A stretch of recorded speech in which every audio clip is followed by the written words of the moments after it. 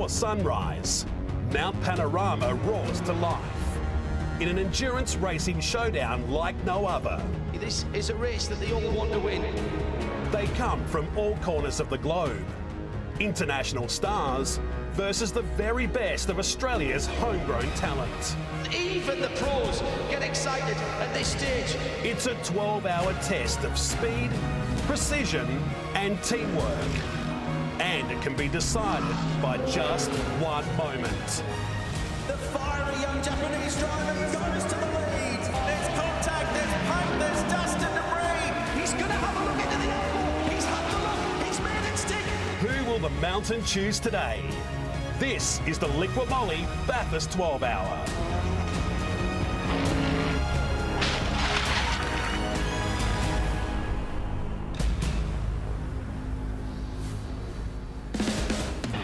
The sun is just starting to peek out of the Pacific Ocean over towards the east. It's good morning from Australia to the world.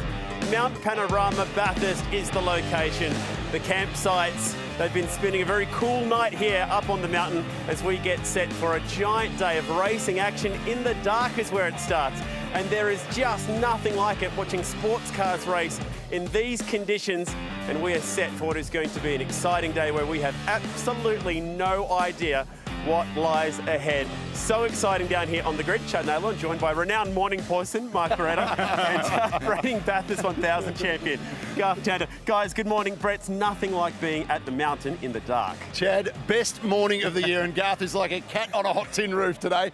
You just want to be out there. It is something special, to be standing at this time of the morning in the dark in front of this lineup of cars is just remarkable. The sun just trying to peek over the horizon, and the crowds here, we've never seen anything like this before for a grid walk GT. I mean, that is an incredible turnout, great crowd, and that sort of sets the scene for this weekend. I mean, we had big crowds yesterday, looks like even bigger today, and this event is just going from strength to strength. It is well and truly back. Oh, it's well and truly back. Perfect words, Mark, because yesterday we had a great crowd here for the Pirelli shootout. That session itself was fantastic, and we've been coming to this race for a long time now, and I've never seen so many people on the grid at Mark Beretta happy hour, 5:30 in the morning. Best time of the day, GT. There is so many people here. The atmosphere is absolutely fantastic, and the start of this race, starting in the dark, as a driver, it is seriously hard to do. As a spectator, it's really cool to watch.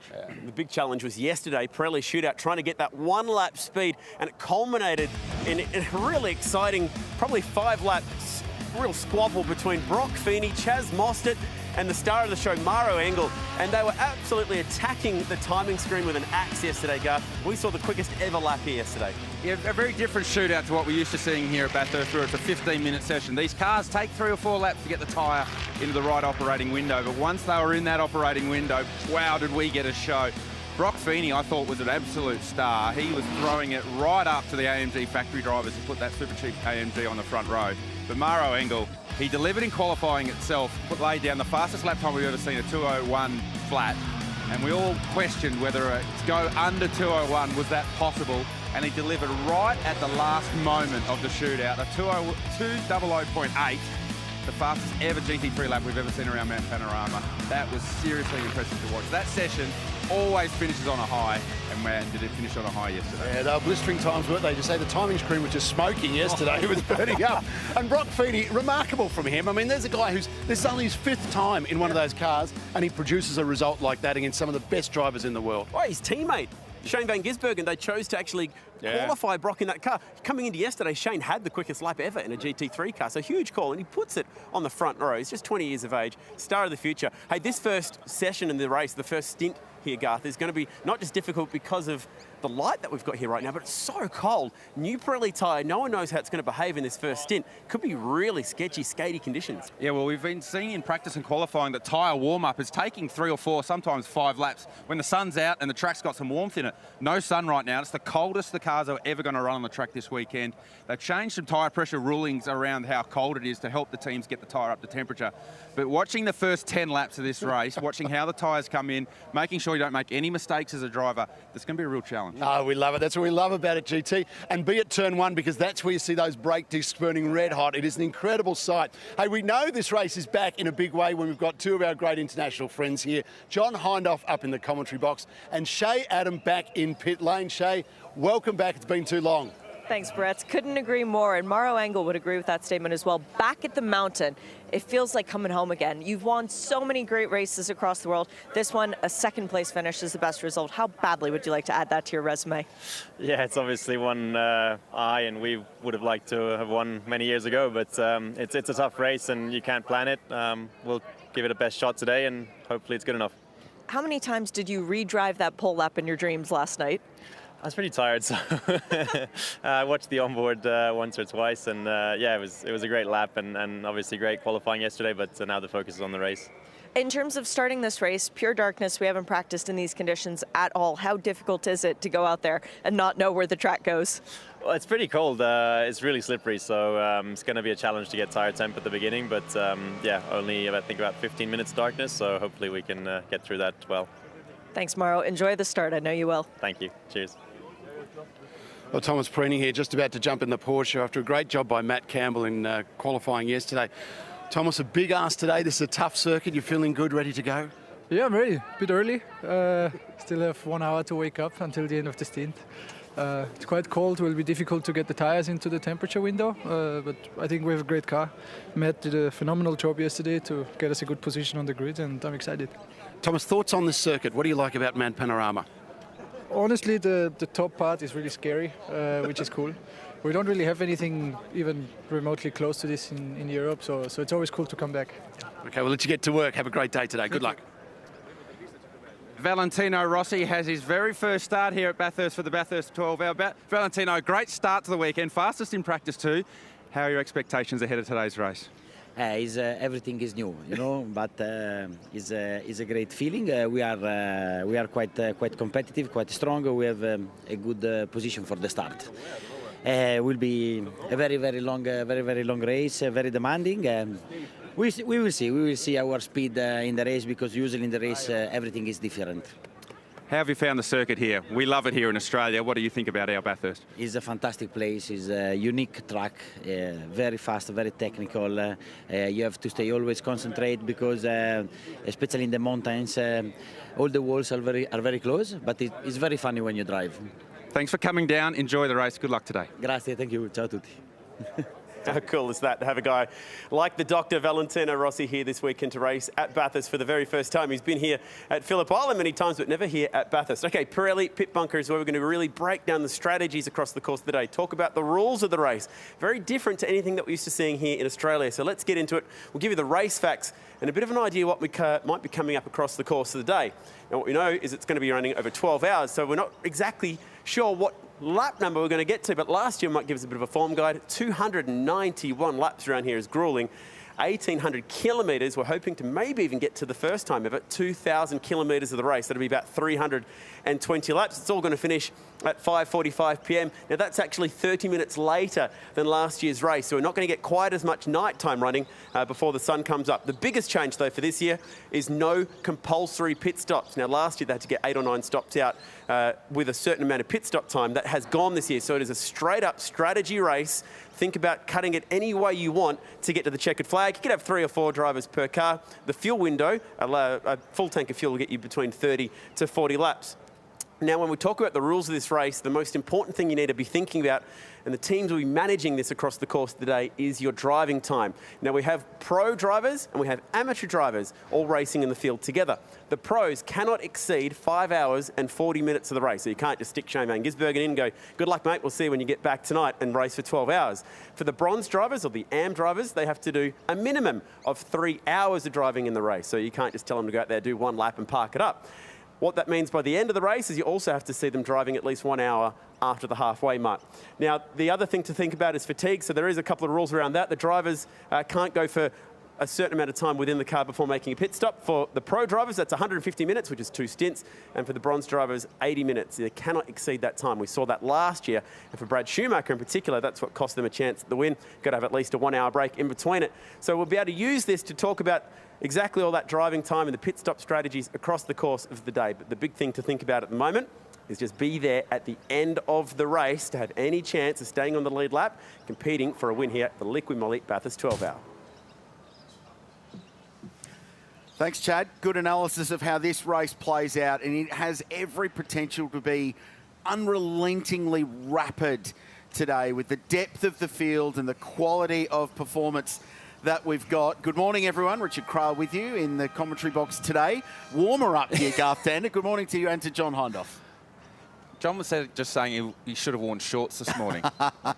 It's proper cold outside, and that's going to be a real talking point for the first hour or two of this race, because we've been seeing in practice and qualifying, it's taken a while for the tyre to get in the operating temperature, and that's with the sun out and a fair bit of temperature in the racetrack. So this morning with no sun, it's going to be an interesting start to this race. And there's been some ruminating among race control as well about that. So we'll bring you up to speed with what the discussion is with race management. Here's where we are, just under 300 k's inland from the city of Sydney in the central west, the tablelands of New South Wales, over the Blue Mountains, the famous racetrack, 6.213 kilometres. Yesterday's pole lap, an average lap speed of 187 kilometres an hour for the pole lap, 174 metres top to bottom. It's a 1 in 6 gradient coming out of the cutting. There's 23 turns. We'll name them all by their famous names across it, and so much action in this race has unfolded over the journey. Turn 2, Griffin's Bend. Such a critical place, and it's single file across the top, and sometimes it goes badly wrong. Well, they often try not to go single file across the top of the mountain, and it can go pear-shaped. Down into Forest Elbow is a popular passing opportunity, and Matt Campbell got the can opener and opened that one up nicely to take the lead and go on to win that race. Passing down at the Chase is a popular spot, and we'll see plenty of that over the course of the next 12 hours. And there'll be plenty of battling Mercs like that battle in 2020. Sun not far away from poking up over the Blue Mountains. Here's how they'll start. The 999, the fastest ever qualifying day in Bathurst history yesterday, delivered them pole position, and Maro Engel his second Alan Simonson pole award. 888 alongside. Remarkably, Brock Feeney did the job. SVG didn't even drive the car in qualifying. Matt Campbell, the Porsche, goes from third. The colours on the numbers delineates the class. Blue is Pro-Am. Yellow is silver. The Wall Racing Lambo goes just outside the top 10 in this race. Local legend Brad Schumacher off of 12. Jamie Winkup and Richie Stanaway way back down in the 8th row of the grid in 15th position, but they'll be playing the long game there in the Pro-Am battle with Prince Jeffrey Ibrahim in that car. A quiet day for the Hallmark car, which has Bathurst winner of 2 years ago, Lee Holdsworth, behind the wheel. They start right down the back of the field. This race has only ever been won from lower than 7th on one occasion. And today, Garth, is going to be a flat-out sprint race. The pace we have seen so far in practice and qualifying has been record-breaking to this point. We are looking to try and break the 2,000 kilometre mark over the course of the next 12 hours. And based on what we've seen lap time-wise, in qualifying especially, we are a very good chance to get that done. So it's going to be a very interesting race. You don't go fast for free. You've got to burn fuel and you've got to wear tyres out. So that will change how the strategy plays out. I'm really keen to see how that happens. Their distance record here, 314 laps, 1,950 kilometres. To get the 2,000, you'll have to do the quickest ever Bathurst 1,000 twice in a day to get that done. It's going to be massive. Time to get the ceremonies underway and kick this race off on a beautiful Sunday morning. It's time for the Australian National Anthem.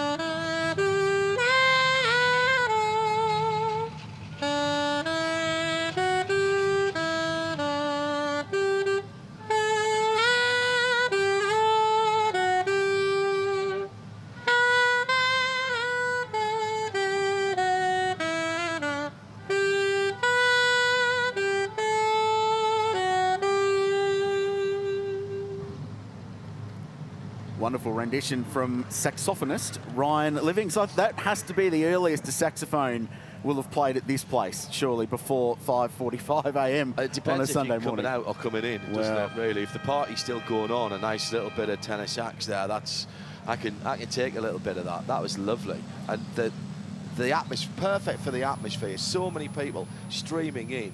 When we were coming up to the LIQUI MOLY comms box here, the the back of the pit lane here looked like it was a Thursday afternoon, Garth. It's quite extraordinary. People are wanting to be part of Bathurst being back. Chilly out there, though, as you've said. And a lot of people who are out the backsides are all rugged up, as you see it down here, and they're ready for the big day. Yes, certainly the coolest conditions that these cars will have run in and will run in, because we are expecting a very warm day here. Now, I'm expecting 28 to 30 degrees once the sun creeps over the horizon. Sitting in the background, how good a shot is that? Cars warming up, sun coming to life. Crystal clear day here at Mount Panorama. Good day to go racing. Beautiful sight, and this is one of the best hours of Australian motor racing you're about to see. Now, race control working hard, and based on feedback from the drivers from the installation lap out of pit lane onto the grid, they've elected to start this race behind the Mercedes-AMG safety car. So the race is now officially commenced, and it does this every year. It starts behind the safety car. They'd ordinarily grid up 2 by 2 at the end of this lap and go racing. They're going to give them an extra lap just to start generating and building some tyre temperature. And Garth, this is properly cold. This is October spec Sunday morning cold. So tyre warm-up with this Pirelli has been a big talking point throughout the lead up to this race and how you get the tyre in.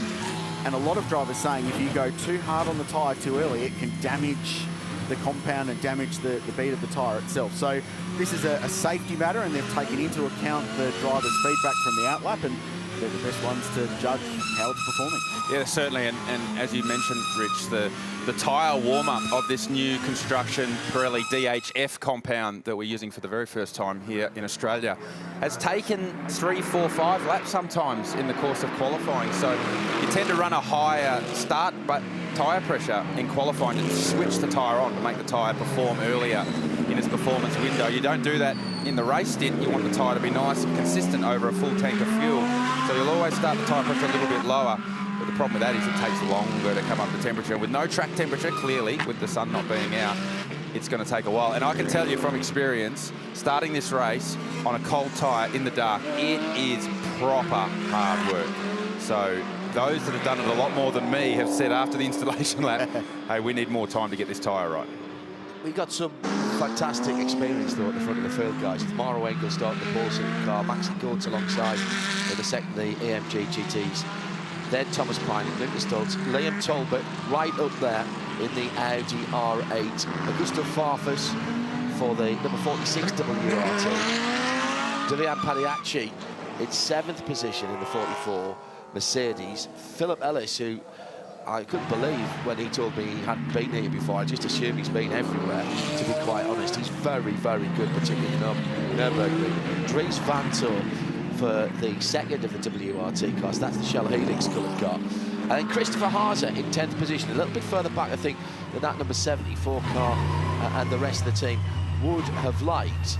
And then after that, the car you can't miss, the Lamborghini Huracan, just outside the top 10 at 11, and the second of the silver class cars with David Ward. So we've got plenty of experience here, Creelsey, that should be able to get this going. And with a slightly smaller field, and by the way, the Twitter's already lit up with you two talking about distance records before we've even got a green flag. Apologies. Curse of the commentators early on. Then we hopefully we will get some long green flag runs and be able to see the relative performance of these cars. That's how cool it is here this morning, that the campers have had That's just out the back of our commentary box right here. The press room, yeah. Everybody's clustered around it. Who's got the marshmallows? The interesting thing about that list of drivers you just rattled off, JH and Garth Tander, is that all the Australian drivers have gone, no, you Euros who do the Nürburgring 24-hour in Spa, you can start this thing. My very first Bathurst 12-hour, they said, Garth, you can start. I thought, oh, yeah, OK, no problems. I did it once. I was like, righto, you factory boys, you're in the car. You do this at Spa, you do this at Nürburgring, you do this at Daytona, and you are. If you have a factory driver in your driver roster, they are in the car right now. And that's from the list that John called. That's exactly what has taken place. So getting through this first 45 minutes, sounds easy, and I tell you that the in-car shots that we're seeing right now, the cameras always light up the track. It is still proper dark out there. So when we take the onboard shots, it looks like, oh, the sun's coming up. What are these guys are talking about? No, it's still dark. Officially, sunup is around about 25 minutes past the next hour, past 6 o'clock.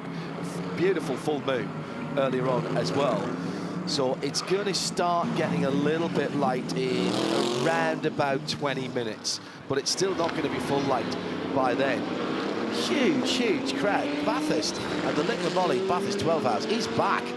Appointment to view racing here, whether you're here at the track or around the world.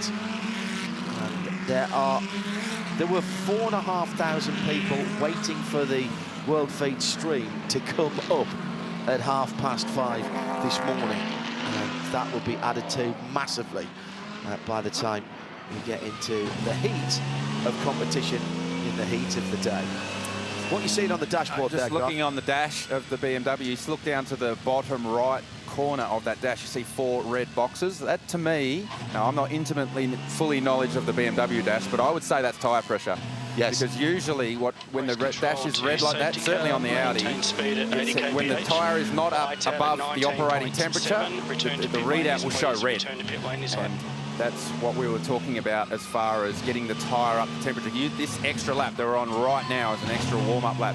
Also have a quick look behind the window net there. You see there is a rear vision mirror, but there's also a camera looking out the back, and it's got a radar. You can actually see the triangles pointing out where the car is. And I can tell you, looking out the back of the car where the headlights are flashing in the rear vision mirror, you cannot see a thing. And you do play a lot of games moving the car in and out of the rear vision mirrors when the headlights are on, trying to trick the car in front to not really know exactly where you are by blinding them with the headlights. The lights will go out on the Mercedes-AMG safety car this lap, and we'll go racing proper. That is a signal for all weaving and exams braving to cease. We will repeat when the lights are out on the safety car. And that's an important rule to note, because it's a rule that's tripped up some of the international drivers that come here in the past, because the racing regulations differ slightly from country to country. We run to the Supercars Motorsport Operations rulebook under this race, which means the moment the lights go out on the safety car, all of this weaving, the left to right, and the accelerating and braking that generates the brake temperature, which feeds into the wheel rim and the tyre, has to stop. And we've seen teams lose this race or lose a chance to win this race in the past because they haven't got that rule. Yeah, we spend a lot of time when I was doing this race with the international drivers coming down, going through the Australia-specific rules, particularly around the restart. I remember Raffaello Marciello got caught out with this very late in the race one year. They were leading the race and got caught out weaving after the lights had gone out under the safety car. Had to do a drive-through penalty, took them out of the lead of the race. So getting those rules right, and they're mainly around the safety car restart procedure, making sure that there's full understanding from all the driver roster is critically important.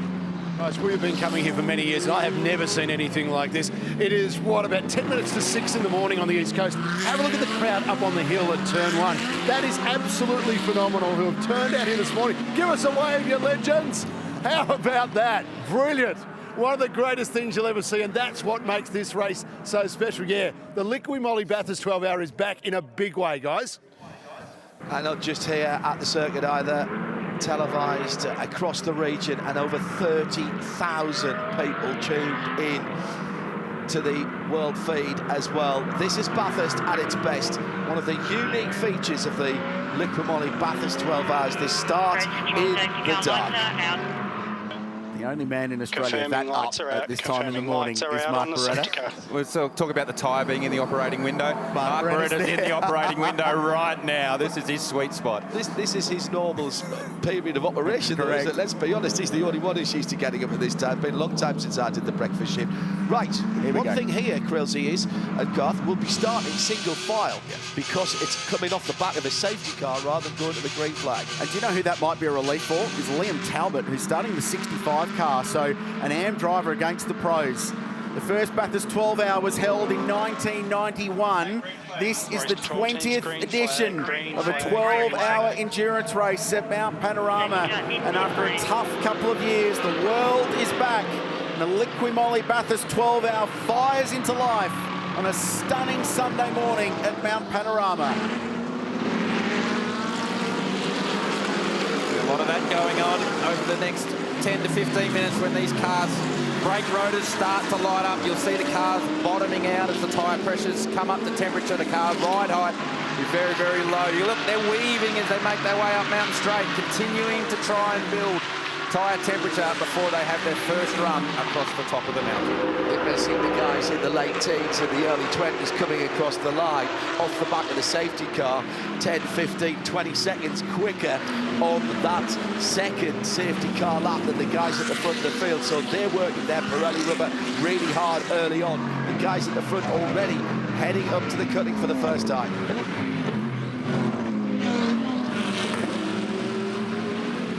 That's art, isn't it? That is motor racing as art at the Audi cutting. I swear this is the best hour of motorsport Australia gets over the course of the year. BP Ultimate Repark. And then in front of a massive crowd to the top as they head towards McPhillamy and Brock's skyline. Right here as a driver, you don't know what you've got. The first time you're seeing your car across the top of the mountain with low tyre pressure, low tyre temp, low grip from the circuit in these cool conditions, you have no idea what you have. So you have to play super conservatively. You can see no one really stepping out of line, everyone following line astern as the tyre temperature builds. And after we get this lap in the books, second, third lap, then those that have qualified out of position will start to tighten the belts and start to go forward, use any opportunity that comes their way. But the experience of Maro Engel, Maxi Goetz, Thomas Preining, Lucas Stoltz, all these guys more than comfortable in these conditions. I think it's interesting you mentioned that, Garth. I mean, the teams will have had a word with their drivers, and there's absolutely no sense in doing a do-or-die manoeuvre at this stage when you've got 11 hours and 50 minutes still to go. But racing drivers are racing drivers, aren't they? And we keep seeing that these long-distance races now are a series of sprint races separated by pit stops. Well, it's all well and good to say we'll take it easy in the calm light of day before you've had your race helmet on, before you've done your seatbelts up. But race drivers, we tend to forget those sorts of things once the green light comes on and you get going. Oh, I don't remember us having that chat. I don't remember any of that taking place. On board here with Thomas Preining, still trying to get tyre temperature into the Manthe Racing Porsche. And we'll talk about those sparks as speed comes up. The ride heights are still low, tyre pressures are low, so the tyre, as the pressures come up, the temperatures come up, they tend to grow and the ride height will come back up again. So enjoy for the next couple of laps the sparks of the cars as they bottom out, particularly the AMG Mercedes. They run those cars very low, they're always bottoming. So you'll see a lot of sparks, especially as we drop down into Reed Park. So Maro Engel leads the field up the hill. Maxi Goetz next. He's in the Triple 8 Racing Super Cheap car, chasing the Group M Racing AMG. So Merckx 1 and 2. The Porsche still running in third place. Car number 912 from Manthey EMA. 30 qualifying yesterday. Great job by Matt Campbell there. Lucas Stoll's fourth. He's in the 75. That's the Sun Energy Racing car. That's the car that won last year. And he's got two-time race winner, Gilles Gounon, alongside him with a local hero, Kenny Habul, who lives on Conrod Straight. They're all staying on Conrod Straight. Their commute was the shortest this morning. Augusto Farfus up a couple of spots. He's up to fifth. Behind the wheel of car 46, Valentino Rossi, BMW M4 GT3. It's the first time we've seen those cars here. Then it's the Sportsbet Audi. Liam Talbot's just settled into sixth place in that car. That's a Pro-Am entry in the Bozell Watches Pro-Am Cup. Liam a little bit out of position relative to some of the superstars around him, but doing a great job early on. Philip Ellis in his first attempt at Mount Panorama in seventh. Javash and Paddy actually, a lot of local experience there for the Sydney sider. He started the silver class number 44 car. He's eighth. Dries Van Toren, the second BMW in ninth. And Chris Haase, who's been here before, very, very fast young German behind the wheel of the Works Audi, rounding out the top 10. Another racing lap done. Lap times will continue to tumble. 2:12 was the first lap now. They're in the eights. A 6 a little bit further back for Farfus in the BMW, just showing how these cars start to build tyre temperature and pressure differently. It's not entirely different from what we saw in qualifying yesterday, really. The cars are a lot heavier because they've got their full complement of fuel on board. But what we saw was drivers bringing the temperatures up, even in the heat of the day yesterday. They'll be having to work a little bit harder. What's the car going to feel like? What's the difference? Because we talk about tyre temperature, but it's also about pressure, and that's going to affect ride height and the handling characteristics, guys. Well, the big thing is that what you mentioned right there, John, the difference from qualifying to race is the fuel load. And that makes these cars really feel quite lazy for the first sort of 10 laps as you burn that initial first heavy part of the fuel load off. So cars feel lazy, they feel not responsive, and then with the tyre pressure down, you need to make sure you're building that tyre pressure up as the fuel load burns off.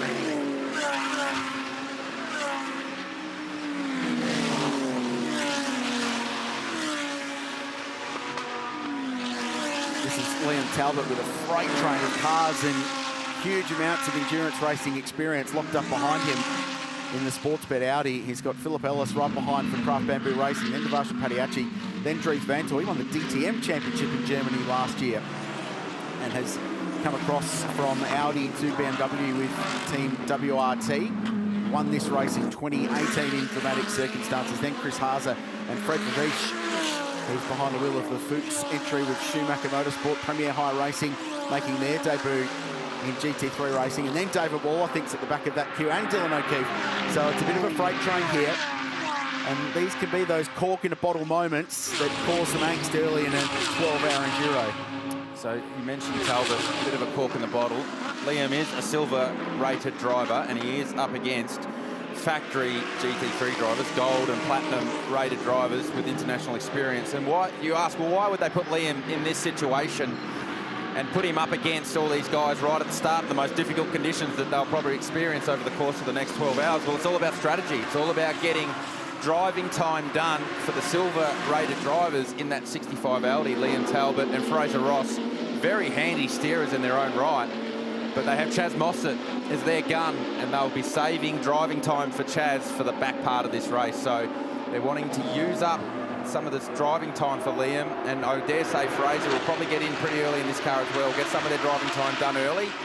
That'll allow some strategy, some clever strategy in the back part of this race to get Chaz towards the front, give him a crack at an outright win. We know Chaz is more than fast enough to go outright head-to-head with any factory driver in any car on any circuit in the world. They just need to strategise their way over the next 11 hours and 43 minutes to get themselves in the right spot to do that at the end of the day. My question to you, does 10 kilos make a noticeable difference to a car? And the reason I ask that, Garth, is because SRO, who are the governing body basically of GT3 racing, and set the balance of performance, which are the equalisation measures that allow a mid-mounted Audi V10 go head-to-head with a front-engine V8 Mercedes-AMG, a flat-six Porsche, and a turbocharged BMW, and allow them to all lap within a few tenths of a second. So overnight, after qualifying, they adjust the weights and regulations of the cars. The Mercedes cars have copped 10 kilos. The Porsches copped 5. The BMW and the Audis have lost 10 kilos in weight overnight. Sign me up to that program. Very, very good. But will that be noticeable to, let's say, Maro Engel, who's leading this race now in a Mercedes-AMG? Oh, adding 10 kilos to the car by itself, you won't really feel too much as a driver. But then when you think about the comparison Mercedes versus Audi or Mercedes versus BMW, it's a 20 kilo swing, effectively, if you like, adding 10 kilos to the Mercs and taking 10 kilos off the Audi and BMW. You will start to notice 20 kilos as far as car performance goes. Yeah. And don't forget, they won't have had a chance to reset the cars because that was put on overnight, so you don't get a chance to practice with that extra weight on the car. So the guys will have had to use their experience from the mechanical, the engineering side of things to make sure that they still had the balance of the car.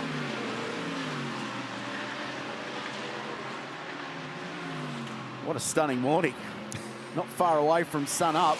There's probably 25,000 people here at the moment that are pretty keen for a little bit of UV, as much as the drivers are. This is young Ricardo Feller, who made his debut here last year, just sticking the nose up the inside of the Superbarn car at David Russell behind the wheel. A lot of Bathurst experience.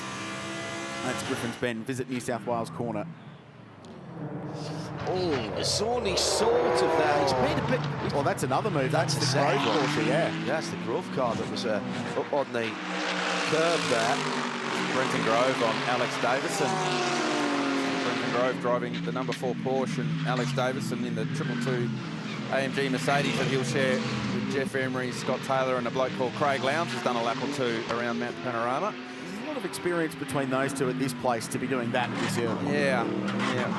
So they both feel like they qualified out of position. So looking to try and go forwards in the early part of the race. But you're right, Rich, probably don't need to be playing those games just under 20 minutes into a 12-hour race. And that move from Ricardo Fella, so that was on David Russell, who's been on the podium in the great race here. He's sharing with the Honduras boys and Jonathan Webb, a former 12-hour winner back in 2016 in that McLaren with Shane Van Gisbergen, and that was another just sort of got the nose up the inside at 10-2. It was like it was an after you type moment. You go, no, you go, you no go, and eventually Ricardo Fella, righto, I'm going. And got the job done at 2. So sometimes those situations where you're being overly courteous can turn into these sort of awkward confrontations where you end up in the wall because you're too busy trying to be too nice. Sometimes it's better just to send it and get the job done. This is Augusto Farfus, the Brazilian behind the wheel. He's been a BMW driver for a long, long time. Racing the World Touring Car Championship for this team. A long time in DTM, part of their sports car program, and now part of their GTP program with Rahal Letterman Lanigan Racing in insert competition. One of the 14 drivers that made the trek from the Daytona 24-hour Florida to Bathurst is not a short trip, as my co-commentator will tell you, Garth. He's done the same thing early this week.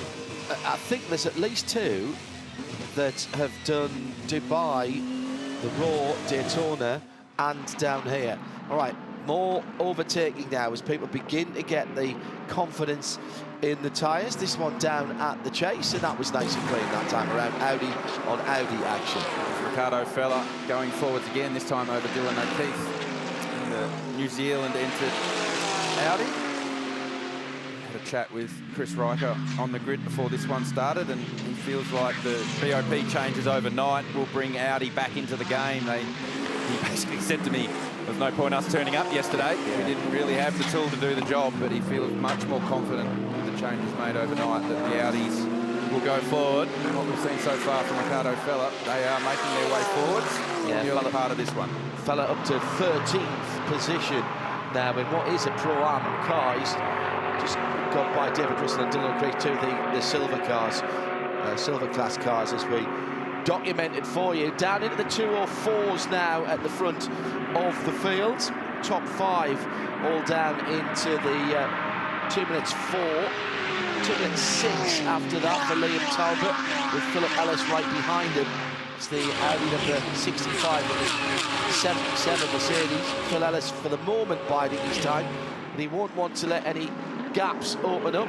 And now down under 204, 203 for the leader, Maro Engel, who's just carved himself.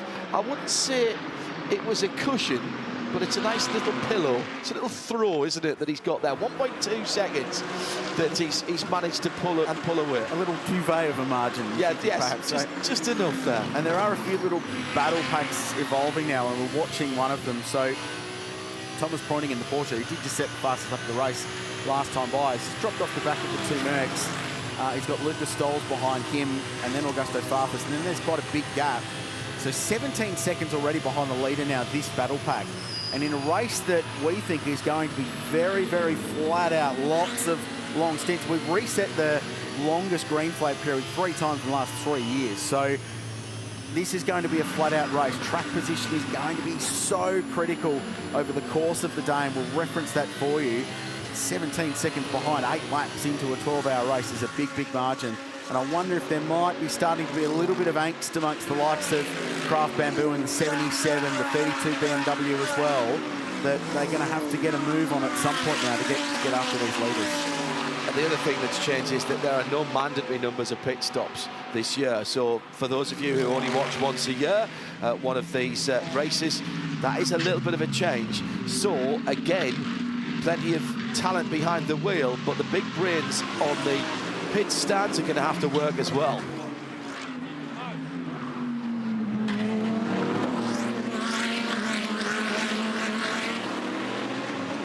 And what I love about that, gents, is that at the end of the day, there's going to be someone in contention for this race that puts fuel in and doesn't quite have enough to get to the end. So you're going to get that strategic battle, and as you said, John, the geniuses up and down the lane, twirling the keyboards and working out fuel economy and fuel burn and tyre life and things like that are all going to be calculating that and trying to roll the dice later to get some track position, but make sure you've got enough BP Ultimate fuel in the tank to get to the line.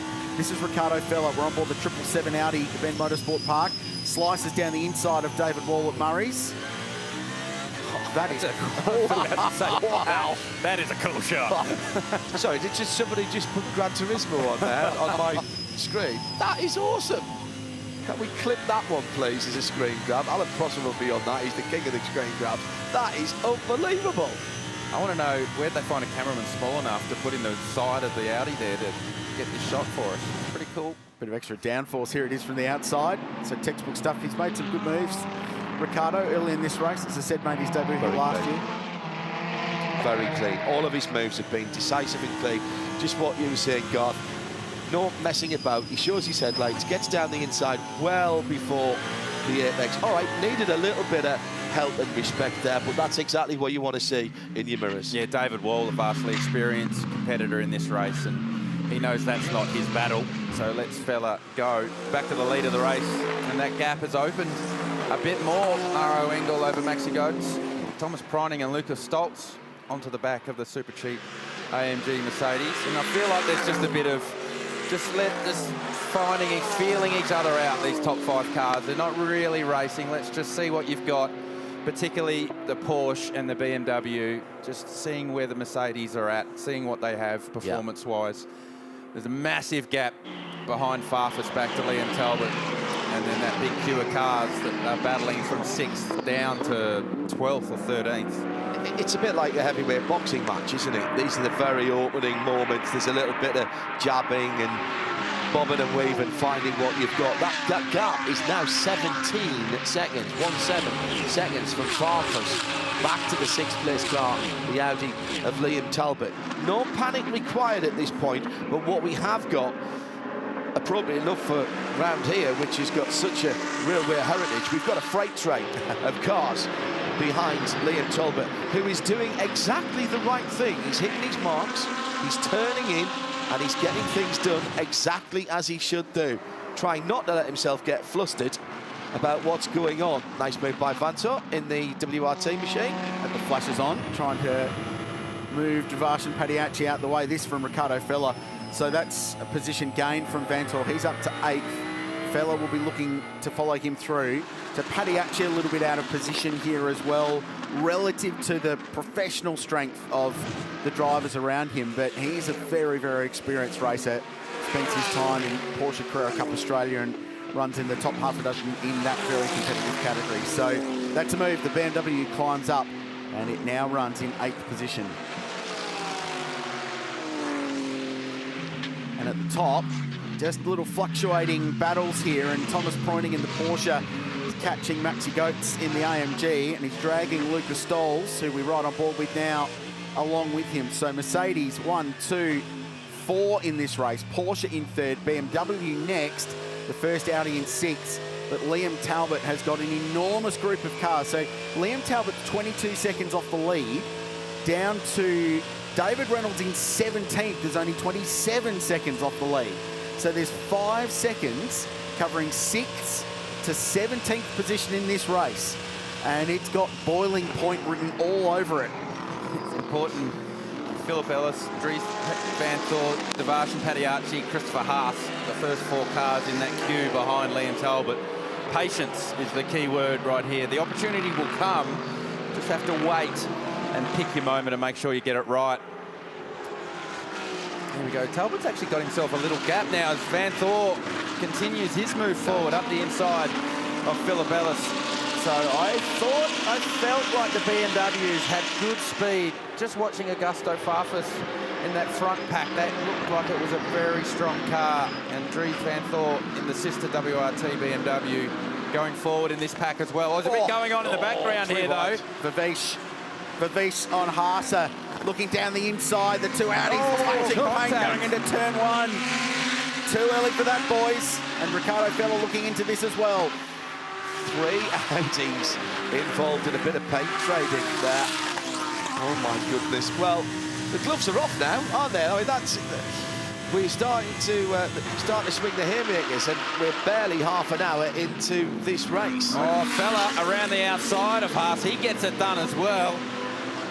You can get away with going too wide around the outside at turn 2 early in the day when there's not a lot of marbles on the racetrack, but you do not want to be on the outside at turn 2 from about the 3-hour mark going forwards. Here's the replay of Dries van Thor. Nice on the brakes. Let's just remind ourselves, gentlemen, WRT, this is their second competitive outing with the BMW M4 GT3. They had a run out the 24 hours at Dubai, and there'll be Chris Franke, who's here from Autosport Christmas Racing, will have been turning away from the screen at that moment there. Audi have got a fascinating, I'll say, track record at this place for being in good positions to claim a victory and perhaps not capitalising on it. And 9 months ago, when we ran this race in the depths of winter in May last year, was the ultimate example. How good is GT3 racing, by the way? Isn't it sensational that we're putting on this kind of a show this early in the race between such a variety of cars and drivers from all the way around the world? And we've now got a battle on for third, because Thomas Preining is feeling some serious pressure from Lucas Stolz, and Farfus has caught them as well. Guys, have you just noticed that the intensity level has raised a little bit in the last 2 or 3 minutes? Do you reckon it might have anything to do with the natural light that's starting to take effect, and they can see where they're going and know what they're up to? Van Thor are now having a look at Liam Talbot. And have a look at this battle pack, Garth. They're all chopping and changing. It's like a sprint. Yeah, there has definitely been a change in intensity now that the sun, the natural light, starting to take effect. We're through that phase of the race where it's, righto, just survive, just get this first phase of the race done. We're done with that, we're through that. And the intensity level going up. So, Haas past Padiacci, continuing to go forward. Saw that intense battle between Vivish, Fella and Haas, 3 Audis. Oh! There was one backwards into the wall at 2. It's one of the Audis. It's Haas. That's the pro car. Yes. Oh, Christopher Haas. What has happened here? Because he does not drop it by himself regularly. He was offline going in to Griffin Bend, but he was backwards very quickly, and the right rear has made contact with the wall. Did he jump or was he pushed? Oh, we get it late. There was the multicoloured machine up the inside, the AMG. Yeah, this one will tell us.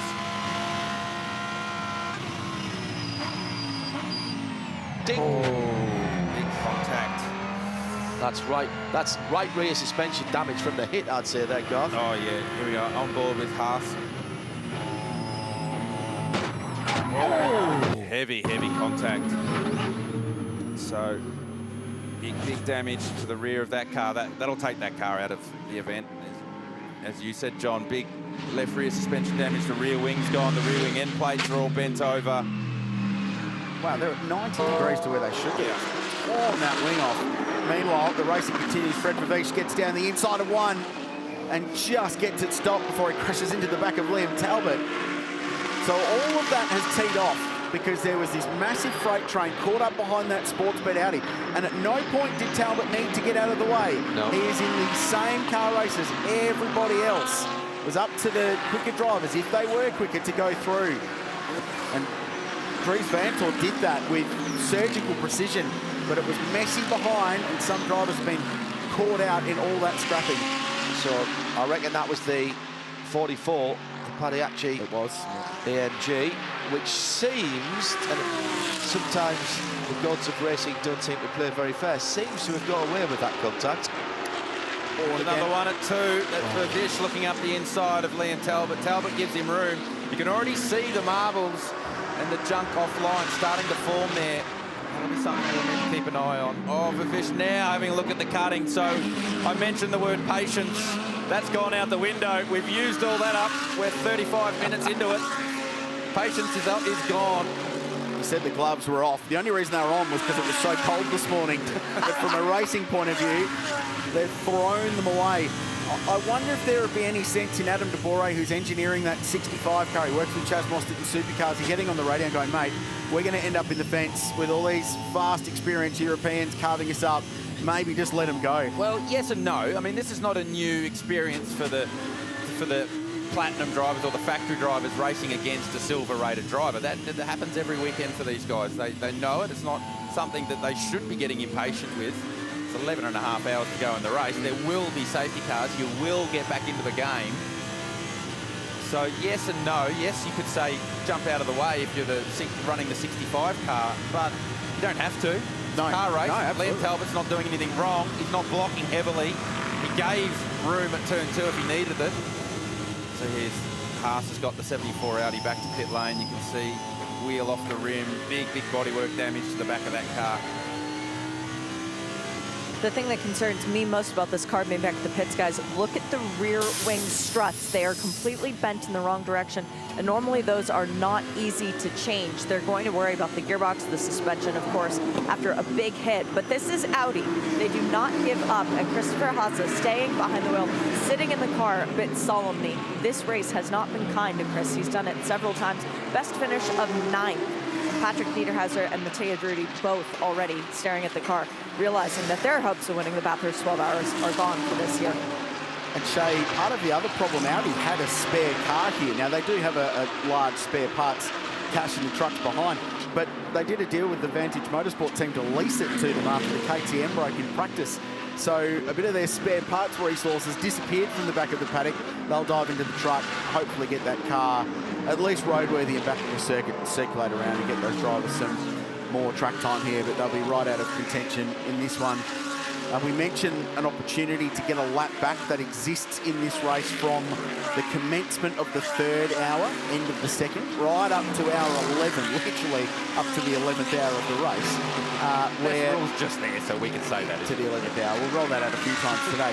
So that under a safety car, if you are one or more than one lap behind, you will have an opportunity to drive past the safety car and get a lap or your lap if you are down back. So dropping a lap behind the leader in this race is not the worst thing that could happen to your day. What happened to the 74 Audi is about the worst thing that could happen to your day. So there is an opportunity to get back into the race should the safety cars flow a little bit later on. 15 laps in the books at Mount Panorama, the LIQUI MOLY Bathurst 12 Hour.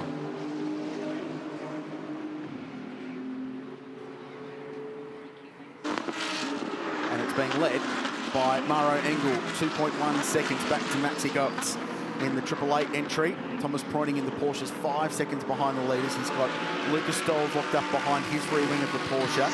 Augusto Farfus is just dropping off the back of them at the moment in the first of the 2 BMWs. He is being caught, however, by his own teammate, Dries Vanthoor, former winner of this race. Very fast Belgian. We had his brother Lawrence here for a long time, putting on a great show, and he's running in 6th. Race control did have a look at that contact of Griffiths. No further action to be taken. Yeah, the word was that Haas was on the full left and then looking to take the racing line. And they felt that Paddy was far enough in there and had the right to at least get his nose in there, and Haas should have given him some room. So deemed as a racing incident. Had a bit of a look at the timing screen whilst all that was going on with the Audi Cup, and they were all racing, trying to find some track position over each other.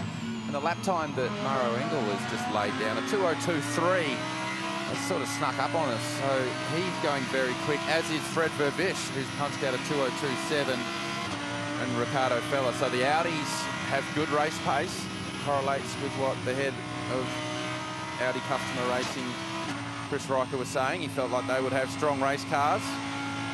Their pace now matching, all but matching the leader, Maro Engel, who we know that car has got speed to burn. He proved that yesterday in the Pirelli shootout.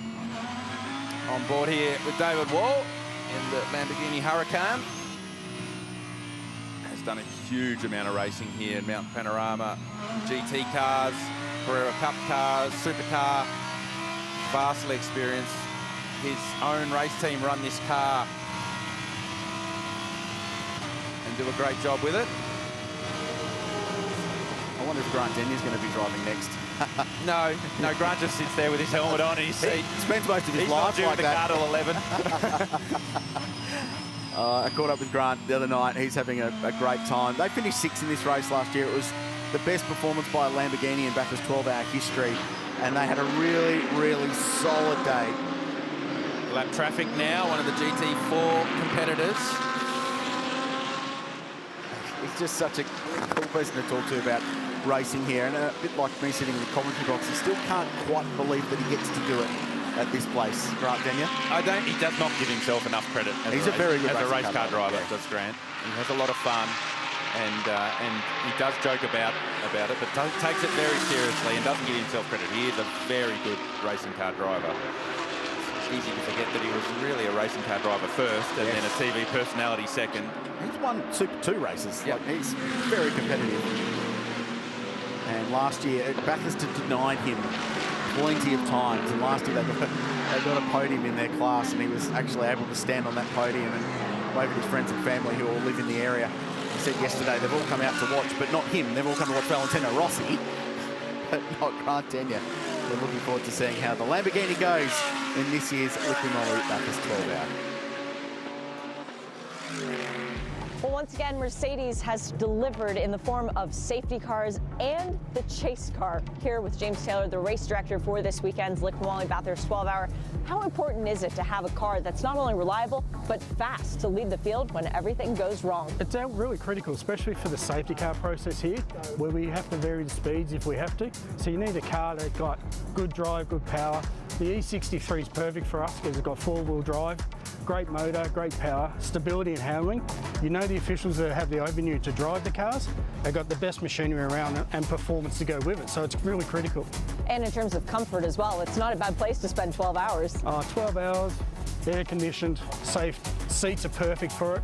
You couldn't ask for better, and we're really happy Mercedes is coming on board and continuing to surface with us. In terms of the rules, we've seen a couple of changes coming into this year's edition of the race, including the lucky dog coming into effect. How is that going to be played out for the safety car? With the car, it's critical, like with the drive and the handling, because we actually reduce the speed of the car. So the cars that are lap down get the avenue to gain a lap again. But right at the end, as the last car passes a safety car, this car's got to have the ability and the power to keep up with the last car to come back in, because we're about to restart. So that's where the Mercedes and the E63 is perfect for that. We know they're safe, we know it can do it, and it's fit for task, so it's a perfect choice. In terms of safety car, you need something that's fast enough to keep ahead of the roaring pack. Having a big V8 engine, that's got to be a great start. Power, you can't fault the power, but it's not just the power, you also want the handling. But the power is great for us. We don't go that, it doesn't go that fast like it, but it's got to be able to perform and reduce in speed and accelerate when we require it. So it is perfect for that option for us. We'll have two people behind the wheel of this car all race long waiting, and then we've also got the race control cars. This is a new addition to this year for the Mercedes family. And there's another one we haven't got here at the moment. Mercedes has actually been able to provide us a medical car as well. So there'll be a medical car, another Mercedes that'll chase the field on the start, and you also see it at various times if we need it. So Mercedes has stepped up again. They've been with us since 2015, and we're glad they keep coming back. There's not a lot of performance marks want to come back and assist, but Mercedes is very proactive, and the machinery is perfect. So this year, two course cars, race control 1 and 2. Then we have a spare safety car, so we can alternate them if we have to refuel 12 hours. If it does a lot of laps, we just swap a car while one's being refueled. And then now the provider come on again and lifted it again by them, and they'll provide us a medical car. So Mercedes keeps lifting the game and assisting in this event. With the support's phenomenal. We can't ask more. That is a good point. It's very rare to have the same mark back with the same series year on year, let alone for the last, 8 years. And in terms of a race director, peace of mind in the back of your mind when you have to scramble the safety car? It's a comfort level. You know the cars there, you know the people. Like this weekend we've got Jason and Brad driving the car on alternate shifts. You know they're safe, you know they're comfortable, you know the car's perfect. You know it's not going to fault.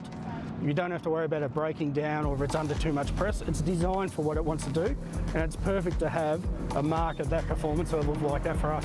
It's great to know that Mercedes is here. No matter what time of year we're going to be having the LIQUI MOLY Bathurst 12-hour winter, spring, summer, or fall, these cars will be reliable. Yep, and yeah, in an Australian climate type thing, it's going to be quite warm, so we know the car's reliable for heat as well, not just for cold. So it's a perfect thing for us. They can sit in the car comfortably and run the air conditioning all day. There's never going to fault. Thank you, James. Well, here's a place that needs a little introduction. That's Barangaroo, and that is Sydney Harbour, one of the world's most beautiful natural harbours. It's got it all, sparkling blue waters, the tourist attractions, of course, the Opera House, the bridge, but there's also some natural gems as well. The water, of course, the bushland and everything else. It's one of the must-do visits. I know our international commentary team are going to spend some time there, Gartander, after this year's race to check out the sights and sounds of New South Wales. Caught you in the middle of breakfast there. That's the view in Motorsport Australia Race Control. You're watching the 2023 LIQUI MOLY Bathurst 12-hour. We're working our way through with Mauro Engel leading the car race. 18 laps in the books in this one with 11 hours and 15 minutes. That's all to go in this. Maxi got to second. Mercedes-AMG at 1 and 2, having swept the podium here last time we raced, with Thomas Pointing in the Porsche in third place. Back to Lucas Stolz. He is fourth. Augusto Farf was fifth in the first of the BMWs, some 9 seconds behind the leader. Dries Vanthoor, Fred Verveesch, Ricardo Feller, Liam Talbot and Philip Ellis rounding out the top 10. Lots of car racing still to come your way today as the sun, Shay Adam, pokes its head over the hills, the central west of New South Wales. And unfortunately, guys, we are already down a car. The number 74 Audi will be a retirement. I'm with Chris Franke, the head of Audi Sport Customer Racing Worldwide. Chris, this is not the way that Audi wanted to start this race with your pro car going out so early. What was your view on the contact? No, for sure not. That was not what we came for. Half an hour into an endurance race. We saw the sun coming up over Mount Panorama, and obviously driver talent came down on one of the competitors. Completely disillusioned for the moment. Deeply disappointed. It was a clean move before. The driver let us by because he wasn't as quick. And then a few corners later just punts us out. With Christoph Haase, no chance to catch the car, but hits a barrier in a way that we have structural damage on the car and we have to retire. How difficult is it to regroup, reassess, and remember that you have so many other strong cars in the race? Well, for the moment, obviously, the car has a focus car by car, and now we will use every chance there is for every other car. Doesn't mean that the main pro car has been punted out and lost out on the race result. Thank you, Chris. Thank you. So that's a pretty frustrated representative from Audi, and their only professional fully pro car for outright contention in this race taken out of the mix. There are other cars in the field that could contend at the end of the day, including the one driven by Chaz Mostert a little bit later on. But frustrating. I'm interested in your thoughts and feedback on that move, Garth. And race controllers deemed it no penalty. So Craig Baird, the driver standards chief for this race and the Supercars Championship all year, has looked at that and decided racing incident. Fair bump, move on. Unfortunately then for the Audi, of course. Well, no surprise that the Audi camp see it, that there was some fault to be laid at the other competitor. Look, it's not for us to decide who was or wasn't at fault. I thought the important point that Chris Riker made in that interview, and you backed up, was that was their only full pro car. So this car on screen being driven right now by Ricardo Feller will be shared by Christopher Mies, but also AM driver Yasser Shaheen. So they're in the Pro-Am class, not the full outright class now. Yasser is regarded as one of the best AM drivers in this part of the world, so he will hold up his end. But ultimately, if it comes down to a strategy race in the last 3 or 4 hours, you want to have a full pro combination just to make sure you get the right track position for the run home. So Audi have lost one of their main strike weapons in the first half an hour of this race. So you can certainly understand the frustration coming out of the Audi camp. And ultimately, the reason we talk about it like that, Garth, is because at some point, Yasser Shaheen will be on the racetrack against Jules Gounon, two-time champion of this race, or Mauro Engel. And while Yasser, as you say, is a very, very fast AM driver, it's not his day job. He's got a business to run during the week. He drives a lot, but he's not a fully professional works driver, and he'd be the first to put his hand up and suggest that. So that's the difference between the Pro and the Pro-Am cars in this race. For at least 180 minutes, which is the minimum cumulative driver time for an AM driver in this field, they're going to be up against some of the best GT drivers, some of the best supercar drivers in the world, and that is racing with one arm behind their back. And you can get that lap back, as we touched on. Just on the classes, by the way, you can see the leaderboard below the ticking clock in the top left corner of your screen. The numbers with the white background are the professional class cars, the outright pro cars, fully professional driver lineups. Blue is Pro-Am that we've just been talking about. The yellow is the silver class cars, so they're predominantly amateur driver lineups.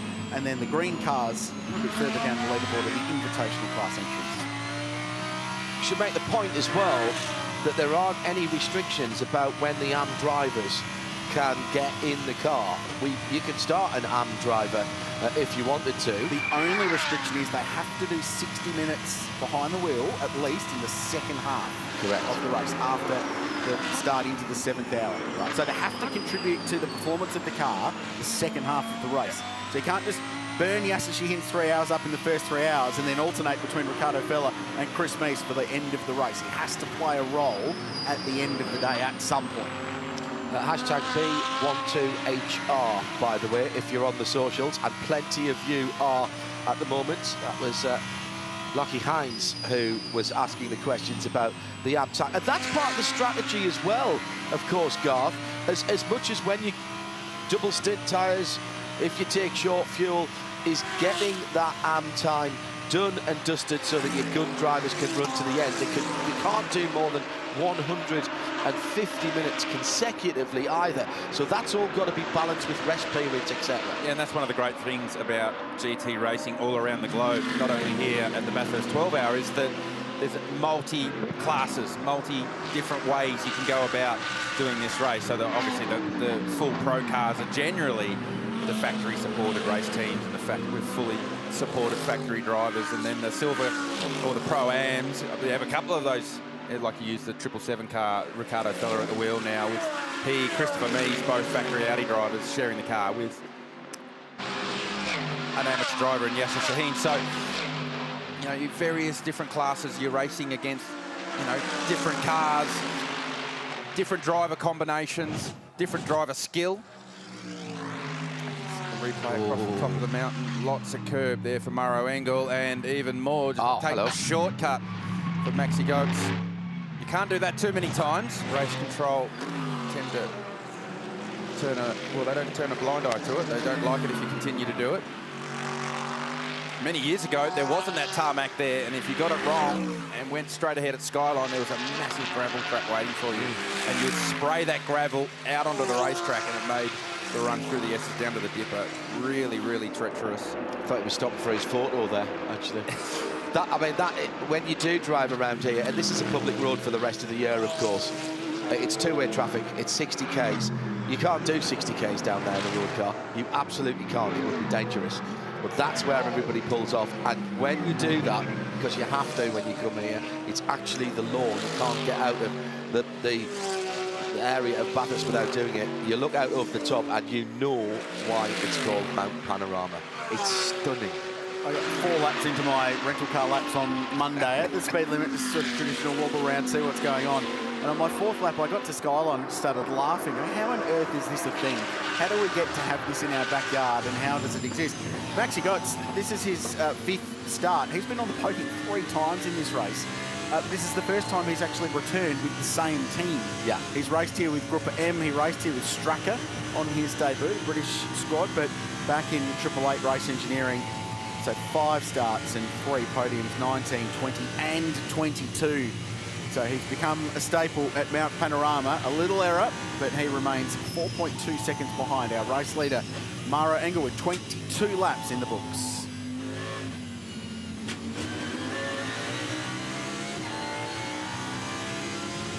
And the next question we need to start looking at now with those 22 laps in is, when do we start seeing a little bit of activity in BP Ultimate pit lane?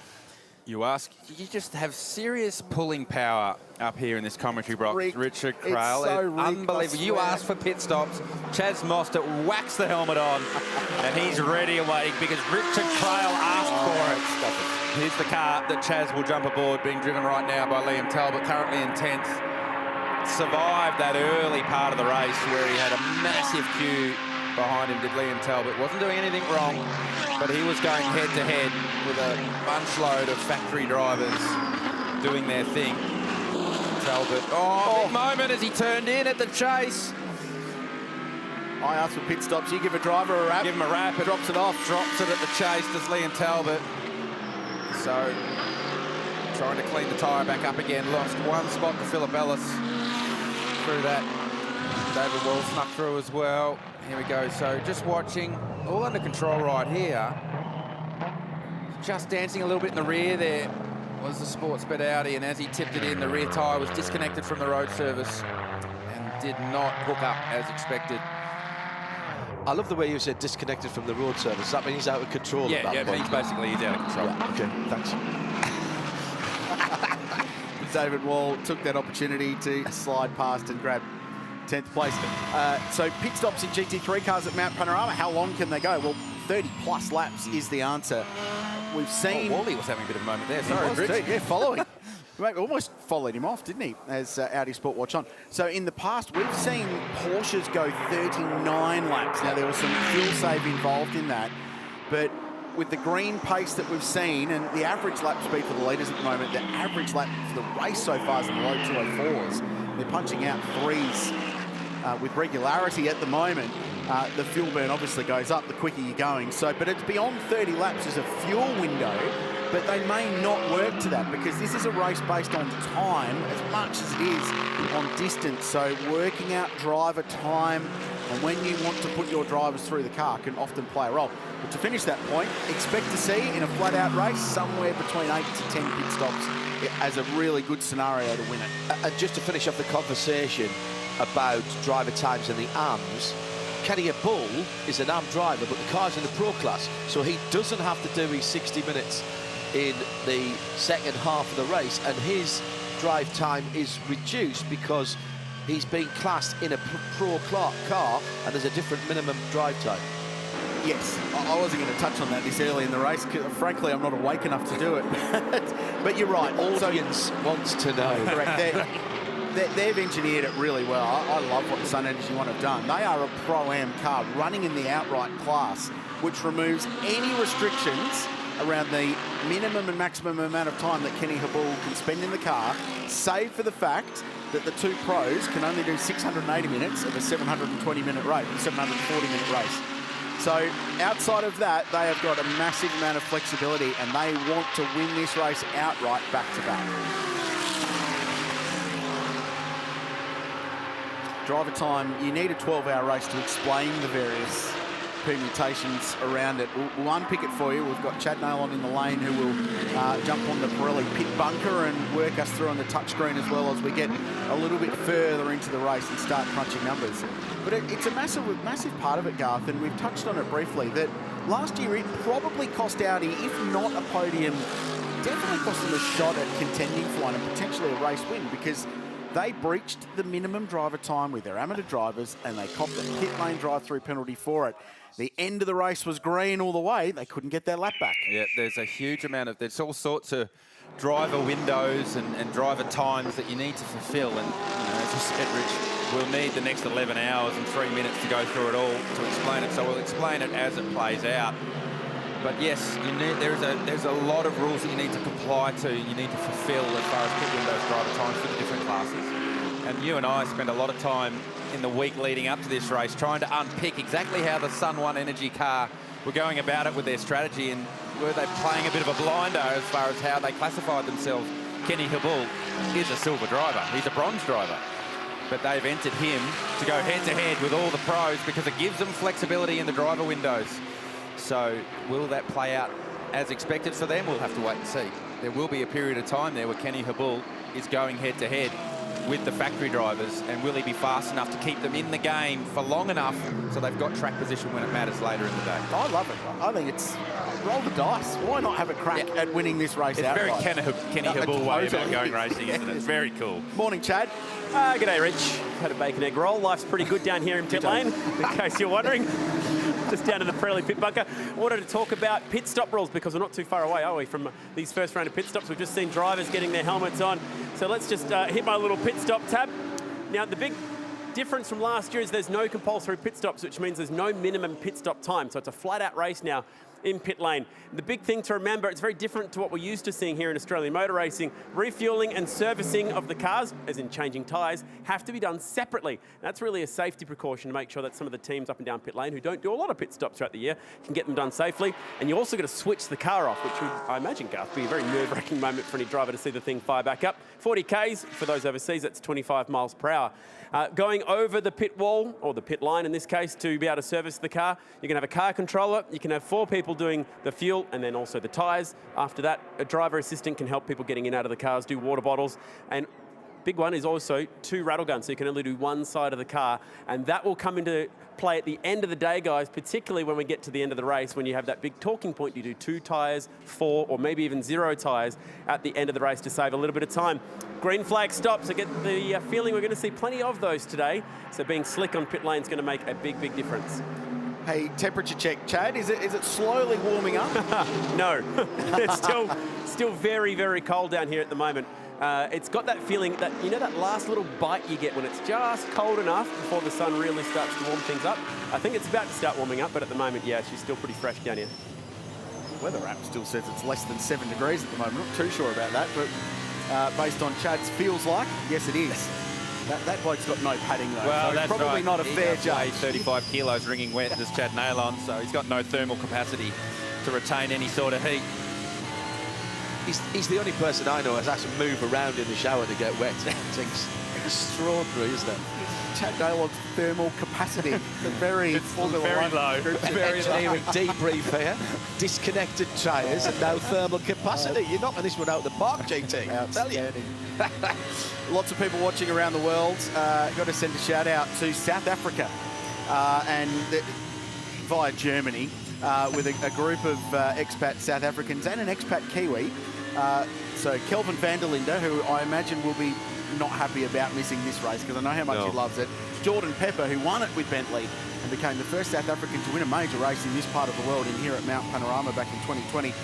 Jackson Evans, former Porsche Carrera Cup Australia champion, with Gennaro Bonafide, who's a race winner in the GTC Championship in South Africa. They've all got together, they're on the lounge. Hope they're having a quiet beverage and enjoying our coverage. So, g'day guys, hope you're enjoying it all the way there from Germany via various parts of the world. So just over an hour completed. 2 laps rather than the traditional one behind the safety car to kick things off in the darkness before dawn this morning. Just a little bit of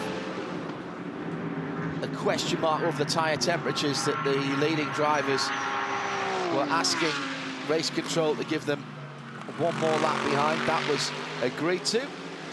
And after the first hour, we see that the pole-sitting Maro Engel Mercedes AMG GT3 still leads. Where did that hour go? It is one of the great hours of motorsport in this part of the world, and the LIQUI MOLY Bathurst 12 hour. We raced last year. The world came back. These are the spares box highlights from hour 1 of a 12-hour race that has just flown by, and the relentless pace that we've been talking about all week. The quickest ever qualifying session in Bathurst history was yesterday. The pace has lived up to that. Some early moments and some really intense racing as the light levels came up. The aggression levels rose with them. The biggest story of the day so far was this moment. Devashin Padiachi for Valmont Racing. Chris Haase, and one of the contenders, removed from the equation within the first 30 minutes of the race. A massive impact for car 74, the Audi at Griffin's Bend, and that has gone to undertake some service at Audi Sport Customer Racing Australia. Liam Talbot was behind the wheel of the Sportsbet Audi, dropped it at the Scuderia Auto Art BBS KW Suspensions chase. Maro Engel, meanwhile, imperiously out in front, has not put a foot wrong so far. Group M Racing, and leads this race with 27 laps complete in the first hour, which included an extra lap behind the safety car to start this race due to the frosty conditions. Still less than 10 degrees here. I'm not having you call it frosty when it was 7.5 Celsius when we started. It's all relative in this part of the world, John Hindhoff. At this time of year, I'd let you know, it is supposedly summer. If your beer was only 7.5 degrees, as high as 7.5 degrees, you would not be calling it frosty. No, I'd buy that, but the way the weather's been lately, I'll take anything that's not rain at this place after what we went through here last year. I tell you what, we noticed there on the spares box highlights as Garth and I were watching. 13 laps into the race when that incident happened with Padiachi and Haase, and that looked like Haase, before he was hit in the Audi, still didn't have the right rear temperature in the tyre. Yeah, the tyre pressure alarm was still up. It was still showing red on the dash before the contact was made. So teams will run the low, they have a minimum tyre pressure rule, and that rule actually changed overnight, where initially the rule was that they had to be running 1.4 bar of pressure as the car left pit lane. That's just over 20 psi, as we would call our tyre pressure in Australia. And that rule had changed to go up to 1.85 bar as the car started its 8th lap of the stint. How they manage that, I actually spoke to a few engineers this morning to say, well, how do you manage that? And they, well, we don't really know just yet. So I wonder whether the Audi team hadn't quite got their pressure adjustments made based on that rule change, and they were still coming up the pressure for Christopher Haas. Fabian Schiller brings the number 19 GT4 Mercedes-Benz as part of the invitational class here with the Mark 1 Mazda.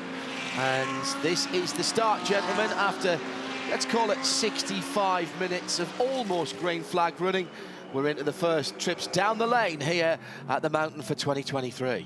So Valente Rosso into pit lane, car controller ushering this car into the pit box. I'd be curious to know, as we set up for our first driver change of the race, how many of the teams are going to be going for driver changes in the opening stanza. Now, if you're a Pro-Am driver, you definitely will be getting out of the car because there'll be no chance of a double stint. So Josh Hunt gets out with the it's a very famous looking helmet on that car that you'll probably recognise from a certain Hunt driver from the past.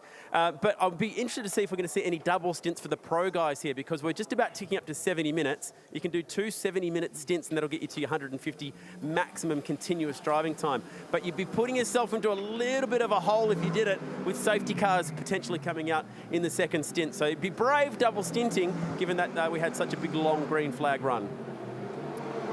Traditionally in the past, the opening stint has been a single, and then you, with the fully pro teams, and then you go into a double once the sun has broken, and that opens up that flexibility. But as you mentioned, Chad, the Pro-Am cars will be doing driver changes every time pretty much the car hits the pit lane.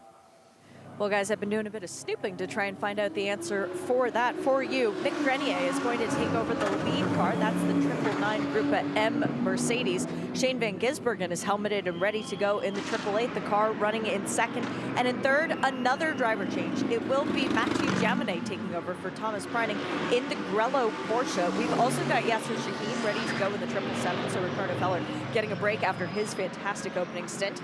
We have Chazzy Mostert, of course, as you guys noticed, on camera, getting ready to take over that car, that Audi, a little bit further back down the field. And also, we have 2 BMW drivers suited and booted. Sheldon van der Linden is waiting to take over the BMW for Team WRT, and Max Martin, the sister car. So that would be the 32 and the 46, respectively, both getting driver changes. Thank you, Shay.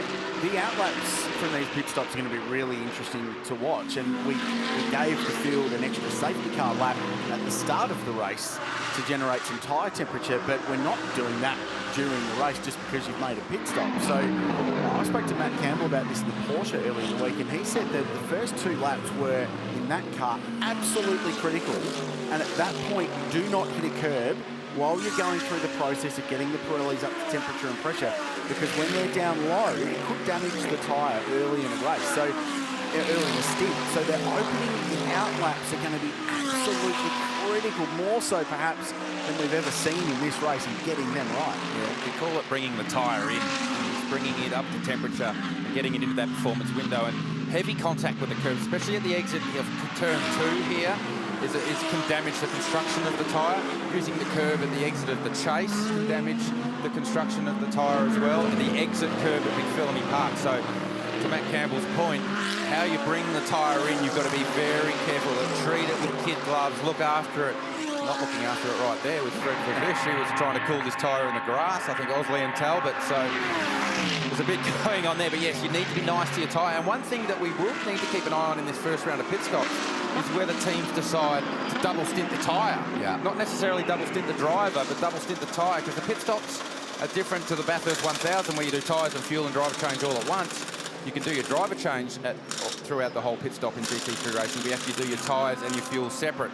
So you can buy yourself a lot of time by not taking tyres in a pit stop, and then you don't have to worry about warming the tyre up again, but you will lose tyre performance in the second half of the second stint of the tyre.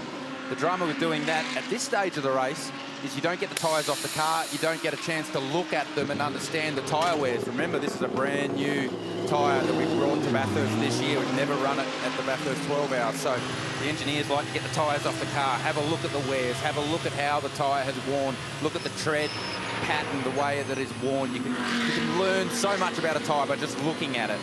The engineers like to do that sometimes. So the balance is, you save time in the pit stop and not look at your tyres and understand them for later in the day, or do you rip them off, have a good look at them, but you'll give up a bit of time in the pit stop and the first couple of laps afterwards. And of course, what you're doing there is you're planning for not the tyres you put on, the ones after that. And further and further and deeper and deeper into the day. Because you don't have enough time to look at it and go, oh no, let's just repressure those before we put them on. No, the car's gone at that point. So that's another hour, maybe 2 hours down the road. We talk about tyres being black magic on four corners of a car. I tell you what, there's a lot going on down there, and the guys who understand it are really wizards at this stuff, to be able to work out what's happening now with the temperatures that we have, and then predict forward as to what you want to be doing, as I say, possibly in 2 hours' time. Yep, and you've got to chase the temperature of the day, you've got to chase the temperature of the track, and all the engineers and tyre engineers have all these wondrous spreadsheets that have all these numbers that you punch in as track temperature and ambient temperature, and it'll give you an adjusted tyre pressure to work with. So you said black magic, and it certainly is. Understanding tyres is a real black art. 777, the bend car, Ricardo Feller into the pit lane out of 6th position as he comes down to finish his first stint. And this is the time of day that it's lovely for us and we get great pictures, but Garth Tander, for drivers, you've gone through the darkness, and now what do you see at the top of the mountain? Yeah, this is a really frustrating part of the day, because when you start the race and you get some sunlight before the sun's actually up, you go, great, I can see where I'm going, it's awesome, I can pick the apex at Skyline, I can find the apex at Forest Elbow. Then you get to this period of the day, and those of you that do the commute to work going into the east or going into the west, depending on which way you're driving directly into the sunlight. And that happens here. You exit McPhillamy and you drive at Skyline and you have the sun directly into your eyes. And you cannot see where the road goes at Skyline because of the sun.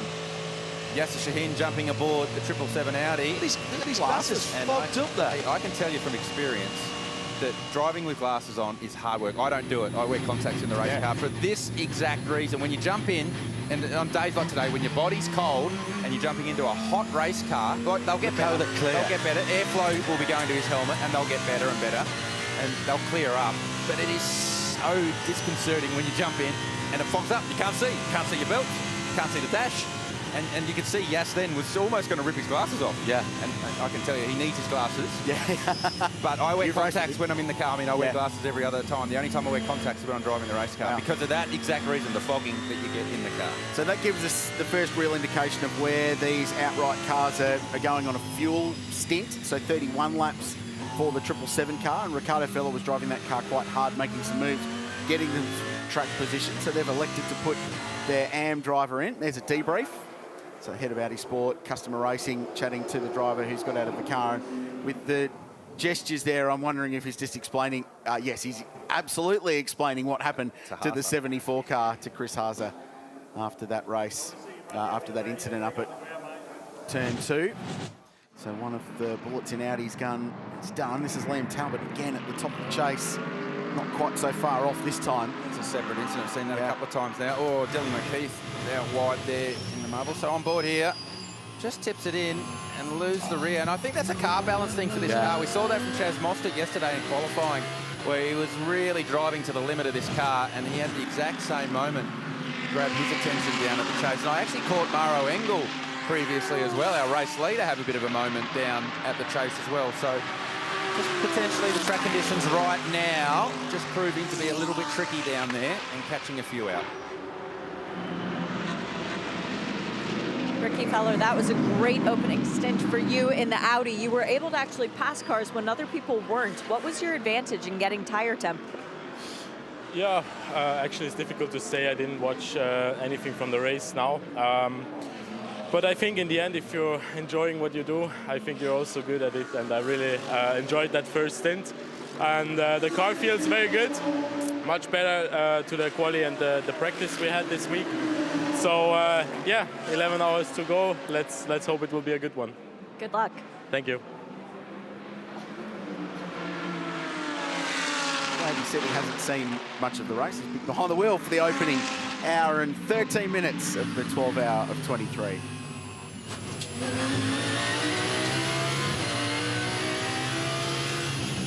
And what a opening hour and 13 odd minutes it's been. Flat out pace. Maro Engel 32 laps into this race, an average lap time of 2 minutes 4.1 seconds. So the pace is relentless as we predicted, and they're still pounding around in the mid-8s. Thinking pit stop this lap. On board with Liam Talbot, and yeah, I saw him disconnect his helmet air hose as he made his way down Conrod, and that is an indicator that he is pitting this lap. Every time we go on board with this car at the moment, the thing that grabs my attention is the sunlight, and you can see the dirty, moment again at the chase. That car is really tricky down there. So is that rear tyres? I think it's rear tyre, and I'd say they're running minimum rear wing on that car. So they've gone for straight line performance. That's potentially why Chaz's car was so much quicker than the other Audis in qualifying trim, where you've got the grip from the new tyre. But when the tyre goes away, and we're very deep into the stint now, when you don't have downforce, you're not loading the rear tyre. And yeah, definitely Liam Talbot was having moments there. But I want to clean the screen on that car, though, of Talbot's. That's the thing that was getting my attention every time we went on board, driving into the sun. It's very difficult to pick your apex at Skyline and at Forest Elbow. When that's the thing, we're talking about driving into that sun. It always occurs right deep into a stint when your windscreen's filthy. You've been driving through half the bugs in Central West New South Wales, and the unlucky ones have ended up on the windshield, overshot the mark. Massive overshoot, and they actually had to push the car back. So the time there, and their damage. Good point, John picked that one up. That was from the Haasa. Correct. So a little bit of damage on the front splitter. It's disconnected from the front of the chassis. There will be some aero damage to that car as a result of that as well. So Chaz Mostert jumps into the 65. The 32 BMW has visited Team WRT, so Dries Vanthoor, his opening stint is complete. Very nicely done. 33 laps for a bulk of these cars. David Wall in the Lamborghini is in. Dylan O'Keefe in his Audi for International Motorsport is in. G'day to everyone watching over there in New Zealand. Big day for New Zealand Motorsport with the New Zealand Grand Prix coming up a little bit later on today. Paddock, we've seen David Russell for Superbarn Supermarkets is in. Brenton Grove for Grove Hire, and Alex Davison in the 222 Prostate Cancer Research car. Some safety race tape. Proven at 300 kilometres an hour on Conrod Straight. And all crew members, barring the car controller, have to be back over the red line between the garage and the working line before the car can leave. And is that up at the end of pit lane? There's some stops going on as well. So Maxi Goetz from second is in, and that's Chazzy on cold tyre. Big moment leaving pit lane. Actually crossed the line, and we need to check the rule book on that one. He got back in and went behind the floppy cone, if you like, that delineates the end of pit lane to the race circuit, but had a massive understeer as he left pit lane. So he's definitely on a cold tyre, and just look how gentle. Oh, massive understeer at 2.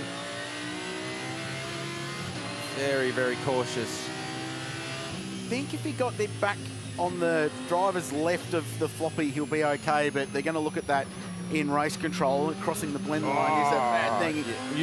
You telegraphed this, Rich. Cold tyre on an outlap. Look how hard it is to get the car where you need it to go. Look how cautious Chaz is driving this car right now.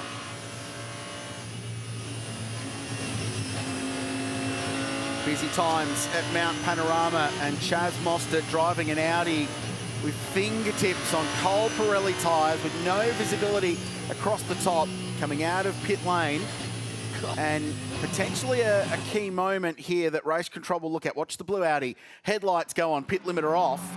Gets into it, 560 odd horsepower in a V10 Audi, and just trickles the blend line on the exit there. Oh, he ran over the floppy. He made the floppy as well, so Motorsport Australia Race Control will look at that. There's often in the driver briefing notes the ruling. Here we go on board with Chaz. Just turns and no response from the steering wheel. Might as well have taken it off. It wasn't working.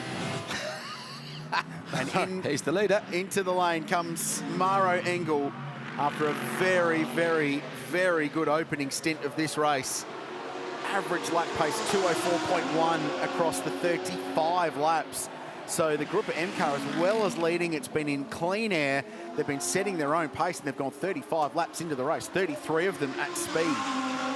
Whenever we went on board with those first 5 cars, they were making good lap time, but I could hear a lot of fuel saving. Breach of blend line penalty for car 65. Drive-through penalty, please. Drive-through penalty, car 65. I didn't want to telegraph that one to you, Rich, but sort of knew that one was coming. It's a big, big whack for what is a foot over the line, isn't it? Yeah. But over the line is out. They do use the tennis rule here with that. You can touch it, and it's in. You go over it, you're out. In the back of my mind, I was thinking, will they do a little bit of leniency given the tyre warm-up? But no, it's one rule for everyone, isn't it? That's right. Chaz is a pro driver. He knows how it goes. Just caught him out, cold tyre. Yeah, not bad. Liam Talbot, not bad after starting in darkness at Bathurst, Mount Panorama. Great opening stint from you. What was it like having that tail of headlights behind you in your rearview mirror? I was just ignoring it, to tell you the truth. It was pretty cool because once a couple cars in front got away, I had this clear track. So, yeah, it was just heaps of fun. And then as you see the sunrise coming up over the mountain, and it just looked absolutely, I can't even describe it. It was just spectacular. So I wanted to look at that and then concentrate on obviously driving. And then once the sun popped up outside on top of the mountains, it was just impossible to see. So being a little bit conservative probably brought the other guys to me, but that's all right. Was that the most miraculous driving experience you've ever had, watching the sun come up over the mountain? Yeah, it was pretty cool. I'm just happy to be in a race car. I feel lucky, and to have some pace and the team believe in me is really cool to be part of. Great opening stint. Thank you. Just down at 888, and I've watched both of those Mercedes AMGs come down pit road. And quite interestingly, in this car on screen right now, they decided to double stint the driver and the tyres. So no tyre change and no driver change. Maxi Gertz staying in that car. So just watch out for the continuous driving time. We know that was a 75-minute stint, so they'll try and get another 75 minutes, getting up to that 150-minute mark. And if the Stoltz car, which is in pit lane right now, goes for a tyre change, I reckon we'll see a change for the lead as well. Yeah, new tyres, cold tyres versus old, hot, quick tyres. Good point, Chad. And just Race on that driver teams. Pit lane penalty drive-through, car 222 for a pit stop procedure breach.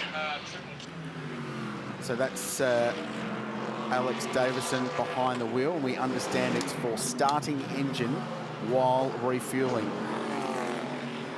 The speediest pit stop down there at Sun Energy 1. So they put fuel in. I don't think they're going to do tyres on that car either.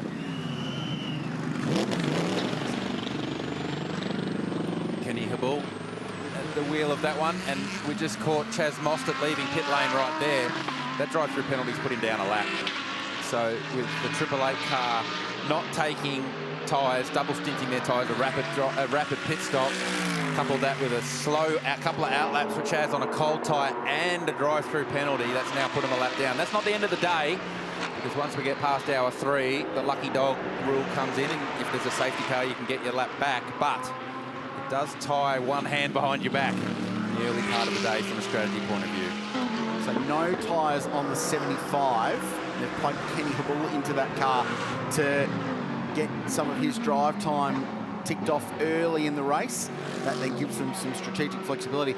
Just before we heard from the race director, I was going to make the point that Chad was touching on there with the driver time of 75 minutes and 150 minutes. That's the longest you can spend in the car at any one time. It's basically a double stint. You can't triple stint a driver, double stint them 150 minutes, any one shot behind the wheel.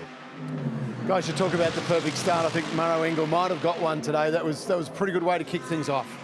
Yeah, absolutely. Clean start for us, and car's handling well. So yeah, so far so good. No need to change tyres when you came in? No, we kept the tyres on. I mean, there's a bit of, there's pros and cons, but we decided to keep them on. You've had a bit of experience at this now, but what's that feeling like early in the morning going around Mount Panorama? Mate, I'm already on the 2 laps behind the safety car. When you started seeing the red on the horizon, it's just goosebumps. And then when the sun comes up, it's amazing. There's no place like it. You really seem to be in your sweet spot, Murrow, at the moment. You're going well? Yeah, absolutely. Feeling comfortable, feeling well. Car's handling great, so yeah, but obviously a long way to go. And just back to yesterday, this was a great honour to win the Alan Simonson Trophy for pole position. Yeah, absolutely. Real honour to win that the second time, and obviously, yeah, with that lap time, it's incredible. What's the forecast for the day? Everything looking pretty good? Obviously, it's a long day of racing ahead, but so far so good. Looks like it's going to be a warm day, which will change conditions quite a bit, so we'll just have to see how the car feels in the heat. All right, all the best. Great to have you back, mate. Cheers, thank you. Augusto Farfus with Team WRT. Great start for the BMW. What was it like taking the start of this at complete darkness, but with those nice BMW headlights? Yeah, I mean, here is pretty dark. Luckily, the sunrise comes very, very soon. We have a decent car, to be honest. The pace is there. We like top speed, so was here to overtake. You need some straight line speed, and unfortunately, this at the moment is lacking for us. But the car feels alright. So general balance is good. Car feeling is very good, so I'm happy with that. I was a bit stuck behind the Mercedes, so but we are where we want to be. There is still 11 hours of race, so very happy with that. Let's build from there. How much time until you get back into the car? I haven't talked to the engineers yet, but I guess maybe 2 hours. I think Max might do one, then Vale might do one, and I might be back, but I don't know yet. Thank you. Good luck. Okay, thank you. So just looking up and down the timing screen, guys, I can notice 3 drivers who have double stinted. We talked about car 888 going again. Also the car on screen, car 55, has decided to keep Freddie Vavish in there, and also Philip Ellis as well staying in car 37. But with this team in particular, actually all 3 of them have decided to double stint their drivers. I wonder from the commentators if you think that they'll be hoping that this stays green, because we saw that was a relatively long green flag run. It worked out to be 75 minutes for a full tank of fuel. If they were to get a safety car, it might just put them slightly at risk of running over that 150-minute continuous driving time.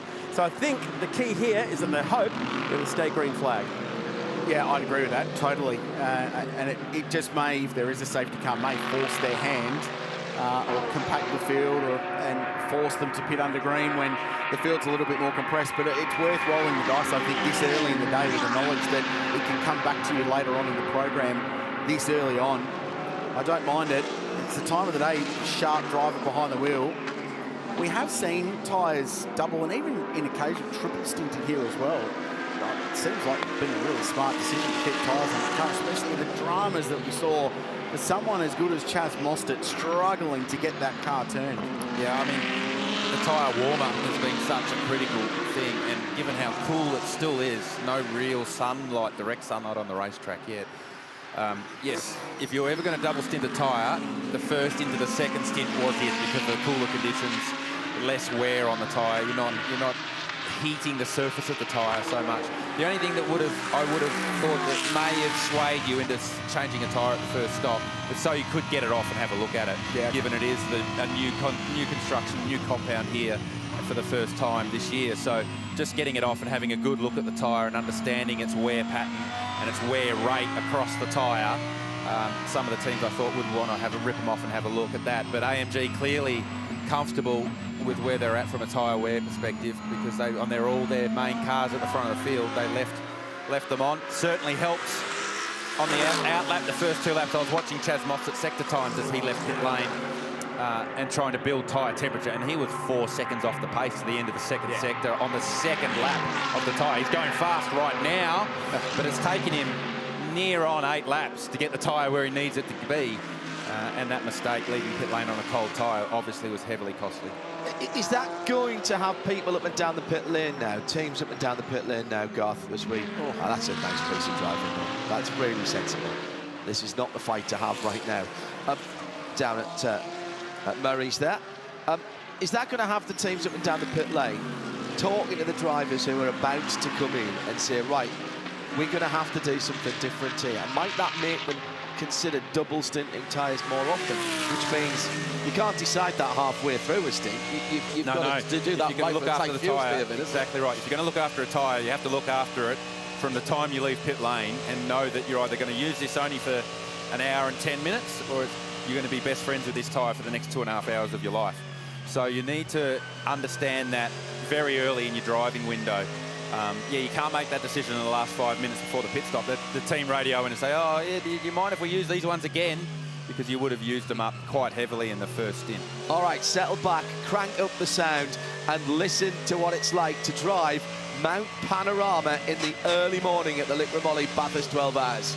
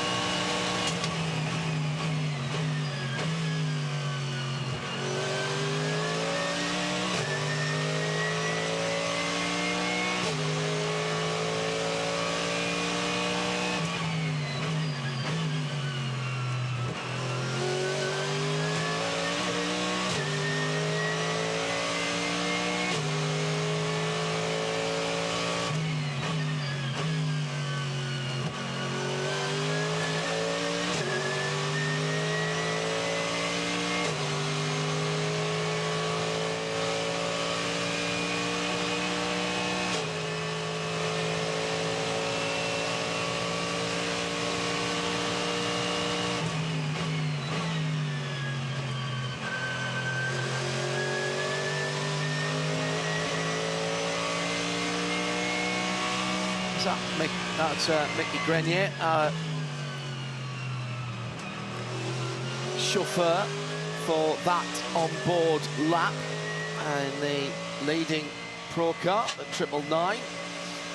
What we all noticed there, Garth was like, ooh. First of all, how many times you hit the ground, which he's quite full on fuel, but that car is still pretty sketchy in terms of grip. Yeah, I mean, the AMGs are notorious for running very low ride height and that bottoming out, so you could hear the car scraping a lot, even there from the external camera. You can hear the car scraping. But then as we made the run down through here from the dipper down to Forest Elbow, right through here at Rockface, the car got away from Mickey and it was really nervous. That car is set up to be seriously pointy. So just catching him out. And also I was just keeping an eye on the split times. Maxi Goetz is closing down that lead. When the pit stop cycle finished out, there was about 8 seconds, the gap first to second. It's now down to 2.5 seconds. So there's been a bit of lap traffic pollution in there as far as lap time goes. It's a move down at the chase. Dean Fiore up the inside of the Grove Porsche. Dean's made some moves lately, past Jeffrey Ibrahim just before as well. So that car now moves up to 11th place, the Hallmark Property Group Audi.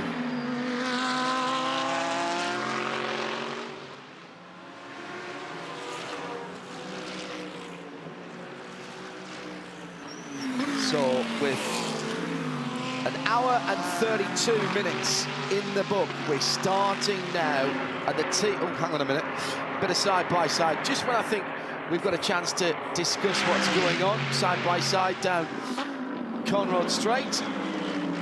That's an outside. Okay, that was a battle for position as well. You were about to say there, John, this race is starting to settle down. I was.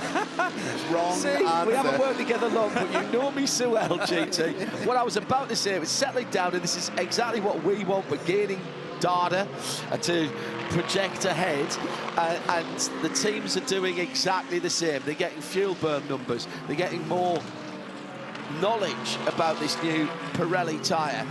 And that's helping them make their strategy calls. They'll have started with one spreadsheet and they're possibly even already beginning to move through their potential scenarios. Yeah, they'll be going, 4 or 5 different options as far as strategy goes. And then that'll continue to evolve as the day goes on, as each car finds its own track position and pit stop strategy relative to the opposition. So you'll always start the first 3 hours of the race with, I reckon, 2 or 3 options as far as strategy goes.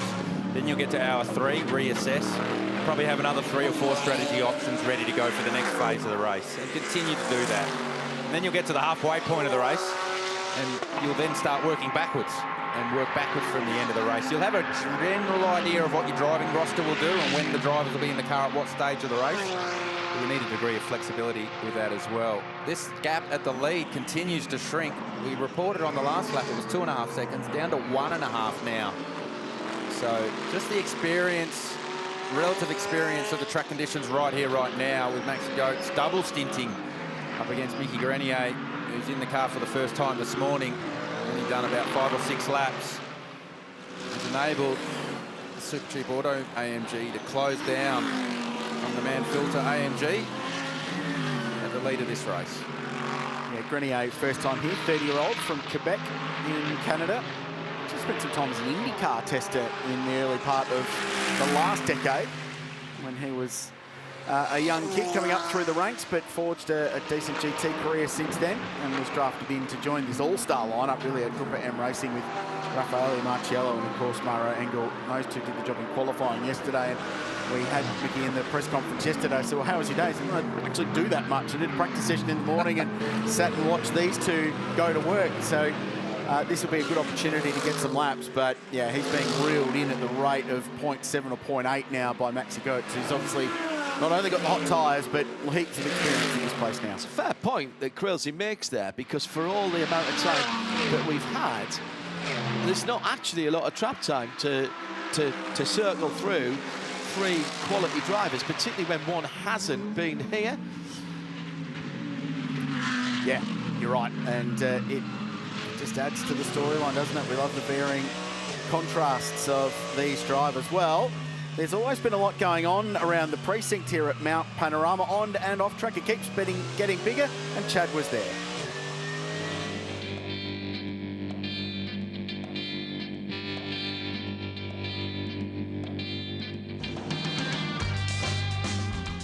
But the dream cars aren't just limited to the racetrack this weekend at the LIQUI MOLY Bathurst 12 Hour, because we've got Chemical Guys, Rides and Coffee back again. Luke O'Neill's here to tell us all about it. Gee, I'm stoked to see these cars back, as are the fans. There are some beautiful machines down here. Yeah, mate, look, thank you. It's great to be back. This is our 6th year at the 12 Hour. This is becoming, dare I say, an iconic part of the event. It's our biggest year. We've got over 90 cars booked in. And so we were lucky to fit them all in, to be honest. But basically, the whole idea is that we want to create an event where people can come and show their cars, irrespective of what they are. It gives the fans something really cool to look to. We've got some cars here that are super limited. We've got a car over here that's one of 18 in the world, the VXR Vauxhall. It looks like a Holden Monaro, but it was built in the UK, and it's got a 6-litre V8 in it. We've got replica race cars. We've got a fantastic car that a guy called Ron Goodman, who's a Porsche fanatic. It's a 356 speedster that he's driving from Sydney to Uluru, and it's been hand painted in Aboriginal artwork. It's just amazing. I'm so excited to see the number of cars and the number of fans here. And the variety as well. So you've got everything from Porsches down to little Ford Focuses. We've got dream cars like the beautiful Cobra behind us. You got any personal favourites of yourself down here, mate? What tickles your fancy? Well, that's a personal question, mate. But look, I love a bit of... The whole idea with this is I didn't want it to be about supercars. I don't want it just to be about the big brands. I want to have, as you say, like a Fiat 500 parked next to an army truck, parked next to a Ferrari. And that's what we've achieved. We've got the new Ferrari SF90, which is a multi-million-dollar car. We've got a whole bunch of things that tickle a very broad range of fancy. But look, to be honest, for me, I'm a big McLaren fan. So there's a McLaren here that I've got my eye on. I've already had a chat to the owner. What he doesn't know is that we're giving a car away. It's his car, and I'm going to win it. Perfect. Excellent. I might throw an entry into that one. I can't afford these cars, but I can afford the coffee, so that's half a win today. Rides and Coffee was a great attraction throughout the weekend, still is today. We're on the banks of the Macquarie in the central tablelands of New South Wales, and this vibrant regional centre that is Bathurst. That's the local gin distillery. Don't ask how I know that. Lots of great restaurants, bars and places to go, and the natural scenery around here is fantastic. There's great museums, art and everything. It's a great place to come on holiday for motor racing and just to come on holiday. It's a great part of the world. You're watching the LIQUI MOLY Bathurst 12 Hour. We're an hour and 37 minutes, 44 laps into a 12-hour endurance race. And we're watching Chaz Mostert. Why? Well, because he's good fun to watch driving one of these cars, and he is currently the fastest moving thing on Mount Panorama and lapping in the 202s as he tries to make up for lost time, having scored a drive-through penalty. Out in front, 9/10 of a second between our leaders. Mick Grenier leads the race in 999, 888.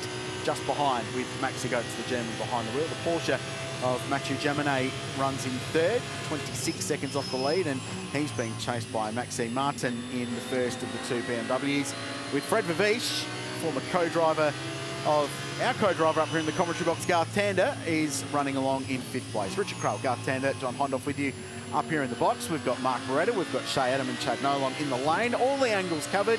More than 60 cameras bringing you the action across the course of the day here at Mount Panorama. And the first hour and 38 odd minutes of this race have flown by. The pace is hot and things shaping up nicely for another classic. John Hondoff. And we've already lost a car that we thought might be in the mix at the end of this race. Contact after 13 laps. Chris Haase, broken rear suspension and pitched into the wall at Griffin Bend. And that car limped back to the pits, but will go no further. And that is the only Audi Pro car out of the race. I'm curious just to keep an eye on the speed of Chaz Mostert through this phase of this stint. We saw that he took a new set of tyres when he jumped into the car. He's just set the fastest middle sector of the race so far across the top of the mountain. I just want to compare Chaz's lap speed to the speed of the other Audi in 5th spot, Frederick Vavish, who's double stinted his tyre. So just to get an idea of the difference between a double stinted tyre and a fresh tyre after about 10 or 12 laps into their stint, just to get an understanding of the different speed between the tyre performance. Saw from qualifying yesterday the actual outright speed difference between Vavish and Chaz wasn't much in it. So that'll give us probably our first indication of a double stinted tyre pace versus a fresh tyre. So that lap, Chaz was a 2:03.1, and this is just not far away from completing his current lap. Chaz's peak lap speed is a 2:02.8, so only 3/10 off the peak lap speed that car is capable of. Vivish has done a 2:02.7, so we know the peak speed of those two cars very, very similar. Vivish crosses the line, has just crossed the line at a 4.6, so starting to see a bit of differential in lap speed there. We need to keep an eye on things like traffic, polluting lap speed and all the rest of it, but that's just one little theme to keep an eye on, and I can guarantee you that every engineer up and down pit lane will be keeping an eye on that as well, because that will influence strategy, particularly in the second half of this race. A couple of battle packs to follow in this, so we're watching the fight for the lead with the two Mercedes AMGs, and now Mick Grenier's got a little bit of confidence. He's able to match Maxi Goetz, who's been in the car since the start of the race. So while he was pulling Maxi somewhere between 5 and 6/10 a second a lap out of that bright yellow Mercedes that's leading the race, it's now just stabilised. Now he's almost got to the rear wing of it. And then we saw a shot before of Charles Viets in the 32 BMW, 21-year-old from Belgium, making his debut in this. He was covering through some lap traffic, but that car will be going out after Fred Lavish now in 5th place in the Audi. And he's got Kenny Happour behind. So Kenny in Sun Energy 1, they came back onto the racetrack in 3rd position. He's just dropped back down to 7th and some 50 seconds off the race lead, but still on the lead lap, circulating nicely. And Kenny, we'll just do a little bit of a lap time check on car 75, lapping in the mid-208s at the moment, leaders in the 4s. So he's giving away a bit of lap time, but remember, he's a bronze driver up against the pros. Yeah, and they're getting a lot of Kenny's lap or driving time over and done with early, whilst the field still has somewhat of a compression. Like, we haven't had any safety cars to this point on board with Chaz Mostert as he makes his way past Dean Fiore. That is a 4-position manoeuvre, so Chaz has just done his previous best lap, a 2:02.4, so only half a tenth of a second off the fastest lap of the race that Maro Engel set earlier today. So Chaz lighting up the timing screen right now, probably driving a little bit angry. Those of you that have seen Groundhog Day, you know, don't drive angry. Chaz Mostert is driving angry right now after that pit lane penalty for crossing the blend line as he left pit lane on a cold tyre. Chazzy's great to watch when he drives angry. He's great to watch, full stop. Yeah, when he gets angry, Chazzy doesn't get angry often, but it's great watching him throw the car around when he gets like this. Just saw Brucey Stewart from Walkinshaw Andretti United, team that he races for in the Supercars Championship, floating around the paddock this weekend, no doubt trying to do some deals and look for things here. Look at the attitude of that car running down into the spares box dipper, driving this thing hard, which was a hallmark of qualifying yesterday, where this car just did not have the straight line speed in the final sector to contend for pole, but routinely the quickest thing across the top. Been some heavy hitters in the motoring and motorsport industry floating around the paddock, Garth Tander, with some really interesting cars in the future of GT racing. A bunch of new machinery become eligible next year, not only the new Porsche, but there's the Ferrari 296 GT3, which can race in this race from 2024. Chevrolet announced the Corvette GT3R, which will make its debut at the Daytona 24-hour next year, so 11 months and 2 weeks from now, which is hugely exciting in this part of the world to have a Corvette GT3 car, because they sell that car here. Ford Mustang GT3, there's an Evo Lambo Huracan, a brand new car coming for them as well. So exciting times for the world of GT3 racing as new cars, new models coming into the sport. And there's a lot of people in this paddock just planning for next year and the year ahead to see what new sort of firepower they can bring to the mountain. Well, I'll tell you now from the response that a new Z06 GT3 had at Sebring, they won't be able to build them quick enough. I think they haven't typically sold customer cars from Chevrolet Racing in the past with the Le Mans style cars, the GTEs. They're going to have to build up a customer service program and a customer racing program very quickly indeed. Their order books are already full, and that car was only debuted to the public and to their potential customers at Daytona last weekend, bizarrely, which seems about a There's only 2 sleeps ago for you, John. Yeah, it does seem that way. And we'll see that new Mustang that Crazy was talking about there at Sebring in the week of St Patrick's Day, 17th of March. We'll be seeing that at the Super Sebring WEC and IMSA event. The leaders, officially 0.6, but it's right now a little bit more than an AMG bonnet length. And it is a long bonnet. That is about 0.6 of a bonnet on an AMG. 6.2 litre V8, tucked in behind the rear wheel, the front wheels of that car. Wing flex on that car, the slow-mo shot to the Audis, it's especially noticeable. Ever since they went to that top mount, the swan neck mounts on the rear wings to clean up the airflow over the top of the rear wing, you can see it there. There seems to be a heap more flex as the cars are braking. The downforce on the rear of these cars. Every little piece of weight that can be saved is saved. So you'll notice that the wing struts have got a cutout in them.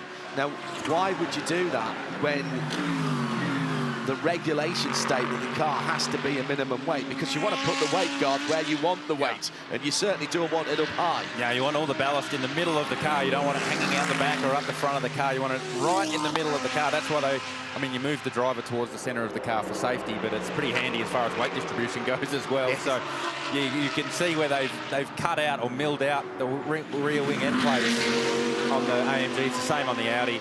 I'm glad when you look in the rear vision mirror that you cannot see the rear wing moving. And I have checked it a couple of times when I've been driving the Audi. You can't see it when you're driving, which gives you a slightly more confidence that it's going to do its job when you tip it into the chase. Now, interesting little moment here, because this is Chaz Mostert chasing the leaders. And last time around, he was 1.8 seconds a lap quicker than the two Mercs in front, who are just rolling around at their own pace and having their own little battle. So this is to get Chaz back on the lead lap of the car race. It'll be an interesting decision to make up here when you're the leaders, because they're under no obligation to move over and let Chaz through. So do you let one... Oh, Chaz, big moment at the S's before the dipper. He is having a crack. But do you, from an AMG perspective, this early in the race, move over and let Chaz go to get his lap back and potentially let one of the main players at the end of the day back in the game? Or do you keep your foot on their throat and you keep him down? That's going to be an interesting decision to make from an AMG perspective. And I would suggest as well that Chaz might not be double stinting these tyres that he's on at the moment. No, you can think that he's spending them right now. Yeah, I think that he's taking some performance out of the bank that you were talking about earlier on. If you go fast, you pay. Speed costs. How fast can you afford to go? And that is the essence of endurance racing, about how you balance that performance account at different times of the race. And Chaz Mostert at the moment is spending like a sailor on shore leave. He's going into overdraft. Is Chazzy? Oh, that's a huge moment from the run down the S's. Just watch the rear gets away from him there. Just the smallest snap on him. And sends you offline. You do not want to be further offline than that on the approach to the dipper. There's the rear wing on the AMG moving. Bonnet as well. Side-to-side movement rather than the oscillation. The key thing about those milled out struts that we were talking about is they are strong in the plane that they need to be strong. Going down. Straight down. Down force. Correct. Mid strength going down, so it's doing its job. It's like rolling up a piece of paper. A piece of paper, you roll it into a tube, and you can put it on the desk and stand something on it. It's all about the plane that they need it. It's clever engineering. And we all benefit from it, actually, because our street cars more complicated all the time, more safety equipment all the time. They get heavier and heavier, but you can dial in some lightness from what we're working on in racing cars. And these are cars that are very close to their street-going cousins. And here's the chase back to get back on the lead lap. Let's watch here at the entries at Forest Elbow. It's got to be here, Garth, because... Audi doesn't have the straight line. No, it can't get them in. And where it doesn't have the straight lines right here, it doesn't punch off the corner. Oh, hello, but here's the M Motorsport Audi. David Crampton at the wheel. That's the exit of turn 1. So this car was a late addition to the race. This team entered and practiced on Friday in a KTM Crossbow GT2. Blew its engine in practice 2. They swapped cars. They leased this car from Melbourne Performance Centre on Friday afternoon and got some laps. And unfortunately, the Victorian driver He's backwards and trying to get this car refired, which he's done so. Nice job. Do you know what? There's not much damage on the No, back I of don't that, and it think hasn't if he- even knocked off that swan neck Touched the really. wall. He's barely touched it. I reckon what was catching David out there, and I went down and spent some time with this team when they transitioned from KTM to Audi. He's catched the replay. I wonder if he just got up on the curb. Oh, no, just swapped ends on him. And then what do we get here? Oh, there was contact, the front. But there's a function on the steering wheel. You've got to hold down a button for the car to launch and leave. And I was running through that with the team because how do we get this car to move? Oh, you've got to hold this button down here. You've got to do this, do that. And I just wonder whether in the heat of battle, David, as he caught his breath after going around, whether just grabbing the start button to get the car moving again.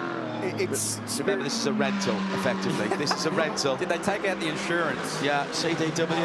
Yeah, I think when you get the rent, go, no, don't need the insurance. No, I don't Let me need go. the lost damage waiver. It's all good. We won't take There the is damage, excess though, to reduction. the front splitter. There was heavy damage, so the team will be on the radio. It's spirit of the race stuff, though. Just in front of us here, though, so this is interesting. We need to keep an eye on this. That recovering car is just up the road. And here are our leaders, and Chaz Mostert up on the wheel behind them. Inside at McPhillamy. Yeah, we're through. Hairy, but through. Oh, Chaz, he's going to don't have a look go at there, Skyline Chaz. there. So, but that now has got Chaz to the rear bumper of Maxi Goetz. Now, does he have the run off the dipper? He gets it nice and close to the wall. That's what you need to do. Chaz has done 1,000,000 miles around here. Does he send it at Forest Elbow? Oh, not quite close enough. There's some risk involved here for Chaz as well. You need to get this job done cleanly, because we still have 10 hours and 8 minutes to go. And the other point on that is that Triple Eight will be on the radio to Maxi Goetz going, hey, mate, if he does a Hail Mary, just bail out. It's not for position. You don't need to worry about it this early. He's hanging on to them better than I've seen. The Audis, even in the draft, even in the slipstream down Conrod Straight. Well, it's a double toe, isn't it? True. Two cars. Here, moving around. So we do think that this Audi in particular is running less downforce than the others. That's why in the second half of Conrod, he was able to use the slipstream. So that's one done for Chaz. Next car gets him back on the tail of the lead lap. And that's critical now, because then if we get a safety car, you do get around, and it gives you pit stop flexibility under the safety car. If you take the Lucky Dog, you don't have pit stop flexibility. I mean, the Lucky Dog is still an hour away before you can take it. So getting back on the lead lap normally, if you like, does give you pit stop flexibility should a safety car come before the Lucky Dog. Goetz might get him back here. Drive out of turn one. Chad's just far enough in front, so we'll now go out after Mick Grenier, who will have seen that unfold in his rearview mirror.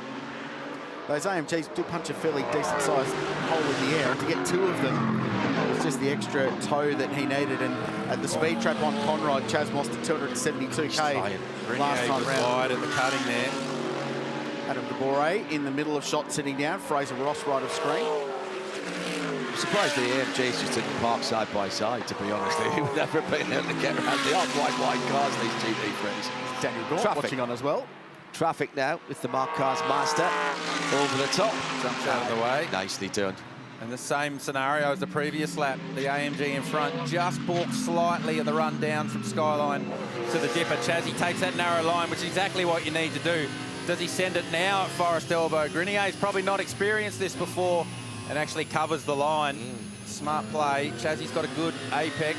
But watch the punch of the AMG. It's that torque of that 6.3 litre V8. Just punches it off the corner. It's always been the Achilles heel of the Audi here at Bathurst. It doesn't get off Forest Elbow well, and it does not get off turn one well. It does have good top end speed. Here we go, using the toe. Even closer than he was last time. Yeah, I reckon we're going to send it here. Same move. Yeah, there we go, job done. Chaz Mostert back on the lead lap. Minimum amount of risk involved in that one. Sensible stuff from the Mercedes teams as well. 274 clicks through the speed trap compared to the 999's 265. So even with a car that's among the slower in a straight line here in Conrod, it shows you the effect of that toe that we often talk about at this place. Worth 7 or 8 kilometres an hour. So Mostert gets himself on the lead lap, and we now go back to this inter-brand rivalry between the Mercs, with Mick Grenier leading the race by 4 tenths. Maxi Goetz next, and Mathieu Jaminet in the Porsche catching these two cars. He's running in third.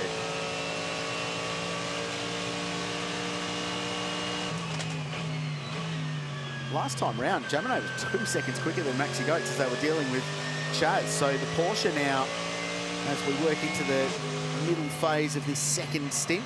He's going along nicely.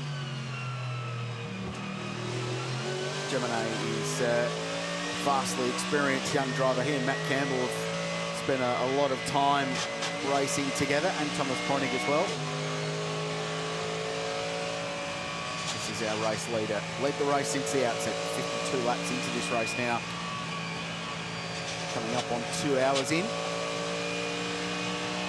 Lucky Dog opens the commencement of the 3rd hour, so if you get safety cars after that, there'll be wave rounds from that point on right through to the 11th hour of the race. And let's not forget, so reminding everybody that when Chaz Mostert came by the 2 AMGs, one, he's revved up because he's partially blaming himself, no doubt, for that drive-through when he slides inches wide coming out of the pit lane and across the blend line. But also he was on a brand new sticker set of Pirellis. These guys are into their 2nd run on a set of Pirellis. So they've got an element of management to do here. Race car driving, not always about driving absolutely flat out all the time. They'll be driving to a plan here. They're not hanging about. Let's be absolutely clear about that. But you are wanting to preserve the performance of the Pirelli tyre well into the 2nd stint, so that you then have more new tyres towards the end of the race. And there was somebody I seem to remember as well in qualifying said that they saved a set of tyres and only did one new tyre. Gilles Ganon, he mentioned that. That's right. Yeah. And that is because tyres are not an infinite resource here. You have an amount of them, Garth, and you've got to use them as part of your strategy play. They're like Tim Tams, John. You can't eat them all at the start. You've got to just spread them out over the course of 12 hours. You're going to have to. Sometimes at the start, you just got to be patient and just savour. Because the temptation is there to go hard early. Let's be honest. With Tim Tams, but when it comes to tyre as well, and that is exactly right. And even using the tyre in qualifying versus saving it as a brand new tyre for the race makes the tyre far more durable in the race when you're bolting on a brand new tyre. So I don't think we'll see any brand new tyres until hours 5, 6, 7, and then onwards, where teams would have been saving tyres. Yeah, good on. That got my attention yesterday as well in qualifying. That no, we're saving tyres. We're not too worried about where we qualify right now. And 2017 is probably the ultimate example of new tyres versus old, where we saw that battle between the Scott Taylor Merc with Maro Engel driving, ironically, and the Ferrari, who had new tyres on. They went for track position in the Mercedes, but were mowed down by the Ferrari, who ultimately went on to win that race that year, thanks to fresher rubber. And it worked for Matt Campbell again in 2019 in the Porsche too. They went for new tyres towards the end. So it plays a role. These are the things that play out over the duration of a 12-hour car race. We saw a great battle for the lead. Nothing between the two Mercs who circulate 53 laps into this race.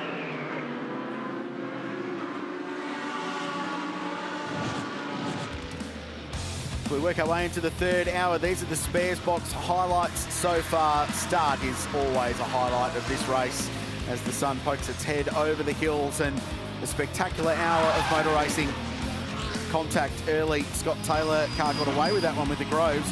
Not so much for Chris Haase. That car remains in the garage, taking no further part in this race. A real shame one of the key contenders out 30 minutes into a 12-hour race. Big contact to the back of the Audi Custom Sport Racing entry. This was a big moment, and it's only just sort of come back to the PointsBet team with a Sportsbet team with Chaz Mostert unlapping himself from the leaders thanks to a penalty for going over the blend line on the exit of pit lane. Meanwhile, the Mercedes dicing among themselves, and Chaz, spectacular as ever, trying to get himself back on the lead lap. David Crampton swapped cars, swapped ends at Hell Corner, and ended up in the fence. And this is the race leader. 2 drivers through this car so far. They've each led the entire way through their stint and racing to lead the race. Max Goetz next for Triple Eight Race Engineering, super cheap car. These are the classes, so you can tell what class they're in by the colour. Pro-Am being led by Fred Verveech, 4th outright at the moment. That's the Brad Schumacher car that James Golding will drive as well. Jonathan Webb, Superbarn Supermarkets, leads the way in that car. David Russell started it. The Konduras brothers will also drive. And young Christian Pancioni, Victorian driver, Carrera Cup racer, is behind the wheel in car 19. That's the GT4 Merc entered by Mark Griffith.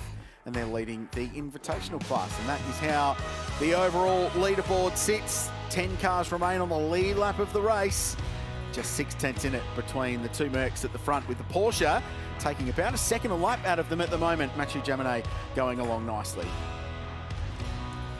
Just off the pace a little bit now in terms of being a lap down. Dean Fiore, the first car a lap down behind the wheel of car number 9. Then we find the class leaders further back there with Jonathan Webb behind the wheel of the silver class car. Stephen Grove, a quiet day for the Grove Group at the moment, running in 13th in their Porsche. Looking forward to seeing Anton De Pasquale jump into that car a little bit later on. Anton did a really good job at the Dubai 24-hour driving that car. He's got about 3 GT3 races in his entire life. His focus has been on supercars, but he's jumped into these cars and gone very, very well. Hey guys, I just want to bring up car 75, the defending champions at the moment. Kenny Hibball doing a very nice job, just crunching out some pretty consistent lap times in the 2:07s at the moment. Now, why have I picked this car up? He's on his 19th lap. He's about to complete about 20 laps in this stint. I can see Jules Gounon standing down here at the moment. He hasn't got his helmet on, but he's got everything else on, including his balaclava. Now, why is that important? Well, they're just about to tick over 40 minutes of driving time in this stint for Kenny Hibball. Now, Krause, why is that important? Because something that you figured out earlier in the week, from this point on, there is nothing legally stopping this team from swapping Lucas Stoltz and Jules Gounon to the finish, even though Kenny is bronze rated. It's a quirk in the regulations, Chad, that team is taking advantage of. And Kenny is willing to sacrifice driving a long time in this race, getting the personal enjoyment out of hustling an AMG GT3 around to give them the best shot of getting back on top. So the theory is, and the point that Chad made so well, is that for the rest of the day, you could alternate between Jules Gounon and Lucas Stoltz, two of the best GT drivers in the world, for the rest of this race, as soon as Kenny's got more than 40 minutes complete. So long as you can give them the 60 minutes in between. Yeah, you've got to have a gap. There's got to have a gap. There's some windows there for maximum driver time and rest time that they need to manage. But they wouldn't be doing it if they didn't think they could do it. That's a good call. In has come the 55 Brad Schumacher car, the Fuchs Lubricants car. That's a couple of laps early, I think, there. They did 28 laps on their first stint. That's at the end of their 26th lap. Yeah, he did 2 laps on the safety car at the start, though. So it's early in the day to be taking rests, isn't it? Take it when you can get it, Yeah, man. well, that's true. It's a big week. I mean, it's a big week, Friday, Saturday, Sunday. They're long days, the preparation. Some of these teams have come from Daytona as well, so they've been on the go for a while. That is down at Sun Energy One, being run by the Kodas ASP team. Great to have them at Mount Panorama for the first time.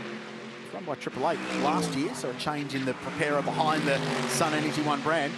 Fastest lap of the car race, Garth. I just saw that one. Chazzy still driving angry. It's a long way into the stint too, so it shows you the durability of this Pirelli tyre. Once they get it up and working, it can punch out good lap times a long way into the stint. And we were talking about the new tyre VL thing later in the race, and that may give people confidence later in the race to risk a double stint on a tyre, save yourself some pit stop time, because you can't be fueling tyres at the same time. Save yourself 10, 15 seconds in a stop, get a bit more track position, but risk having an older tyre. 2 seconds roughly. I mean, you look at the 2 AMGs that are leading the race, Grenier and Goetz.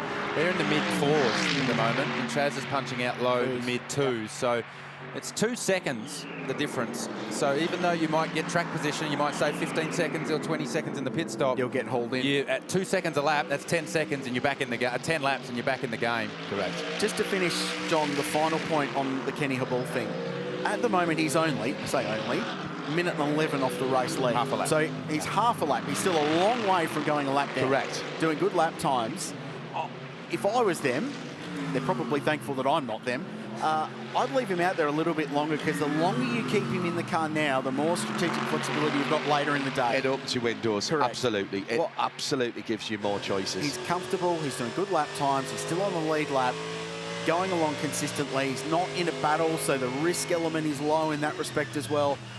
Keep him in the car for as long as you're comfortable to do so without dropping off that lead lap, and it just opens up the window for these cars later on. I love the way that Kenny goes racing, because it's have a crack, and to your point, Rich, where he's willing to give up, he's willing to fund, but also willing to give up.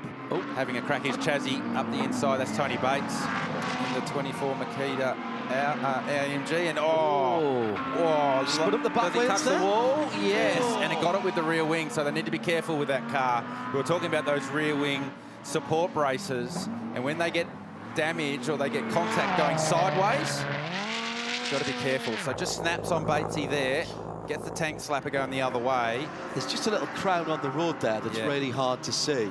And I think did he just spin up the back wheels there, Garth, as he was I coming? think, yeah, just got away from him, just maybe had to change his line as Chaz came up the inside. And then that contact there, that worries me, because we were talking about those rear wing support braces. They're very, very strong going down. You saw energy go into the rear wing going sideways there. So just something the team will need to keep an eye on there for Tony Bates. Fred Vervish, a very good stint to open up the race, and looked like your Audi was stronger than most. Were you having fun out there? Yeah, definitely. It was like I said, was a good stint. We did a double stint on the tires. It was a bit hard at the end, fighting against the others, but it seemed like the Audi works well on the long run. So that's great after yesterday's qualifying. So yeah, let's see how it goes, how it will be with hotter temperatures, because normally that's quite hard for us. So let's see. Is it going to be mentally difficult when you get back in the race and the hotter temperatures are there and all of a sudden it feels like a different race car? Yeah, definitely. Already now when the temperatures were getting up, it started to get a bit more loose, the car. So definitely it will change during the day. Also the track will grip up a lot, so I think maybe that can compensate let's say the higher temperatures. So yeah, looking forward to the race, and yeah. Thanks, Fred. Good luck. Thank you very much. And guys, he was nice enough to even finish his breakfast by stuffing it in his mouth before doing the interview with us. I've had breakfast with Fred Vervish a lot. That's just how he eats. He made a good point there, though, that the track will rubber in through the day. So even the information being gathered right now on double stinting tyres, he made two good points. One, it's going to get hotter, so the track conditions are going to change. And two, the track's going to rubber in, so the track grip delivery is going to change as well. So you'll get an idea of tread wear patterns by double stinting the tyres early, but you might not get a trend on how far the tyre wears or how quickly it wears when the temperature comes up. Oh, big moment up the top of the map for the Porsche. Stephen Groves at the wheel right now. That's right at Skyline, so this will bring a yellow. Have to go safety car, there we go. Safety car boards and This is going to cause some strategic headaches for those that left their first drivers in. So Brock Skyline right at the top of the hill, and it's a big impact for one of the only two Porsches. Pit exit and hold, please. Pit exit and hold. They close Where's pit the exit. leaders? Where are the leaders? They're in sector 2.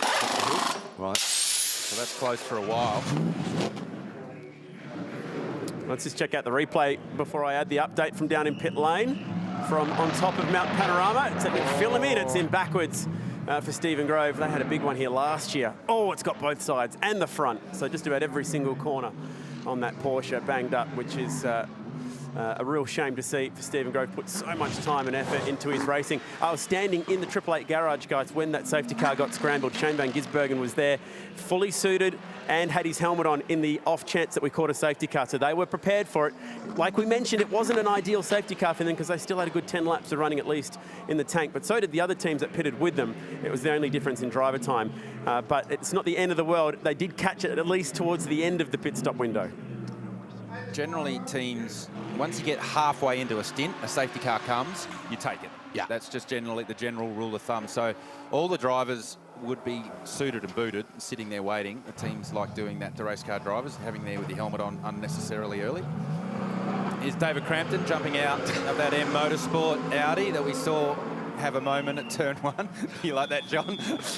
I reckon about 99% of our viewers and listeners missed that, having their race drivers suited and booted unnecessarily early, says the race driver. I have spent a lot of time of my life sitting in the garage here with a helmet on, not being in a race car. Oh, what a joy. What a joy.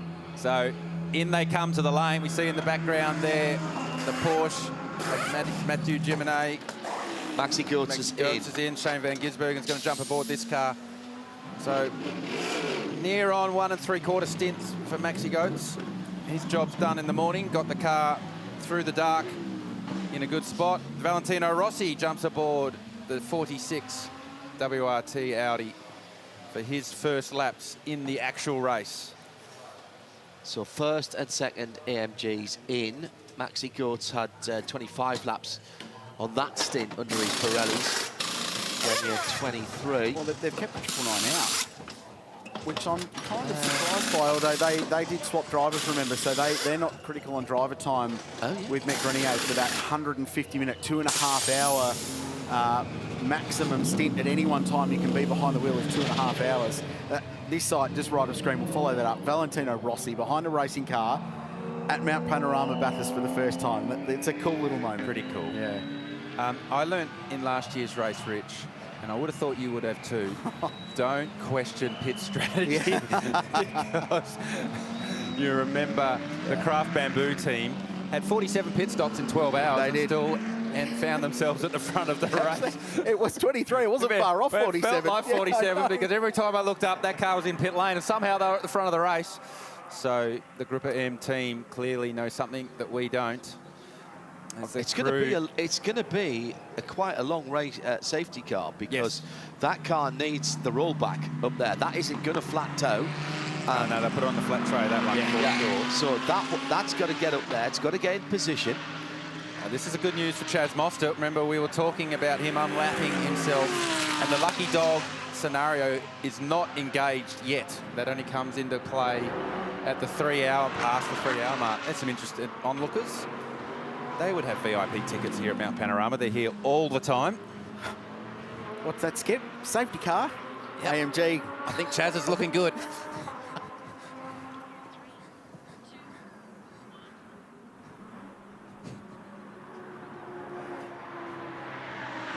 Oh, no, he's hopping the wrong way. Was he was hopping the wrong way. At least he was waiting for safety car before he went out and checked the race circuit.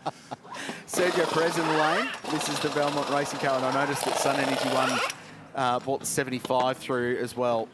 Well, that was a no-brainer. Remember, Chad made the point that Kenny Habul was just about to tick over his driver time, and he would have now. So they couldn't have fallen at a better time for the 75 car. Lovely for them. Yeah, Kenny Habul has done his driver time, and they've got that half a lap back that Kenny lost throughout that phase of the race. So they'll be very happy campers down in that garage that this safety car's fallen right at the right time for them. They've lost some track position. They're down to 7th, but they've ticked a big box in the first 2 hours and 10 minutes of this race.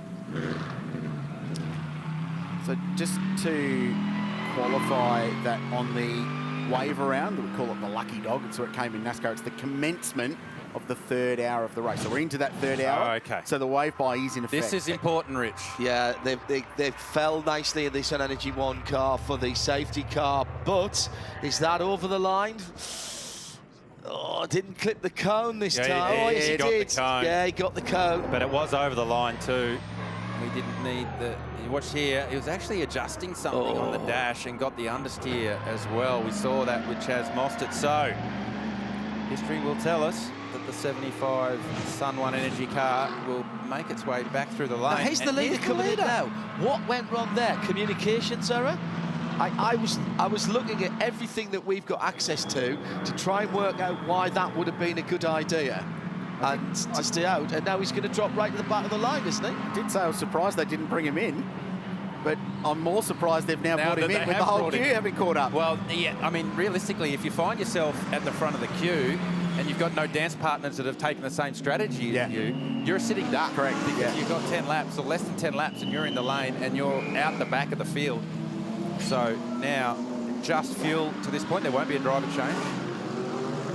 Do they take tyres? Well, they've doubled the tyres. They're sitting, they're laid out. They have to take tyres. They'd already doubled the tyres to this point. Yeah. And why not? Now, why not? You're at time. Well, you're at the back of the field anyway. You're going to warm the tyre as you make your way back through the field. So you might as well take tyre. But I'm curious, we'll have to get Chad or Shay to head down to that end of pit lane and just find out exactly what took place here. Did they miss the call? Yeah. Or have they got Richard Crail on the hop here and this is the master strategy that we've missed? The other big guys here, Maxi's. Liam Talbot is jumping back in the Chaz Mostert Audi, so they're doing some driver time work here as well. Good. They're ticking some boxes in the 60th. Well, they got back on the lead lap. Correct. Because this will be a lengthy safety car for that recovery at the top. Maxi Goods just confirmed that Maxi stay in that car. In Sorry, did no, he had to get out. SVG's in the car, right? In the Yes. Triple Eight car Thank now. goodness. Yeah. Maxi had to get out. He would have broken driver time rules had he stayed in there. Yeah. So SVG in. Matt Campbell in the 912 Porsche. Valentino Rossi. Yes, so you heard that correctly.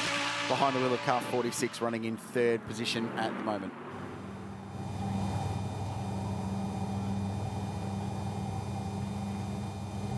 So we're behind the Mercedes AMG safety car for the second time officially today. The race commenced behind it for a single lap. We now roll behind the 63 AMG at the top of the mountain. Turn 9. And the reason why was hefty. Watch the right-hand side, or left-hand side of the screen. So we don't catch the start. We see the end clearly. So that started the corner back, didn't it? Yeah, that's the exit of McPhillamy in reality. So whether Stephen Grove got wide and dropped the wheel over the curb at the exit of McPhillamy and swapped ends on him, or something else took place, we don't know. But the end result is very evident. That number 4 Grove higher Porsche is going to take no further action in this race.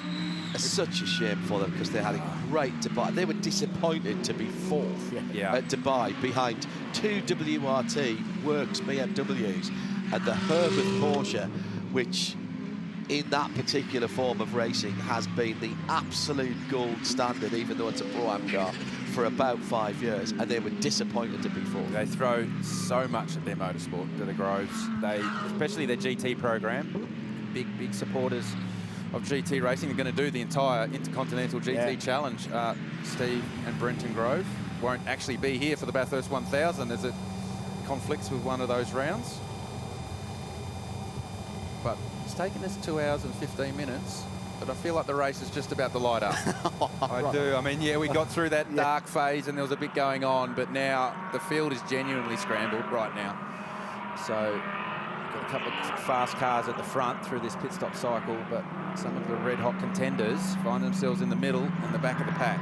Hey, because now that car unfortunately out of the race, we won't have many opportunities to talk about that team put together, and you can speak from experience with your new deal for this year for the Enduros later this season, but they put together a really talented group of people in that outfit. Yeah, they are. They're very, very successful in business, and they're using that approach at the race team. And motorsport is about people and getting the right people in the right places within the organisation, and certainly that is happening at Grove Racing, whether it be in the supercar program or the GT program. Heavily involved with Earl Bamber Motorsport for this GT program, and Earl's GT Porsche team, very, very successful around the world. So they're going places, but unfortunately not this weekend. No, and you talk about having the right people in the right cars. Well, Brenton Grove sharing a car with your dad once again here at the mountain. First and foremost, is your dad okay? Yeah, I believe so. I haven't listened to the radio, but I believe there's communication and he's fine. So I think he got hit by Davison, is all we can see at the moment. And there's some big penalties for pros hitting AMs, especially across the top. So if that's what happened, I hope it gets dealt with properly. And the car's done? Yeah, I think it's pretty cooked. I mean, last year, unfortunately, we had an incident in the same place and pretty much the same damage, and that was a write-off. So haven't had much luck at the mountain recently, but look, that's racing. I don't think we'll be able to get the car back out, but the most important part is that Dad's okay, and we'll regroup and we'll go to South Africa in a couple of weeks. It's really a shame, too, because you guys were going to have the most experienced driver change assistant in the world. Talk a little bit about having Earl Bamber strapping you into the race car. Yeah, it's quite funny, actually. We got our suits for Intercontinental the other day, and then he had to become driver assist, so he was wearing a suit, looked like us, but he's great. He's really, really helpful in driving, but also in everything outside of the car. As soon as I got out of the car, he told me things I did really well and some of the things that I could have done a little bit better, and some of the things that I was doing to the car that was making it harder for myself. So just his knowledge in these cars is really, really strong, and it's an asset for all three of us. I know he spent some time with Anton and helped Anton over the weekend as well. So yeah, it's unfortunate we had a crash because we were looking good. We were just doing our own thing. We didn't qualify very well, but we were just trying to come back through the field. But anyway, it's racing. See you back here next year? Yeah, thank you very much. Thanks, Shay, with Brenton Grove. Racer in his own right for some time. Was runner-up in Michelin Sprint Challenge competition in Porsche 1 Mate Racing and Cracker Cup as well, Super 2. And now focusing on business, but also the GT racing program. Of course, the two-car supercar team, which is looking in very, very good shape for this year. Certainly a member of our commentary team hopes so. Just a few little I's to dot and T's to cross, John Hindhoff, in this one. So Sun Energy One Racing, and actually just got a text from someone who knows a thing or two about strategy at this place. Paul Morris confirmed it, that Kenny Habul still behind the wheel. They've kept him in while the safety car's out. Smart. So we touched on that point before, a little bit of drive time flexibility there. We're ticking off some more time for Kenny behind the wheel to give Jules Gounon and Lucas Stoll some more seat time and more flexibility with that strategy later on. And a whole host of other cars just went through the lane. So we saw the 777 in, and Christopher Meese has just jumped behind the wheel of that car. The 47 went through the lane. A couple of teams just ticking some boxes and working their way through the pit stop strategies here at the LIQUI MOLY Bathurst 12 Hour. And we had, what, nearly a dozen, probably more cars taking the wave by there and getting the lap back, because half of the field, more than half the field, was laps down. That weird strategy, Garth, that we saw from the lead 999 car, not coming in and then coming in. All right, they've dropped real estate, but they're actually only down to 5th position, Yeah, so it's not a disaster. Just looking on the timing screen, it's only 5th at the end of the day, so potentially got away with that one. Still need to find out exactly what took place there for the lead car. And here's the Grove Racing Porsche. You'd never want to see damage to the back of a Porsche. Yeah. Oh. As all the energy goes through the engine and into the chassis. And as Brenton mentioned, they had a very similar incident here last year. That wrote the chassis off. So it's Porsche Motorsport already having a look at it. I think they're doing the quote up already. Yeah. Yeah.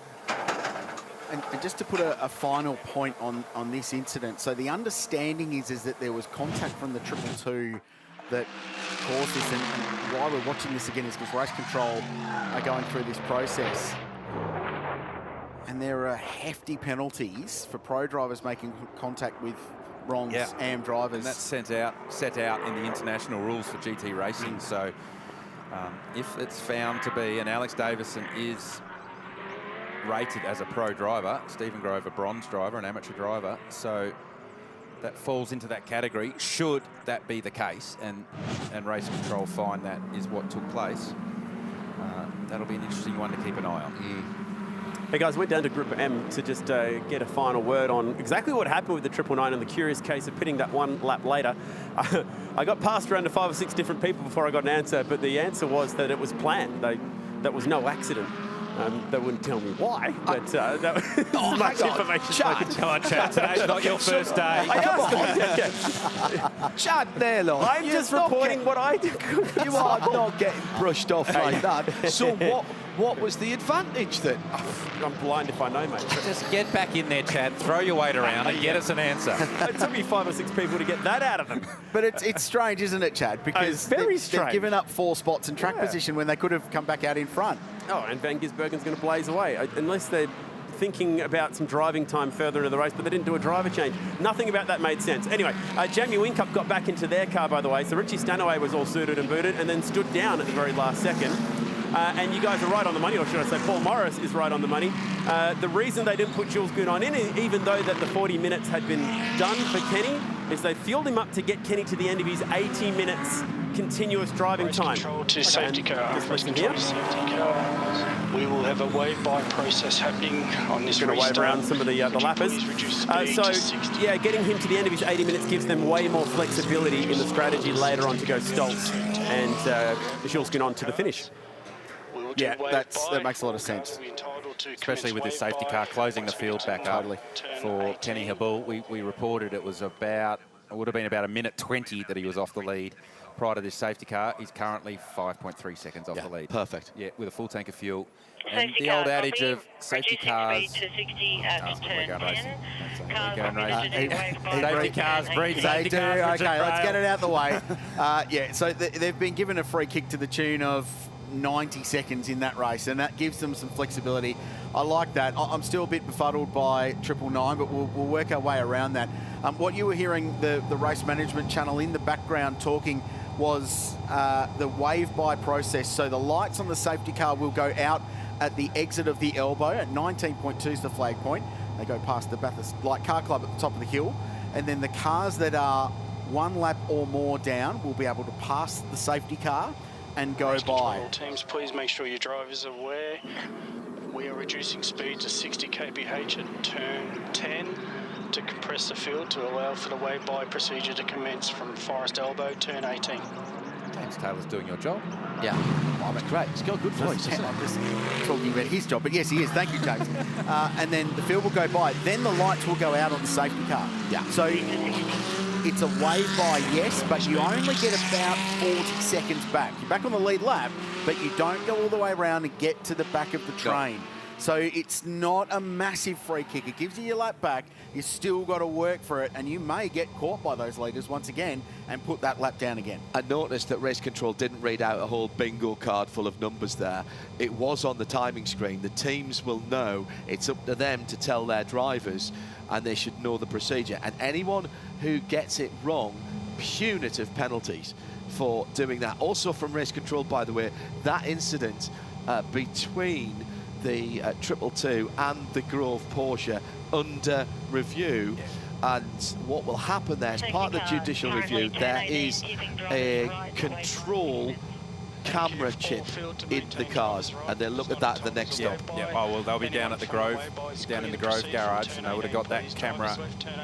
Clearly, that's a 2-car still on circuit. Here we go, the wave-by taking place. We're on board the AMG safety car. Here they come, smoking on by. And you need to go here. If you're a wave-by car, you need to get your head down and you need to go, because the more that you can open up the gap right here to the rest of the field, the better chance you've got of staying on that lead lap. And you want a good driver at the front. Yeah, the problem at the front is one of the invitational cars, yeah. GT4 car. You can't pass yet until the field goes green. So we've got some really quick cars that are getting their lap back, but they're buried in the field behind some slower vehicles, so they're not going to get the full advantage. Lights are out on the safety car. Lights are out on the safety car. So they won't get the full advantage of this wave-by. So here the wave-by cars are coming past us right now. It's the GT4 Merc, then the Mark II Mazda that are leading the cars round. There's going to be some frustrated GT3 drivers behind that. No weaving now behind the safety car. James Taylor reminded everybody of that the first time. He's done it once. Now it's up to you guys. Weirdness going on with the Schumacher Audi. Here's our race leader, Shane Van Gisbergen. Some big gaps. Yeah. Green flag, green flag, green flag. So they were at the tail end of the they're lead the last of the lappers. Yeah. So they're not getting much of a free kick at all. I mean, they're back on the lead lap. But they weren't quite a lap down. They were on the tail end, so there was no wave around for them. But then there's just been this massive separation that Shane Van Gisbergen's let them go. At the end of the day, Van Gisbergen's the race leader. What he has to do as the race leader, he has to fulfill all the rules. He has to maintain 80k an hour, he has to do certain things. They're racing now, but Campbell's all over Van Gisbergen. Matt got a really good restart in that Manthey EMA Porsche. Van Gisbergen wide on the exit of turn 1. Mercedes AMG versus Porsche. And the two BMWs right in the mix. And the driver behind them both is Valentino Rossi.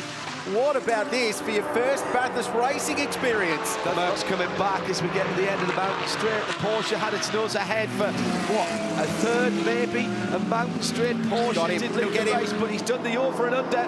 Coming up towards the cutting, they're side by side through there, and still SVG holds on by the power of the mind. I'm not sure how he did that. I've got a question, guys.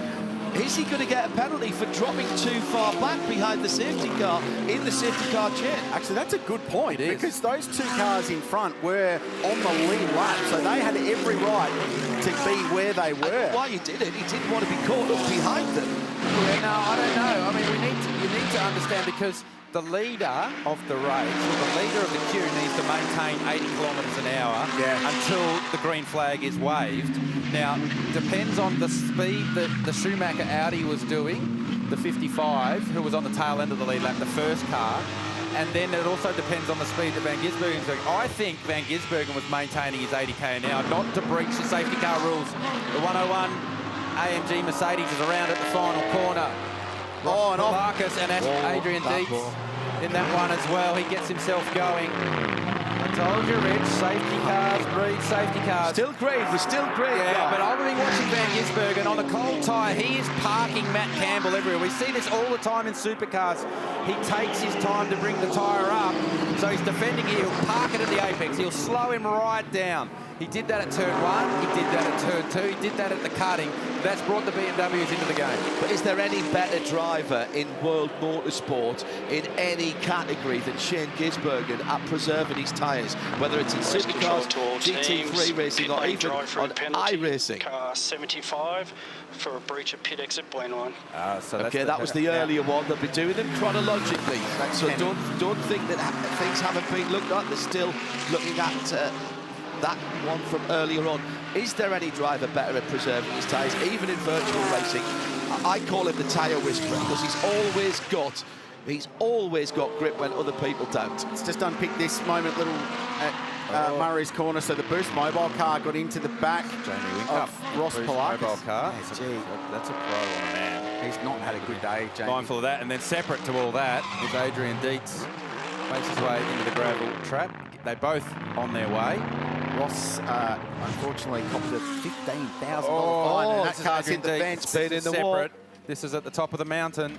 And I wonder if it's a side effect of that contact being off the road. Maybe a tyre down. The rear toe is out, so suspension damage to the right rear of the number 6 Lamborghini Hurricane.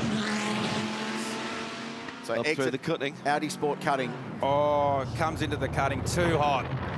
I wonder, Garth, if that was a side effect from being off the road, and it almost looked like he glanced the tyres down here. I think it's tyre temperature, Rich. I reckon cold tyre coming out of a safety car restart. Potentially a bit of marbles, a bit of gravel on the tyre. I think it's tyre temperature. Just caught Adrian out. Big shame for the Lamborghini guys. And just on the 75, at the time we thought that was Jules Gounon who had run over the pit lane exit, getting them the drive-through penalty, but it is Kenny in that car. If you think back to 12 months ago, I feel like getting drive-through penalties might be his good luck charm here, Krause, for Kenny Hibbell. He picked up 2 of them, had a few spins as well, and still went on to win that race. Yeah, in 22 laps total driving out of 271 last year. You're right. Good point, Chad.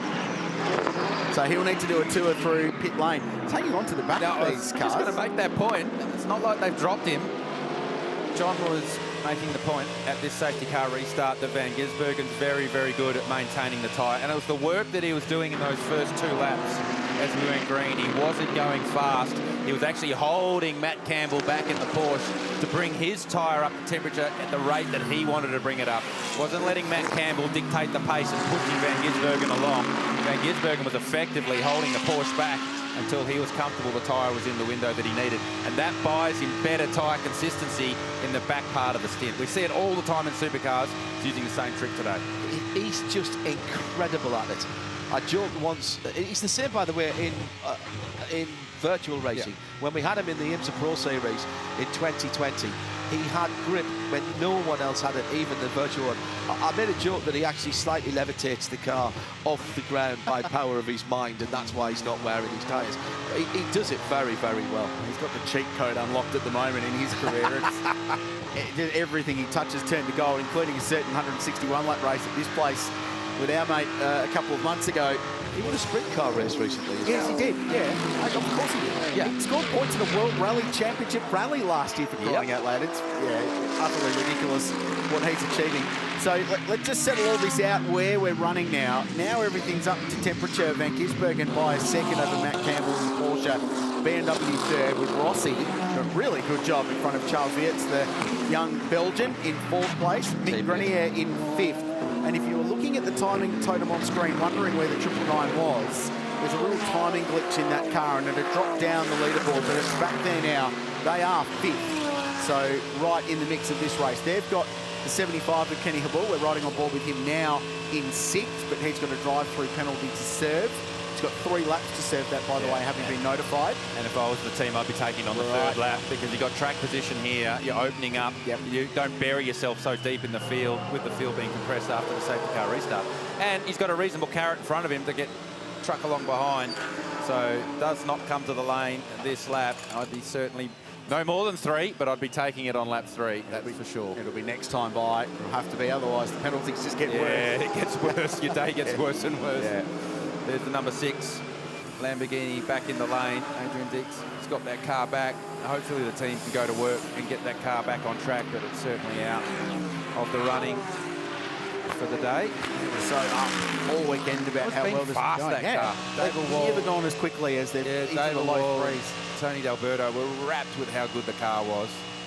Everybody's going quickly this year. It's really been noticeable. Good for Aaron Cameron. He's just put the fastest lap in for his car. That's number 44 Mercedes AMG, and that is the best of the silver runners, running in a very creditable 7th position. I don't think that car's been outside of the top 10 actually since we started the race. Well, they were the big surprise in making the Pirelli shootout yesterday, and a lot of it was down to the efforts of Aaron, who's a chronically underrated driver but doing really, really good things. So they're the first of the cars that got their lap back. They got their wave around, and that's why they're a minute and 10 seconds behind this leading group of cars. And they're all making hay. The first 3 cars on the wave around are all either doing personal best or race best. Christopher Mies in the 777 Audi is purple to the end of the second sector. Fastest he just punches out a 2:02.6 does Mies. So they're using that opportunity of that wave around. He's going to catch Aaron. Getting a bit of track position back.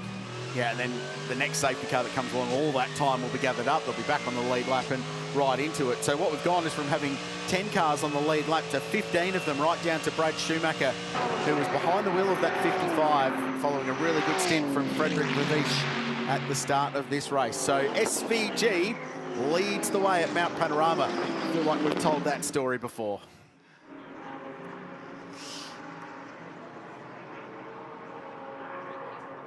Would you say, Rich, that he's flying out there?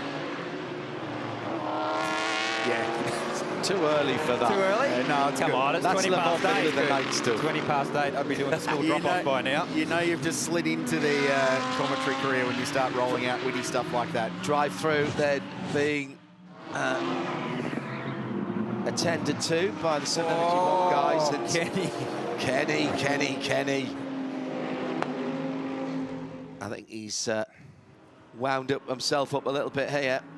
He's going to have all kinds of muck and rubbish on the Pirelli tyres and down the pit lane. So that is the drive-through. You can't, obviously, again, if you're not used to what you're looking at, he can't do any work on that car. It's close to the white line again on the way out. Don't speed, don't repeat the offensive, reaching the blend line. He can't get out of the car at that point. He can't do anything. That's his penalty. Yeah. No stopping, just driving through. And it's going to cost him, well, 35, 40 seconds down the pit lane in terms of what he's lost, because, of course, everybody else would have been flat out, Garth, down the pit straight. Yeah, that's right. And you can't take those penalties under safety car to negate the time loss. So you just have to take your penance, and it's better to get it over and done with early. We still have 9 hours and 22 minutes to go in this race, so there will be opportunities to get back in the game. And we know with Lucas Stoltz and Jules Gunon ready to do the majority of the rest of this race, that they will certainly be back in the game later today. So 32 seconds transit time in pit lane is the number to remember for a drive-through penalty. So Kenny was 6 seconds behind the lead when he came in, and he's merged out 34 as expected. Craig Lowndes behind the wheel of car 222. They've climbed their way up to 11th place. And this team raising funds for Prostate Cancer Foundation of Australia, as they did last year. The last word I got last night was that they made 60 grand plus last year. They've already eclipsed that this year, which is outstanding. Was fortunate enough to sign that car yesterday, which was cool. So made a little donation to charity as well. It's a great cause. We've got lots of charitable efforts around as well. Ronald McDonald House Foundation, the official event charity, in action over at the Rides and Caffeine display in Harris Park. Mark Cars Australia auctioning off the roof of the Mark Car 111. Entry for an auction as well that closes today. You can get a signed Valentino Rossi picture, which is literally the roof of a Mark car, if you throw some money at charity. Right out that garage wall, that, isn't it? A ball back in the lane. I reckon he's getting out that car now. I absolutely think that they've said, right, time out, guys, substitutions, and Kenny will be out of that car. So I just wonder whether that'll put them a lap down. So I'm wondering whether they just go, okay, get it over and done with. We'll get our lap back in the next lucky dog, and then we go racing again. Big event coming up in New South Wales in motorsport term, not far away, the Thrifty Newcastle 500. Supercars will hit the streets of Newcastle next month in a much anticipated return to the Supercars calendar. If past events are anything to go by, you won't want to miss this. They've hit on the way up the hill. Lecky's out of business. He's off the road. Tickets are on sale at ticketek.com.au and all the action is live right here.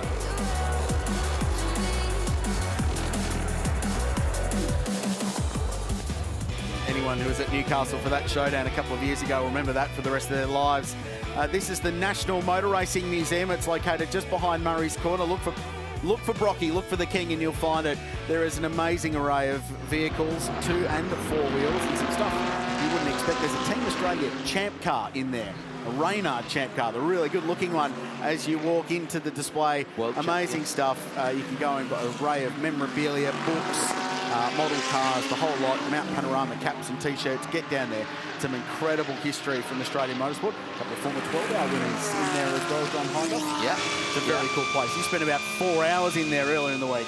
Yeah, the Techno McLaren was one of the cars that you talked about.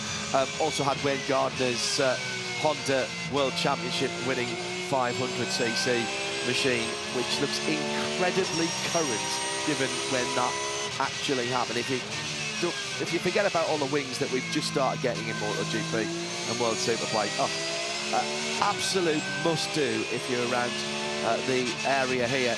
Drop in and see Brad and the rest of the team. The museum is a brilliant place to spend some time. Well, and we're in the process of writing another chapter in the 2 Wheels to 4 at Bathurst book, because Greg Hansford was the first to do both, and Greg came here in the 1980s with Alan Moffat and then won the great race with Larry Perkins in 93, came back in 94 and won the 12-hour with Neil Crompton in the Mazda RX-7.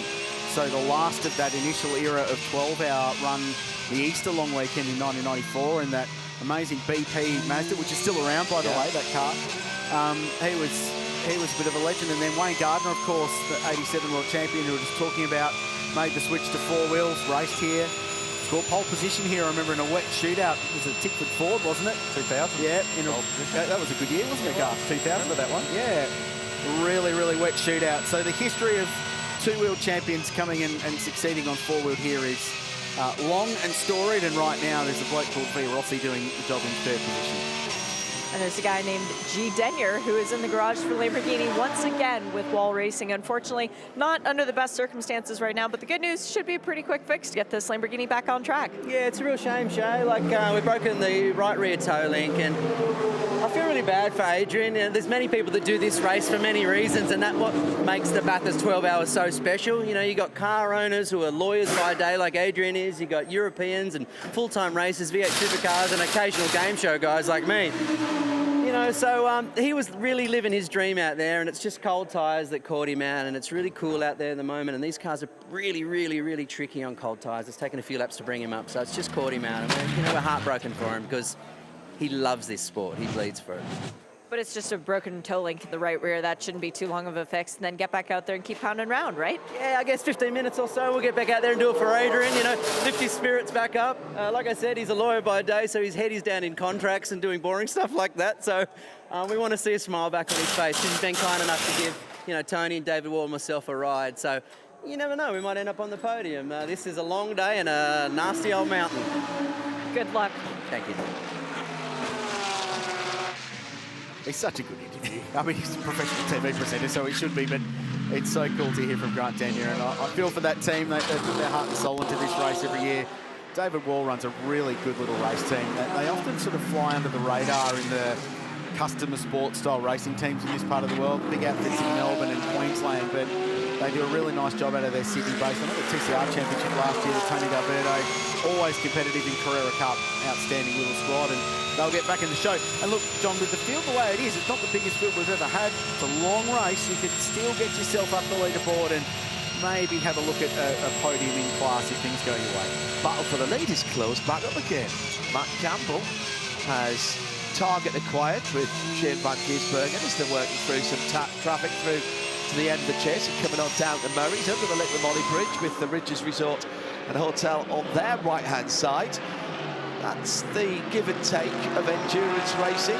You'll have heard me say this before at motor racing around the world. Traffic giveth, traffic taketh away, Garth. And you've got to, again, to paraphrase history, you've got to treat both of those imposters the same and take it when you get it and shrug your shoulders sometimes when you get a bit disadvantaged. It's the same when you're the leader and you're a safety car. You've got a 30-second gap up your sleeve, and that gets taken away when safety car comes. Then the next race you'll be second and you'll get that 30-second gap given to you for free. I did notice, so Van Gisbergen and Matty Campbell had got to the back of Brad Schumacher and Ross Polakis were those two cars that were late in the wave-by. So they're just starting to now to get to the back of those wave-by cars and putting him a lap down again. So Valentino Rossi now queued up behind Brad Schumacher in the 55 Audi. Guys, I'm with Christoph Sagemüller from AMG Mercedes-Benz Racing. Christoph, welcome to Bathurst, your first trip. You've got a great turnout here, 10 cars, a record for any manufacturer. Great to see.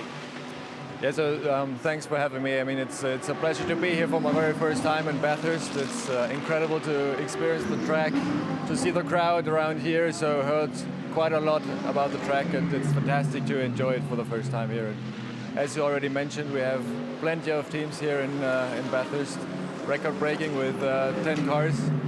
So it's a special event for us. And the safety cars as well are the AMGs, which are fantastic. Great to see them going well. The E63 going around.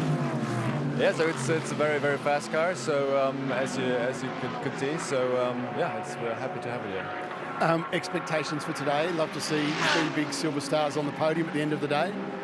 Yes, of course. I wish the same. I think the start was very good. Now we are facing some difficulties with the 999, the 75. So, but there's still some time to go. Christoph, you see these races right around the world. Give us your impressions of Mount Panorama and Bathurst. What have you thought of this race? Well, it's a very special event. It's an iconic track. I would say it's definitely among the top endurance races around the world. So in the line with Spa, Nürburgring, and Daytona. And I think especially the track layout and this, embedded in this very nice scenery is very special. Christoph, we love what you and AMG bring to this race, so thanks for coming out. We look forward to seeing you next year and enjoy your stay in Australia and Mount Panorama. Thank you. There you go, guys. Thanks, Brett. 9 AMG GT3s in this race, the most of any single GT3 model in the history of the Bathurst 12 Hour. So they're very, very well represented. While we've been listening to Mercedes AMG talk about how much they love Bathurst, as you do, this was going on. And boy, it was intense. So it's Charles Vietz in the Shell BMW with 2 wheels off, trying to find their way around the 101 Harold's Racing Volante Rosso car with Ross Polakis behind the wheel. And all through that, Mick Grenier takes massive evasive action, right first, then left. And ultimately, they both get through, but it was hairy for a moment. So there was contact here between the BMW and the Polakis AMG. Wait for it. There we go. Into the grass. Oh, and behind us, Grenier was changing lanes from the grass on the outside to get up the inside into the final corner. And that's the sort of thing here with lap traffic that can just make massive difference to the race. It can take you out of the race in a heartbeat, but it can give you track position at the same time. That side-by-side contact looks like nothing, Garth, but you know this with the camber, the difference between how far the bottom of the wheel and tyre sticks out of the wheel arch than the top. You brush wheels together and that can have big consequences. Yeah, I mean, it won't damage the suspension, but it can take a chunk out of the rim. So what I'd be doing now is I'd be watching the dash to make sure I'm not getting any tyre pressure alarms right now. That then all of a sudden I've got a drama with a tyre going down or there's a rim that's starting to fail. So generally if you damage a rim, you get vibration through the steering wheel, particularly in the front. So it looks like Wheat's just struggling a little bit now. Grenier starting to be pretty interested in relieving him of 4th place. Charles moving around a bit in the braking area there. That'll be being looked at it now. He's just trying to cover across up Mountain Straight. He was a little bit late making that first move. Side drafting, I think, going on, but Wheats will find himself on the outside for the run up Mountain Straight to turn 2. Who blinked? Grenier. Yeah, smart move. And you find yourself on the outside in turn 2, but how's the torque of the Merc coming out of the slow corners though? There's so much bottom end grunt in that big AMG V8. I love the fact, so when AMG went to the GT after the SLS in the road car, they put their turbocharged 4-litre V8 in, but for the race car, they just picked up the drivetrain that had made the SLS AMG so successful and slotted it into this car, which is great. Normally aspirated V8 at Mount Panorama. It's got a thing about it. The irony of that is, of course, the Aston Martin Vantage has got that powertrain. Yes. The 4-litre exactly twin right, turbo. yeah. It comes over to the middle of England, and Aston worked their magic on it. Actually, did quite a bit of work on that for the road cars and the race cars, more than they expected when they did that deal with the AMG. Now, we just want to clear up some stuff around that restart, because we're a little bit confused and scratching our head about what was going on. Not necessarily with the wave around, but with these two cars in particular. Now, they were eligible for a wave around, but the radio on the Schumacher Motorsport car didn't get the call. So they're having radio issues. They didn't get the call. Race Control has checked this time and time again, and they have cleared it. There's no issues with the restart whatsoever.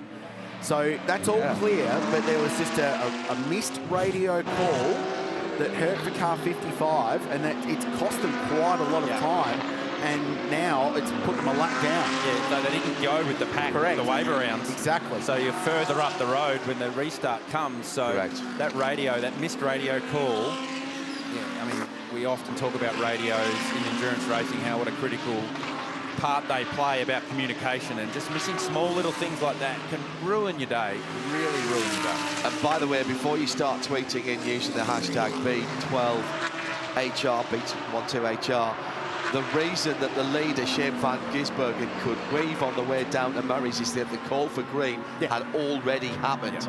You're not allowed to weave once the safety car lights go out, which I think is a brilliant rule, and everybody should have that. It would save a lot of angst in other forms of motorsport, but the safety car was already in the lane. The AMG 63 was out of the picture, and therefore it was a green flag, and Shane was able to do whatever he wanted to do.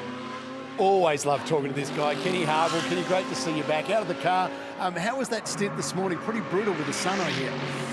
It was good, yeah. I mean, it was a little tough for me. I stupidly forgot my sunglasses, and I thought I'd be fine with the visor. I got a tinted visor, but that really didn't do anything. And really just across the top, all you see was white. You know, just nothing. I couldn't see the walls, I couldn't see the curbs. And for 10 laps, I mean, I was just struggling. And so I played it safe and sort of backed off the times. And then once the sun came up a little bit, we were fine. I was into the 5s, hung on to the leaders, so all good. You tasted success here last year, which was fantastic. How's the setup? How's the team this year? Great. You know, ARCA, very experienced. AMG got all their engineers here from Germany. And I got my same co-drivers who I love. And so far, touch wood, it's been good. You know, but the first 11 hours don't matter. So I wish you could just fast forward to the end and be in one piece. Speaking of which, will you jump back in later? If they need me to, yeah, probably do another stint. And I'll make sure I don't do that stint again with the morning sun. Good move. All right, Kenny, good luck. Good to see you, mate. Cheers, mate. You know you're a cool cat when you say, I forgot my sunnies to drive my race car at Bathurst.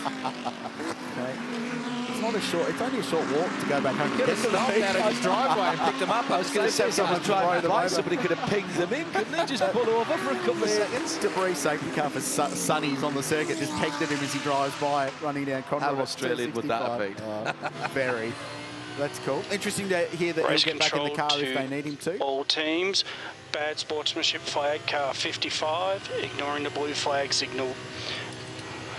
That's Brad Schumacher behind the wheel. Speaking of Bathurst locals, he lives just beyond turn 1, and he's getting a rap across the knuckles for not obeying the blue flags, and that is to let lapped cars know, or soon to be lapped cars know, that they're about to be caught by the leaders. SVG continues to lead. You miss nothing up front. 0.6 of a second the margin between he and Matt Campbell with Valentino Rossi in third.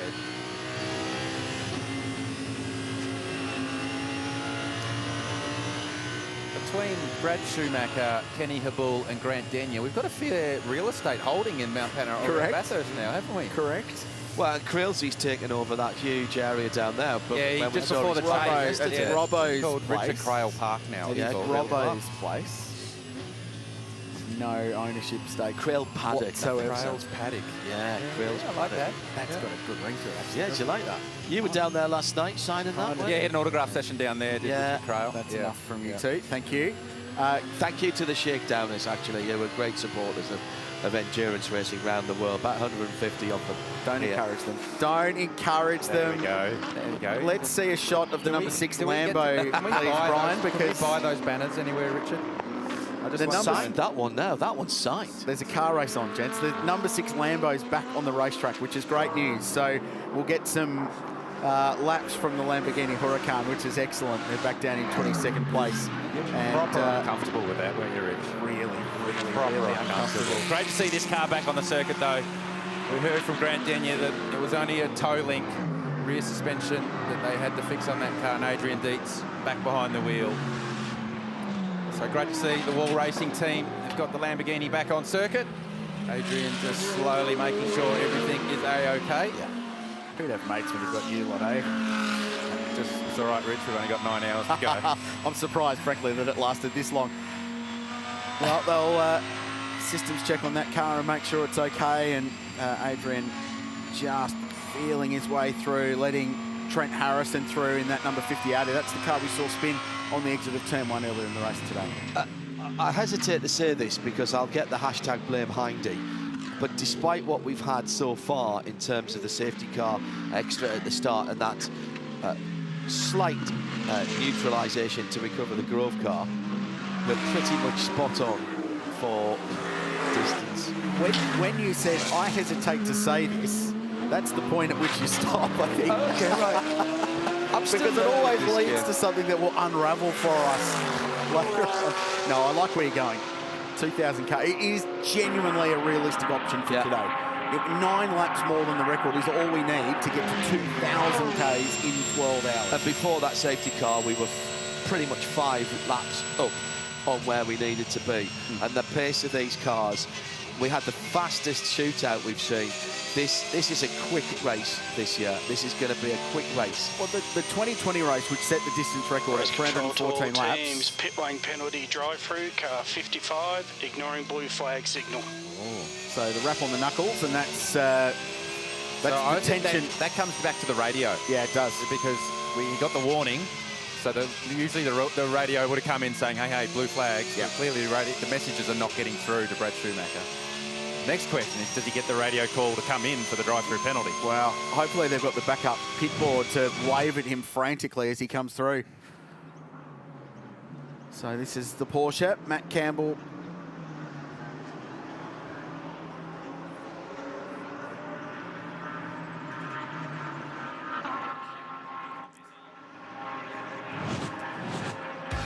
Flying by at Mount Panorama, the 23 LIQUI MOLY Bathurst 12-hour, 5:45 a.m. The race burst into life, as did the sun over the Blue Mountains. Spectacular scenes and a spectacular, unfortunate moment at Visit New South Wales Griffins Bend. Christopher Haase deposited into the tyres.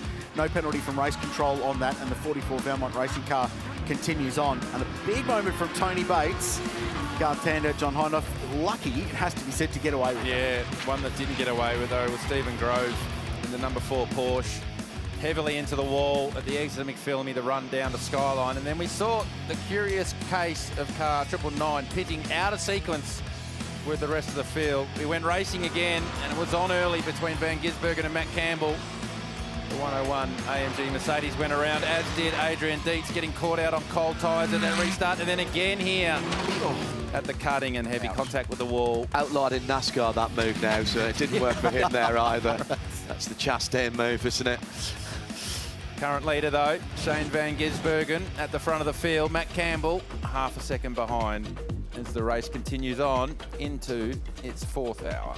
Yeah, call it the cutting stripe, isn't it? Yeah. The Darlington stripe, Yeah. the cutting stripe. There's a class leaderboard, so Liam Talbot in 65, 6 outright. They got that lap back. It's gone to plan since then. Liam doing a very nice job. Yet to see Fraser Ross drive that car today. So you'd imagine he'll be in next. Aaron Cameron going along nicely for Valmont Racing, and the leader in the Invitational class And the Mark Carr's car is in front. The little Mazda, Grant Donaldson behind the wheel, 20th outright. This is the outright leaderboard. That safety car, the wave around has closed everything up. Interesting, that car in 7th place with Chris Meese behind the wheel has just been going about their work in this stint. After the wave around, they were 1 minute and 25 behind the leaders, now 1 minute 10. So they've caught up 15 seconds on raw pace alone. And the double Bathurst 12-hour winner, most experienced international driver in this race's history, is going very quickly and keeping 777 in the game in what's been a reasonably frustrating day for the Audi Sport 8 Audi Sport R8s that are in the race this year. And the frustration continues with the number 55. That is the Brad Schumacher Racing Audi that has been running very well, particularly early on in the race with Fred Vervish behind the wheel. Brad Schumacher has been called for a couple of penalties now, unsportsmanlike conduct, basically, if we were in American football terms, because the Super Bowl is going to be taking place next week. He's been given a warning for that and now ignoring blue flags. The team has a pit board out on the wall because Intel says they think he went to turn up the volume and instead changed the channel. They have no radio communication with Brad. Maybe he's listening to us on 103.9 around the circuit. There is a flag in the carb system here, Garth, and I do have some sympathy if you haven't got radio communications, but the list of drivers' excuses are being pared down nowadays because there's a system here that puts it right in front of the driver to mirror what's going on the track. Yeah, so in the car, there is actually a warning system, a light system, separate to the rev lights, or the shift lights that you see on the dash on the Group M Mercedes, that will indicate either yellow flag, you're in a yellow flag sector, red flag should the circuit go red, or blue flags if you're being lapped. And those blue lights were flashing in the 55 car. But often the amateur drivers or those without the experience are so busy doing what they're doing, driving the race car, sometimes those peripheral things get missed. And then when you're a bit flustered because you know you haven't got radio or things aren't going exactly right, your concentration drifts and you're not focused on what you need to be focused on. So the problem they have now for the 55 car is getting Brad's attention and telling him, hey, you've got to come to the lane. You can go and plead your case to race control and say, hey, we can't tell the driver, but they'll come back and say, well, your driver did have the in-car warning system. He could have seen the blue lights inside the cockpit. So a bit of a challenge ahead for the 55 team. And by the way, in our highlights package there, the Spares Box highlights package, we saw the Grove car at the wall. That will still be investigated. That investigation is ongoing. They were looking for some onboard footage when the car's pitted next time around. Which it has, because Craig Lowndes is in, so they'll have that now. I've actually just been sent some quotes from Stefan Bartholomeus from the V8sleuth.com, the leading motorsport media outlets in Australia, and he has quotes from Alex Davis saying 100% no contact. So that's his opinion, no contact there. Ultimately, Alex will say one thing, Brenton will say another, Stephen will say another thing, I'm sure. Ultimately, it's up to Craig Baird to make the final decision, and the stewards upstairs, they'll make the call, and the outcome will be the outcome from that process. Some quickish lap times going on in the field. You're just pointing out car 75, which has Jules Gounon behind the wheel, and he's about to set the fastest lap of the race. In fact, just misses out on that, but a PB for that car. And we've gone back to the 1960s now with some old school semaphore communication to try and get Brad Schumacher into pit lane to serve that penalty. So Liam Talbot in the lane, and this doesn't look overly scheduled. There's a lot of yelling going on. Yeah. And it's one of the cars that was the favorite coming in for the Pro-Am class. That's Chaz Moster, Liam Talbot, and Fraser Ross. They noticed when the car came in, there is left rear damage to this car. Put it up on the skates. It looks like they're rolling it back into the garage. There's a significant amount of blue on the left-hand side of the car. No, I'm not saying that to be facetious because the livery is blue, but blue paint from a wall. It added on to the sidewalls of the Pirellis. So they do have new tires laid out now where half the mechanics ran out the back of the garage. But they were not expecting the car to come in with damage. They were expecting it to come in, however. That was New South Wales Griffin's Bend that he ran up against the wall. Oh, just big understeer on the throttle early. No rotation from the car, so you could see the rear, left rear, the rear toe link was bent or broken. It was pointing in very much the wrong direction. Hit it as square as you theoretically could, so it could have been much worse. That's Manti EMA. That's their little mascot they've been getting around with. Skippy and son or daughter. They ready for a pit stop, are they? 21 laps in, they've still got at least 10 laps, so he just hanging out in the sun in pit lane. The Brews do like the morning sun. So. I did notice Liam Talbot did shortcut through Brock Skyline as well, so that would have been on the way in direction. So that was effect rather than cause. Wow, all that hard work undone. We saw, if it is indeed a toe leak, we saw about 15 minutes for the Lamborghini before, so they'll be able to fix that and get it back out, but it's going to kill any chance of them winning the race. Leader coming out of BMW for a Selport, and behind traffic, Matty Campbell, who dropped about a second and a half, a second and 3/4 away. Back down to a second now. Had been as close as half a second, and clearly on the restart, felt more confident with his tyres in the Porsche than Shane did. We talked about how good Shane is working on his tyres. Dangerous time for the leader always, Garth, when you reach a car that you have to pass, and particularly when it's a gaggle of cars having their own battle. As they make their way past the 222 AMG Mercedes, don't have to worry about that one. Craig Lowndes at the wheel right now, well aware of the race situation. Gets out of the way of Shane Van Gisbergen and Matt Campbell. Been listening to this car every time we take it on board, and I don't think Matt's all that interested in being in the lead of the race. I think he's very, very happy being in second. There's a lot of fuel saving going on in that Porsche right now, so save a lot of fuel when you're in the slipstream of the car in front, and you can just cruise in. He's in the lane. You don't have to. He's thinking now. Where's the? Oh, he's gone off. The car's gone off. The car. Where is he? Oh no, he's rumbling down. There he is. There he goes. Just gone by you. It's behind you. Pantomime season, well finished now, isn't it? So this is, well. So it doesn't really, because this is effectively for a drive-through. You're not allowed to stop in your box. So what they could do here is fix the radio, get that fixed, send Brad on his way, but it doesn't fulfill. 55 has a second penalty. Car 55 is a second penalty, which is serving now.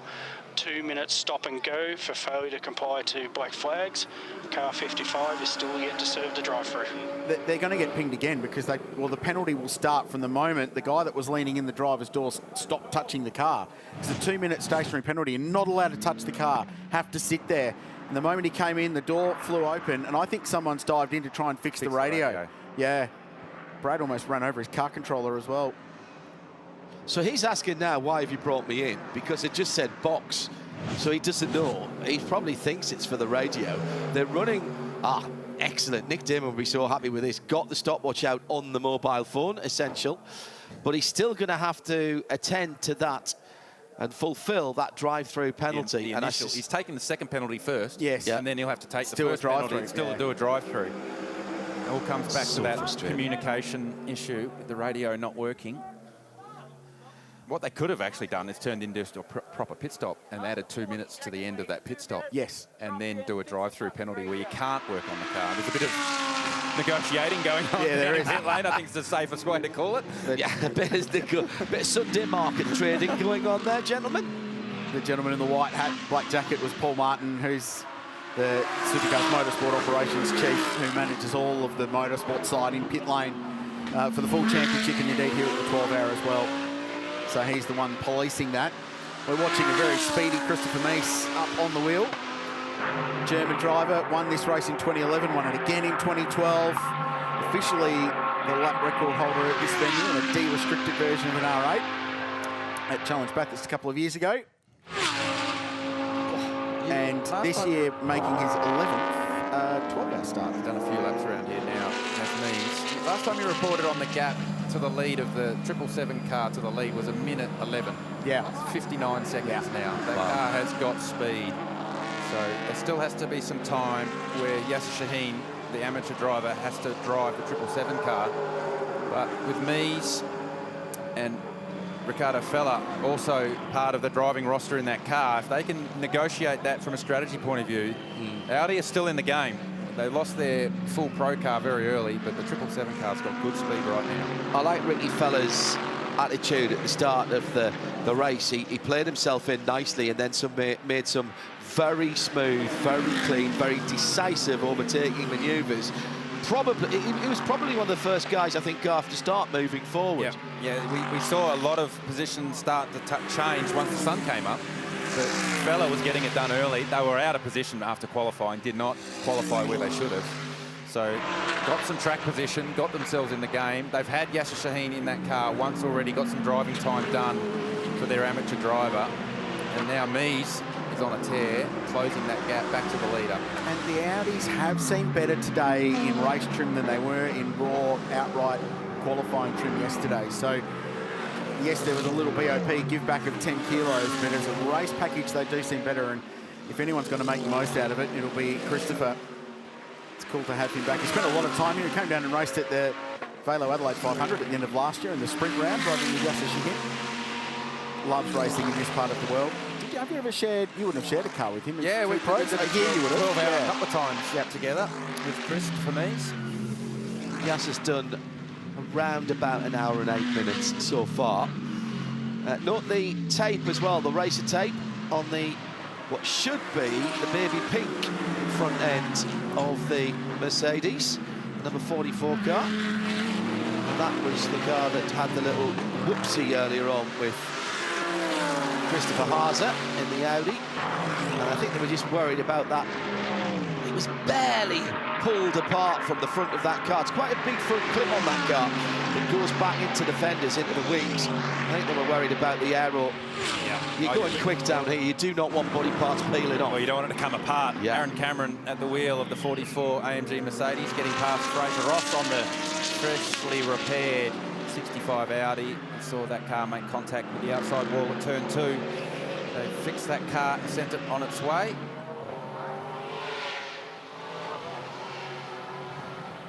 This is the Mark Cars Australia 111 car with the face of Valentino Rossi on the roof, and this is the car we're talking about. Big moment for the Lamborghini with Adrian Dietz behind the wheel. That's on the run up the hill into the chase, the Scuderia Auto Art chase this weekend.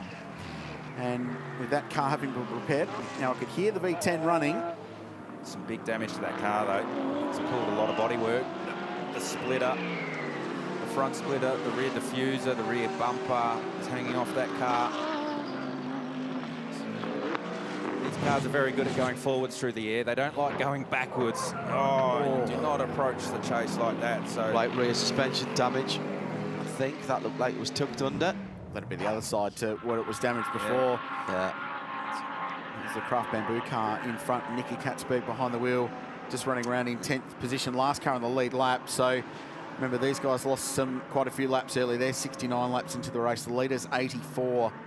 It's been a tough old day already for the Royal Racing Adrian Dietz Lamborghini. I'll take that back on the right rear. I think it was deranged bodywork that made the wheel look out of place. Yeah. But he's definitely got some diffuser damage. Meantime, at the BMW elbow, the hallmark. Marcini. Very, very close to the BMW M signage there at Forest Elbow. He's another driver starting his 11th Bathurst 12 hour this weekend. Only missed one in the GT era, has the vastly experienced Victorian. So working pit lane. To avoid going yellow, Adrian's been able to link that car back and they'll go into the garage. The reason for that, you can throw more people at the car to work on it when you are in the shed. SVG leads 0.8 of a second the margin over the Porsche.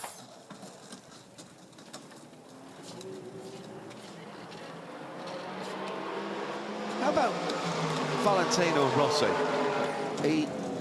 He dropped after the restart. He dropped about 9 or 10 seconds, and he's now, since the restart, only dropped another 4 seconds, and he's 7.5 seconds ahead of Grenier in the 999 car, which, you know, he's been behind her for quite a long time, and he's knocking out the times pretty sensibly out there at the moment. And this is his first competitive run on the Mount. Pretty impressive. I've been seriously impressed with his commitment to the job at hand. I mean, he's pulled from pillar to post in appearances with fans. Even this morning, talking to him on the grid, I just, Valentino, we have a quick chat for the broadcast, but he was so focused on the car and was very generous with his time and had a chat, but it was just the focus on the job at hand, and proof in the pudding. Running P3, there on pace, doing the job. Very, very impressive. If you're managing him now, if you're WRT and they've managed him very nicely, they asked him, when he came to them when they were still with Audi, what he wanted to achieve, and the planned with him for what he wanted to do. They'll be just keeping him nice and cool and saying, you're doing great, you're doing your 203s. Low 203s is fine for him at the moment. Oh, perfect. Absolutely perfect.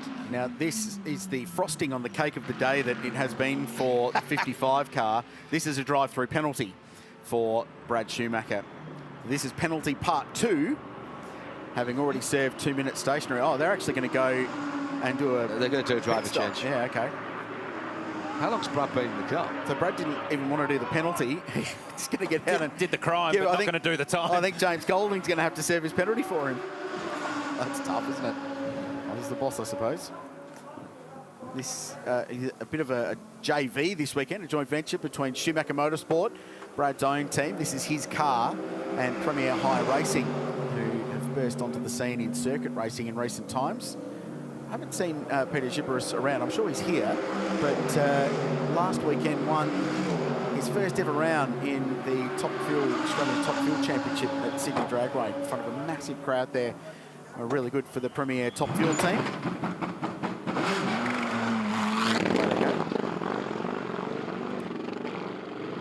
So by our maths, they've still got a drive-through penalty to serve, and it will be up to... Suggested to be James Golding getting behind the wheel. There. Even I know that. Ooh. That's, I mean, you've been there. That's hard in-mouth stuff. Yeah, that's about as wide as you want to be. You don't just the important thing to do there is when you find yourself wide at McPhillamy, the car's still pointing forward, just open the steering wheel. You ask to be if Peter Gibberis is here. Yeah, there is. The man. Excellent. That's responsible Premier Hire Racing. So that was the 19 Mark Corporation. Griffith at the wheel of that GT4 AMG. Got away with that one there. Probably worth heading down to the local newsagents and getting a lotto ticket this afternoon. It's not often you get away with a big one at McPhillamy. Just after 9 o'clock. Still 8 3/4 hours to go. Shane van Gisbergen by half a second to Matty Campbell.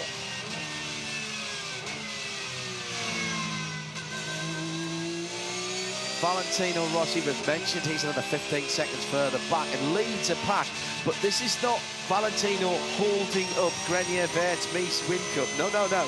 There are decent gaps between all of those cars.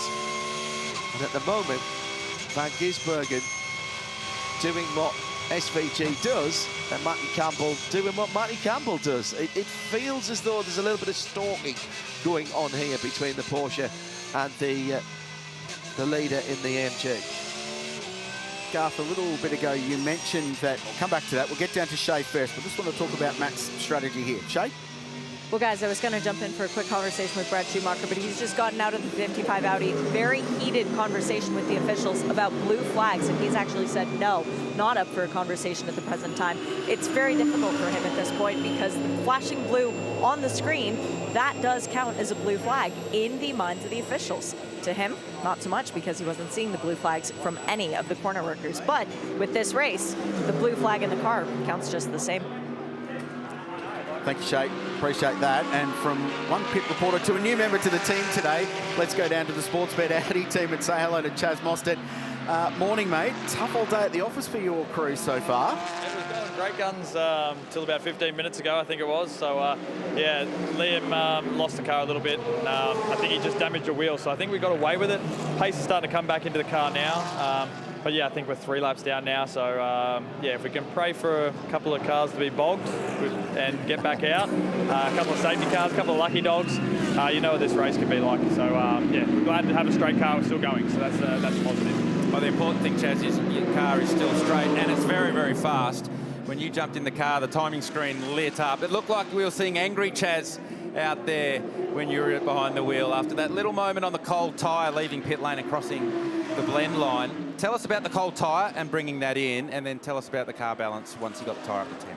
Yeah, I'd like to say the pit exit was a rookie area, but I'm 30 now, so I can't really use that excuse anymore. But yeah, the car was super cold on the tyre. It took about 4 or 5 laps to come in. But yeah, pretty sketchy compared to what I'm used to in the supercar land. But car seemed pretty quick. I think we're pretty quick across the top. I think we're missing a bit down the chutes compared to some other competitors. But lap time wise, we're right in the mix. But race car might be a little bit tricky, come the end of the day. But hey, we're in the mix. We're having fun. Sportsbet Audi's having a bit of fun as well. And Liam and Fraser are awesome to work with. So having a great time. But I'll take the opportunity to say hello to the fam back home. They couldn't come down this weekend, so they're probably at home having a hot chocolate and watching the race.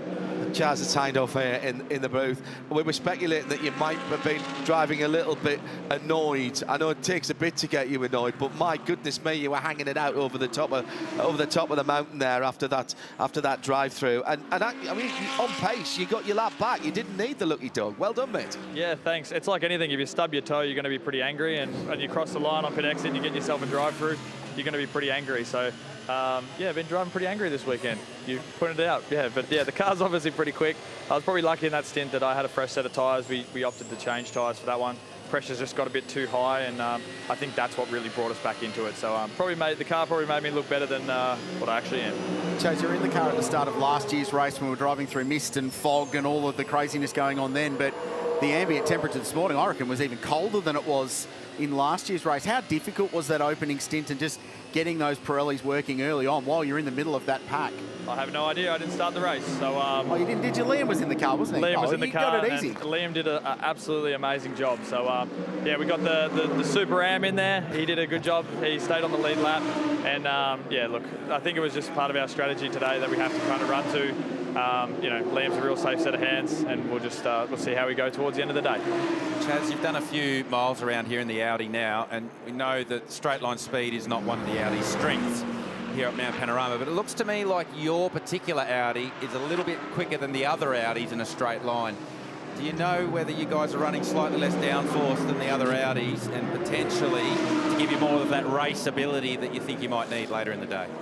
I've just disappeared, but yeah, look, to be honest, up the back straight and front shade, I just jump up and down in the seat, and it seems to help it a little bit more. So like you're still in a go-kart. The setups are still same, so I just try and get the head down that little bit lower, and I jump up and down, and it seems to be flowing along. But yeah, I'm not too sure about the other guys. I thought we were all pretty similar for our practice, but maybe I just got a couple of good exits off the elbow, and the car seems to be pretty good there.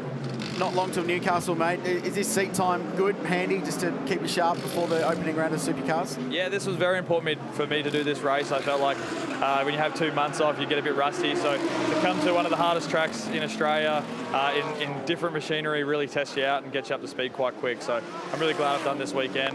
And hopefully it can help out by the time Newcastle comes. So I know the next couple of weeks is going to be quite busy for all the supercar teams, testing, all that kind of stuff. So I'm just glad to come here and blow the cobwebs out. Looking forward to seeing you there in a few weeks. Thanks for your time, Chaz. Appreciate it. Good luck for the rest of the day. I appreciate you guys giving me the time. Thank you very much. There's Chaz Monster down in the Sportsbet Audi pit. See ya, Chaz. They're down there in 16th position there, 3 laps back now. Just under 3 laps back, but with a couple of safety cars. I was going to say, that's 3 safety cars, potentially. If before the 11th hour, 3 safety cars, and they're potentially back in it. So we're 30 laps now into this stint for our race leaders, and Shane Van Gisbergen's just punched out personal best lap time for that car for the whole race. Some 3 hours and 22 minutes into it with a 2:03.26. The margin a second. Now, before all of that, I was going to pose the question to you, Garth Tander.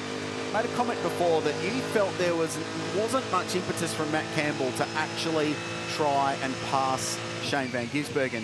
For those that may not follow this style of racing closely, why? Surely you want to be out in front, don't you? Why would you, in Matt Campbell's shoes, want to be just sitting in behind Shane Van Gisbergen and cruising around like he is in second place? Oh, today we'll talk a lot about fuel windows and driver time and fuel economy. And every time we've had an onboard shot from the 912 Porsche of Matt Campbell, he's been lifting off early, he's been rolling a lot, he's been saving fuel. And the best way to save fuel is to lift and coast at the end of the straights and stay in the slipstream of a car in front, because you're not punching a hole in the air.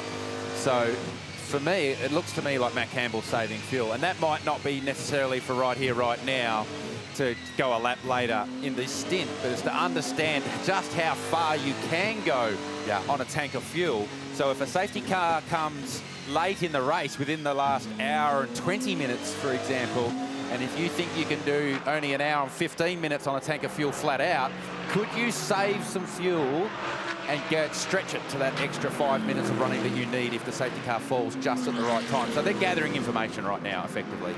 And so there was a couple of chances there I felt like Matt had to get past Shane, but he didn't take it. He rolled out of it, and he's keep the car under control, but more importantly, save some fuel. It can even benefit you in a safety car period, because if you don't have to put quite as much fuel in the tank when you're standing still, that could give you a second, a couple of seconds, you know, and get your track position that way. So it's win-win here, is what we're saying. Yeah. You can go exactly like to your point. Your standstill time is less if you're putting less fuel in the car because you've saved fuel, or you can potentially save fuel going forward. Or if you get a pit stop, safety car comes slightly earlier than you want it, but you know you can stretch, then that can work in your favour too. The other thing about the race this year, as we watch the Hallmark car going in and the 47 car spun, and a big crash on the run down the hill, and that is Aaron Cameron from 9th position. And flags, safety car boards and flags. Safety car out for the 3rd time in this race, and this will trigger a rush of pit stops. Everyone was right in their pit window, or just opening. 2 cars involved. The 47 Superbarn Supermarkets car, it's Theo Honduras behind the wheel. He's trying to get that car turned around, but the big damage is with the Valmont Racing AMG. They were leading their class, the silver class, and they were running in 9th position outright. I was just looking at Aaron's lap times. He had put together a brilliant stint, and on average over 32 laps, his average lap time was only 3 or 4 tenths of a second a lap slower than Shane van Gisbergen. So that was mighty stuff from the 23-year-old. Let's unpick this.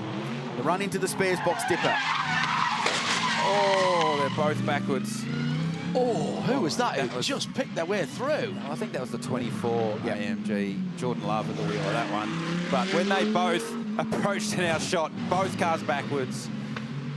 And that's, I mean, the dipper is a slow corner, but the speed you carry from Skyline to this point of the circuit is significant. It is seriously fast. The Supermarkets Audi having to do that 3-point turn backwards and forwards. That car does not look anywhere near as badly damaged as the other car involved. The problem is, you've got to do that when there's nobody around you, and the marshals are helping out here. Thank you to all of our volunteers. We can't go racing without you, whether you're waving a flag, you're on recovery or whatever. Oh my goodness. What? They've parked at 45 degrees there in the Audi. That's a strange one. Chris Meese behind the wheel of 777. The leaders are in, so you can see at the top of the lane there the Grello Porsche with Matt Campbell in, and now Shane van Gisbergen will roll up to the opposite end of the lane to see 888 for some service. They lost a ton of time with that. It was Christopher Mees driving. He's walking away, shaking his head right now. They were clearly not meaning to park that car at a 45-degree angle and not parking it in the bay. And the result was that they just couldn't either reach with the spike, and they also couldn't reach with the fuel hose. So they spent quite a bit of time moving that car around before they could even start servicing it. They got the driver change complete. It looked like Yasser Shahin that got back in that car. But Christopher was very frustrated that they didn't get that car parked on the right angle. It was a brilliant stint for Chris Meese as well, Chad, to get them back into the race and into contention. Ironically, this safety car will help them and sort of minimises any penalty. So Rossi in, Grenier in, Charles Viert's in as well. The lead changing. Yep. So that Manti EMA team, their pit stops have been unbelievable in pit stop practice so far. Just what we were talking about, that was the fuel that Matty Campbell saved. The standstill time was less than the leader of Shane van Gisbergen, and it could not be a more graphic example. Save fuel, standstill less than the pit stops. They both took fuel, they both did tyres. Just the fuel time on the Porsche was less. And I was talking to some of the rival teams pitted around them. And they were saying that they, in practice pit stops, were doing 4 tyres. Remember, they're only allowed the 2 people doing the tyres, like you can see here for Group M. They're doing it in 10 seconds. So really, really well-drilled team. And that could be the difference later in the day. Well, sounds like there's a gun issue going on here. The WRT. Got that one car going. They've got serious, like, F1 style battle guns in that team as well. A really impressive tech to make the pit stops as quick as they can. Yep, 2 men, 2 guns, 4 tyres in GT racing. So Thomas Pointing will take over now. Van Gisbergen stayed in the 888 AMG Mercedes. So change of the lead. Porsche in front for the first time in this year's LIQUI MOLY Bathurst 12-hour. Under the Mercedes AMG safety car, Porsche, Mercedes and BMW, the top three.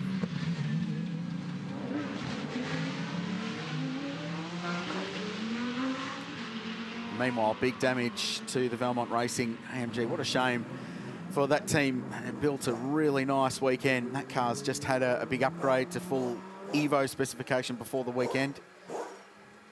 It's going to have to be re-Evo'd, I think, before the next round. They take that out racing. We didn't even get a chance to see Marcel Zalua behind the wheel of that car.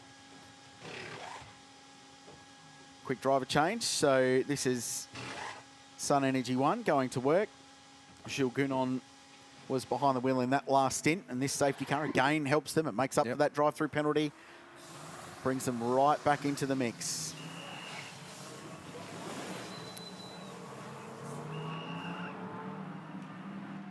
That was a nice shot, actually, of Lucas Stoltz adjusting the steering wheel in the car. And you can adjust the steering wheel, you can adjust the pedals. So much more flexibility for driver changes with varying driver heights in GT3 cars. Sun One Energy team finishing that pit stop. Lucas Stoltz will be on his way.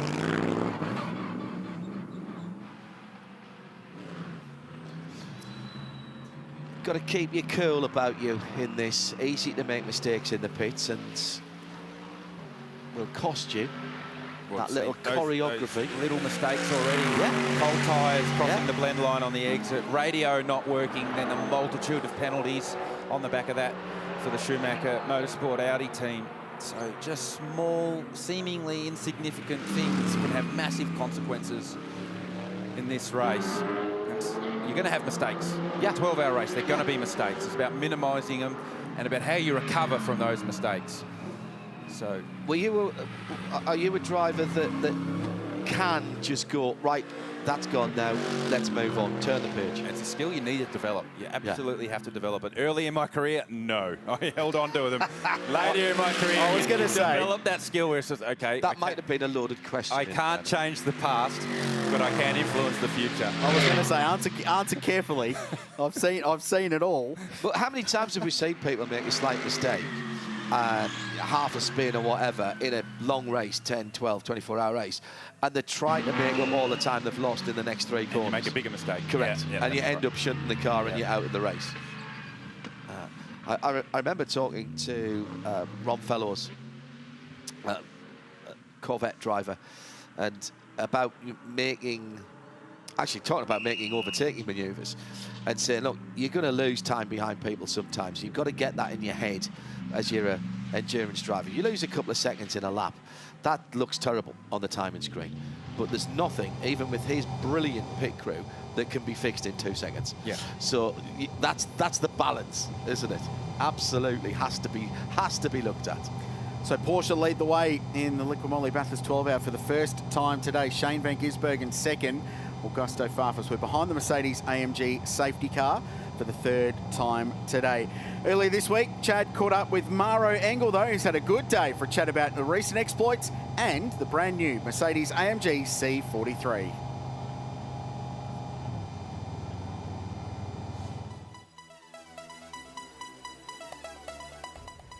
It's time now at Bathurst to see something brand new as Mercedes AMG takes the covers off the new C43, which is awfully exciting. So cool to see this guy back, Maro Engel. He's been winning everything, breaking records everywhere, so you're the perfect guy to chat about these new wheels behind us. It's pretty exciting, but it's also a pretty robust mix of performance and efficiency. Yeah, absolutely. It's amazing to finally, have the Australian debut of this car, one of our newest cars, and yeah, I mean the bottom line is more performance, more efficiency, and performance luxury. So in this car, we've got a few really cool new features. For example, the rear wheel steering. So known from our GT platform, we now have this in the C43 here. This is also the world's first series production unit featuring an electric exhaust gas turbocharger. The advantage of that is that you have better response on throttle, and at low revs you have much more torque. So a lot of cutting-edge technology going into this car derived also from our Formula 1 technology. So we have an extra 10 kilowatt boost 300 kilowatts total output, so the car goes when you put your foot down. So a lot of different elements, active aero elements in the car, so performance is always the key, and just, you know, putting that new cutting edge technology into the car. Perfect. Who do you reckon this is aimed at? What's the target audience here? I'd say guys like you and me. I mean, guys who are obviously, you know, like their cars, like performance, and are interested in new technology and cutting edge technology, because that's what this is. You know, we're breaking boundaries, and as far as we're concerned, you know, the sky's the limit. Yeah, so this is all filtering down from Formula One, and this is sort of the new breed of performance Mercedes AMG cars. So we've got the 43, we've got that behind us, the 63's coming in. It all leads up to the car that you were lucky enough to drive at the Nürburgring and break that record in the AMG 1. What's the correlation between all these cars? Well, yeah, I mean, the battery technology we have in these cars is straight, you know, derived from our Formula One development and battery technology that we have in the cars. So it's great to see that now making its way onto the roads and being available for our customers. And from a driving point of view, personally, I've always been a big fan of the C63s, all the various generations of cars, and now having the first non-V8, obviously there was some skepticism around from people. I'll tell you what, the first 2 minutes I drove the car, I was sold. You put your foot down, 680 horsepower, it's just incredible, and you hit the brakes and you just regen that energy so quickly, recuperate it, so it's really impressive, and it's great to see the direction we're heading in there. One of the many cool things you've been up to recently, smashing the Nürburgring lap record. Tell us about the car and how that experience was. Obviously an amazing experience. I mean, you know, what a car the AMG 1 is. I think it's safe to say it's the fastest road legal car out there on any racetrack in the world, and I mean, this is a pretty special place, but obviously also for us in terms of our development, the Nürburgring is the benchmark, so we said we had to go there, and it was an honor and a pleasure for me to push the car around there, and the speeds are insane. I mean, it's just so fast. You know, breaking the lap record by that amount on a day which wasn't even perfect because we still had a bit of a wet patch and a little bit of oil down, so you know, it was great, and just a great accomplishment. It shows what that F1 technology, bringing that to the road, what that does for you. New South Wales is one of the most geographically diverse and experience-rich states in Australia. In a matter of hours, travellers can find themselves on white sandy beaches, outback plains, wine country, good drops around the place as well, and some lush rainforests as well. It is pristine. It is a fantastic place to come and visit, and when you do so, you need to make sure you get yourself over here to the Central West, the great city of Bathurst, and the even greater Mount Panorama circuit. It is an excellent place to be. We're 93 laps into the LIQUI MOLY Bathurst 12 Hour of 2023. Well, the Super Barnardi is back in pit lane. It's in the garage, and they're working feverishly to get it back out there. Theo Konduris is okay, that's the good news. Never a nice thing to be pointing side onto the traffic at Skyline, mate. That must be pretty frightful. Yeah, it's not a good feeling, and I didn't realise I think he's just come in too hot and hit my rear. I really don't know where he came from. So, yeah, not much fun at all. But is that how it played out pretty much from your scenario? How long had you two been sort of duelling until that point? Look, we went past the slower car just before that, and I think he's just come over too hot and couldn't pull it up, and I don't know, pole drive me. Okay, that's unfortunate. The vibe down here, hopefully get this thing back out? Yeah, we should get back on track and we'll see what we can salvage for the day, and yeah, get back out there. Thanks for the chat, mate. Thanks. Cheers. Down here, just a couple garages down, which is a little bit uncomfortable for everyone for Valmont Racing, but Dean Canto playing a very important role with the team this weekend. Dean, no one really got a great view of what happened, but what would you read on it? Yeah, look, it's obviously a faster driver coming up on a slower driver. The slower driver may not have seen him in his mirrors. Aaron was thought he might have been clear. It's one of those corners over Skyline. We see it happen a lot of times. You know, all we needed was the AM to move over to the left and go down the escape road, but they made contact. Unfortunately, it's ended our race. But the team did a great job. We got our lap back early, and we had good pace for the car. Strategy was looking good. You know, it's a big effort to come here for the 12 hours, so everyone's feeling it in the heart. But yeah, we'll come back next year. Means you can go watch from the mountain somewhere. Go find a cold beverage. Thanks. Thank you. Cheers. Far be it from me, because I'm not the experienced race driver, but every driver's briefing that I've been in, and that's far fewer than you have, if you're making a pass, it's up to you to get around, and you're always told as the slower driver, stick to your racing line, not drive off the track. it's a rich comment to ask the AM driver to go up the escape road to get out of the way, but often we see at the exit of Nick Phillamy and the run to Skyline, a driver will move across and take the natural racing line on the approach to Skyline, and that invites the following car to stick their nose up the inside on the approach to Skyline. The problem with passing at Skyline, it's not a real braking zone. You're sort of flowing the car across the top of the mountain. So it's not like you can out-brake someone into Skyline because you don't really stop the car, you're just keeping the momentum up. And it's definitely not 2 lanes across the top of Skyline. And so quite often you can result in this misunderstanding of the car in lead moving across to take the natural racing line, thinking that they can come back to the apex, and you get this misunderstanding and contact was made. And we see there 2 cars backwards in our shot on the run down to the depot with big damage, certainly to that 44 Belmont Racing AMG. Let's just go back to what's happening behind the AMG 63 safety car.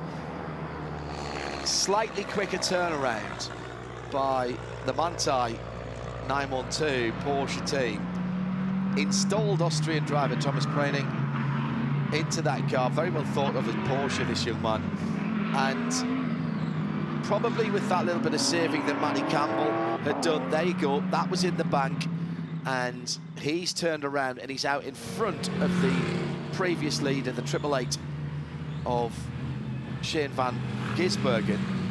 Still in 3rd position, now with Augusto Farfus behind the wheel. Valentino Rossi, after a fantastic stint, first stint competitively around the mountain, has stood down and let Augusto in. Then it's Mauro Engel in the pole-sitting car. So that 999 car still hasn't really recovered. Well, it hasn't recovered from that curious pit stop strategy of pitting under safety car but a lap behind the majority of the field. So losing track position, I mean, that 999 car was clearly the fastest car at the start of the race. But losing that track position early, they haven't, in a stint and a half since then, they haven't been able to really go forward. They've got 1 spot back throughout the pit stop cycle. The usual before dawn start, 5:45 this morning, but it's worth getting up for here at the mountain.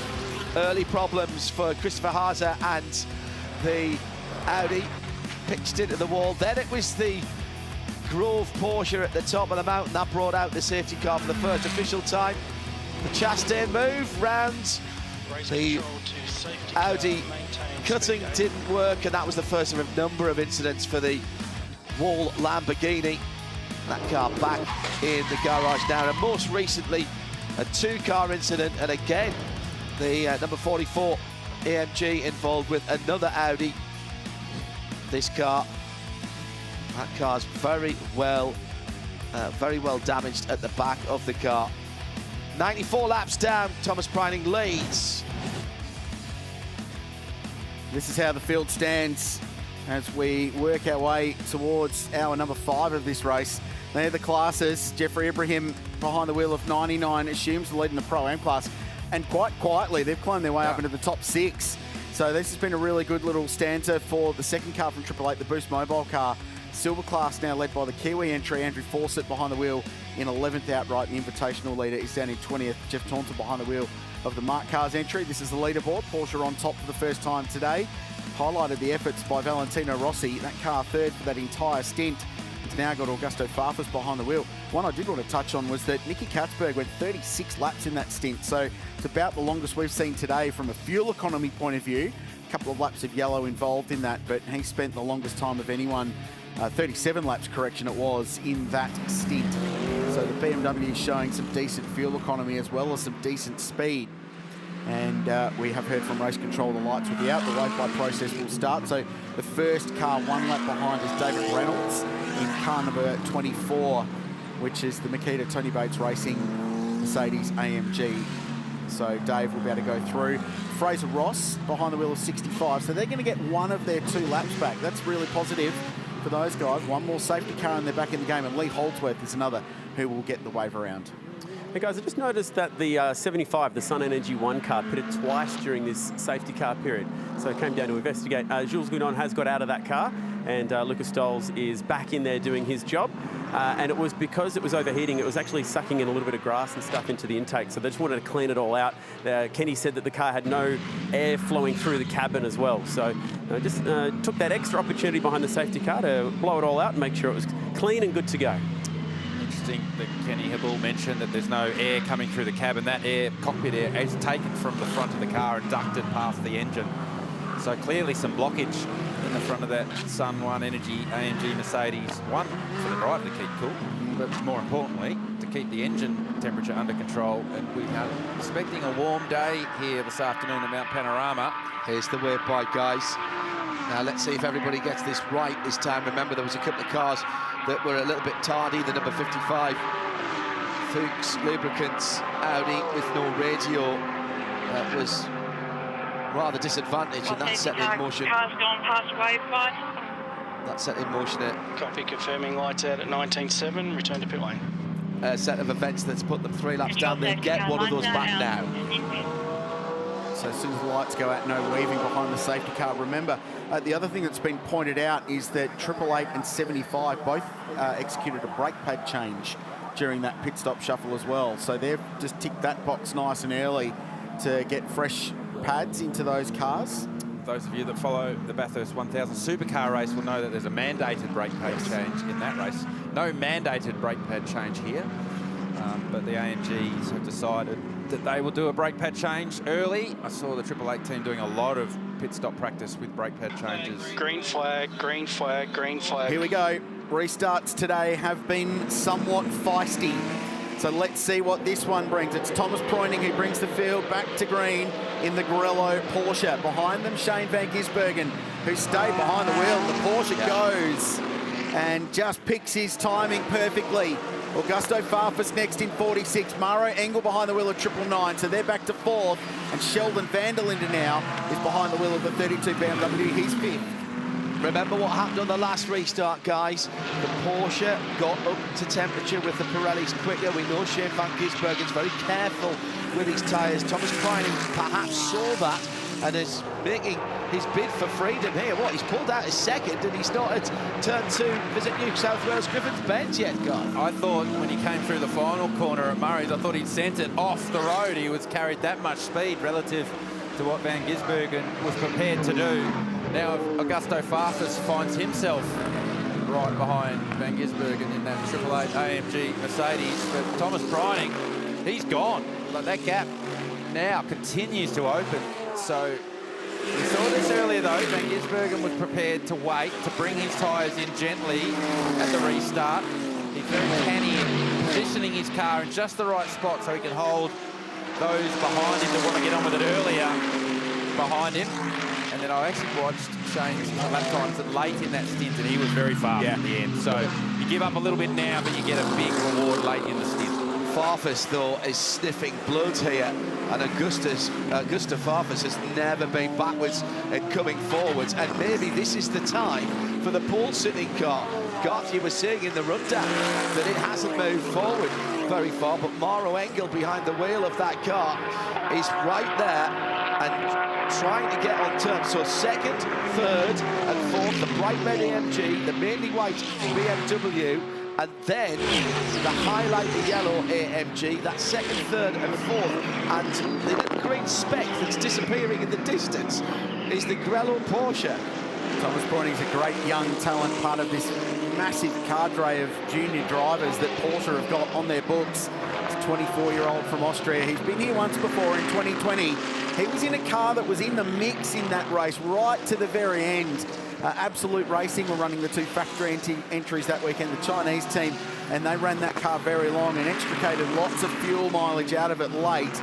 Ultimately, they didn't get a safety car they were looking for. They went deep into the race in long green flag runs, put new tyres and fuel in, and were hoping for a late safety car to blaze their way through. It didn't work for them that year, and they finished 7th. But he's got priors here before, and he is using all of that experience to his benefit to build a 2.2-second lead in one stop. Now, you've just spotted something flapping around on the front of the Group M Racing Manfilter's AMG. Yeah, I did. It looks like a rubber strip that would seal the bonnet. Yeah. On the leading edge of the bonnet. You can see it flapping around. If you just look at the horizon, if you like, of the bonnet when speed comes up, on this car. You can just see something flapping there. It's not going to be a big deal breaker for that car. It's just enough to be annoying. There, as a driver, you can see it sitting right back there. Oh, yeah. So it does affect the aero. The reason there's a seal there is to seal the front of the car up so it's more efficient as it cuts through the air. I mean, it's one of those little, it's not even a 1%er, it's probably a 0.5%. As long as that doesn't wrap itself around a windscreen wiper or a bonnet pin or go over and then wrap itself around the rear wing, and then the rear wing loses some efficiency. So it's just an annoying thing right now, and hope that that doesn't turn into something more significant. Rocking the old movable aero device there, chaparral like on the front rather than the back. Sorry, I'm showing my age there. I was going to say. Sorry guys. Moving on. That is going to be. It's not the fact that it's sticking up, the fact that it's flapping around, that will catch your eye. Oh, big fuel save there, that lap from Morrow Angle. You can hear it. That'll be a hallmark of the day, particularly when you find yourself in this situation where you know you're not going to make a passing move. You're better to roll out of it, save some fuel. I am curious just to watch the performance of the BMW head-to-head with the AMG, just its strengths and weaknesses. We haven't really seen too much of them go head-to-head on track until now. And Morrow Angle, we know he's not going to need a second invite. If there's an opportunity, and if the door is just slightly ajar. Morrow doesn't need a first invite, no. It just appears and he's there. He's got to run here up Mountain Straight. That torque of the AMG drags it up Mountain Straight so well, and Brazilian feels the need to defend on the run up to visit New South Wales corner, but not close enough that time to get up the inside. And keep an eye on the next car coming on to the end of this. That's Shelton von der Linde in 5th position in the 2nd of the WRT BMWs. That car's had a relatively quiet race so far, but has worked its way through. Qualified a little bit further down in the Pirelli shootout yesterday. We've seen from WRT that they have the knowledge and they have the experience to win this race. They've changed manufacturers over the closed season, and they are forging a new relationship with BMW. They've already raced a 24-hour competition out in Dubai, 2nd week of January, and not exactly a shakedown. Vonson Voss was clear that they were taking it seriously and they wanted to give the race the respect that they wanted, but it was an opportunity for them to get to know the car. And they did that, 1st and 3rd in a quality GT3 field.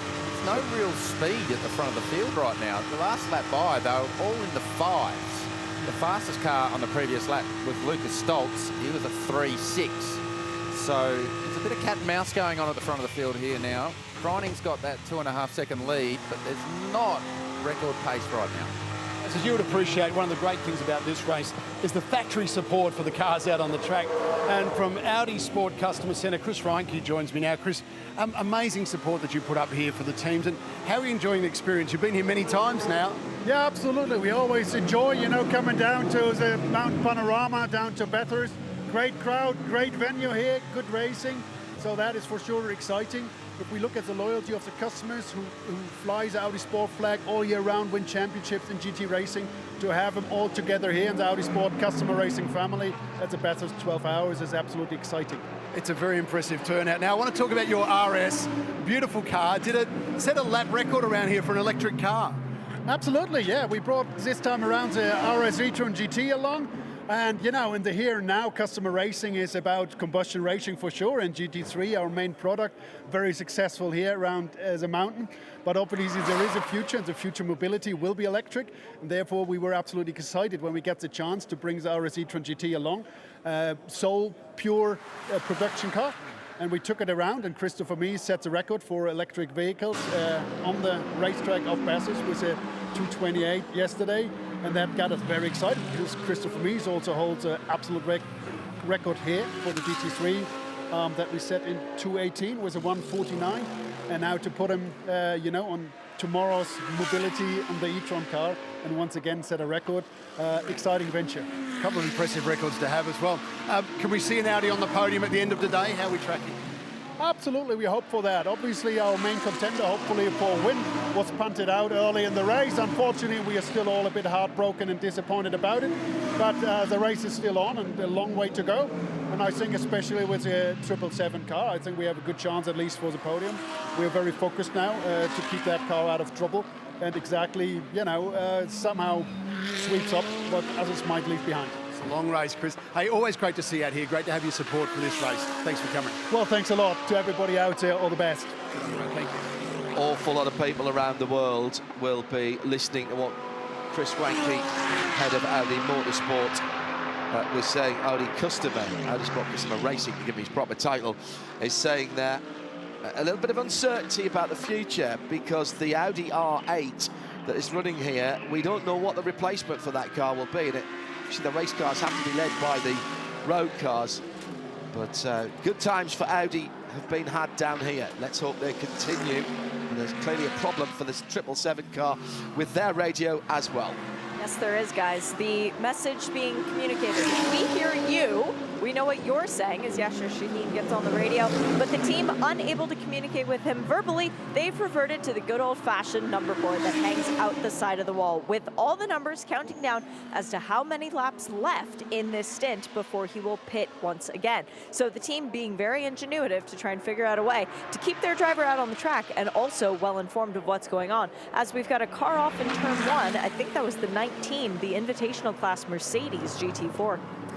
Fabian Schiller behind the wheel, Shay, of that car. The car 19 was running 19th, second in class, and it's just stopped drivers right just beyond Shannon's Hill corner here at Mount Panorama. So...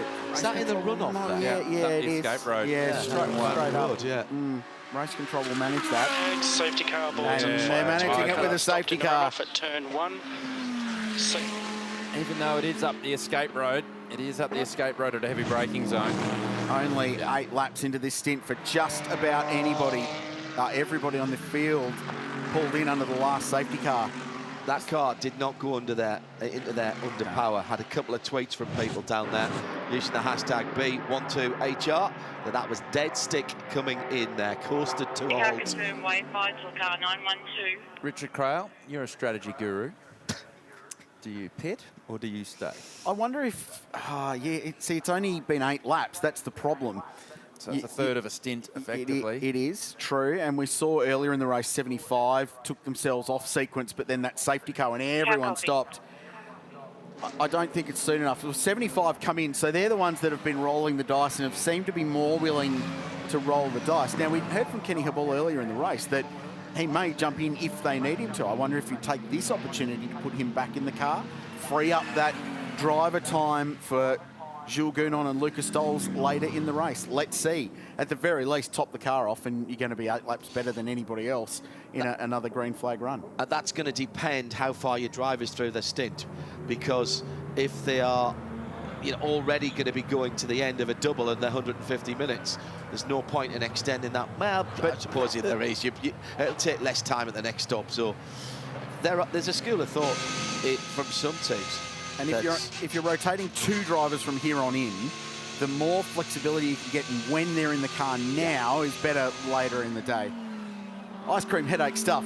Strategy at the 12 hour, but we love it. It all play out in just over 8 hours.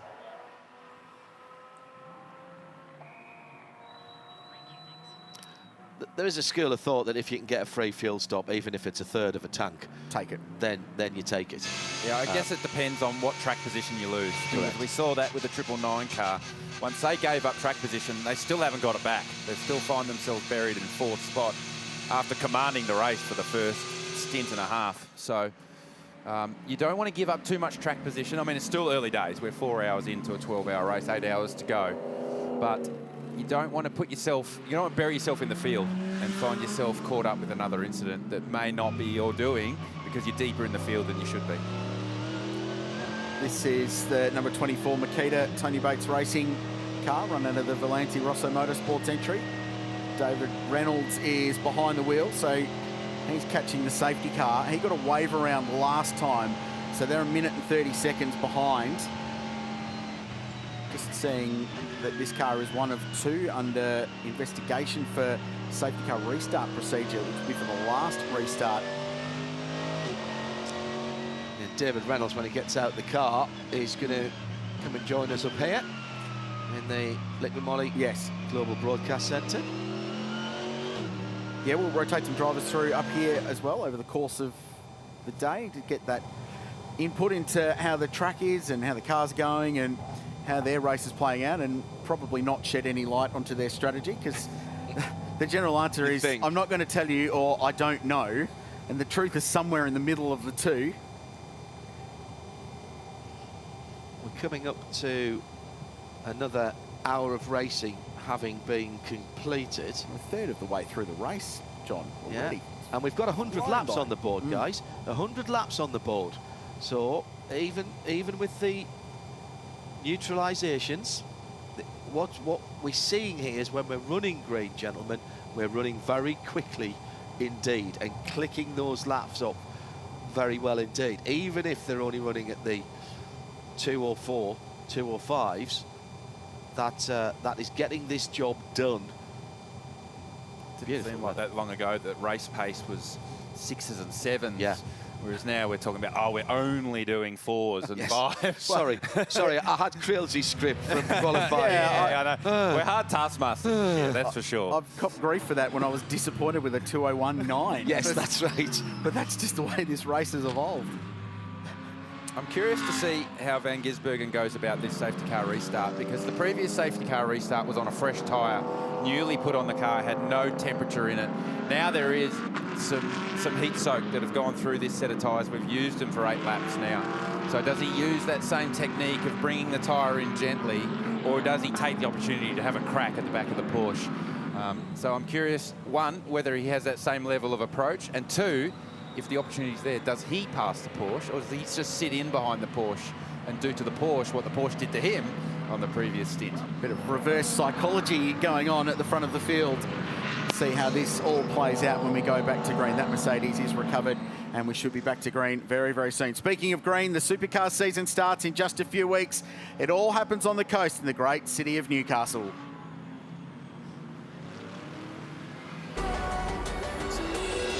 Supercars will hit the streets of Newcastle next month in a much anticipated return to the Supercars calendar. If past events are anything to go by, you won't want to miss this. They've hit on the way up the hill. Ricky's out of business. He's off the road. Tickets are on sale at ticketek.com.au, and all the action is live right here.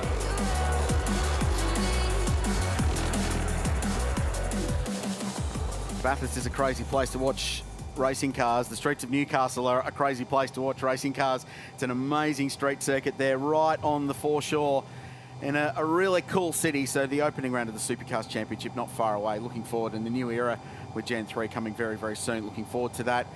Newcastle's a great city, cool place to go and visit. All the motorsport in New South Wales at this time of the year. It's busy stuff. And looking forward to getting there. As it stands, we're behind the Mercedes AMG safety car. Thomas Preuning is the leader, Van Gisbergen next. So it's Porsche, Mercedes, AMG, BMW in the top 3 spots as we work our way into the 5th hour of this 12-hour race. Matt, it's hard to believe we're already so far through this race. You've been out there for one stint. How difficult was it to get temp in the tyres? I think compared to the others, we're actually quite strong. You know, racing Shane on the first sort of 1 or 2 laps, and then sort of settled into rhythm and just got behind him. So we're running our own race, not worrying about anyone else, and yeah, so far it's going well. Obviously leading the race now, and yeah, ticking over the hours. It's gone quick so far.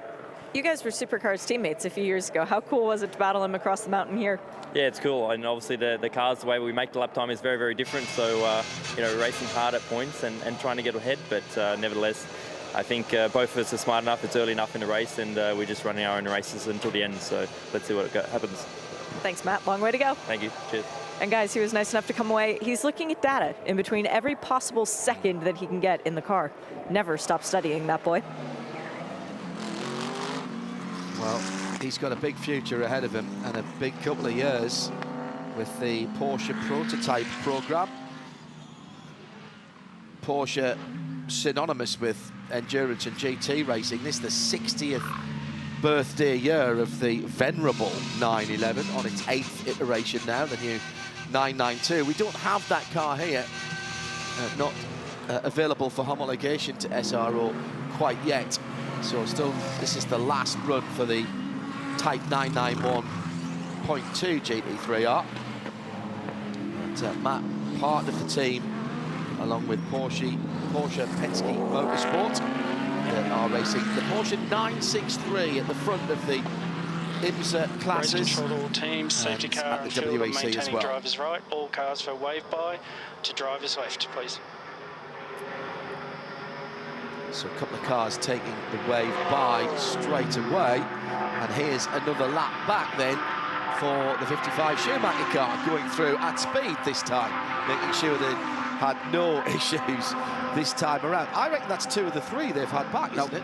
Well, more importantly, Fraser Ross now will get the 65 back onto the lead lap, right? Having lost 2 of them, and Golding in 55 will get 1 lap back, so they will now just be 1 lap behind the leader.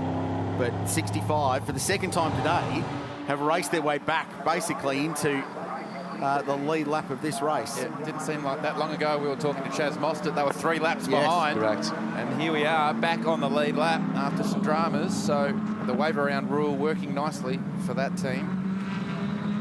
So restart time. Porsche, AMG, BMW. And all of these teams learning and evolving as this race plays out. Let's see what happens this time by 4 hours and 4 minutes into the Bathurst 12 hour of 2023.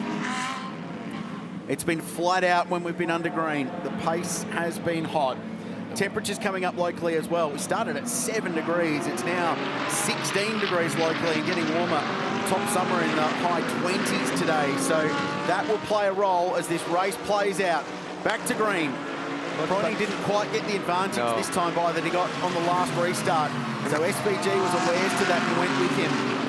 Prony took it deeper as well. He waited longer at that restart. I would have dropped the hammer early, straight away. If you know that you've got a tyre warm-up advantage over the cars behind, use it in the last corner. And here we go, Farfus now, having a look down the outside, the run up to turn 2. Defence on the inside by SVG in the red AMG, going up through visit New South Wales, Gifford Bend, and heading up towards the Audi Cutting. And that is exactly what Thomas Preining wants to see this mirror. That red car getting a wee bit smaller, and that's because Shane has got his hands full with Augusto. And Maro Engels right in there, as well as Shelton von der Linde in the second of the WRT. BMWs, red Mercedes, white BMW, yellow AMG is the pole sitting car, and then the Shell Helix car is Shelton von der Linde, and they've pulled a couple of seconds away from the field. And behind them is Yasser Shahin in the Pro-Am leading, the Boysell Pro-Am leading car. In fact, he's just been passed, I think, by Lucas Stoles and Sun Energy One Racing. So Yasser's the first non-pro driver in this group on the racing restart. Behind him, Jeffrey Ibrahim. Those two spent all last year racing together in GT World Challenge Australia. And then it's David Reynolds in the 24. So it'd be interesting to see what Davey's got up his sleeve in the Makita car that he's sharing with now expat Aussie Jordan Love and the car owner Tony Bates, who is racing an AMG for the first time. He's made the brand switch across from Audi. Farfus buried well under the rear wing of Shane Van Gisbergen's AMG Mercedes, and Van Gisbergen continues to struggle on the cold tyre. I thought the body language of that car was more aggressive when they came to the line of the restart, but has no speed on this first lap. I did wonder early whether it was just driving strategy from Shane, but it just looks to me like it just does not have the performance until the tyre comes up, because Farfus, we saw him have a bit of a nibble on the last restart. Now Maro Engel wants to be part of all this. He's going to find himself on the wrong side for the run-up Mount Straight, and Sheldon van der Linde will jump in behind his teammate Augusto Farfus in the fellow BMW. Does he close the door? Might be at the we're touching. This just gives a little bit of breathing room. It's a long way round the outside. It's a long way round there. And the marbles building up now 4 hours into the race. Nice job by Kelvin von der Linde, Shelton von der Linde. Well, Kelvin's watching and listening, and just read that very nicely. Tried to give his teammate a little bit of aerodynamic drafting help up Mountain Straight. And Shane Van Gisbergen trying to pull away from these three. There was definitely a couple of touches there. Yeah, you see the smoke will pop up at one point here. They're side drafting each other. There's a little touch. And Maro was seriously bold. 1 on the brakes, but 2 to try and hang around on the outside. Even a little touch mid-corner from Augusto's like, you're not going around the outside of me, mate. He might have been all right without the touch. They were alongside far enough, but wow. Yeah, you don't go around the outside. No, you don't. It's been tried. Not with these boys. It's been tried and many have failed. It's brought Lucas Stoltz back in the game. Yeah. So they made another stop under that safety car. We wondered whether it would hurt them with track position. The answer, no. Straight away, straight on the back of the lead pack. So they've been through the lane 7 times today, Sun Energy One. One of them was for a drive-through, admittedly. 7 pit stops, everyone else just the 3. And yet they remain firmly in contention, 6 seconds from the outright lead, with a pro driver behind the wheel, and knowing that Jules Gounon is sitting in the shed waiting to go.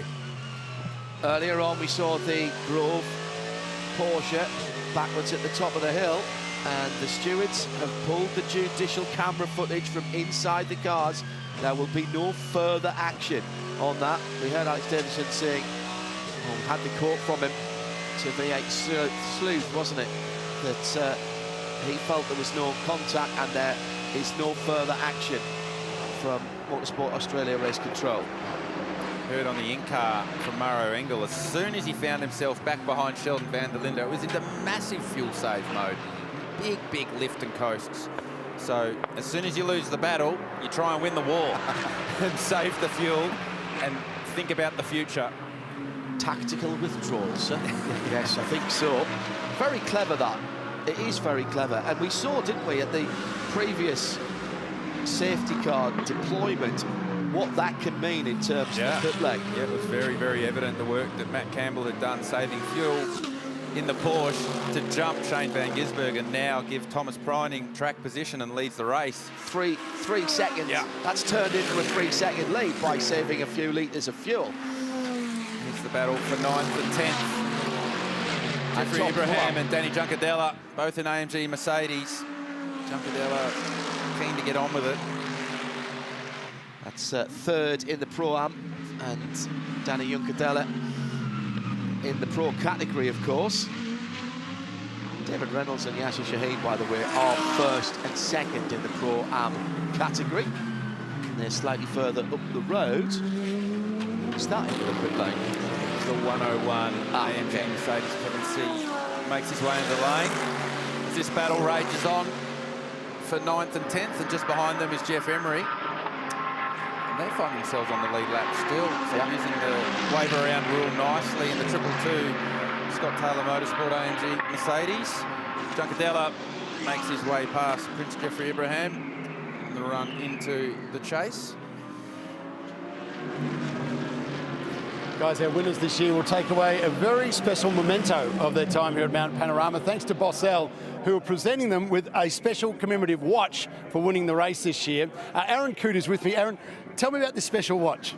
Well, this special watch is one of 4. We've done a limited edition of 4 for the winning drivers. It's extra special. I'm not sure if you can see in the hollow crown there. The Bathurst Council has given us a piece of the Mount Panorama sign up there. That's actually in the hollow crown. So each person, or the winners, will be this year taking away a piece of Mount Panorama that they can keep with them in a seriously limited edition of 4 of 4. Now, also flip it over, because on the back, not only have you got a piece of Mount Panorama, you've got the track map too, so you'll never forget you were here. No, you'll never forget you were here, and look, I'll never forget we're here. This has been amazing. As I was telling you earlier, I'm based in LA.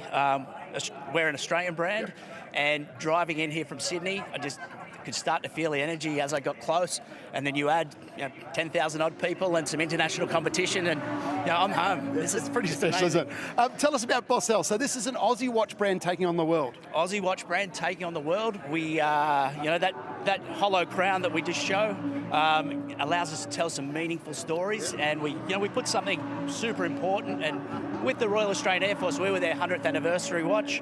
We put some soil from Point Cook in it, which is the site of the first Air Force base in 1914. We then became the Invictus Games of Prince Harry. The official watch of that, they gave us, the Royal Dutch Mint gave us some of the winners' medals in the crown.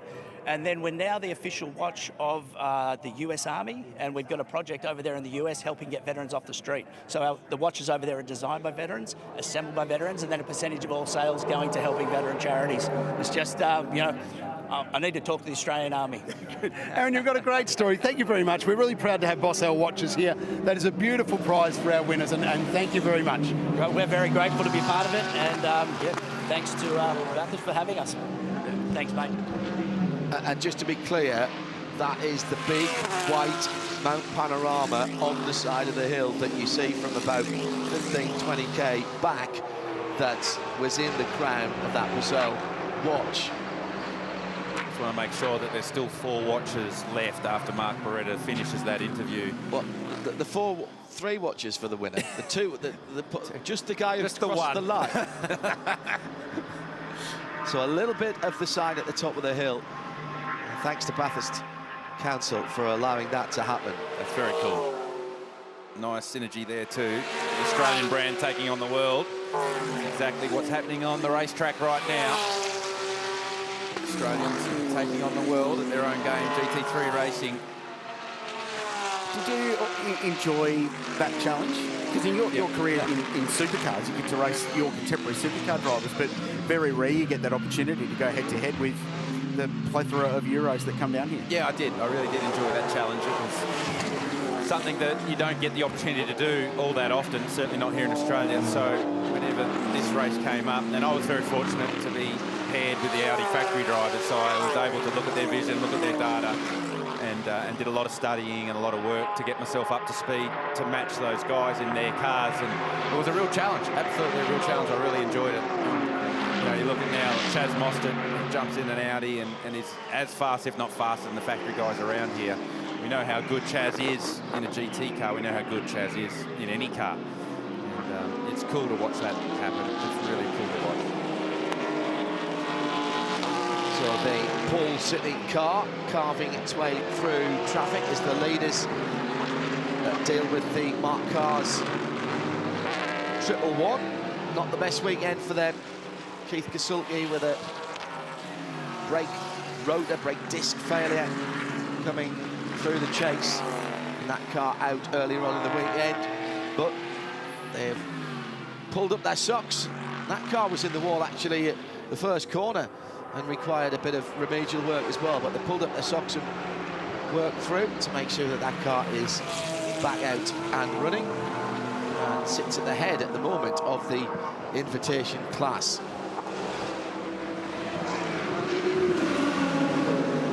Brad Schumacher, it started out as a very good day. It got pretty bad pretty quick for you guys.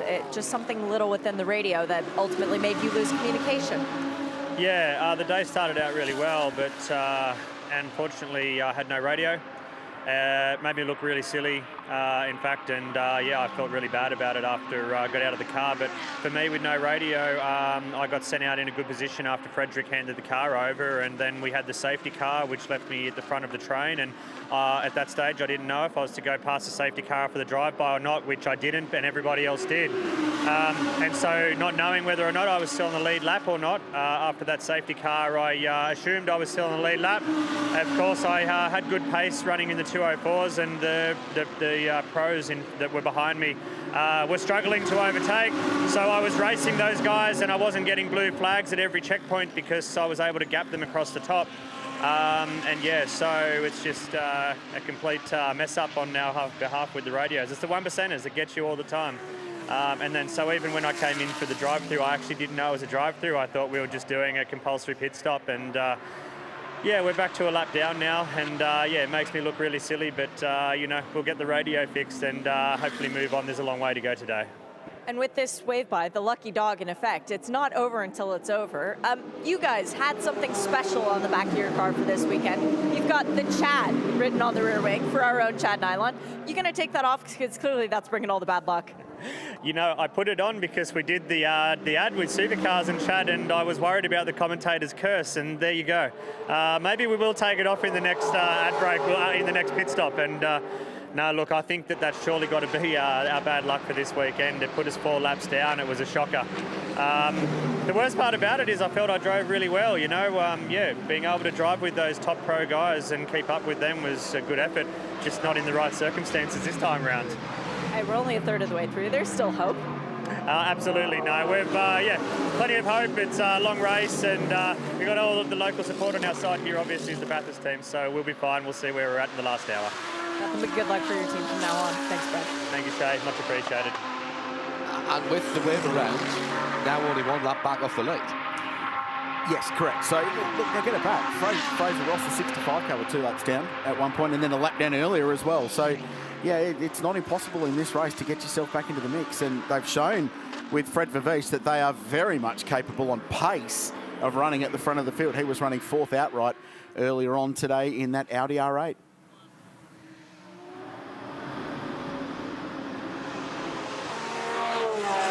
We're seeing something similar with Thomas Pryning at the front of the field, as we saw with Shane van Gisbergen earlier, except in reverse. It was Matt Campbell, of course, that was in the car. Shane couldn't jump away from the Porsche to start with, and then he moved away, and then the Porsche came back to him in traffic. Pryning's jumped away to over 2 seconds, and now Shane's coming back to him. He's half that deficit. Yeah, and like Garth clearly picked early on today, and Matt confirmed it, that he didn't want to pass him. He wanted to sit behind, save some fuel, invent some fuel in the tank of that Porsche to give them some strategic leeway. And it worked, because their pit stop was shorter when they all came in under safety car, and they got track position and got in front. So now SVG doing exactly the same thing with no impetus really to go for track position yet. As long as you're within a couple of seconds of the leader at this point in the car race, you are okay. The interesting thing for mine is how well these two BMWs are going at this point. Just latched onto the back of the 2 leaders. They've got Augusto Farfus, who's done more than 3 hours of the race so far, over a couple of stints, and Sheldon Vanderlinde, who's going along very nicely. They've got very good car speed. They've been super consistent as well, and so far, in an admittedly reasonably small sample size, their fuel economy looks pretty good too. Yeah, the only thing I'm a little bit concerned of in the 46 car is you look at the rear of the car, the rear bumper and the rear boot lid, and there's starting to get more and more evidence of an oil trace over the back of that car. So just something to keep an eye on. Clearly, there's no smoke, there's nothing coming from the car, but it's just something we want to keep an eye on and hope that that doesn't influence the result for the 46 BMW. Worry not, Garth. That is fairly standard operating procedure for the M4 GT3 machine. We see it over in the IMSA WeatherTech Sports Car Championship, running a white livery for 2 of our teams, both Paul Miller Racing and Turner Motorsport. And those cars, even through 2-hour and 40-minute contests, wind up with a significant amount of yellow, not only on the back, but also on the side, on the running board. You won't see it as much on the 32, the sister car, because their livery hides it a lot better, but it's something we are used to. And the cars, they keep going. And while we're talking about over the other side of the pond, we always get asked, what is it about this race? What it is about this race is that people want to come here. Hello to Owen Trinkler, another IMSA driver, just finished the Daytona 24, and Michelin Pilot, actually the most experienced Michelin Pilot Challenge driver in that and its previous incarnations for Team TGM, Ted J. Vardas Motorsport, sitting at home just outside of Nashville, tuned in on the world feed. And that's why this race is so good, because guys who could and should possibly be doing something else other than watching racing on their weekend are tuned in. You've got to ask Ted to come on down here, Owen, and bring one of those beautiful Aston Martins that he's running this year to this fantastic endurance event. Into the lane goes car 19. We had multiple reports that this car was dead stick on the run into turn 1, which is what brought out that most recent safety car.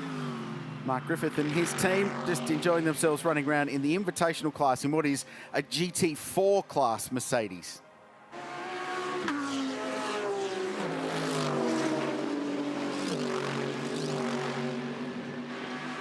The reason, by the way, that that car couldn't have just been pulled straight out from that exit road is that there isn't a straight out. It's closed off further down. They would have had to open gates and move tyre barriers and things like that. So it had to be pulled back on to the circuit to be properly recovered and taken out of the firing line, so to speak. Well, you head down that way, you get to Boundary Road and turn left and you head to Cowra and even further inland in New South Wales. That's the way it goes. Something interesting going on right here at the lead of the race. The 777 Audi's been into the pit lane. Yasser Shaheen's jumped out. Ricardo Fella's jumped aboard the Audi, and we know he's got speed, but it's full of fuel, so it won't be fast compared to the Porsche. And this is where Porsche can put Audi's last strike, if you like, down a lap right there, right now. So Audi find themselves a lap down here. We have seen with the wave around that can be negated quite quickly. But all things being equal, you don't want to go that lap down if you don't have to. So now Fella will find themselves in the blue flag scenario as Van Gisbergen, Farfus, Van der Linde and Engel queue up behind him. So Yasser, only 16 laps in that Race stint. control to all teams. 5-second time penalty to car 24. Breach of safety car restart protocol. So that's the Makita Tony Bates entry. Reynolds has got that thing up to 7th place. So 5 seconds. They'll serve that at the next pit stop. In sprint races, it'll be added to the race time. A bit going on here for party going on. So there's the bit of influence from lap traffic. Van Gisbergen has to defend hard at turn 2. And the thing is now is the 777's got a full pro in it, and that car is every bit as quick as everything around it, but it is about to go a lap down. So Ricardo Fella's going to have to be careful because he'll get the blue flags, because technically he should get out the way, unless he can drive away from these cars. The gap's opened up again here, and I made the point about it, he's on full fuel, and that's where the car's probably a little bit slower relative to the leaders right now, but if you go same fuel level for everyone involved, that car's just as quick as the leaders. So you want to try and, so you want to try and stay there because you know that your car's just going to get better and better through the stint. But you do need to manage that blue flag. We saw with Brad Schumacher, and we heard from him earlier, that you do need to manage the blue flags and make sure you're not getting them all the time. This Audi battle is not for position. 65 chasing the 47. David Russell, 13 laps off the lead. Remarkably, this car survived spinning and an accident on the run down through Skyline towards the Dipper and continues to race, but they lost a lot of track time. But Davey Russell's behind the wheel, going along very, very quickly indeed, but Fraser Ross looking to make up some more time. So remember, this car was almost 3 laps behind after their dramas earlier today. They're now 1 minute and 23 seconds behind the race lead, and D-Russ does the right thing and lets Fraser go around. So they've got themselves back into 11th position. Their next target's Jeff Emery in the 222 AMG, but back on the lead lap crucially as this battle continues wheel to wheel. Van Gisbergen defending into Murray's corner. It'll open up the exit for Augusta Farfus. He was in front momentarily through this battle, but Van Gisbergen wrestles it back, and all the while Sheldon van der Linde's watching on, Mauro Engel's watching on, Lucas Stolz is in this fight. We're approaching the 5-hour mark of a 12-hour endurance race, and they're scrapping away. Much better exit from the first corner there by the second place, the red AMG, with Shane Van Gisbergen on board. It's given him a little more breathing room. He won't have to defend into Visit New South Wales Griffith Bend, and took the normal racing line. Farfus, with his mirrors now full of Van der Linde and Mauro Engel and Lucas Stolz. They've all started to close back up again. So this is the KW Suspensions chase, and Shane's had a moment on the exit. Just bowled a bit of a wide. I wondered how did Augusto get himself in that position to have a run at Van Gisbergen down to the final corner. You sort of find yourself in an awkward spot here on the outside, coming down to Murray's corner. What he does have as an advantage is his teammate behind him. Yes. So you can start set up and know that you're not going to, if you're opening the door to have a look at getting past Van Gisbergen, you know that your teammate's not going to absolutely send it up the inside, but he might have a go. But you have some degree of cover when it's your teammate behind you. Van Gisbergen's got on with it a bit here, but the gap out to the lead now, 3.5 seconds. So Brining, that gap was down to 1 second, and now we were talking about Ricardo Fella going down a lap. He's looking to get that lap back now as that car gets back up to speed after that stop. Mauro Engel latched onto the back of this, and now Lucas Stolz has as well. Fraser Ross in the lane in the Sportsbet Audi. He's gone 29 laps in this stint, so I'm not surprised they're due. In fact, it's more than that. It's 33 laps, so they're due for fuel. So unfortunately, the way this worked, they're a minute and 20 seconds behind the leaders. They're going to lose that lap again just through this process, although plugging old mate Mostert in will be okay. The leaders go through, so that it will mitigate some of the loss. It was a good stint from Fraser. Yep. Got their laps back. Drink bottle going in. Big chunk of driving time too, 33 laps, so take that, thank you very much. Ricardo Fella's got that lap back though on Thomas Preining, so we did say that 777 Audi's got speed, and there's some proof. He's got his lap back on the race leader, and the gap now, first to second, 2.7 seconds. So here's an interesting one. If Thomas can stay somewhere near that Audi, he can save some fuel while he's in the lead. While he's in the lead, which, you know, normally you don't get to do. It's like a Christmas and birthday coming all at once, isn't it? Yeah, I would not be surprised if the Manti guys were saying, hey, let's not fight this too hard. Yeah, maybe. Yeah. Maybe, because it happened pretty quickly, didn't it? Fella was straight back past the leader. They're pretty good at this endurance racing, Malarkey, Manti Racing, and EMA Racing, who are the team, Australian-based team that they've been working with this weekend, and they've contested the Spa 24 Hour as a partnership last year. Matthew Campbell was one of the drivers there. They've got more plans to go on with that this season. Between the two of them, they've put together a really strong racing team. If you haven't heard of Manti, if you're new to this form of racing, they're one of the legendary German tuners based at the Nürburgring, and they've been tweaking Porsches for as long as Porsche has been a thing, and their address is basically #1 the Nürburgring. So they're very, very good at this game. They've won all the big races, and it's really cool to have them back. I'll get you to explain the concept of Grello as well at some point for those that might not know. Yeah, we'll do that in a little while. They've been taken in-house by Porsche, and that's why now you can actually get a Manti Racing kit for your road-going Porsches, some of the GT3s and GT4s, because obviously they're not bonkers quick enough as it is. So if you have an MR behind any Porsche, be it race or road car, that's Manti Racing. Made their name on the Nordschleifer, as Quilty said. Olaf Manti and his family did such a great job there for many, many years, and there's nobody knows any more about the Nürburgring Nordschleifer than that team. So we've got 100+ laps up now, 1:14, and the lead is nearly 3 seconds, Porsche to AMG.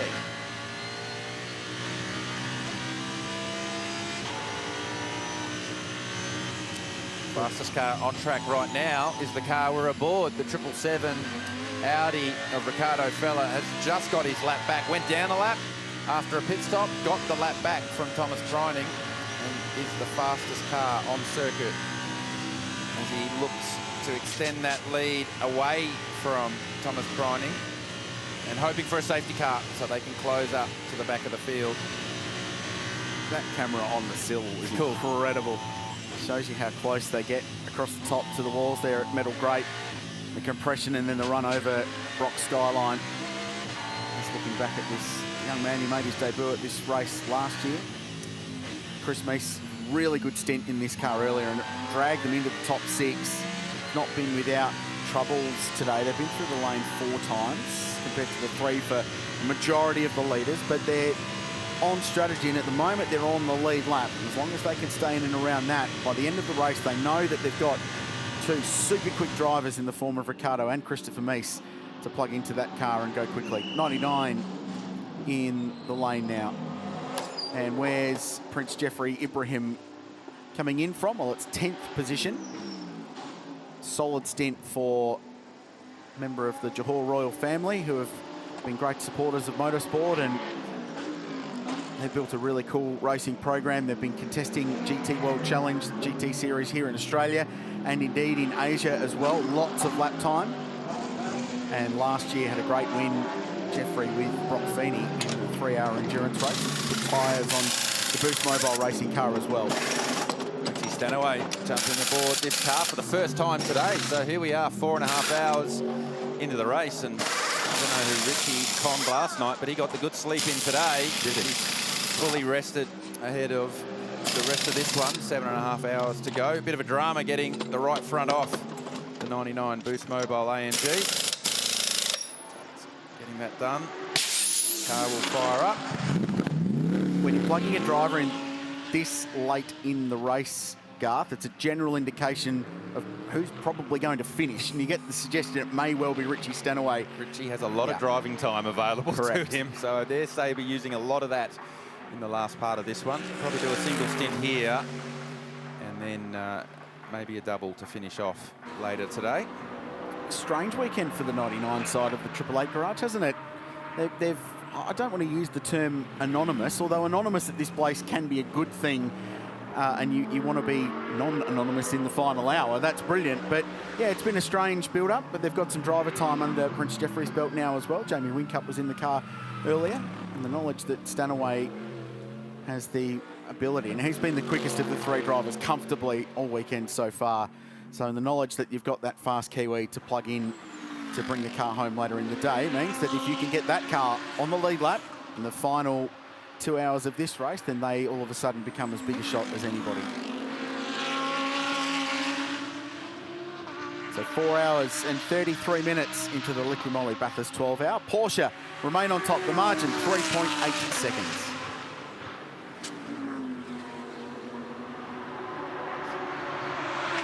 Porsche, Mercedes, AMG, BMW lock out the top three spots in this year's 12 hour. It's a great manufacturer mix. All the German brands are firing this year, and the race strategy slowly unfolding. So with that, let's help you unpick how this race is all playing out. And the man who's been crunching the numbers, and there's smoke coming off the keyboard down in the Pirelli pit bunker, it's Chad Nailon.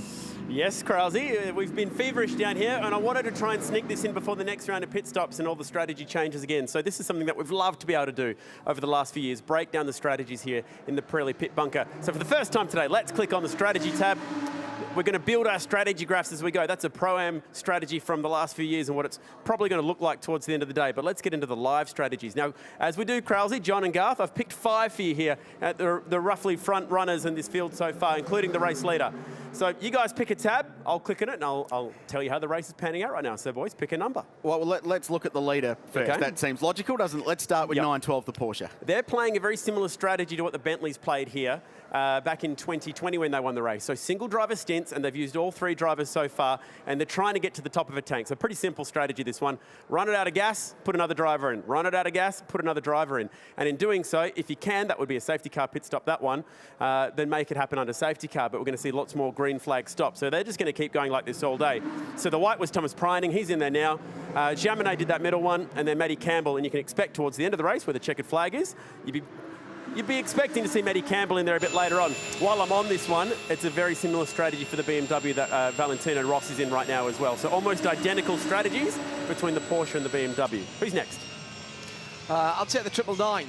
999, alrighty, let's go the 999. Now this has been a bit of an interesting one for them because they got themselves slightly out of sync. But the 999 and the 888 are playing a very similar strategy, and that they've only used 2 drivers in the race so far. So Mario Engel started, he's back in the car right now, he's about to get out, and you'd be expecting at some point that Marciello is going to be getting in there. We did hear yesterday that Mario Engel even confirmed to us that because he qualified, Raffaello is going to finish that car later today. You can see that Grenier is going to do the legwork for that team. Very similar to 888, isn't it? We haven't seen Brock Feeney get used in that strategy yet. So Maxi Goetz did a double, then Van Gisbergen did a double. And they're the only team really that are going for these double stint strategies at the moment, where the other guys are just doing singles. The more these doubles you run, the more risk you run at going over that 50-minute continuous driver time. And that's the big number, isn't it, when you're double stinting and you're looking at 75, 80 minutes for a tank of fuel if there's a bit of safety car. So 75, last one on the list. How different's that? I mean, look at that. Yeah. Compare that to the race leader right now. So strategy A, and I don't even know what strategy they're on at 75, but that's what they're going for. The red is Kenny Habul. So technically they've cleared any minutes that he needs to do in the race right now. They've used a teeny bit of Jules Gounon, and they'll hopefully double him at the end. Maybe he's on a hat trick. He's finished the race in that car the last 2 years with double stints. They'll be hoping that he can do that again today. But they're really not got the flexibility that the other teams have got because they're just using 2 drivers now. So they've got a long way in this race to go, just using blue and white to get to the end. So safety cars, short stints, that's the sort of stuff that's really going to help them stay in the game today. So would you agree, Chad, that for the 75, they're probably a little bit more reliant on some safety car timing to get them that flexibility they need towards the end? Otherwise, there could be some stress around driver time and making sure, especially that 150 minutes in a row, that's the question mark, isn't it? Because if you go over that with any one driver, you're in real strife. Yeah, they've showed already that they're quite happy to take short stints, take a safety car when they get it. Even here, that was a really short 8-lap stint for Luca, and then they just pulled him out of the traffic. And so clean air running for them is another thing that they're looking for, but definitely making sure that they don't exceed the maximum driving time on double stints. So I think we're going to see lots of either double stints on very short runs or single long runs like we saw at the beginning of the day with Luca. I think the answer to what strategy is that, Chad, it's the Craft Bamboo strategy from last year, which is just pit all the time. Pit. I'm actually in a bit of trouble with this strategy because I've got about 4 pit stops left and then I'm out of order on this one. So they're doing lots of stops, and as we speak, Triple Eight's pitting, and I would imagine that we're about to add for the first time a big blue line there for Brock Feeney, which... Oh, I don't even have blue. There you go. That's just my luck. Well, you know what? He can be purple today. There you go. He's going to do something like that, and they're going to be hoping it's going to be somewhere around there. Beautiful. Thank you. Very nice. How's the timing with the car pitting as well? That's Chad Nolan in the Pirelli pit bunker. Nice work. We'll keep that updated throughout the day. Just helps explain it and how the various strategies play out. Nicely done, Chad. Thank you. And yes, driver change going in. Shane throws himself out of the car. If you're unfamiliar with GT pit stops, or you're new to the coverage today, I know it doesn't look particularly busy. Fuel and driver change first. Engine has to be turned off, and then you can roll in with the tyres. Brock Feeney climbing aboard the Triple Eight AMG for the first time today. Did an amazing job yesterday in qualifying and in the shootout. Fuel's done. Tyres about to make their way onto the car that came in from second place. Well, while we're watching this pit stop for car 888, let's talk to the man that steers the ship overall, but the guy who's been behind the wheel of the 99. Jamie Wincup is on the headset down in the 888 garage. Good morning, Jamie. How are you? Morning, guys. Very well, thanks. Tell me about your morning first as the race car driver. How are your stints this morning? It's been good. It's been enjoyable. It's the first time I've started the Bathurst 12-hour in the dark, so that was an experience. Quite cool. Cars feel unbelievably fast under lights, but great to get away. Just did my second stint, and now we just got Richie in the car. So all in all, car's nice and straight. Feels good. Got plenty of front grip, which is a nice thing as the rubber comes down. So we felt we're in a good place. Jamie, tell us about driving around here in the dark at the start. You've done 1 million miles around here in a supercar during the day. Yeah. But tell us about the challenges, what you found caught your attention. What was difficult about doing that? Well, everything feels a lot faster, and then you've got your dashboard and your shift lights in your face, which means what you're looking at outside the windscreen is duller. It's like driving your boat overnight with the dash in your face. You know, it's hard to see. So we've got the ability to dim the lights down as much as we possibly can, which we did. And then you've got headlights in your rear vision mirror. Same thing as driving your road car overnight, really. There's a lot of glare, a lot of reflection. Plus, the gnarly part of the track, coming down the hill out of the elbow, they've actually, the sponsorship on the walls is black. So the actual walls are actually hard to see because they're black this year. But that's all good. It's the same for everyone. It's challenging. If it was easy, everyone would do it. But it was a good experience. That's your sponsor, Jamie, the Boost Mobile signage. Give Peter a call to get that changed. I think it might be another brand as well down there also. But yeah, no, hey, as long as it's Boost Mobile, we're fine. When you've been out there, though, the pace has been good, Jamie, and you enjoyed that first stint and that new experience? For sure. I haven't done a huge amount of driving last year, so I feel like I'm getting quicker and quicker and getting more comfortable in the car as the stints go on. So we're relatively happy. Of course, the pros here are unbelievably fast, especially the Euros. They know the cars so well. Done a silly amount of driving. They've done massive events just coming before they come to this event. So they've got a heap of Ks under the belt. So I'm a few tenths off those guys, but we're certainly pretty comfortable with the pace. I'm impressed that you and the team are here because you've got a lot of work on your hands. You've got Newcastle and the opening of this substantive season just around the corner. Tell us how the work's going on for that. Have you had that car rolling yet? No, we haven't. You're absolutely right. There's dual roles going on here. We've got pretty much the whole team here this weekend. You know, concentrating on the Bathurst 12-hour, but at the same time, we're desperately trying to build cars back at home to get out to our first test day this weekend before we race those cars in 3.5 weeks' time. So there's plenty going on Triple Eight race engineering. Never a dull moment, but that's the way we like it. How's Prince Jeffrey going, Jamie? I know you've ticked off some good driver time with him early in the race, so he's got more to go. Does he drive? You've got a bit more, and does Richie finish for you guys in the 99? Yeah, Eamon's going fantastic. It's a pro-am race. This one, the lucky dog or whatever, the wave by, whatever you want to call it, is a good thing for us. We did go down a lap, but we're able to get it back, and of course then he's got an hour to go towards the end of the race as well. So he's doing a great job. Richie's unbelievably quick. We knew he was going to be quick, but he's got real pace. So I'll jump back in, Eamon will jump back in, and then probably me again, and then Richie till the end. So hopefully we can keep the car clean, get to that last hour and a half, and then Richie can bring it home. All right, mate. Good luck. Thanks for joining us. Appreciate your time, and go well this afternoon. Thanks, Chacos. Cheers. There's Jamie Whincup down there at Triple Eight Race Engineering. The Boost Mobile number 99 car is the one he's sharing with Prince Jeffrey Ibrahim and Richie Stanaway. They're currently scored in 12th position, and Richie shown as the first car off the lead lap. Solid day for them, and we'll see some good pace from that car. And just over, let me see, an hour completed by Jeffrey Ibrahim in that. And just on the point, Jamie made the point that we need to remember that the AM drivers in those cars need to do at least an hour of driving time in the second half of the race. The commencement of hour 7. So when we get, well, we're halfway there, that's when you need to get those drivers in. They have to do driver time in the second half of the race and at least an hour. So that's why these teams are managing their time with those drivers early.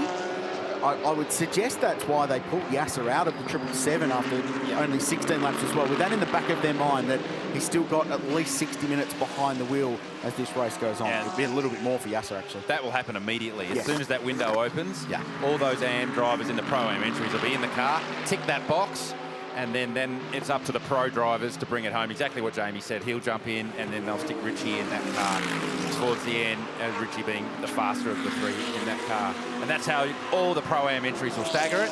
And if they do it right and keep themselves on the lead lap after that 60-minute situation for the AM drivers, they're as good a chance to win the race as any of the full pro combination. So Yasser's driven for an hour and 55 minutes. So he's got 65 minutes to do in the second half of the race. We've been talking all race about trying to get heat into the tires, and there are some very creative methods being used down at the Mercedes ends of pit lane. For Craft Bamboo, their special advantage comes within their mascot being a dragon. They're using dragon's breath. No, I'm just kidding about that. They do have Lucky sitting over in the corner, but all of their next sets of tires eagerly basting in the sunshine. We're seeing the same thing from Sun Energy 1, just a couple boxes down. There's on the other side of the paddock, and as well as Group M. So all of the Mercedes team sunbathing their tires just to try and get that little bit of extra heat in, because every bit of heat counts, as we saw in this morning's running. I've never seen tires laid out in the sun. And why are they doing this? Because unlike years past, no tire blankets, no tire ovens, no tire warming, besides when you put them on the car, except if you happen to leave them in the sunshine. That's how we do things down here in Australia, Shay. We see that a lot actually in the Supercar Championship with tyres baking in the sun, so I can guarantee you further up pit lane for the teams associated with supercar teams here this weekend, they'll be using that same technique. Very efficient, actually, and the best way to do it is you actually don't lay them on the ground in the sun. You put them on a trolley or you put them on a little table, because the ground actually sucks the temperature back out of the tyre. So you actually want the tyre in the sun, but off the ground, if you like. So there's actually quite a science to that as well. And that's catching on, because WEC are going to no tyre warmers, and even Formula One are going to no tyre warmers. In the States, that's been standard practice for a while. IndyCar in particular, the kings of doing that, and the guys who are really good on the outlap, on the cold lap, that's worth money. That is worth money. I think it's interesting. I can see both sides of the argument there in terms of less equipment, potentially less stuff to cart around, and less finance. And of course, if you are heating them with a gas burner, then perhaps that's not particularly green. could do it with solar panels and electric blankets, though. That's what I always think, to be honest.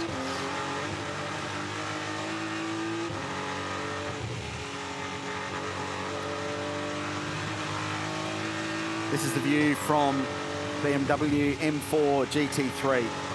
Sheldon van der Linde is the driver. The young South African, his older brother Kelvin, is well beyond midnight where he's watching in Germany now, but I'm sure they've still got the TV tuned in. Sheldon doing a really good job chasing down his teammate Augusto Farfus, who spent a long time, 66 out of the 122 laps completed so far behind the wheel of car 46. They're both chasing Thomas Preuning, the Porsche now out to 4.5 seconds in the lead. But as we build towards a pit stop, and we're not far away now from the next round of stops, with 31 laps into this stint, with a little bit of safety car in the middle, so they may stretch that out to 35, 36, but we're not far away. The pace is just starting to step up as well, and Augusto on this lap has set his personal best middle sector of the entire car race, 122 laps in. So it's still pretty fast. They're quick at the pointy end as these BMWs chase, and the Mercedes AMGs in the mix as well. While we're on board and taking this on-board shot, I just want to point out what that green light is on the light signal. We were talking about the warning, the in-car warning systems that the cars have, and that's that light signal there. So the green means we're currently under green condition and the track is open for racing, and it actually leave the green light on just to let the driver know, yes, the system is still working. If we go yellow, if say for example there's an incident up here at turn 2, when you go into the yellow zone, this will go yellow, and the driver gets to see that in their periphery. So that's what we were talking about with the Brad Schumacher incident, where they're getting blue flags. That'll flash blue in the cockpit. So the driver's getting the real-time warning coming into the driver. So there's no more excuse like, oh, I didn't see the flags out there. There's a light right under your eyes that'll tell you exactly what's going on. And that warning light system was introduced to this race after the 2018 race, which was ended under a red flag. And there were some incidents. Part of that incident was that a driver, right at this point, correct, didn't see the yellow flag. So that was part of it. The irony is that the driver that benefited from that red flag and won the race was Dries Vanthoor, who's the co-driver in the car we were riding on board with while we explained that. So it's a simple system, but it's effective. There are more complicated ways of doing it.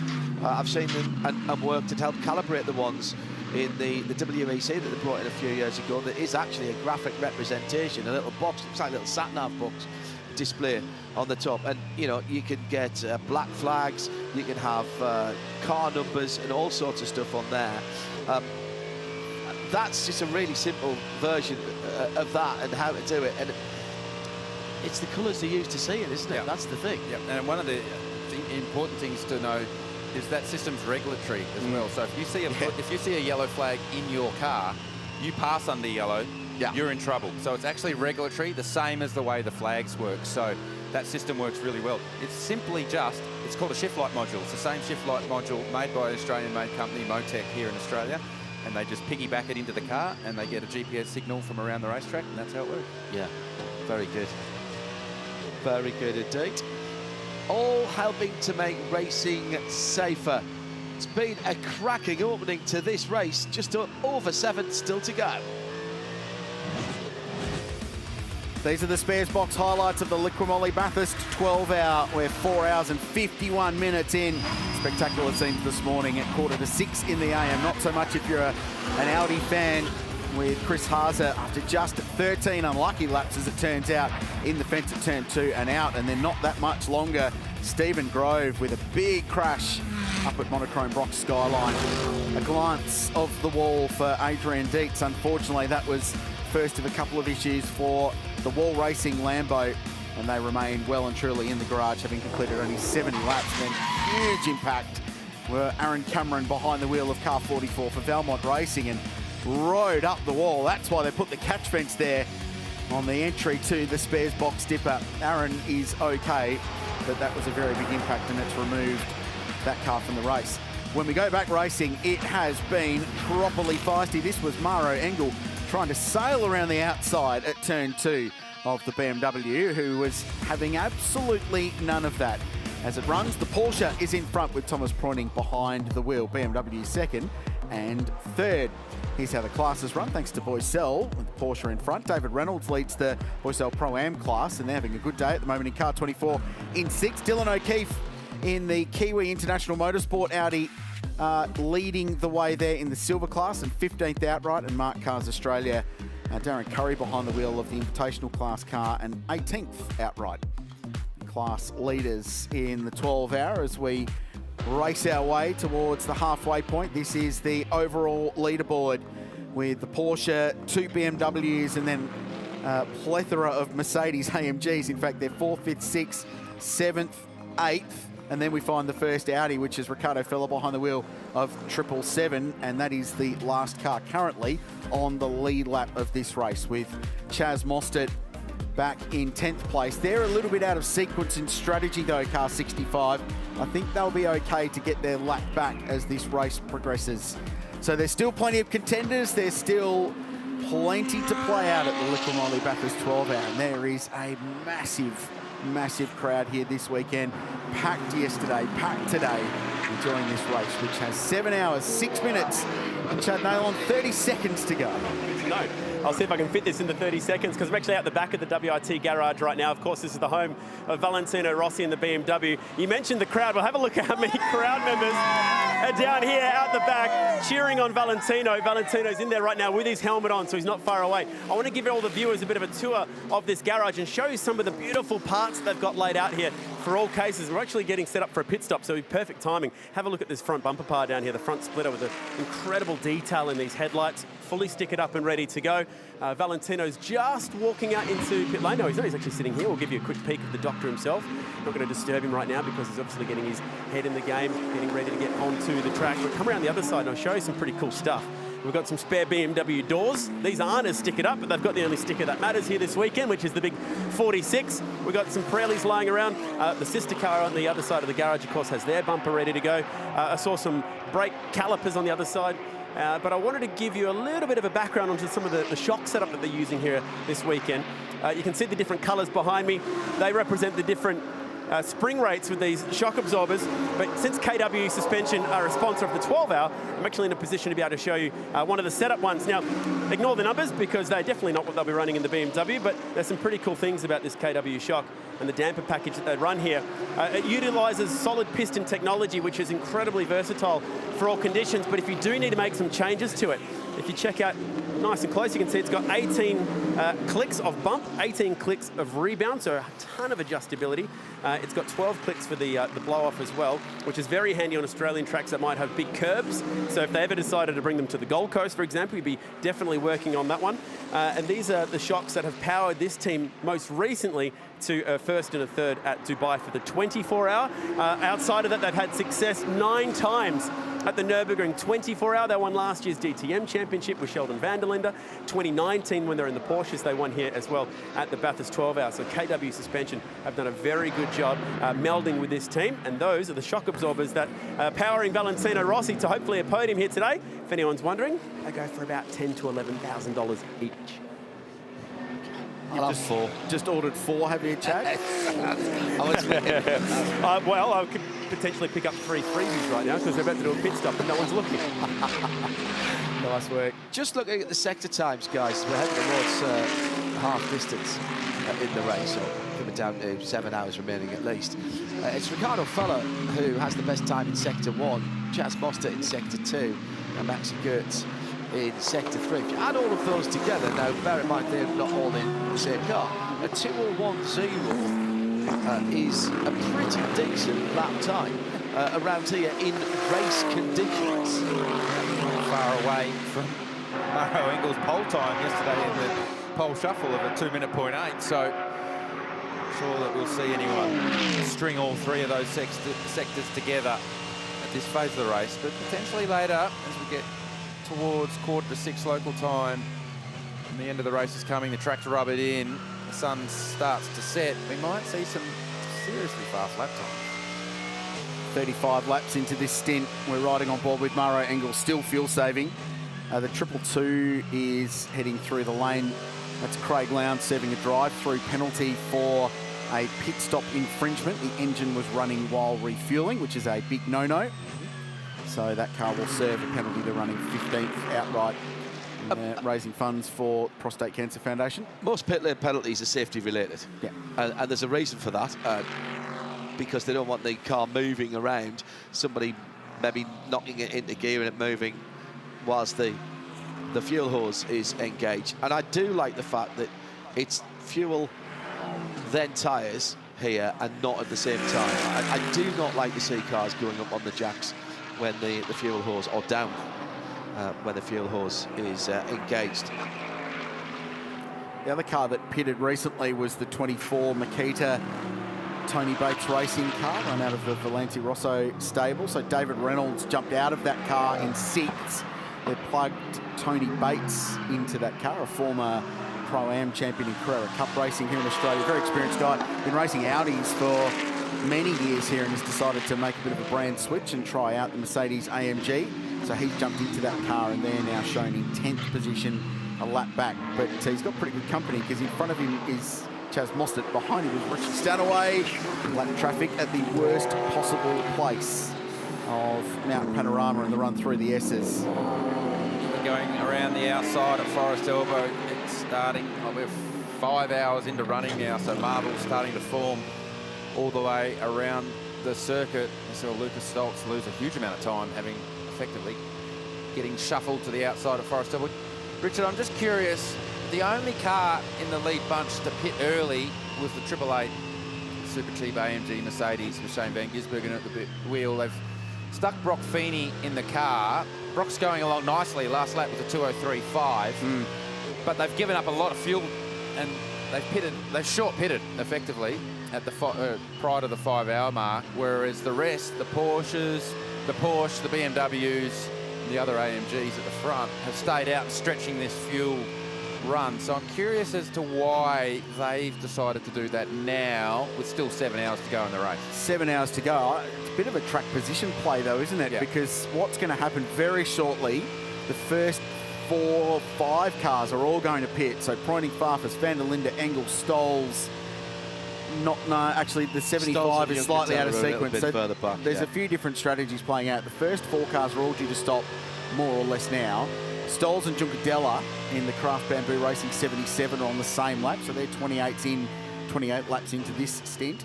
And then you've got Feeney, who's only 9 laps into his stint. So they're going to get track position, they're going to get clean air and lead the race when everyone else shuffles through. Yeah, they're short filled, so they're going to get it through clear air, and standstill time for the fill was less. But I'm just curious, 7 hours to go to be racing for track position like that right now. I'm just curious as to why. And we have just clicked through another racing hour, 5 hours and 20 seconds.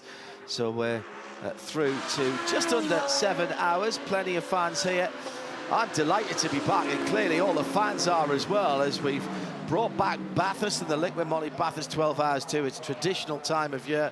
Brought back the international drivers and teams as well, and that has been a huge draw, as Bathurst is back bigger, better and faster than we've ever seen it before. One of the reasons, undoubtedly, certainly for all the motorcycles we had here yesterday parked up at the National Motor Racing Museum, was turned, the car park was turned into a bike park, is Valentino Rossi, BMW factory driver. This is his second outing for WRT at this new BMW M4 GT4, and his car, of course, the number 46, is heading into the pit lane right now, and he's going to do his second stint. As is the leader of the race, Thomas Preining, in the EMA Manthe Porsche. And Van der Linde in the second BMW. Both the BMWs are in the lane. You called it, Richard, that they're due soon, and here they are. Got both of the BMWs into their pit box, as well as the Manthe Porsche. There's a driver change going on for the Porsche. That is Jam Matthew Jaminet taking over. And down here for the BMWs, it is Valle getting back behind the wheel of the car. It looked for a moment as though they were just going to use Valentino Rossi to do a drinks bottle change. But nope, he brought his own drinks bottle out as Augusto Farfus is strapping him into that number 46 BMW. The next car back is the sister car, the 32. Sheldon Van der Linde out of that car, and it it is back to Dries Vanthoor. So now all three of those drivers have had an opportunity behind the wheel and an opportunity to rest. We are just waiting on the driver change to be completed, as those are scuffed Pirellis going on to the 46 BMW. Pit stop is done for the Porsche. Very quick stop for the Porsche. And we're waiting on the tire change to be completed for both of the BMWs. Which stop is going to be done first? That would be the 46. Away goes Rossi. And now away goes Vanthoor, right in his wheel tracks. And coming out of Murray's corner is Brock Feeney. So remember, he's about 25 laps the difference in terms of strategy on fuel, on tyre, relative to the cars that have just peeled off. So this is track position playing out for the super cheap auto car from 888 Race Engineering. Yeah, but, I mean, they didn't get track position on the Porsche. That Porsche is seriously fast at pit lane, mind you. That's the first thing that got my attention. Both the last two pit stops been the fastest by far by Porsche. But Feeney got track position on the BMWs, but not a position. When they pitted, they came from second. Yeah, corrected. They're going to still be in second, corrected. To me, it looks like the BMWs are a little bit slow in the lane, but I'm just curious as to why you'd go off sequence with your opposition with 7 hours to go. I can understand it deeper into the race when you're looking for a differential and a safety car, but I wonder if there's a theory there. Yeah, clearly. Let's play this as if there's not going to be another safety car. So, just curious. Interesting to note. Have to see it. Well, you never know. It's a funny old day, isn't it? Interesting to note. So the BMW is a minute 27 and a minute 28 pit stop time. That's from the pit lane in line to the control line at the exit.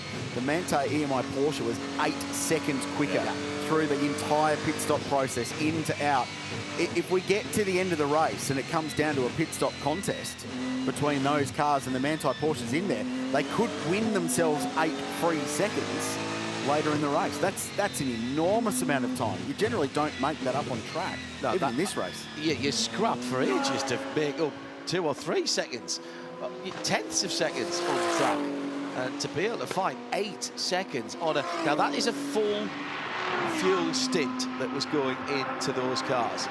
So if it's a splash and go or something like that, that is going to reduce pro rata. Quite a lot of people on the 12 HR asking about this misting, this light misting on the side of the number 46 BMW. I can tell you we're very used to seeing this. We've had these cars for a year or so in the IMSA competition and the WeatherTech Sports Car Championship in the USA. Now we're used to seeing this on the right-hand side because there is actually an exhaust outlet and it comes down the right-hand side. There's quite a bit just behind the front right-hand wheel. If you look very carefully, you can even see a bit of a heat haze coming out of that as well. That's not unusual. I am slightly worried that we're seeing a little bit more at the back of the car.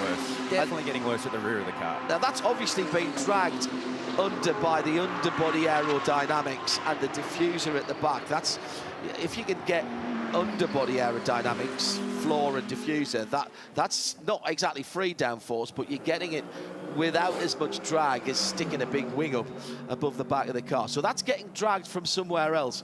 I'd quite like to know where that's coming from. I'm not sure. sure. Not exhausts there. I'm not sure if we send Chad down to the WRT garage, they're not going to give us that answer. I'm not so sure. We can try. Not a chance.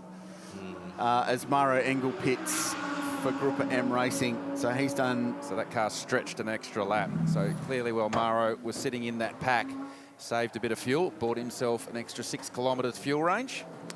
Yep, the man they call Lello is hopping in for his first drive of the day. Maro kicks the empty drink bottle out, and Raffaele is just hopping into this car. No use of a driver change assistant, so they're doing that between themselves. Lello had his own drink bottle ready to go. They do have 4 tyres ready to go on this one as well, and full, obviously, drink of fuel. I'm quite curious, guys, to actually start getting a stopwatch out and measuring both the fill time and then the tyres, because I'm curious to know where it is that the Porsche guys are making up the time. It's one of the things that gets covered in the balance of performance is the fill rate from the actual fuel reach. So is that where the Porsche guys are making it up, or is it tyre changing as the tyres are done in this car? And that was 14.5 seconds. And rolls out. I did measure the 888 guys earlier on the super cheap car, and they were doing tyres in about 16 seconds. So they're saving about 2 seconds on car 888 just in tyres alone. But where are the Porsche guys getting 8 seconds? That's the big question down here in pit lane right now.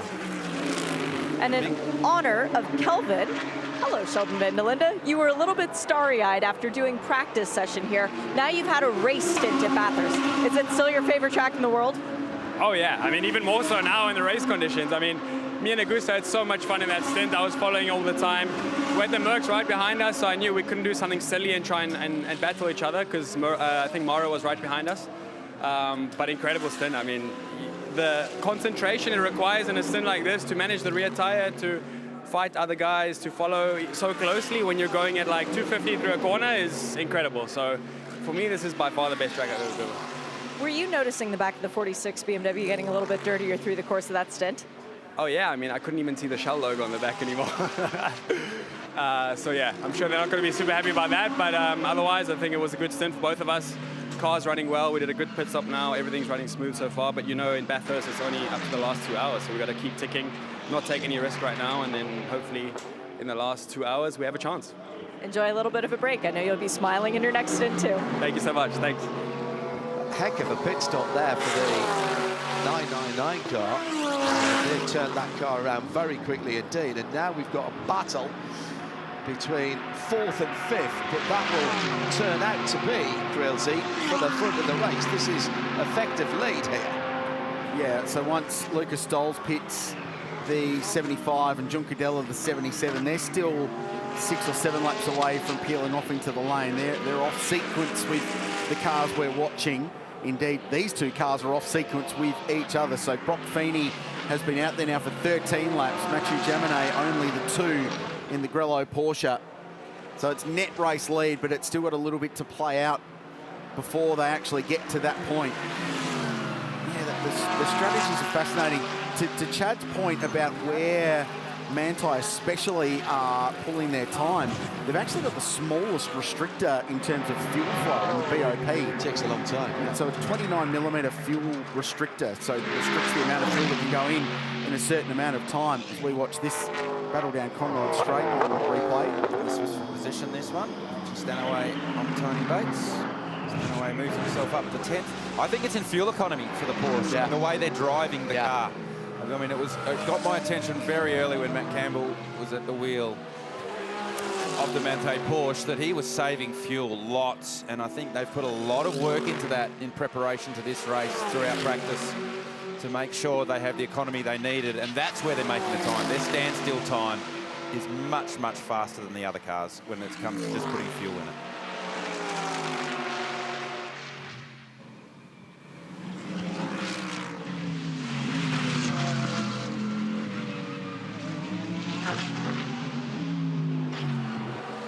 So fuel economy as well as speed, essential. Reliability, well, if you've got an endurance race, it kind of goes hand in hand as well. Fast, reliable and economical. That's a triangle that you don't always get all three out of. Notice as well that, again, on adjusted positions, when the pit stops at the front of the field are done, we will have the 999 now up into 3rd position, so they have made up a position there. And one of the things we noticed was that as soon as Mauro Engel got past, he went into field saving mode. Yeah.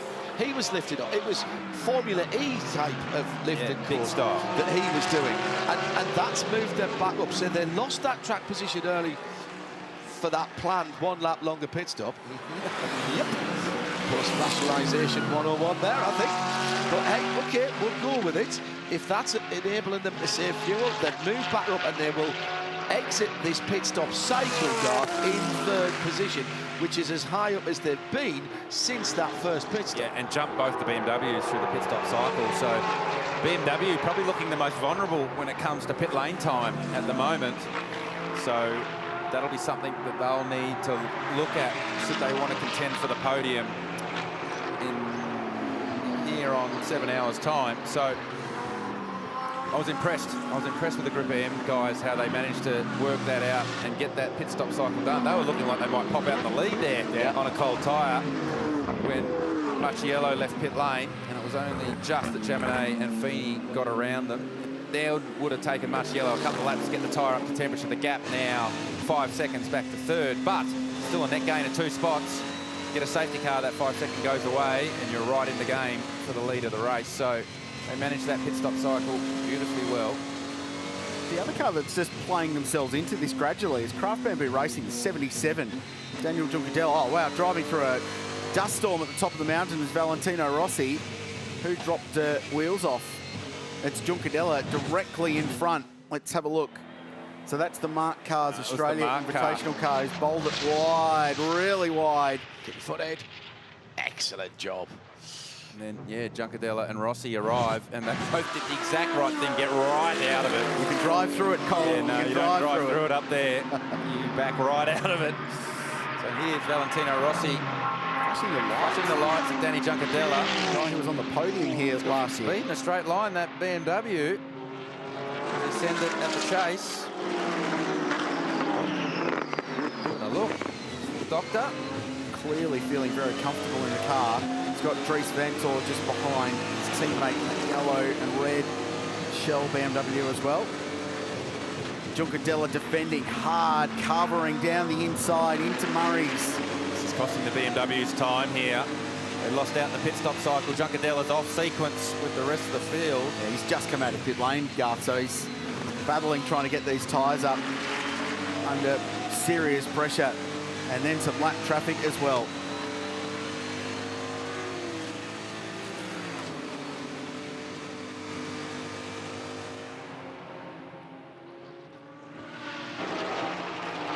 The battle continues up the hill, turn 2. Can Rossi squeeze his way through there? The interesting one will can Dries Vanthoor pick himself a couple of spots up out of this without obviously risking the relationship with his teammate in the process. I need to keep an eye on where Ricardo Feller is in relation to this as well, because the 777 Audi, a long way into their stint, 25 laps in fact into their stint, but will be going along quickly. And if these guys are holding each other up, that car could play itself into this battle as well. That misting on the 46 car is there on its teammate, the 32. So the white car shows it, particularly more down the side. It's there on the side of the Shell Helix car, but I still don't think, Garth, it's quite as bad on the back of the yellow car as it is on the back of the white car. I agree. The two WRT cars. I agree. We're talking about 46 car looks like it has more of that misting down the side and definitely across the rear bumper and rear boot lid than the 32. I think BMW probably need to change their livery for us in the future. Just make it black so we don't talk about it. Well, WRT typically used to run in dark grey and dark red. Running two different liveries here with the M Sport stripes, and that is one of those classic colour combinations. Yeah, it is. And I firmly believe that you cannot make any car or motorbike look worse by putting the BMW M Sport stripes on. Yeah, it is iconic, that M Sport livery that they run on so many cars over so many years around the world. So out of sequences 75, Sun Energy One Racing. They're miles in front at the moment, but yet to stop. Lucas Stoll's going very quickly indeed. Matthew Jaminet last time round did a 5.6. Brock Feeney a 5.8. Raffaele Marciello and 999 a 4.6. Comfortably quicker. Juncadella, though, still in the sixes and still holding these BMWs up. The pace at the moment is with the 999 car. Running almost on his own. He's 4 seconds behind Brock Feeney and in clean air.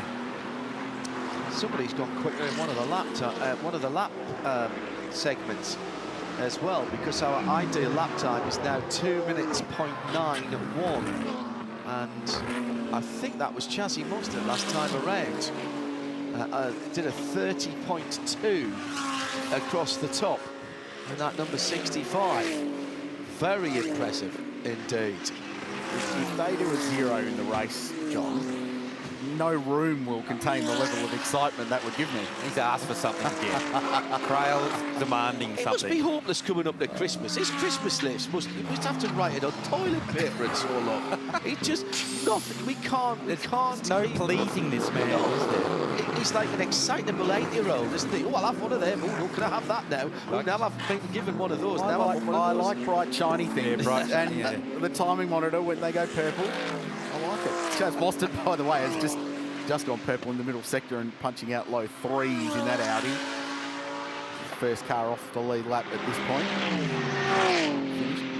Well, we're just coming down to the Crail chase, so Juncadella's opened up that gap now as the tyre comes in for him over Valentino Rossi. Rossi had a good look at the back of that 77 AMG Mercedes, though. I get the feeling when you're stuck behind someone, if you do want to pass, it's difficult.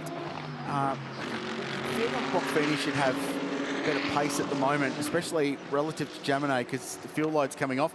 Difference in tyre condition is something to take into account as well.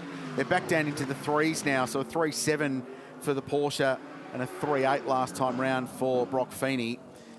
What happens? You get aero wash, clearly, when you follow closely in these higher downforce GT3 cars. But then also, once you get aero wash, you lose the front, so the front tyre starts to slide, you get understeer, and that heats the front tyre up. And what does that do? And then as it continues to heat the front tyre up, you get more and more understeer, and you get in this vicious cycle of losing performance from the front of the car. And then the gap opens up to a second and a half, and then the car starts to normalise. But then you need to spend the next 4 or 5 laps cooling the front tyre down again. And by that stage, you've lost the advantage that you had over the car in front. Is it an advantage at this circuit in particular, that you've got a long straight like Conrod that will cool the front tyres down a little bit? Yeah, it does, but then you have to make the time up so much up at turn 2 into the cutting to be close enough, and then you can't follow closely enough across the top of the mountain. We heard Sheldon van der Linde talking about just how fast it is across the top of the mountains, 200 km/h plus. So when you lose front downforce, you lose the gap, and then you can't be close enough to have a go at Forest Elbow. You can't be close enough to have a go at the chase. These cars might look like the versions of the cars you could go down to your Mercedes, BMW, Audi and Porsche dealers and buy, but these are very sophisticated race cars. Obviously it has the big back wing, but every bit of bodywork, every bit of ducting is making that car effectively a huge aerodynamic device. That's correct, and a full body floor as well, so the underside of the car works incredibly hard, the rear diffuser and its interaction with the rear wing, how much that generates downforce. We saw a little bit of damage on the front of one of the AMGs earlier today, and the team spent a lot of time making sure that that was tidied up, because every bit of frontal area of that car is designed, as all these cars are, designed to make front downforce as well. So aero, massive part of GT3 racing. They are meant to be the lower end of GT racing when you talk on the global scale, but yeah, seriously, there's a lot of energy and technology that goes into making the aero work on these cars. You haven't seen the new Ferrari team. Yeah, I've seen photos of it. That thing's crazy. That is extremely impressive, extremely impressive. We've got the battle for second and third on the track heating up. We'll get to that after we've heard from Chad down in the lip. Yeah, we're actually at the back of pit lane right now. We've been talking about the different generations of Mercedes AMG and the new technology that's been coming into these cars. So I've grabbed Peter Hackett for a quick chat. He's the head driving instructor for Mercedes AMG Australia, because we've got something really cool behind us at the moment, which I have been lucky enough to sample with you this week. Tell us what we're looking at here, Pete. This is the second ever all-electric vehicle from AMG. It's the EQE53 with one of the driving packages, the AMG Dynamic Plus package. We're talking up to 505 kilowatts, 1,000 Newton meters of torque, 0 to 100 in 3.3 seconds, which you know about. Yes, so just 1,000 plus Newton meters of torque. Check this out. This is here on Wednesday on the racetrack, and I had a chance to sample exactly what that feels like. It was sort of like being launched out of a cannon is the only way that I could describe it. It was like, straight back into the chair. It hits you with an absolute whack, doesn't it? Yeah, it's exciting to see where the electric industry where we can go with electric cars, you know, and this is just the second variant for us. How do you think the Aussie public in particular are responding to performance EVs? It's really interesting, actually, because the number of people that we see walking into the retailers and making inquiries about our electric vehicles is you know, really exciting to see.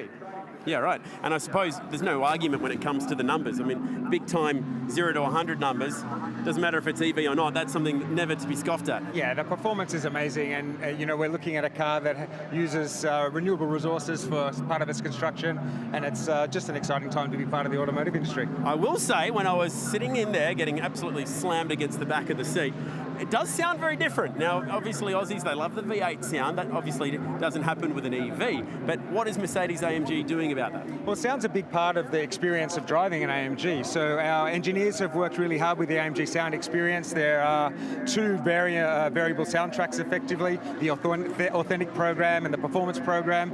And this matches in with the lighting systems inside the car so that we have a completely new audio soundtrack, if you will, that adds to that EV experience. Yeah, the AMG sound experience is really quite different.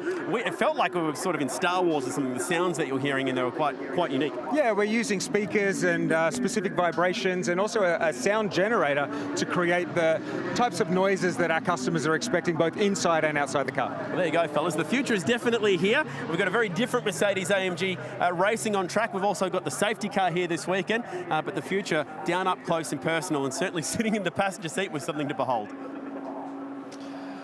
And around about 8% of new cars last year here in Australia were either full battery EV or hybrids. It was around about 18% in the UK. All right, moment or two ago, the two WRT BMWs side by side in to visit New South Wales corner, Griffith Bend. And if that was a bit of team orders there, Richard Crail, as they swapped positions there. Valentino Rossi giving way to the Shell Helix guys, stayed with them going up to the chase. Delighted to say that joining us in our Liqui Moly comms box at the moment is the fastest man ever in qualifying around here. You're not going to get sick of that for a while, are you? Barrow Engel, welcome. Hi guys, nice to be here. All right, so yesterday was all good, all the headlines. What happened earlier on? You were leading the race, it all looked pretty cool, and then went one lap too long in that safety car period. Was that just a little snafu? Yeah, a bit of a mistake in communication, and obviously then we got caught out behind the safety car and had to pit a lap later. But yeah, still a long way to go, so hopefully not too much damage done. I noticed pretty much straight away when that happened, you went to almost a different setting. All of the drivers in the team, you did a lot of fuel saving, a lot of lifting and coasting. If you had to give up a position, then make something of it. And actually, you've turned that back into third at the last stop.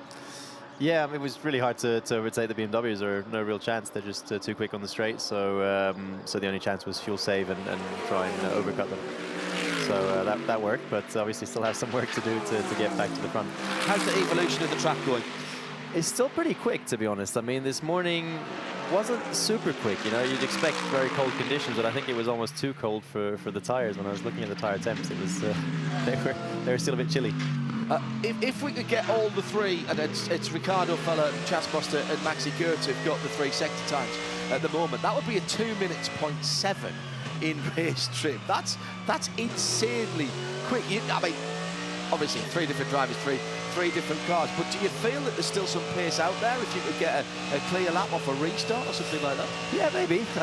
We're not too far off the lap record. We're within a second, but you know, having said that, a second's still a lot. So who knows? I mean, the track so far is still quick. I think we're still seeing 2s from different cars. So let's see if someone gets a clear lap and hits the peak of the tire.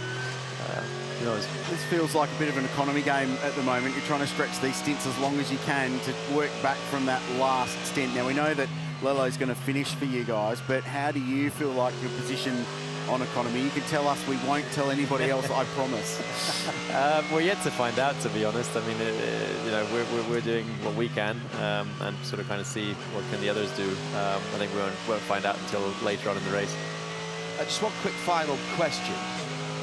Restarts. Everybody's still struggling after restarts, whether they are brand new tyres because you've pit stopped or you're recycling the tyres. Is that going to get easier as the sun heats up the track? I think it'll get a little bit easier, but still these tyres definitely need temperatures. But yeah, well spotted, it is difficult at the restarts, and then you're sliding around a fair bit. But that will get a bit better with track temperature coming up and ambient temperature coming up. It's nice to have Maro Engel alongside us. That is his car, the Man Filters Group of M Racing AMG. They're currently scored in 4th. Lucas Stolz leads the way, though, in car 75. They're due a pit stop soon.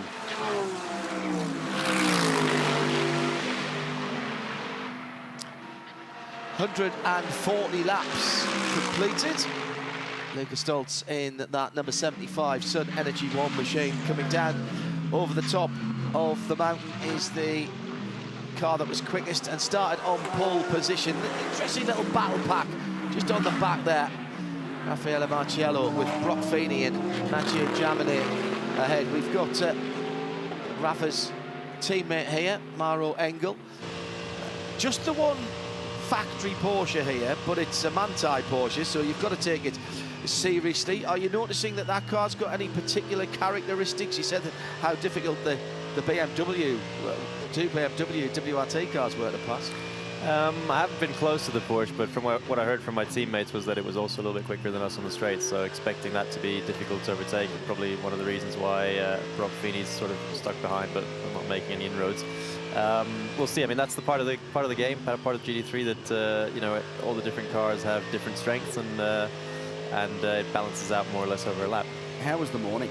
Yeah, I mean, it looks spectacular from where we were, but those low ambient temperatures must have made it a challenge. I mean, seeing that you know, fire rise above skyline is just, I had goosebumps in the car. It's just amazing. It's there's nothing like it. It really is special. That's really good, isn't it? That a pro driver like this, he's done everything.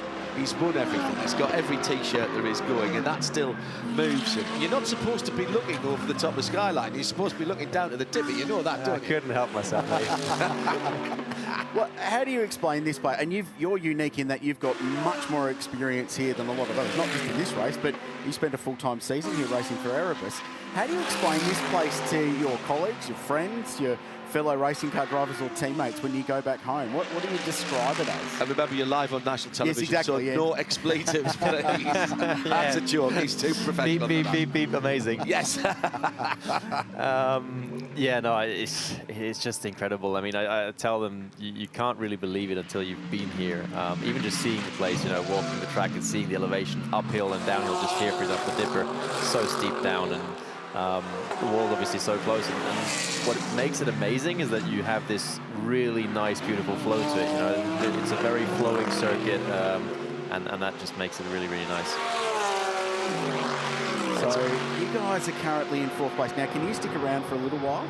Because I know you haven't been here you were here last year, obviously, and you had a really good run to 2nd. But I want to welcome you back to Australia with a really unique Aussie experience, which involves us plugging another commentator into the seat I'm in, which will be uniquely Australian in its commentary style, and I think Maro knows who I'm talking about. But we'll do that in just a minute when we get to that. But it's cool to have you back. You guys just feel like you're building to something really nice at the moment. I hope so. Look, I really hope so. But yeah, long way to go, and there's some other cars that are very strong. So you know, we'll have to be on our best game. Mauro Engel joining Richard Crail and me, John Hindhaugh, in the Liqui Moly comms box. 142 laps completed. The 75 car is leading. That's the Sun Energy 1 machine. That is due a pit stop any time now. Well, Sydney and New South Wales are home to a unique and diverse natural and cultural experiences that have the ability to energise you like nowhere else. That includes this race. It's warm, welcoming, inclusive. There's always something new to discover, and a visit will leave you feeling new not long after you leave. And I think our guest in the commentary box would very much agree with that. We're joined by one of Mercedes-AMG's longest-serving superstars, and he's won just about everything there is to win in the world of endurance racing and GT racing. Mauro Engel, he's the man who went sub 2 minutes in qualifying. Thank you for that yesterday, not quite by the way. sub 2 minutes yet. Oh, sub 201 was what I was looking for, into the 122nd Would be nice, sub 2 minutes. It was an amazing effort. So you got the Alan Simonson Pole Award, and you guys are in a very good position. 4th place at the moment for car 999. I'm going to jump out in a minute because we're going to plug someone else into this seat. But the question I did want to ask, Group M Racing, this team, and you haven't raced with them here before, you've been with Craft Bamboo Racing, Erebus, and others. Every year they roll into this place, they are very, very competitive. And in the past, you've been wheel to wheel with them. So what is it about this team that makes them so strong? It's a really strong team. One of our strongest AMG customer racing teams. I mean, you know, they've been super successful in Macau. I raced with them in DTM over the past year, and it's a very, very strong team, and especially in endurance racing more than maybe even in sprint racing. And we a few years back we won the Suzuka 10 Hours together, and yeah, hopefully we can get another win under our belt together. All right, I'm going to jump out. Just before you do, yeah. That 75 car was in the pit 6 laps ago, so that got in and out without losing the lead of the car, of the motor race. They were a minute and 25 seconds in front, so they got a full green flag stop under green. Yeah. Well spotted. My gift to you, Maro Engel, is David Reynolds, who will be plugging himself into this seat right now. So I'll leave you in the very capable hands of John Hindhoff. Quilsey and Garth Tander coming back in a little while. Wherever you are around Australia, New Zealand, around the world, around Bathurst, good to have your company for the 2023 LIQUI MOLY Bathurst 12 hours. David Reynolds joins Maro Engel and me, John Hindhoff, in the booth. Good day, David. How are you, mate? Hey guys, how you going? What's going on? Good to see you again, mate. It's been a little while. Yeah, it's been a long time. It has. How long's it been? I think probably 3 years since you were in this booth when I was here. We did a bit of the 6 hours as well before that.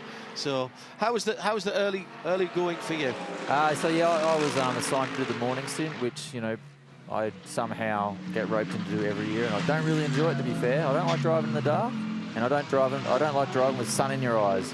So you know, I had to get up at, I don't know, 4 o'clock like most of us do, and I don't really like doing much at 4 in the morning. He's got a terrible life, hasn't he? Yeah. Sorry, what time do you get up? Sleep 4. Did you start? Yeah. It's way too early to go car racing. Yeah. Can't even see where you're going. But no, it was really fun. It was really fun. The problem is it was like super cold, and like, you know, I did a really good job of getting my tyres up to temperature. It got like 100 degrees in my tyres, and as soon as it went green, it just started like plummeting down to like 6 degrees, and then it started chattering understeer. I'm like, oh no, I'm in a world of trouble. So yeah, it wasn't the most fun, but yeah, I'm just trying to catch Maro here. We've been talking about the unique atmosphere of this place. Great to have a big crowd back to it, isn't it? Yeah, this is the 12 Hour has done a beautiful job every year. Every year it just gets bigger and bigger and bigger. I've been coming here since like 15, so you know, every year you see more and more people, more and more cars, and it's just going from strength to strength. And yeah, it's a really cool race. Even though the cars are probably a bit too fast for me, I prefer my supercar. I felt well more at home in that, but I'm getting the hang of it. Supercar season about to kick off, back on the streets of Newcastle. Now there's another race. That's another really interesting circuit. Yeah, it's a kind of new circuit on the calendar. It's very rough. Got a bit of undulation, very, very tight, and very difficult for our cars to get around. So yeah, we love it. Where else would we rather drive? It's a street track.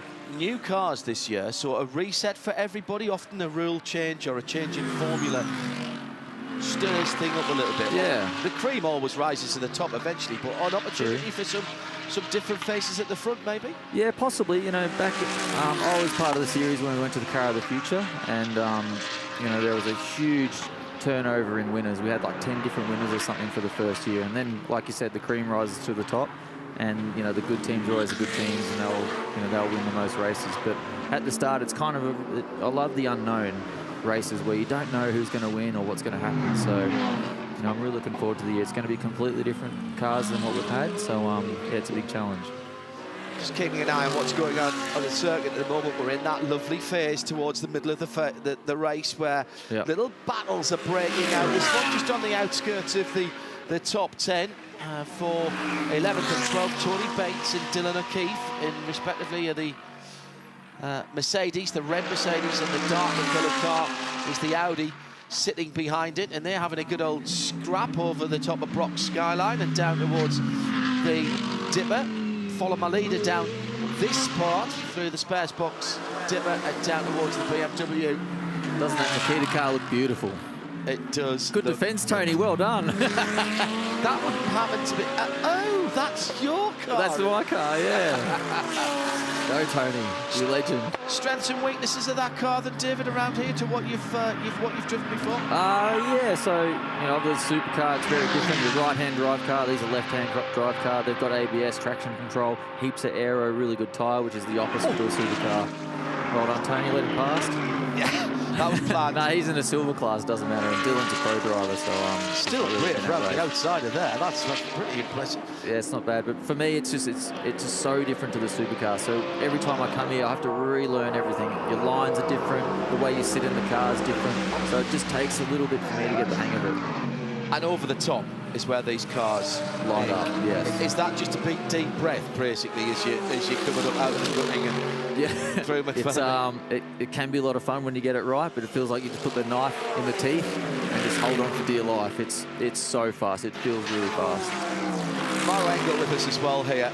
He knows these GT3 cars very well. We've been talking for several years now. I've been coming in 10 years, believe it or not.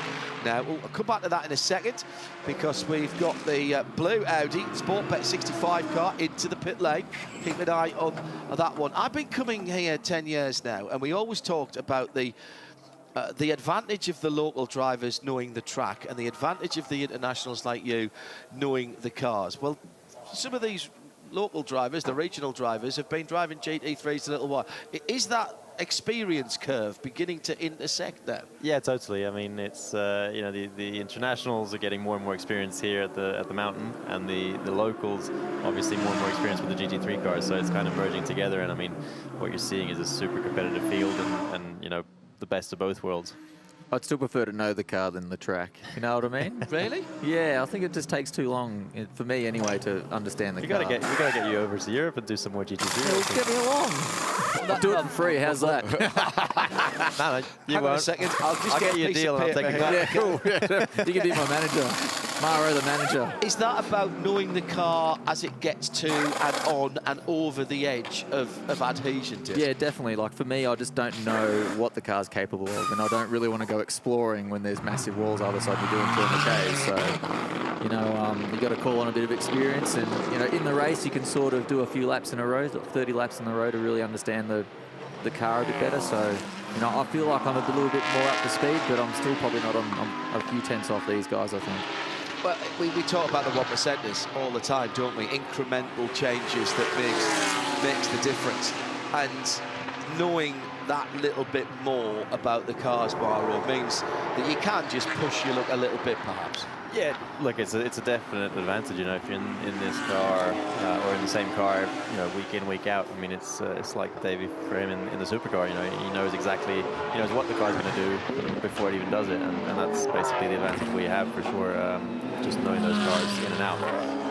And don't forget, like, I'm in a Pro-Am race, like he's in the Pro car, so part of my weekend is trying to set the car up for Tony to be comfortable. So you've got to make it understeer a bit, where like if I see these guys in qualifying, they're dancing on the rear tyre and it's moving around a lot in the rear and it's making it turn, but you know, Tony wouldn't like that. He would stop racing if the car was always like that, so I've got to try and tame it down and make it more comfortable for him. The essence of endurance racing, particularly Pro-Am, is to make sure you've got a car that everyone can drive. Yeah, exactly. And I like driving it too, don't worry. Yeah. I don't want to drive something that's half out of control all the time.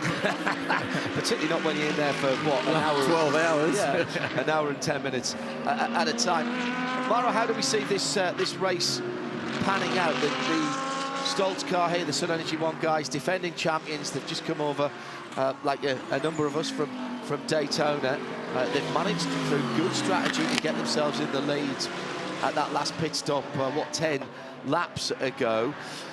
How hard is everybody pushing now, and what's still to come for our viewers and listeners?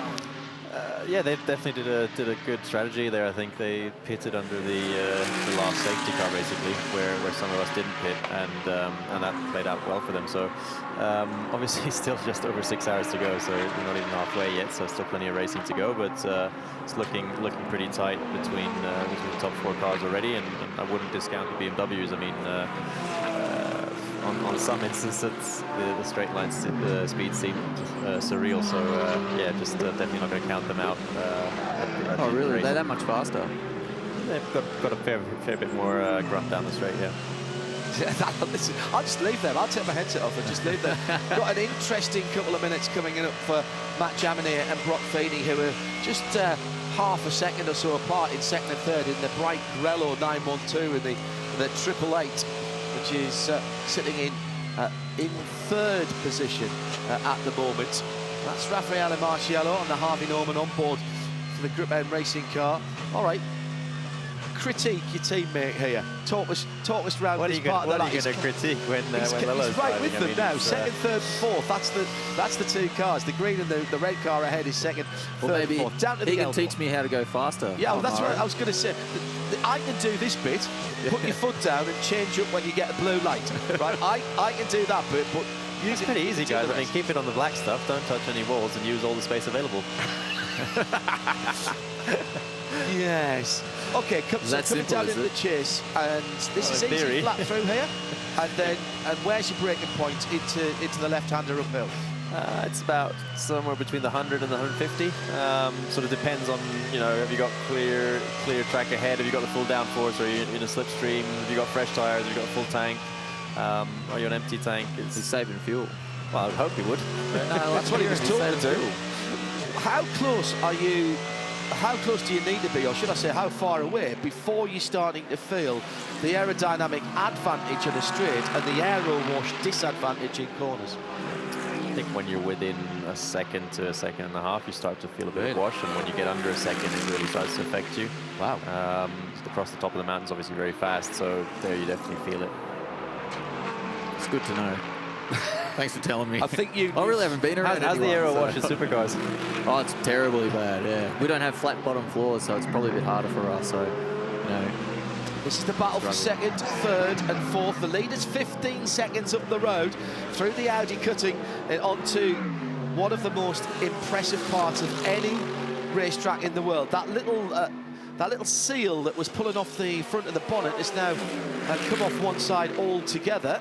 That's not going to have any massive effect, Mauro? No, not really. I saw that flying about. I think at one point we'll probably get rid of it.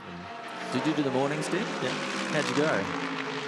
You led it, right? I led, yeah. How'd you go with like coming over Skyline when the sun's like beaming in your eyes? Can you see where you're going? No. No, that was the worst time for me. Yeah, but it's still pretty amazing, and it's special. I mean, you watch the sun come up. Sometimes you get caught and you're like, oh, that's beautiful. Oh no! Exactly. I just said that. I had goosebumps when you had that red fire coming up. And it's like. You do sort of take it in, don't you? Sometimes when you got some time, don't you? You look around and go, oh yeah, it's beautiful. And then you scare yourself and you go, oh shit. I know. I forgot to brake. Oops, sorry. So, thank you very much to Mauro Engel and David Reynolds.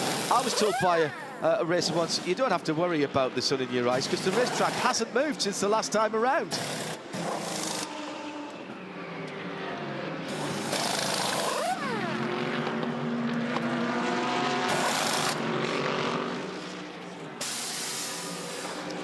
So we'll reset the booth now as this battle for second, third and fourth continues. Really enjoyed having our guests. 6 hours, 15 minutes and just under 40 seconds to go. Richard Crail back with us for the next part of the race. And I would say, you know, we take that opportunity to talk to some of the drivers because we can. We haven't missed anything at the front in terms of lead changes, but it's still absolutely fascinating what is going on at the sharp end of the field. Look at this battle for second, third and fourth, and Stoltz still up the massive big change in the race. We saw that 75 car over the pit stop about 12 laps ago. They were so far ahead they got in and out without giving up the lead. They've played a blinder, Sun Energy One, by running the let's just stop as often as we possibly can to get fuel in strategy, and it's worked for them. Sitting in the back of the commentary box listening to those guys talk, A, there's a podcast in that, Engel and Reynolds, and B, in a commentary box including Mauro Engel and David Reynolds, it's not Mauro Engel that I thought would have dropped some language first, to be brutally honest with you. But great insight, to be honest, from both of them. Really enjoyed listening to those guys we're stepping aside for, and we'll have some more drivers coming up throughout the day, which we're really looking forward to. This intensity's just popped up a notch, hasn't it? And Feeney now looking really strong. 31 laps into this stint for the Super Cheap car, and looking for a pit stop there on an alternate strategy. In fact, the top 3 cars now, and the top 4 cars are all on slightly different fuel numbers, slightly different tyre numbers, which is really fascinating. And it's going to allow us for all these strategies to evolve and play out, and we're approaching the halfway point of this race, 150 laps in. We're not far away from 1,000 Ks into this race and bordering on the 6-hour window to do it. So this will be a pit stop as Richie Stanaway into the lane in the 99 car for Boost Mobile Racing. Staying put behind the wheel. fuel in first there, Rich. This is what we talked about earlier on.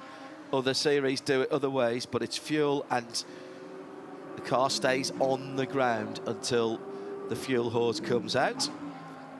Fuel time, part of the BOP process. So each of those fuel hoses has a restrictor, like the engine breathes through a restrictor, the fuel goes in through a restrictor. That is one of the 4 ways that the BOP is calculated and affected. Feels like an age, doesn't it? Waiting. We're so used to seeing pit stops in this country where it's all happening all at once and there's more people over the line throwing resources at the car. But this well-drilled 888 race engineering team go to work. And brand new tyres going on car 99. Well, WRT here for the first time in BMWs, but this isn't their first rodeo at Mount Panorama.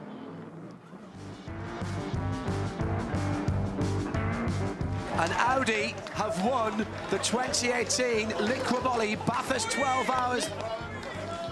Well, this is cool, Shannon's Time Machine Time with Dries Vanthoor, who's a former winner here. And I want to talk to you about that year and the crazy finish to the 2018 12 Hour here. Mate, welcome back.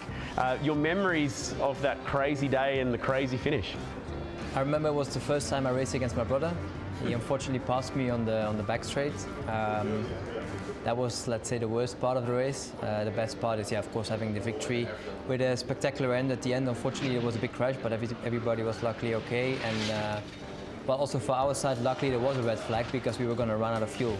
I remember that red flag, and in pit lane, nobody really knew, is the race going to restart? What does that mean for the restart? And when it got declared, it meant like, oh, wow, hang on a minute, that means you're the winner. With the fuel scenario, it was just like pure elation down at your garage. At the end, yeah, when we found out we won, yeah, it was just great because we came in for the first time and we had no, I mean, you know, you come in for the first time, you just try to do your best. You're not expecting to blow everybody away. So, and then to come here and win the first time out, it was pretty cool. Now with BMW, first time that we get to see the BMW operation here in Australia, how has the beginning of that journey been with WRT and BMW? It will be special, you know, starting our new, well, it's not our first race going into 2023, but our first intercontinental race, which is part of the GT World Challenge. Expectations are high, but we're looking very much forward to try to get a good result. Well, the switch to BMW is not the only new thing at WRT. New driver as well, Valentino Rossi. How cool to have you here at Bathurst. How have you found that change from 2 wheels to 4 so far? Is very different under a lot of point of view, but is also similar. To go fast is very similar, the way to go fast with the car than with the bike, you know. But after when you race in this type of races, especially in the long races, in the endurance, you need to work a lot under other aspects like the strategy, also the pit box, the driver change and everything. So it's something that with MotoGP you never have. Yeah, right. How do you go from 45-minute MotoGP race, 12-hour Bathurst race, mentally, physically? How do you train for that and get ready for that? Yes, it's different, and I already make 2 24-hour race in Spa and Dubai, and already the second one is a lot more easy than the first one. You need to get used because especially the last 10 hours you enter like in another dimension because you are tired. But when you jump on the car, you have the adrenaline that is good for keep you awake. First impressions of Bathurst, what do you think?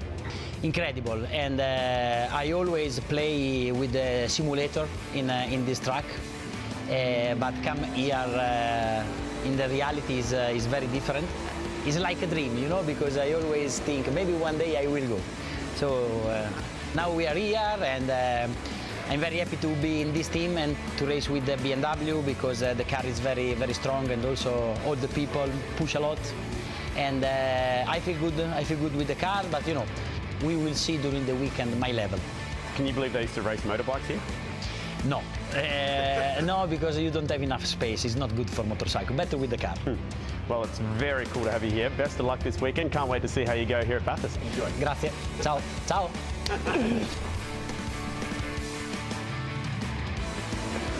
That's the Shannon's time machine, looking back to a remarkable race in 2018. It was all going on that year, and BMW Team WRT, as they are now, were an Audi squad at the time, and they were out of fuel. They were out of the race. They were never, ever going to win it, but the red flag fell at exactly the right time. Let's head down to the lane. The Pirelli pit bunker has been busy, and Chad Nailon is right there. Yeah, I got a co-driver for this one. I've actually stolen him out of the commentary box, boys. I'll return him in one piece.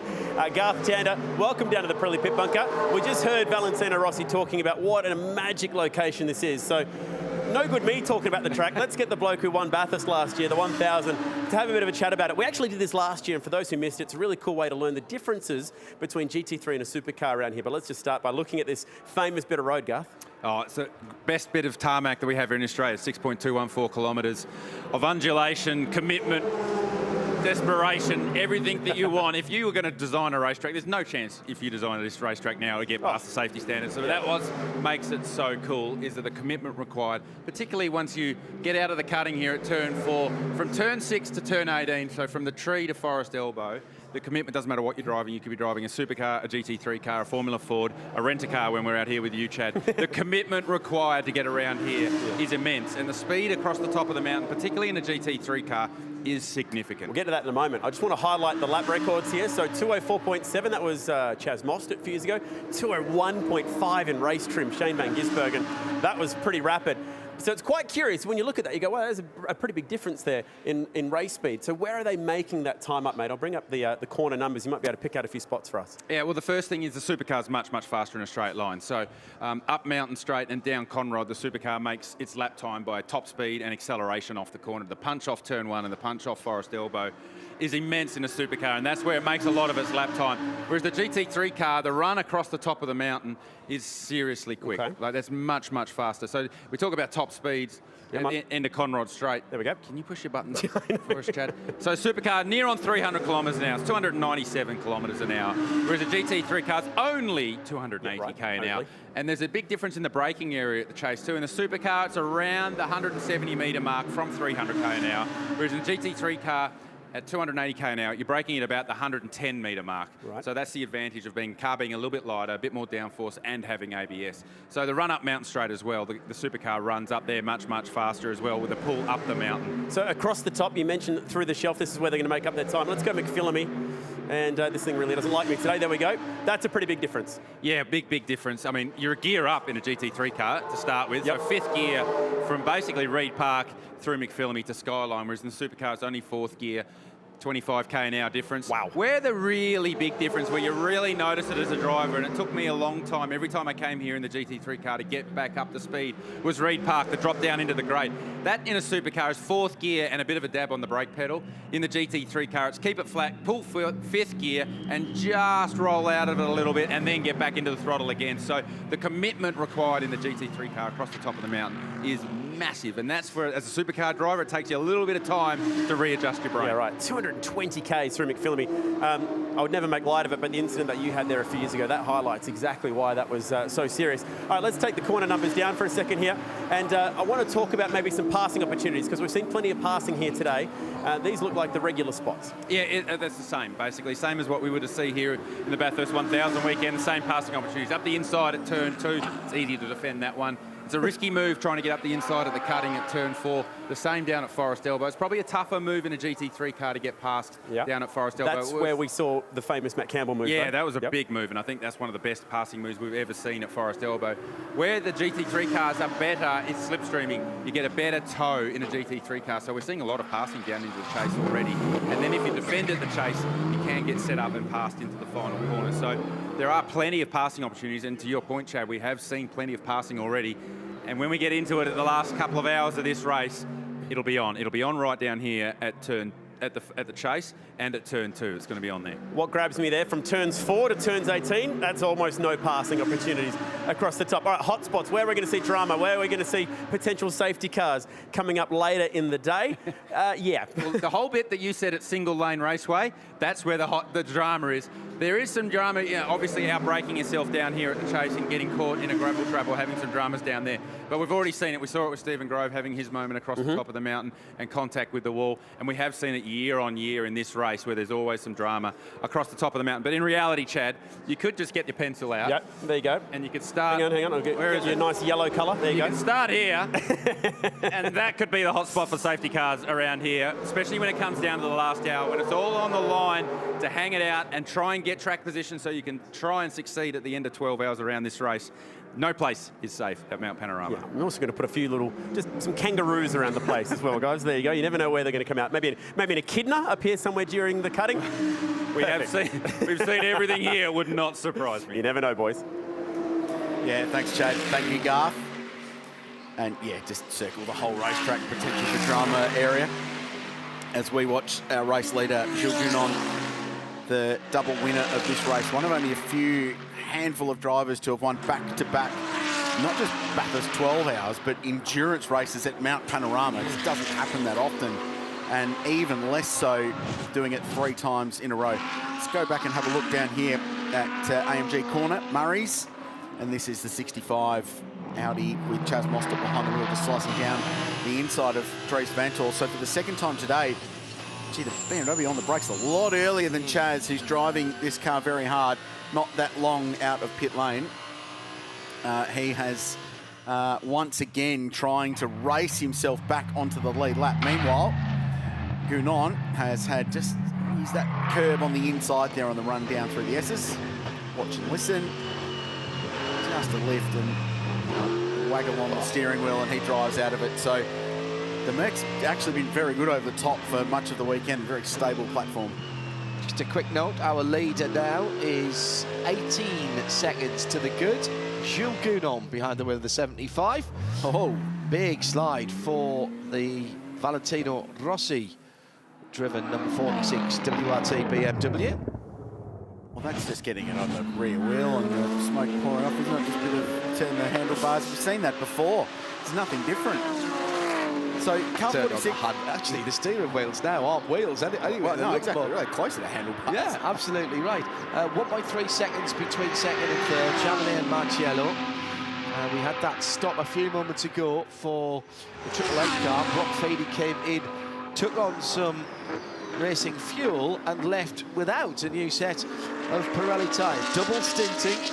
That's another hour's worth of racing he's going to put on that as we head towards the halfway point, Krillsy. It's been a good stint for Valentino. Best lap 204.5. In the same stint, his teammate has punched out a 3.8. Valentino's averaged a 5.5, not that far off the pace. He's been going along very well. That's why car 46 running nicely on the lead lap and in 6th position.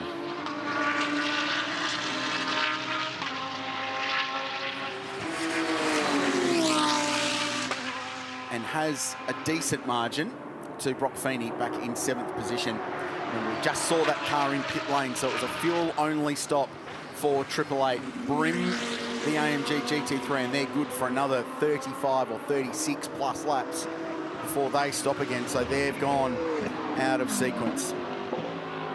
And we have just confirmed, as the fans that have lined the track, that sea of yellow has... I've been in town since Monday, JH, and there was yellow in town then. I saw VR fans walking down the street in the middle of town, and they have just built and built and built, and it's like being at Phillip Island for the MotoGP.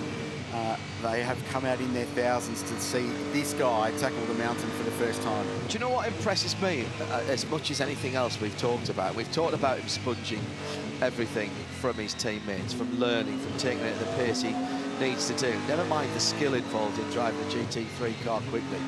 How relaxed he is behind the wheel of a fast-moving, big G, particularly on the corners, racing car. He's used to moving around, sure, but he instigates that normally in his previous job. What he's doing now is getting rattled around. He's getting G's through the corners, the opposite direction from what he wants. A motor car is the only fast-moving object that leans away from the apex of a turn. Think about it. Boats, planes, motorcycles, they all lean into the corner. A motor car leans out. Very different sensation, I would have thought there. He's got his head round that, and look how the paucity of movement, how relaxed he is behind the wheel of this car, and that is speed. I remember Guy Smith was exactly the same. You would have thought he was nipping down to Woolies to pick up some milk and some bacon for his breakfast. We had Guy Smith here in a Bentley at some point for research, did we not? Yeah, we had that great camera above his head. Yes, we did. It was nice to see Guy getting an opportunity to tackle Mount Panorama. He's doing a great job. Last time around, Dries Vanthoor, his teammate, who's about 11 seconds up the road, did a 205.6, Rossi a 5.3. So he's actually quicker than his DTM title-winning teammate at this juncture. But I'll preface that by saying that neither BMW is particularly quick relative to the other cars they're fighting with today, because the leaders are still punching out in the 3s, and behind them, Brock Feeney last time around in the low 5s and troubling the 4s. So there's some lap time to find just in this stint of the race. The BMWs, who have now been out there 28 laps each. Remember, they pitted at the same time. So they're approaching there. They're between 5 to 10 laps away from their next set of scheduled pit stops. How's Chamonix? Is he doing a double? Because he's not catching Gounon. He's dropped another second or so in the last couple of laps. That's something that we need to keep an eye on, because it's coming up to 20 seconds now, the gap between Gounon and Chamonix. That's the AMG versus the Grello Porsche, the 912, with the 999, the pole sitter, in third. Just a short drive from Bathurst, the Blue Mountains, Sydney's backyard, the fresh air, the World Heritage listed wilderness area. Three Sisters there, just outside of the great town of Katoomba.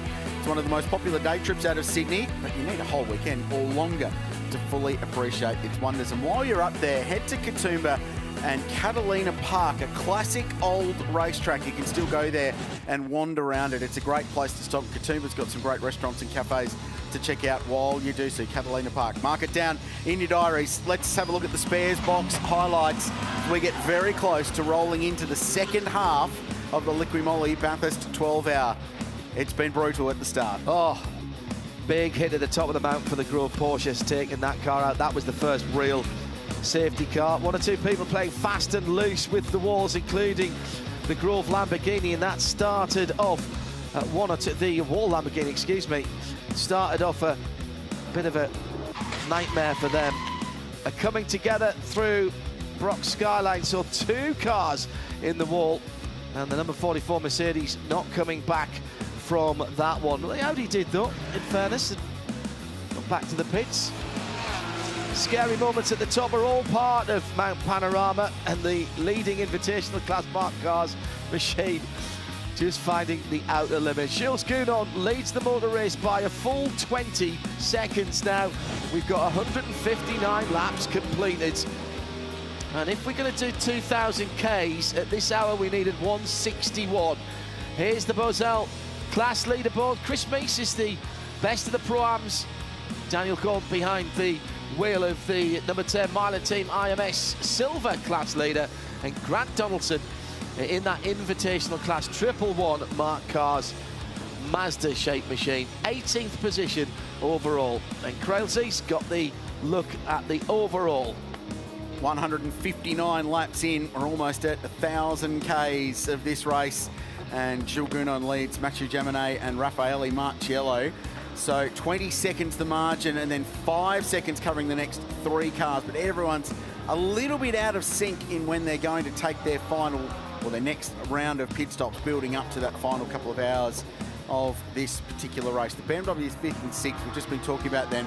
Brock Feeney on a completely different strategy now to the leading group of cars.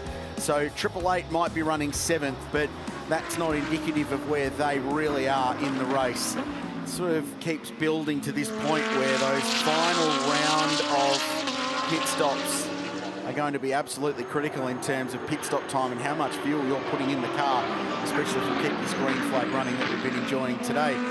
Just outside, or just in the top 10 now, car 99 is Richie Stanaway behind the wheel. He's chasing Chaz Mostert.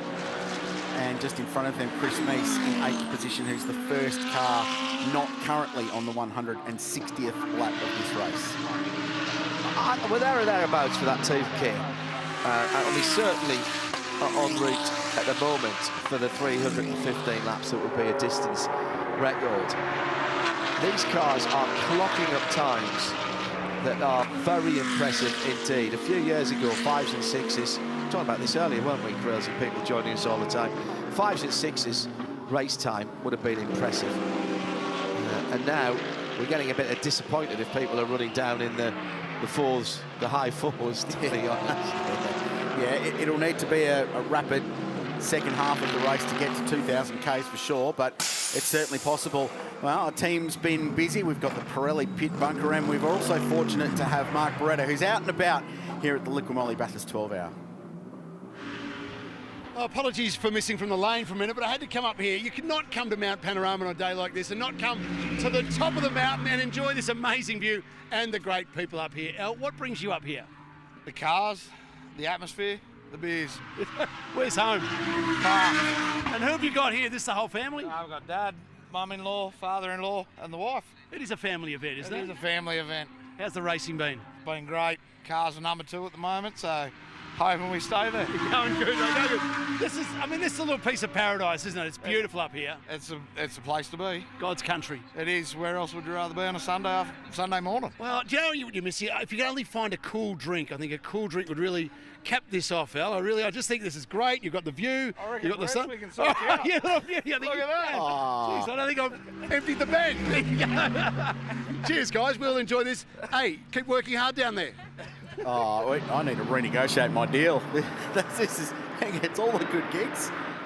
We get, I mean, no disrespect to Mauro Engel and Davy Reynolds, lovely people there. I love driving with them, but he gets a cool tinny and we get sweaty racing drivers. Actually, I'm only kidding, you know that. The Sun Energy 175 car, defending champions. Now, this was a different race altogether last year, and ran at a different time of year. There was much more darkness, as in comes the number 24, that's Davy Reynolds' car, the Makita AMG, coming into the pit lane. Ran at a different time of year, under different regulations, but everything I've spoken to Kenny and Bull about the last couple of weeks, we've been together in Daytona for the Raw before, and then the Rolex 24 Hours at Daytona. They are absolutely dialed in, Garth Tander, to say we want to be there or thereabouts this year. Of course we want to win it, because we want to prove that last year wasn't a fluke and we didn't, quote-unquote, just win that because it was a Pro-Am race. No, well, they won it exceptionally well last year in the Pro-Am structure. If they win it this year, no disrespect to Kenny Habul, but he's not a pro driver, but he's part of the driving roster going up against 3 pro drivers in all the other pro entries. If they win it this year, that's a much bigger win than last year's race. Oh, yeah. And by a margin. The field strength is, again, the fullest of respect to last year's result, 3 times as strong, if not more. So the level of competition is so incredibly high, which we've seen today, and how relentless this race has been. They are in a really good spot right now. 17 seconds to the good, and they've played some strategy wildcards. They've been through pit lane 8 times.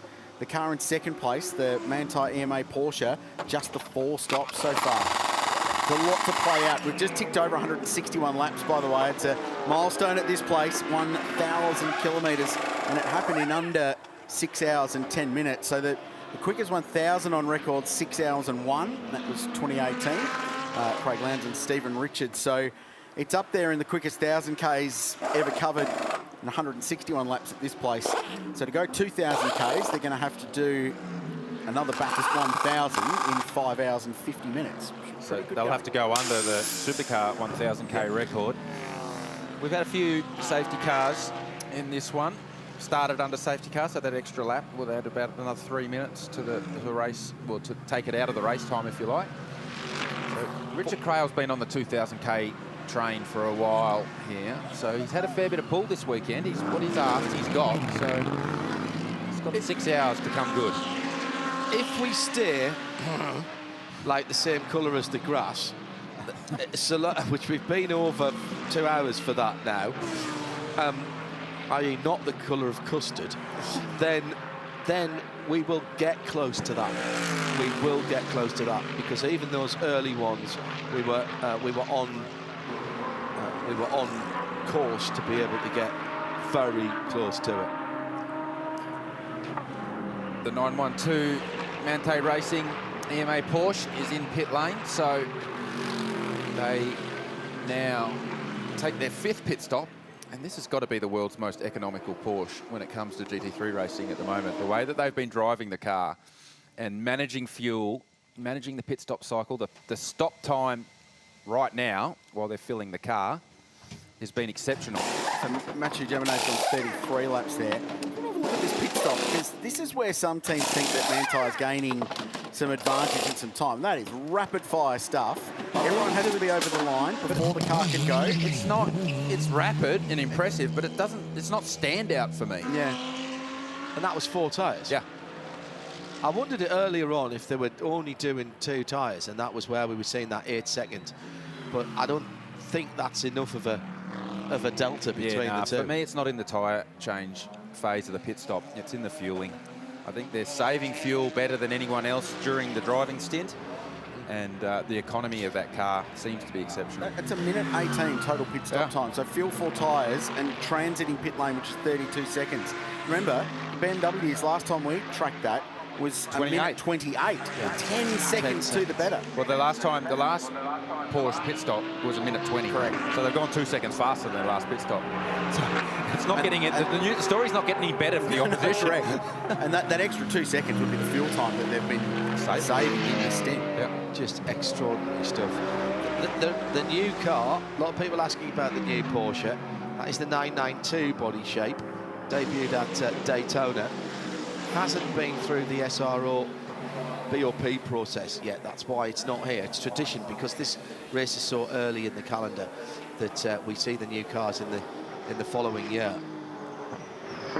The guys at Porsche telling me at Daytona that the new car, the only things that are the same are the wheels. Literally everything else has been changed, and they will go to the 4.2 litre engine, just under 4.2, actually 4.192, because you couldn't get a piece of paper between the boards of that flat 6 as it's board out at the moment. So this is the last time we're going to see that car. As in comes Dries Vanthoor in the Shell Helix WRT BMW. Matt Campbell made the point yesterday, just to put a full stop on that one. The last time Porsche came here to farewell a current model of a car was 2019. And history recalls that as a very good day for that brand. So once again, BMW M Sport Team WRT pitting both their cars at exactly the same time. Their 2 cars are on the identical strategy. And it looks like, from a driving point of view as well, Rossi staying in car 46. Dries Vanthoor just in front in car 32. And this is Valentino. So this is his in-lap. Oi! I did notice that the shortcut alarm came up on the timing screen for Valentino. Just, lost the rear as it got across the crest. Used that escape road.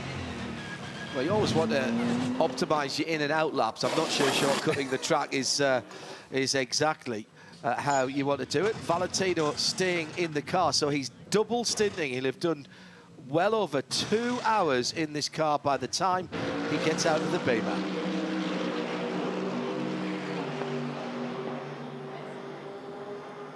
So the BMWs and the Porsche now on a very, very similar strategy, split by just a lap or 2.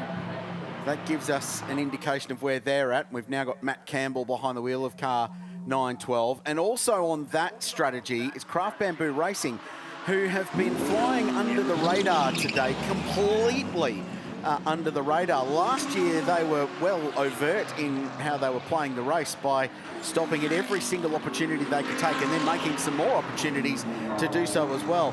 This time, they've been creeping up on it. They were buried in the bottom half of the top 10 for the first 3 or 4 hours this morning. But now, Daniel Juncadella comes into pit lane, the Spanish driver, from 3rd position. And after a 33-lap stint, same number as the BMWs, comes into the Hong Kong-based team, headed up by Darryl O'Young, based out of Hong Kong, and they're here looking for their first 12-hour victory. So they come in out of 3rd place. Decent peddler himself, Darryl. Darryl O'Young. Yeah. Good touring car racer as well. Did a lot of Bathurst 12-hour races as well over the journey. And the Craft Bamboo is an amalgamation of 2 teams, Craft Racing and Bamboo Racing. they merged them together, and since then they've been very successful. Won the Macau GT Festival last year with Maro Engel driving as the Works AMG team. Cool to see Darryl here. He loves this race and won it with Audi. He was the AM and a Pro-Am combination first year of GT cars, and he's had a love affair ever since. As we go on board, so this is for position with the 999. Actually, correction, it's not. It's Raffaele Marciello putting a lap on the BMW, but they just stopped, remember, After the pit. But what got my attention there, where they left Forest Elbow, was the punch off Forest Elbow for the AMG Mercedes versus the BMW. They're due in very soon. Marciello, 33 laps into this stint. So that will cycle itself around, because when the BMW stopped, they were a minute and a half or so behind the leader of the race in Julian. The further it stays green and through the pit stop cycles, with BMW potentially losing time in each stop, they're falling further and further behind. They've got lap speed, just losing too much time through the pit stop cycle. Just how hard it is out on track. For Tony Bates is the perfect example of just how hard it is out on track right now. You are drenched, man. Driving the Mercedes, it's a car that's normally good for driver comfort, but no drinks bottle, no AC. It is rough out there on the mountain, isn't it? Yeah, well, the driver comforts have gone out the window for some reason. We haven't had a drink all day. Aircon's not working. There's a couple of other issues I won't talk about that are going on in the cabin, so it's pretty tough. I was dying for a drink, but Chris asked me if I could press on for another 5 laps after my stint, and I gave it to him. Times were pretty good, but geez, it was tough out there, that's for sure. Yeah, the times were pretty good. Some of the best you've ever done around the mountain. So the Mercedes is good. It's just difficult. Yeah, the car's lit. The guys have got the car really set up well. It's just the driver comfort's out there. Like, it was damn hot. And not having a drink for over an hour was pretty tough. So the first 5 minutes getting out of the car, I thought I was going to pass out, but I had some fluids and electrolytes. So I think I'm back in the car again after this stint. So I'll see if anyone's got an ice bath out there that I can jump into. Hero job going for that Pro-Am win. Good luck. Thank you. Ta. Well, clearly the furious pace of this race so far is starting to take a bit of a toll on the drivers, and I heard the commentary team speculating as to exactly where we are tracking with this race and how does it stack up for previous years. So one of the cool things we can do down here in the Pirelli pit bunker is actually bring up some stats from years gone by to have a bit of an idea where we're tracking. Bentley 2020, we know that the Porsche team are working to that strategy at the moment. 314 laps. Now that works out to be an average of 26.17 laps per hour. And if you sneak over here, you can see exactly where we're looking right now, 26.25 laps an hour. With how much green flag running we've had, it's going to give us that predicted total of 315 laps. Now, it is important to talk about, guys, and I know we all have a bit of a laugh about, oh, this is going to bring out the safety cars, because at the end of the day, the teams need to work backwards from that number. So if you're thinking, okay, we're getting 35 laps out of a tank of fuel, then you need to work back from lap 315, which you think is going to be the last lap, and then you'll hopefully get a bit of an idea where you need to be making that last pit stop to fill it up. The reason why we've been getting so many laps in is because of these big green flag runs. Now, we all know Richard Craile's got nothing better to do than watch old races, get his stopwatch out and record how long the green flag runs are. And that's exactly what he's done for us for the last 4 years, Crailsy. So 2018, we had an hour and 55 minutes. Now, we've just blazed past that. We're up to 2 hours, 15 minutes of green flag running since we had that last big crash up at Skyline. We have been in the 3-hour mark in 2019 and 2022, but the record still stands at a whopping 4 hours and 10 minutes from that furious Bentley winning race in 2020. How long will that green flag stay up? Will we get to 4 hours and 10 minutes? If we do, then it's a pretty good chance, guys, that we'll be getting very close to that number. And with the Porsche strategy tracking very close to what the Bentleys did here, and also BMW on that strategy, might just be the winning strategy to get there come 5:45 p.m. tonight. Chad, the other thing is, though, with your prediction for lap number, it's a moving target, because the longer we stay green, could go further. Yeah. We keep going further and further, well, don't we? So that number there, Crailsy, will blow out. So it's currently 26.25, but it's kind of like the run rate in cricket. The more they're knocking sixes, the higher that run rate's going to go up. And then ultimately that number, the 315, will go up. So they do have to track it. It's not as easy as just going, all right, as long as we pit on about lap number 200 and what would it be, 280 or something like that, we'll be able to get home on fuel, because it may blow out to be further than that. You're right. I like it. Fun. Valentino a little bit wild coming down through the S's that time through, just a bit wide. It's a change of direction after Skyline. So double stinting for Valentino. Big ask It is. Big ask. I mean, you can see how still seriously fit he is after his MotoGP days, but big front engine, turbo cars, a lot of heat in the front of him. Not used to having that and being in the cockpit for that period of time. It will be an ask for the MotoGP legend. Whilst you were down in the bunker with Chad earlier on, I was mentioning the fact that he's moving in entirely the wrong direction than he's used to as well. Motorbikes lean into corners, cars lean away. Lean out of the corner. So all the G-forces are reversed for him. That's a good point. And yet he sits there and he's so still. You'd think he'd be doing this for, you know, anytime you're not used to being in a car or even a go-kart, you go to your local arriving down go-kart, you're tensed up, you're hanging onto that steering wheel for grim death, and that's really tiring, and also it makes your movements really jerky. He's sitting there as if he's on a Sunday afternoon drive down to Orange. Talk about Sunday afternoon. I think someone better wake up. Raffaello Macchiello, he's asleep at the pit stop here. I think that's called focus. Don't your drivers call that focus? Yeah, that's what we call it. Just fuel only for that pit stop. So a bit of strategy going on for the Group M team. So 36 laps in that stint, minute and 8 for pit lane time. So that's the difference between that and the Porsche. 10 seconds for tyres when they took 4 on the Manthey EMA Porsche. So Jules Gounon still the leader. His margin, 1.5 minutes.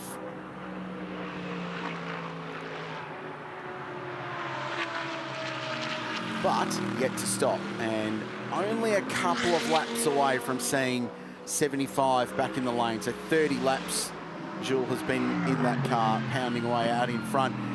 There was some good commentary on social media. Don't forget to join us, hashtag B12HR. So why was, at the time, Mathieu Jaminet not catching Jules Gounon? The answer was Jules Gounon. Yeah, I saw that. It's an absolutely legit answer, because he's one of the best, and the ultimate example of that was the end of last year's race, where it was Maro Engel in the Craft Bamboo car chasing him, and the margin was 8 seconds, and it stayed at 8 seconds. No matter what Maro could throw at it, it was never going to get any smaller. And both those cars could not go a tenth of a second faster at that stage of the race. Drivers were at the limit.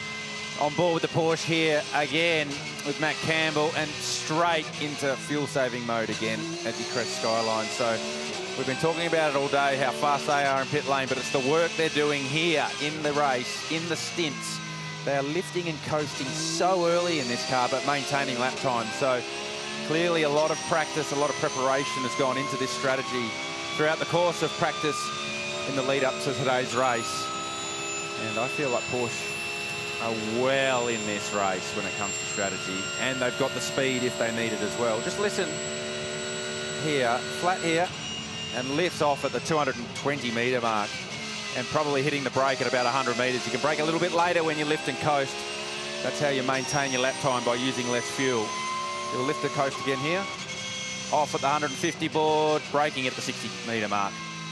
So that's how you're saving fuel and doing it very, very well. And it's actually good for your brake pads as well, because you're actually braking from a lower initial speed when you hit the pedal. And the car balance often changes. A lot of the time you find out you go faster in some sectors of the racetrack when you're fuel saving, because you don't pitch the car as aggressively, where you go from full throttle to full brake and the car dives in the front.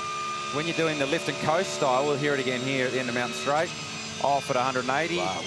Braking at 60, and the car transitions its weight from the rear to the front much, much slower. So the car's much more comfortable when you turn it in, and then you can roll more speed through the corner. And yet, Garth, his last lap was a 2:03.6. Yeah, no, that's the point I was trying to make. They're maintaining lap time by not burning any fuel. I did say at the start of the race, you can't go fast for free, but Porsche found it's on sale. There's a bit of a discount on it today. They went shopping on Boxing Day and got the really good prices. Big lift there as well. And they'll be again here at Skyline listening. Yeah, massive coast there. This is very reminiscent of onboards at the Nürburgring Nordschleife. Very, very reminiscent of that. And these guys know that race very, very well indeed. Managing to maintain their pace, but in some way just saving fuel for fun, translating to several seconds in the pit lane. And that is the beauty of this 5.5 hours to go. We're into the second half of this year's Liqui Moly Bathurst 12 Hours. The spares box highlights of the LIQUI MOLY Bathurst 12-hour, 169 laps complete in this race. How far will we go? The answer for Audi was 13 laps for Chris Haase. Massive disappointment for fans of the Four Rings because they were out of the race very, very early. So too for Grove Racing, a big impact for Stephen Grove. He's okay, the car not so much. And after a really promising performance for the Wall Racing Lamborghini, a challenging couple of moments for Adrian Dietz have ruled them out of the race after 70 laps. And then Aaron Cameron, this was a wild moment on the run down to the spares box dipper. Unfortunately, after running in the top 10, qualifying in the top 10, the Valmont Racing Mercedes AMG found itself out of the race with a lot of damage. Grant Donaldson had some dramas in the Invitational car. They're still circulating for Mark Cars Australia. But the performance, the surprise, perhaps, has been canny strategy from Sun Energy One Racing, and it has got the defending champions in the lead of this race with 5 hours and 32 minutes to go. Here's how the classes stand, thanks to Boycell Watches, who sponsored the Pro-Am class, and Chris Meese leads the way there. He's not the Am in that car, by the way. He's a two-time winner of this race. Now Shishihin will jump back in the second half. Daniel Gaunt leads the way in the silver category for all the Kiwis. And the New Zealand Grand Prix not far away, actually, bring you some results. He's won that race on 2 occasions. And that's the outright leaderboard. We're waiting for some more pit stops to play out.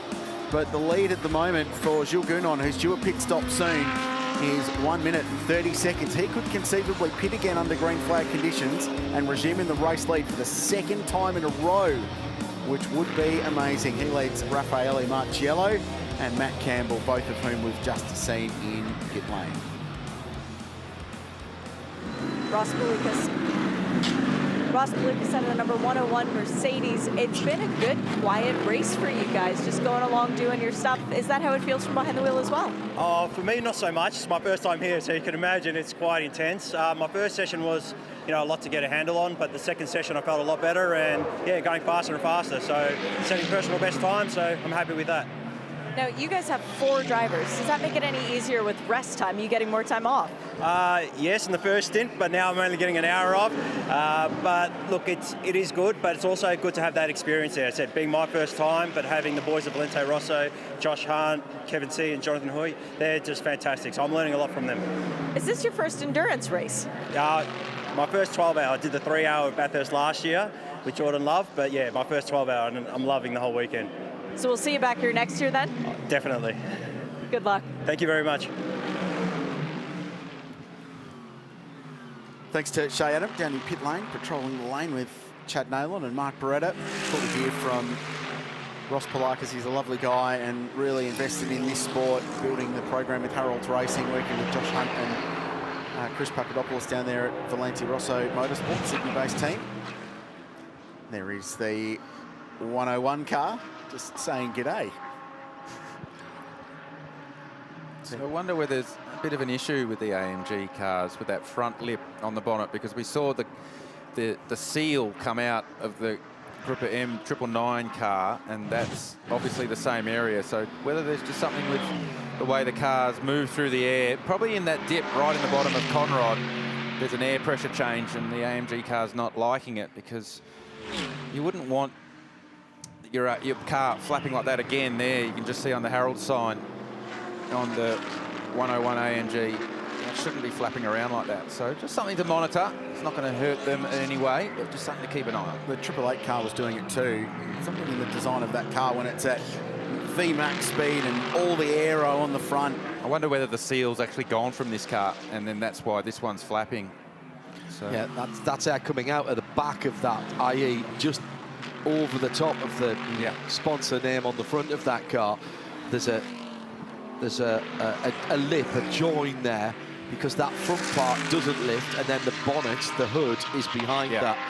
And that's coming out from underneath that big gaping mouth. Changed the design of that a couple of 3 years ago when they did the Evo of this car, and that's air exiting under pressure from running through the radiators and the other coolers at the front of that. So you've got oil coolers, you've got water coolers. It's not water now, it's coolant, of course, because everyone's a bit cleverer than that. And then it's been diverted. Instead of staying into the engine bay and venting out where it's supposed to, it's diverting out between the gap between that front clip and the leading edge of the bonnet as the leader finally pits. So let's follow this. 1:33 is the margin. So just over 90 seconds between Jules Gounon and Raffaele Marciello. And we've seen already that you can do a pit stop in under 120 seconds if you're a Porsche team. But don't forget that the time for the pit stop time comes from pit entry to pit exit. Doesn't include the pit entry road or getting up to speed, leaving pit lane up Mountain Straight. So 1:33, that's going to be pretty tight.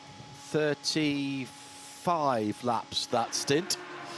It's a good green flag stint for an AMG at this place. So Jules, one of those drivers like Matt Campbell, who can not only maintain a lead, but invent fuel from where it doesn't exist. See, I feel like racing car drivers can be the solution to the energy crisis because they have an ability to invent fuel. So I wonder whether they have got a front overheating. problem. Yeah, overheating with this car. So it took some time there. You couldn't work on the car while the fuel was going in, so they actually had to take the time to do the work. And they've got it to burn. So 1:20 from pit in to pit out, and the margin was 1:34. They're comfortable. And that's good. That's good. That's good team management that you've seen right there. We know we're not going to take tyres. We know how long the fuel's going to go in, roughly speaking. We're having a bit of problem with the temp, so we really would like to have a look at it. Yeah, take your time. Have a look. And we've still got the lead by the length of Mountain Straight. Yeah. So you're right. Just take a bit of time, make sure it's right. If there is a cooling problem, get the front grille as clear as you can, as often as you can, because it's only going to get worse as the day goes on. Even if you don't have a cooling problem, clear the grille anyway, because you've got time to do it. Well, while we follow that story, the margin 19 seconds, by the way. The last time we saw Mark Beretta, he was enjoying himself at the top of the mountain, let's just say. Let's go back and find out where the great man is now. You might know Bathurst City, but do you know Bathurst Heights? Top of the mountain. How good is this? Have a look at the array of camping and caravans and camper gear that is up the top here. And combis, thank you, sir. There's combis as well.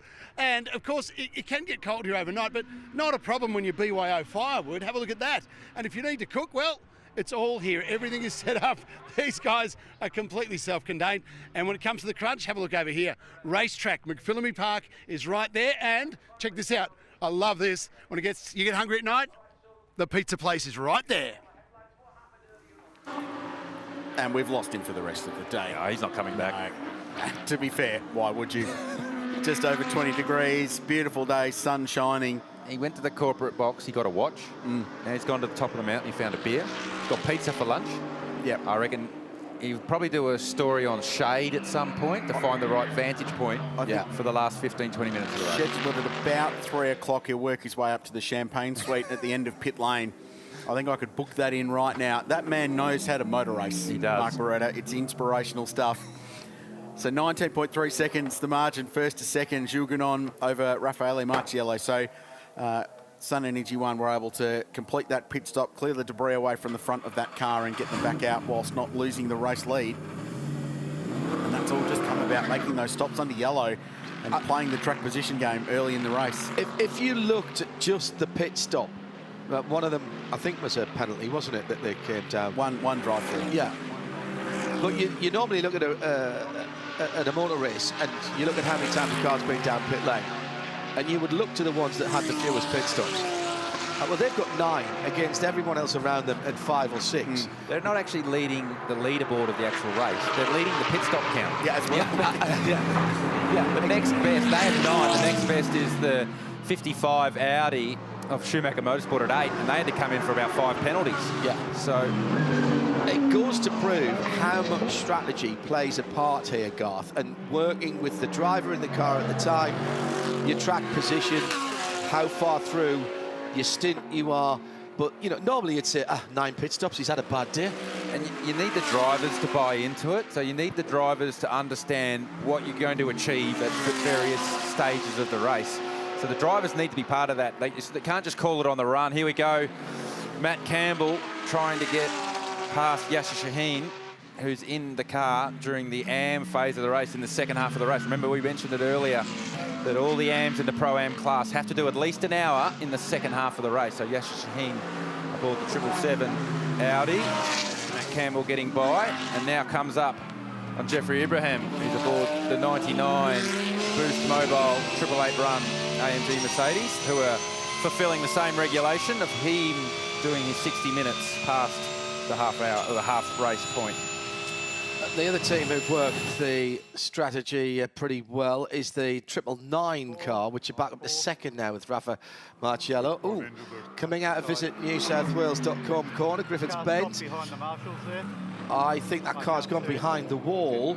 That was the number 19 GT4 Mercedes-Benz. It's been having issues throughout the course of the last couple of hours, and there it is. It's found a nice spot in the shade, but ultimately would much rather still be driving around Mount Panorama. There is an overlap on the wall there, isn't there, Garth? So he's actually pretty safe there. Can back it in there, and hopefully we stay green for this portion of the race. Here we have Chaz Mostert continues to get himself back in the game, chasing down Charles Wheats. That is a battle for position. It is for position. Chaz trying to get up the inside before the kink. Does Wheat see him coming? Chaz rolled out of it, and just as well he did roll out of it, but now sends it up the inside on the brakes into the chase proper. That was a bit hairy, that one. You need plenty of cooperation to go 2x2 through the kink at the end of Conrod Straight. 6th position then for Chaz. Had a 2:02.16 earlier on for that car. He's the fastest lap of the 2023 LIQUI MOLY Bathurst 12 hours.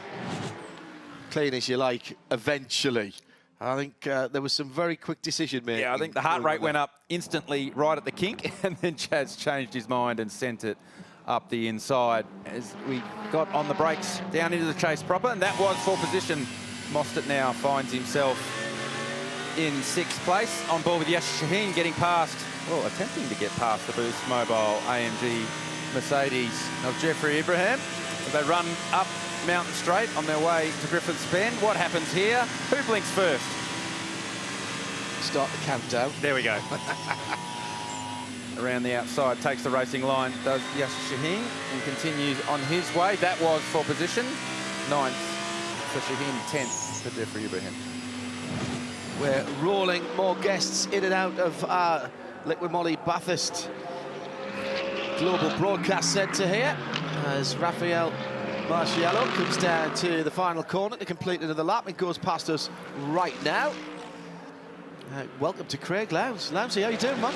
I'm very well. It's nice up here. Isn't it? Pleasant. You look far too fresh. Have you driven yet? I've done 2 and a bit hours already, so no, it's been really good actually. The car's actually quite nice to drive. We're a little bit slow in a straight line. I think we've got too much downforce, but other than that, it's it's good. Like wasn't even the first sentence wasn't even half finished, and he was throwing in just straight into. Oh, it's not fast enough in a straight line. We've got too much downforce on it. I can't go any faster because the car won't let me. Didn't even get a sentence done, Lowndes. Nope. Actually, Scotty Taylor's in the car at the moment, and this is his first stint for the day. Look, the car is nice to drive. All 4 of us are really happy in the sense of the balance-wise of it. It's not as sharp as, I suppose, if you wanted it for an ultimate lap time, but for the pros and the Pro-Ams, it's a nice car to drive. We were talking about that with David Reynolds earlier on, and their setup in the Makita car, the number 24 car. You need to have something that the lesser experienced drivers are happy with. When you don't drive every weekend, you don't have those cat-like reflexes, so you want the car to be relatively neutral. Oh, absolutely. The other thing that we've got to remember too, for both for Garth, is the muscle memory. We're normally sitting on the other side of the car, so when you're going up through these sections of the track through the cutting here, you've got to make sure, you've got to remember that you're sitting on the left-hand side, and then you come up out of here, under the tree here, and you're almost flat. You got to remember you're not sitting on that right-hand side. You're going to wipe all that off. So it is something that you got to keep consciously just thinking about where you're sitting, where you're placing the car. But I got to say, like, it's really nice to drive across the top. It's just lifts. It's no braking. It's just a nice little easy lift, back on the throttle, and then the run down into Skyline. And knowing you got ABS and everything else at your aid, you can come over Skyline here and really have a good crack at it.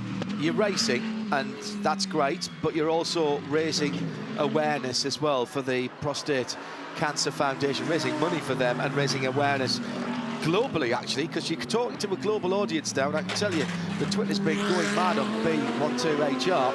Tell us a little bit about this initiative. This isn't new for you guys. You've done it before.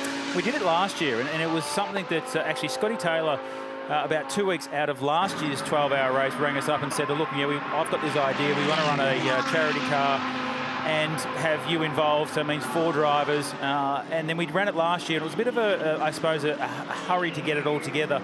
But we used the Prostate Cancer Foundation here, and of course, we raised good funds last year. It was $67,000 last year.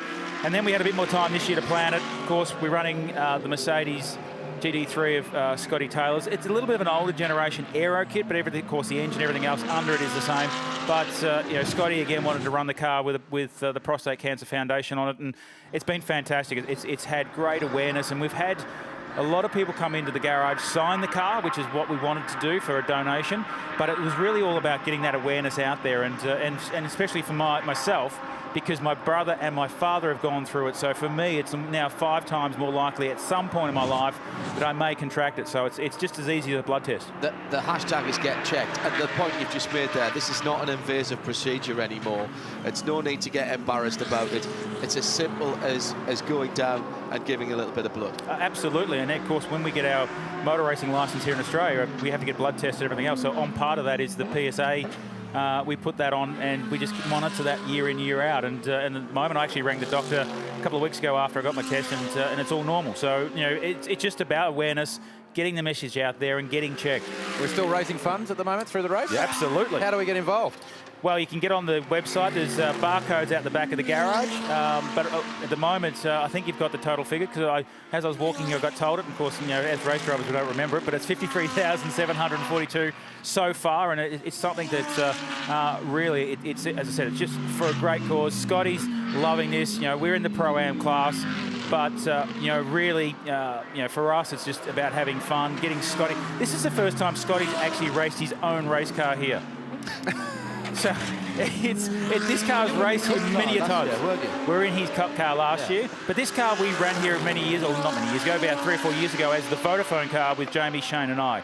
So that was this is the car, but this is the first time that Scotty has actually driven his own car. Oh, it's nice of you guys to let Scotty actually turn up and have a skid in his own race car. That's very, very big of him, Craig.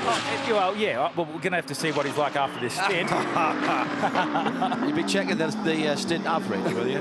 Looking at it forensically. Well, I heard you guys as I walked in that there's been no safety cars, and we're a couple of laps down now, so we're really looking for that lucky dog. You want a wave by, do you? Yeah, we need a couple of wave bys at the moment. Well, you've had this place on a string in the past, mate, so you could probably organise that, I would have thought. Well, I did hear early on there was a kangaroo on board, so if we can have some native Australian animals back on, that'd be great. What's the key to this place that, Craig, as you have had such success here down through the years? It's all about just staying out of trouble. We saw so many incidents early on. We actually got we were part of it because Alex had contact into turn 2 with Brett Grove in the Porsche. So you just got to stay out of trouble and basically just circulate around and try and be on the lead lap. It's 177 laps completed. Gilles Goudon leads by 20.5 seconds. Mount Panorama Bathurst, it's the only place to be this weekend. Busy month of endurance racing, and this is one of the blue ribband events in the world. Dubai 24 is behind us. We've had the Rolex 24 Hours at Daytona, 14 drivers making the trip around from that, and now we concentrate on this ribbon of tarmac, originally built as a scenic drive, remember, not designed as a racetrack, but it has absolutely transformed my knowledge of motor racing, and particularly GT racing. It's as if someone had sat down, Louty, and thought, I'll tell you what we're going to do. We'll have, in a few years' time, we'll have a race round here. My father has actually been part of this circuit back in the late 60s, early 70s, and he's got some 8mm Pedictory film and you wind back the clock back then, there was no concrete barriers. Dick Johnson, I think, turned right there and ended up into the tree. So it's amazing how this circuit's evolved. I never got this opportunity, I don't think you did, GT, when it used to go straight. Never used to have this chase.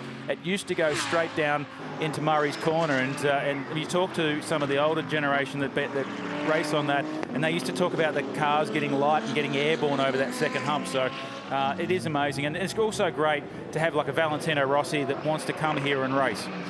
I mean, the notes that are coming in on Twitter are unbelievable. Clearly people know about Bathurst, how can you not? But I still think it takes people's breath away. And one that I noticed earlier on, all endurance races should be through trees and fields. Which, you know, it's actually pretty good. When you think about that, it gives such a different perspective from a quote-unquote, Garth, traditional permanent race. But well, now that you mention it, you think about it, we've got Bathurst, Nordschleife, Le Mans, 3 pretty reasonable circuits. They all go through country fields. Wineries, there'd be some wineries around Le Mans, wouldn't there? Just 1 or 2. Yeah, you probably know a few of them, I would have thought, John. I can't possibly comment on that, but I often grade the cars that we take down there by how many dozen bottles I can get into. By the load capacity. Load capacity and how many I can relieve from the French. Let's find out what Mark Barrett has been doing. He's off on his travels, and he's going to make us even more envious. Where is he now? Well, John, I've been up and seen the trees and the hills. They're fantastic, and that was a great experience. But I'm back down in pit lane now with Andreas Roos from BMW Motorsport. And how good to have BMW back. Andreas, welcome back. A good decision to come back and race this race again. Yeah, thank you for being back here. So we are really happy. I mean, the 12 hours of Bathurst is always a great experience, a great race. So we're happy to be here with 2 cars and hopefully have a good result at the end. Team looks fantastic. Your partnership with WRT is working well. Yeah, I mean, we started basically this year the partnership with WRT. I mean, WRT has a great history in GT racing, but also endurance racing and prototype racing. And we are super happy to have them as a partner now with us here at the GT program. So it couldn't be better. The car, you're out there, you're fighting hard, it's becoming a little bit tricky in these conditions.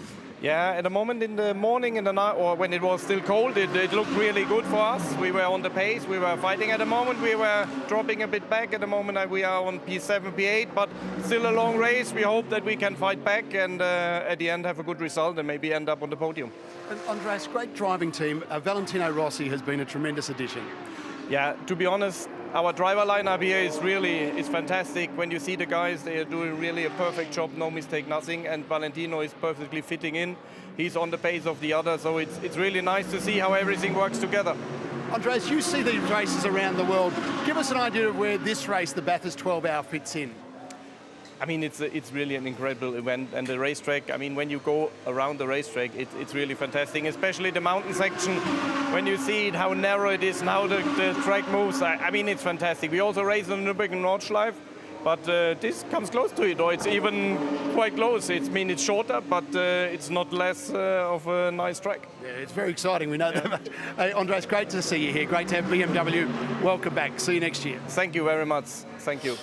Very, very busy man. Just not long since taking over the top spot at BMW Motorsport and M as well. His predecessor going into Formula One, of course. Yeah. Mike Crack with the Aston Martin team. F1 team, that's correct. And they've not only introduced this, relatively speaking, a year ago, they introduced the BMW M4 GT4, and now they've debuted their V8 twin turbo engined GTP prototype at Le Mans, at Daytona. We were talking about Le Mans earlier on, and that means they've been working particularly. It's a good time for sports car racing, guys, isn't it, to be honest? Absolutely, and look at the crowd. I think it was amazing early in the week when we drove the cars from the circuit into town, then you do a signing session in the square.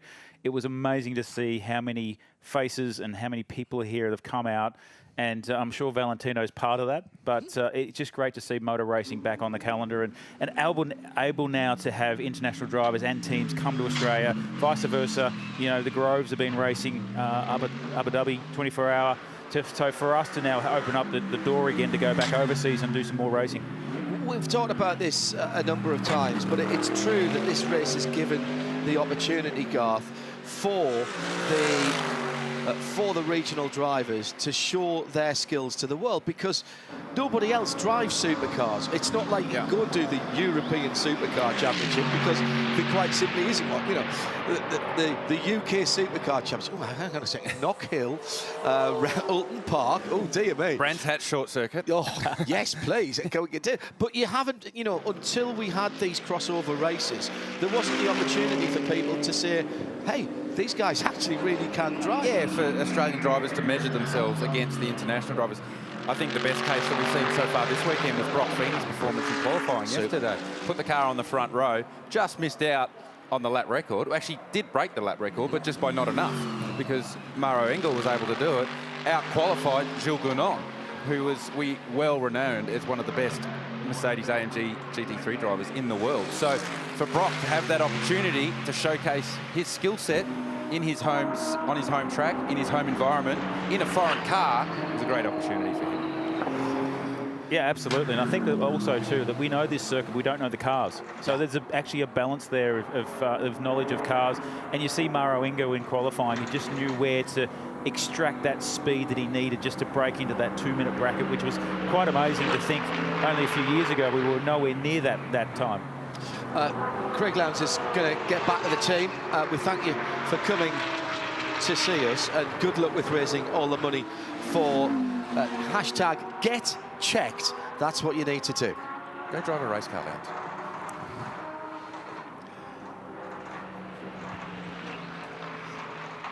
Just over 5 hours and 7 minutes to go. So we have the revolving door of talent in the LIQUI MOLY Bathurst Global Broadcast booth. And the man with more fans than anyone else here has just rejoined us, Richard Crail. I just wanted to give you, I hope you appreciate, John Hindhoff, that you don't often get to spend a stint commentating at Bathurst with 11 Bathurst 1000 victories between the three of you in the commentary box. Yeah, and none of them were from me, obviously. Plus 2 12-hour wins and a 24-hour win as well. Yeah, not absolutely. bad, is it? Not bad. Yeah, but none of them have been second in a 24-hour race at Quarter. None of those guys have got a banner at the Chase. Correct. Hasn't he got a corner named after him somewhere? There was only one person. There's only Valentino Rossi's had longer autograph queues than Richard Crail this weekend. Surely you've got a go-kart track named after you somewhere in Perth. Come on. Anyway, Jules Gounon continues to lead. Flat batted that one right yellow, back. much yellow. That's enough of that. Matt Campbell. And there we are. Do you drive a car through that at any point, that banner? That'd be magnificent. Is that what happens? Dukes of Hazzard and straight Run into over the commentary box through it in the morning. That's I want to see you drive through it. Fireworks go off and all sorts of things next year, Richard Crail. That would be how we introduce him, of course. It would be. I think it's in his contract. Richard Crail. Did you sign that banner? No comment. That's a yes. I have video proof of that's been sent to me by the Shakedowns. So we'll get that in the telecast before the end of the year. At the end of the race, we'll see that.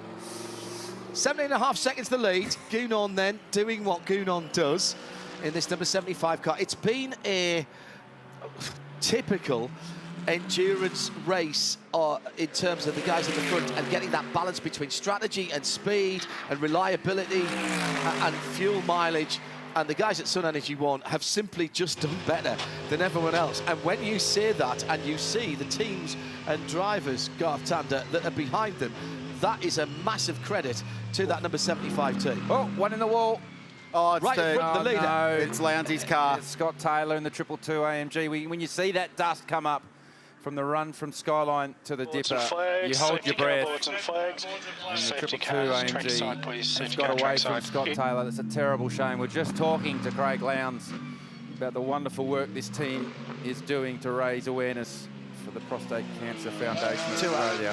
2 hours and 50 minutes, all bar a few seconds of green flag before we will see the 5th intervention of the AMG safety car. Now, the question for mine, and obviously first and foremost, is we hope Scott is okay, because there's no such thing as a small incident at that point of the racetrack.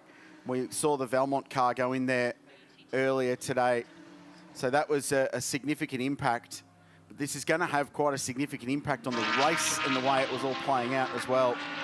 So the Mercedes AMG safety car, E63 AMG, rolls onto the circuit for the 5th time today. And the race will be brought in control with Jules Gounon leading Raffaele Marciello. 15 seconds of race lead disappears for car 75. Mount Panorama, just when you think things are settling down, always throws another curveball at you. And as a result of the 5th Mercedes-AMG safety car, we've got leading cars in pit lane. Jules Gounon has stayed out. Porsche comes in, and so too does Grouper M's Mercedes-AMG, and this is why we're under safety car. A big impact. Scott Taylor behind the wheel into the spares box dipper. Very big impact running down the hill. Substantial whack for Scotty, who's been racing in Carrera Cup of late. And that was the dust cloud we saw that Jules Gounon, the race leader, was driving through. So he was the first one on the scene. But didn't pit. Interesting. He's, 12 laps into a stint there. That's a third of a way through the stint, Crailsey, and has decided not to pit. Now, they have taken every opportunity to pit before now in the Sun Energy 1 number 75. So let's see how that shakes out for them. Everyone will pack up behind the safety car. So that action at the spares box dipper, and to celebrate their return to the LIQUI MOLY Bathurst 12 hour, they have got a sale on, a spares box Bathurst sale. Just jump onto sparesbox.com.au and find all the parts you need for your car. That's a great sign at the spares box dipper that Scott Taylor is out of the Mercedes-AMG GT3 and will be taken by Team Medical back down to the medical centre here in the pit building for precautionary checks, of course. Well, while we're under safety car and we work our way through this, and that's landed well for a couple of drivers, we'll detail the strategy for you in a minute, but Brock Feeney picks the 888. The BMWs are in as well, and it's convenient we have a look at car 30 because one of the drivers of this car is in the commentary box. Great to have 2018 12-hour winner Dries Venter with us, mate. Welcome. Thank you very much. First time for me, so looking forward. How's it been for you today? Well, you know, we had unfortunately we had our small issue yesterday in qualifying, which then put us back a few places. But we had actually a good run through the field this morning, and now when it became a bit more hot, it's suffering us a bit. We lost a bit of our performance, but it's still a long race, so I mean, a lot can still happen. So just elaborate on that a little bit, because the cars looked really strong this morning, and you were able to run with especially the 912 and the 999 that was setting the pace earlier, but just those last two stints in particular, lost a little bit of track position and dropped 90 seconds behind the leaders. Yeah, exactly. Just like I said, I think the temperature is not helping us at the moment, but you know, we have to try to keep pushing, try to, you know, keep going and make no mistakes, and then the race is still 5 hours to go. So how does that manifest itself? Is it the engine doesn't make as much power, the car's not as easy to drive? And what can, if anything, what can you do to get around that? Well, I think for sure, I mean, I don't have so much experience with turbo cars, I'm getting it now. But what I know from the past is that, yeah, it's always a bit more tricky for them when it gets more hot. I think it's also normal for turbo cars. But yeah, unfortunately, we are suffering that at the moment. It's quite a big crash, actually. Yeah. But yeah, hopefully, you know, it will not get cooler anymore, so we will not get our straight line performance back. But we just have to try to do the best we can, make no mistakes, and hope for something to come back into the race. Well, and safety car periods like this do close that gap. You get that track position back, so at least you're in that mix. Exactly. How challenging has it been for you and for the team to adapt from the Audis that you were running in the past to the BMW M4 that you've got now? And bearing in mind, you haven't had them for very long. It's still a very new program for WRT. Yeah, exactly. We only did, I think, 3 test days before this race, or before Dubai, actually. So we are not the best prepared, I would say, but of course, I mean, with WRT and BMW working together, I have I'm not worried that we will be unprepared coming into a race, but yeah, like you said, the change has been not easy. It's of course very different. The BMW is a very new car. It's a very I find a high potential car, so we for sure can make something out of it, 100%. But it's up to us now to make it work. And like you said, DTM, it worked well, but on pre-release now, GT World Challenge, it's up to us to make it work. How important do you think it was, that decision to go to Dubai? Very different racing track to here, different environment, perhaps a little less of a pressure cooker situation with Creventic, and that's no disrespect to that race. You had some good competition there, particularly the Herbert Porsche pushed you very hard indeed. What did you learn from doing that, and how important was it for you to do that 24-hour race with both cars? I think for me personally it was quite important, considering I don't have so much experience with the car. I got used to how everything works inside the cockpit, how all the buttons, how the car behaves. Okay, it's different tires, but you get to learn the ABS, you get to learn the traction control, you get to learn how everything, you know, how you have to work and everything, because it's of course very different. So for us, I think it was quite important to do this, just to get also for the team to be able to know how to work with the car, because it's very different again. And I think that's why it was a good preparation. And like I said, it's now up to us to make it work, but I'm quite convinced that it will work, but unfortunately that takes time. Promising signs early, you've been quick here. It's nice to have you back. Looking forward to seeing how very quickly do you get back in the car at some point this afternoon? Yeah, so I think Sheldon will, after Charles will now, he's already in the car. He will do a double now, and then after that it will be me. You'll go to the end, I guess. Great, good luck. Possibly see you on the podium for a second Bathurst 12-hour win. Dries Van Thorp, thanks for joining us. Thank you very much. There's Dries Van Thorp for BMW M Team WRT. They're in good shape here at the mountain.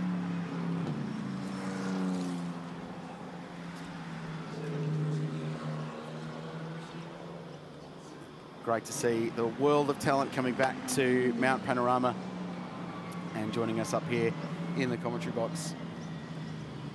So they're in sixth position at the moment, with Sheldon van der Linde behind the wheel as the recovery continues for the Scott Taylor Motorsport. AMG, we just had Lounsey up here, and they're just about to crack $60,000 raised for the second year in a row. Yeah, for that come on, program. guys. It doesn't mean you can stop. No, get done it now. There you go. This is... The car's not going to be running around for a little while, so get some donations in. We'll keep mentioning it throughout the rest of the just under 5 hours to go now. But there's your excuse if you needed one. Find out all about it. Get donating for that Prostate Cancer Foundation, and use the hashtag GetChecked. All the information is on the Prostate Cancer Foundation website here in Australia. We've gone through another hour, Crailsy, and the numbers we're keeping check. Chad's keeping us updated with what we need to know. It had to be a 188, so we were about 4 laps behind, maybe a little bit more.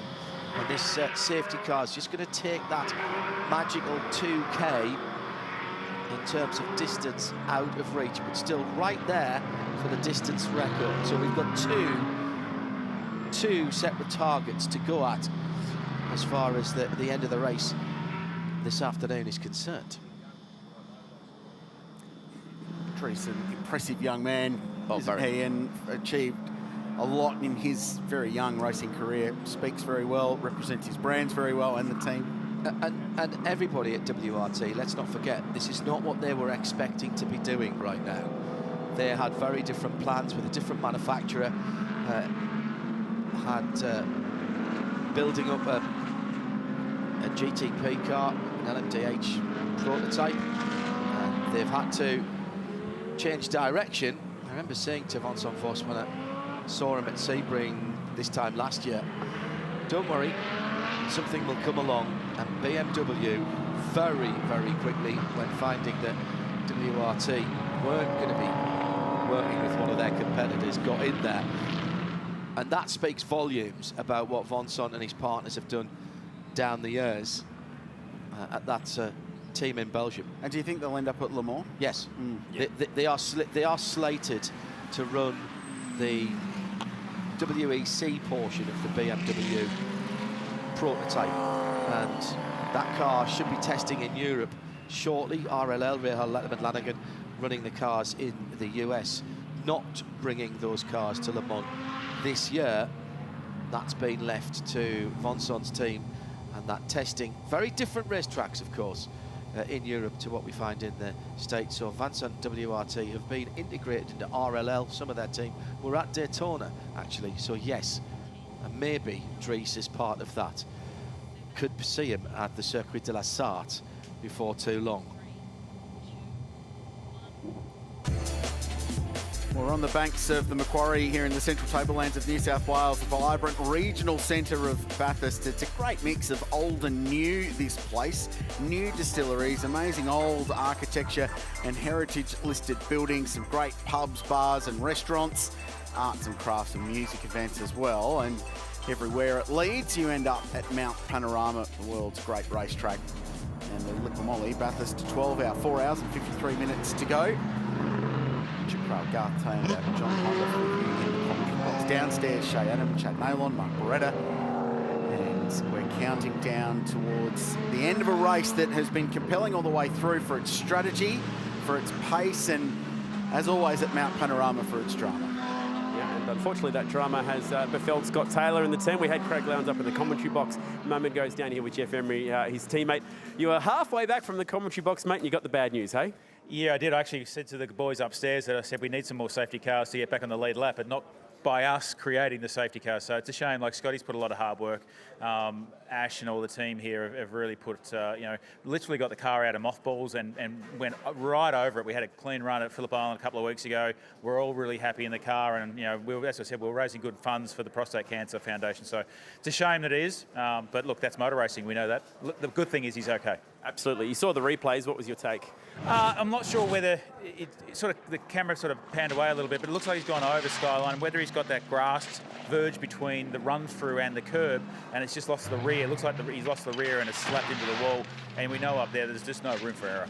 Yeah, so Jeff, disappointment, but doesn't mean that we can stop shaking the tin for the Prostate Cancer Foundation. We can still donate at any time. Yeah, definitely. I mean, obviously it's for a good cause, so everyone keep donating. And sorry, we can't continue the race for you guys. It's just a shame, but Scotty and everyone's done a great job, and he's put a massive effort in this weekend for the foundation. So keep it coming. Even when the race doesn't work out, you still get 3 big days here at Bathurst. You get to share the car with a legend like Craig Lowndes. Not a bad weekend, hey? Yeah, it's been a fantastic weekend so far. So it's just a shame we're not going to finish it, but things happen. Unlucky boys. Thanks. Thank you. Thanks, guys. Yeah. Cheers.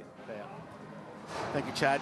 Good to hear from Jeff Emery. He's a terrific guy, very experienced race car driver now. Won in GT cars, multiple one-make Commodore Cup champion. He's raced Super 2. He's contested the Bathurst 1000 in the past. So he's a very, very handy steerer. Had a remarkable season in the Pro-Am class in Carrera Cup last year with a championship that went down to the wire. One of his key rivals, Liam Talbot, in this field as well, and went to a count back, and he ultimately scraped his way through to claim that championship on the streets of Surfers Paradise last October. So unfortunate. It's rare that the commentator curse is struck from the same commentator that's actually driving a racing car, to be brutally honest. That's true. So that's a first for mine. Lowndes, there's nothing he can't do. Let's be Correct. honest. At this Especially place, here. Exactly. I think he's allowed. Yeah, he's allowed that. Absolutely right. Give you a quick rundown before we go back to green. Gilles Gounon with the lead now completely gone, of course, and that again shuffles up the strategy because they were in a great position, but now they're 13 laps into their stint in the Sun Energy One number 75. That's the sort of metallic copper coloured car sitting in behind the AMG safety car. He's got 3.5 seconds to priming in second. Let's have a look at the spares box highlights of the race so far. And after a hot-paced but often dramatic opener, the race settled down into something of a strategic affair as teams rolled the dice, working out fuel economy, tyre life, pit stop strategy to get them into the final couple of hours when the intensity really ratchets up. And as often is the case here at Mount Panorama, today has been a story of restarts after safety cars as well. And they always breed intensity and really feisty racing when you want to make some moves for track positions. The easiest time it seems to do it is when the field goes back to green. That was Aaron Cameron with a big crash down at the spares box dipper. Gee, that bit of roads claimed some cars today. unfortunately everyone's walked away from it, and that is the most recent accident, the reason we're behind the Mercedes-AMG safety car with Scott Taylor. The big crash on the run down the hill. Car 75 continues to lead the way. They've played the masterstroke from a strategy point of view. They've been through pit lane a lot, but it doesn't matter if you end up leading the car race at the end. Gilles Gounon is doing just that, leads the Pro Class. Boysell Pro-Am now being led by Liam Talbot in the 65 car. There's still a lap back from the lead, but there'll be a wave around at the end of this safety car period. So they're actually going to, for the third time today, find themselves back on the lead lap, with Chaz Mostert still to come in that car at the end of the day. Yasser Shahin not far behind will get onto the lead lap in 777. So actually these safety cars now, Garth Tander, are keeping especially the 65 and the 777 in this race from an outright contention, despite the fact that they're Pro-Am cars. Well, the Pro-Am cars will be loving this safety car because it gets that lap back towards the end of that 1 hour window that we've been talking about. They need to be driving, the AM drivers need to be driving the cars in the second half of the race. So for Yasser Shahin and Jeffrey Ibrahim, who is in the 99 Boost Mobile AMG car, this closes the gap up for them beautifully. They get the wave around, they get back on the lead lap. Yes, they'll be on the tail of the lead lap, but it doesn't matter, you're on the lead lap again as far as scoring goes. And that just opens up your flexibility with strategy going in to this second half of the race, or the remaining 4 hours, 45 minutes. And it's at this point of the race, really, and it's probably, ultimately, from this safety car point right here, right now, the engineers and strategists up and down pit lane will be starting to work backwards from the end of the race, because at some point you need to pick a point and work backwards. So you've got the right driver with the right driving time available in the car at the end of the race. And then you've got to position yourself backwards to get to where you are right now, and then strategize how you find yourself, how you lay your cards out to have it exactly as you want it to finish this race off in style. And ideally, you want to make your last pit stop as early as you can, don't you? That's the problem that Krilsey was talking about earlier on, though. As we go deeper into the race, and if we stay green, then you're going to have to give yourself a window in case it just goes a little bit longer in laps than you thought. Yeah, I mean, when you work backwards for that last pit stop, you have to assume that your last pit stop, you take it, it's green all the way from that point, or you do have a bit of fuel-saving margin in that time where you make that last pit stop. So for me, the car that's probably in the best position there is the Porsche, because it has shown its best ability to have great fuel economy and save the most amount of fuel throughout the course of a stint. The wave-by cars make their way past the AMG safety car. I think the 65 Audi has to win the wave-by award today. Being waved by so many times. It's made 4 laps back in total, I think, over the course of the day. Can I just say, though, it's been done very efficiently. And I like this idea of not waiting another lap for everybody to come back around. You're giving them a fighting chance there, but really they've still got to have pace ahead of the leaders if they're going to, make inroads into the race. In AFL Aussie rules parlance, it's a free kick, but it's not the goal square in front of the goals, is it? Yeah. It's just off the side. So, yeah, I like that. The lights are out, so weaving ceases. I think the magic number we need to look for is 10 hours, 45 minutes. We need to get 75 minutes to the finish.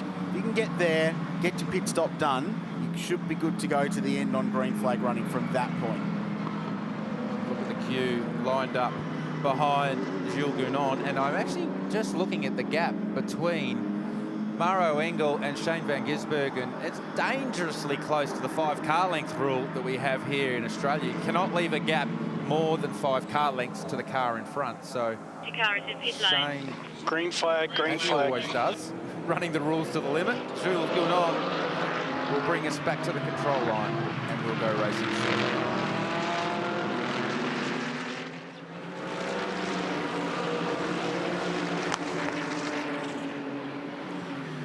That's the thunder on the restart of the Mercedes-AMG, leading the Porsche V8 versus flat 6. The turbo bimmers are in there at the back of this queue. Everyone else has been waved by. So they're at a different part of Mount Panorama now, heading up to the top of the hill. So this is a little pro shootout at the moment for this group of leading cars, 7 of them that are all in contention for this race. Up the inside 888 car on Philip Ellis behind the wheel of the 77. Shane behind the wheel of the more red Mercedes, if that makes sense, and he might lose the position here. He has, he got offline there, and the Helix car went straight through. Van der Linde needing no second invitation there. The door was opened, and he got his foot into it immediately. Beautiful, beautiful bit of opportunity. Now, there's a problem. There's got to be a problem for that Triple Eight car. Trying to assess whether there's a problem, or we have seen Shane struggle on the cold tyre at a safety car restart to get up to speed, but not to this point. I wonder if getting offline like that, you've just got a heap of pickup on the tyre, perhaps. The track is now reasonably dirty after so much running. This is the BMW 46, which has still got Valentino Rossi behind the wheel. Oh no, correction, Maxime Martin now behind the wheel of that car from the last pit stop. Van der Linde then has gone through. And Gounon with another good restart.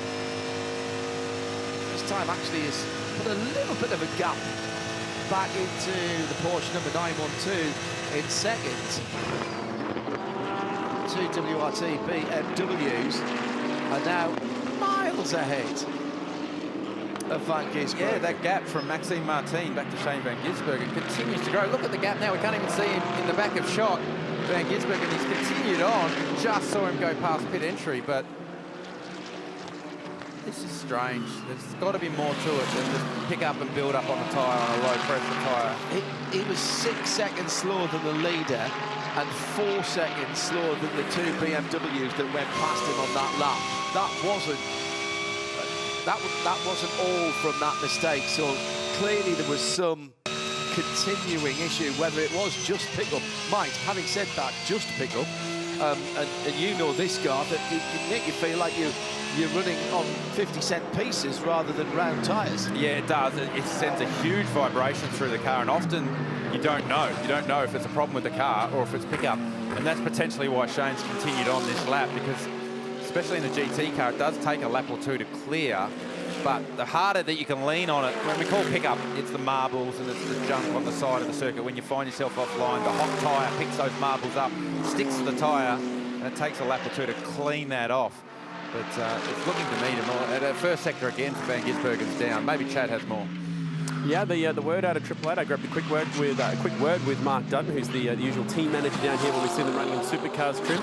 And they thought it was just the cold tyre pace to begin with, and maybe even some pickup from running on the marbles. So nothing to be too concerned about, but Dutto confirming to me that he hasn't been happy with cold tyre pace really all weekend long. And also saw Paul Martin come down from, typically would say supercars, but I guess from the 12-hour we'll call it this week. And I imagine just having a chat about that restart procedure as well, because it looked like Dutto was doing the international signal before they pulled away from us. So I'll try and investigate a bit more, but doesn't seem to be a huge amount of concern down here at Triple Eight. Okay, so the bit that Chad mentioned there about, I mentioned the 5-car length rule.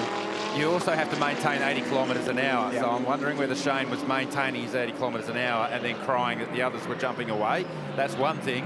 But just watching the splits on this next lap for Shane Van Gisbergen, he's 2.2 seconds down to the end of the second sector to Maxime Martin, the next car in front of him on circuit. So I don't think it's pickup or build-up.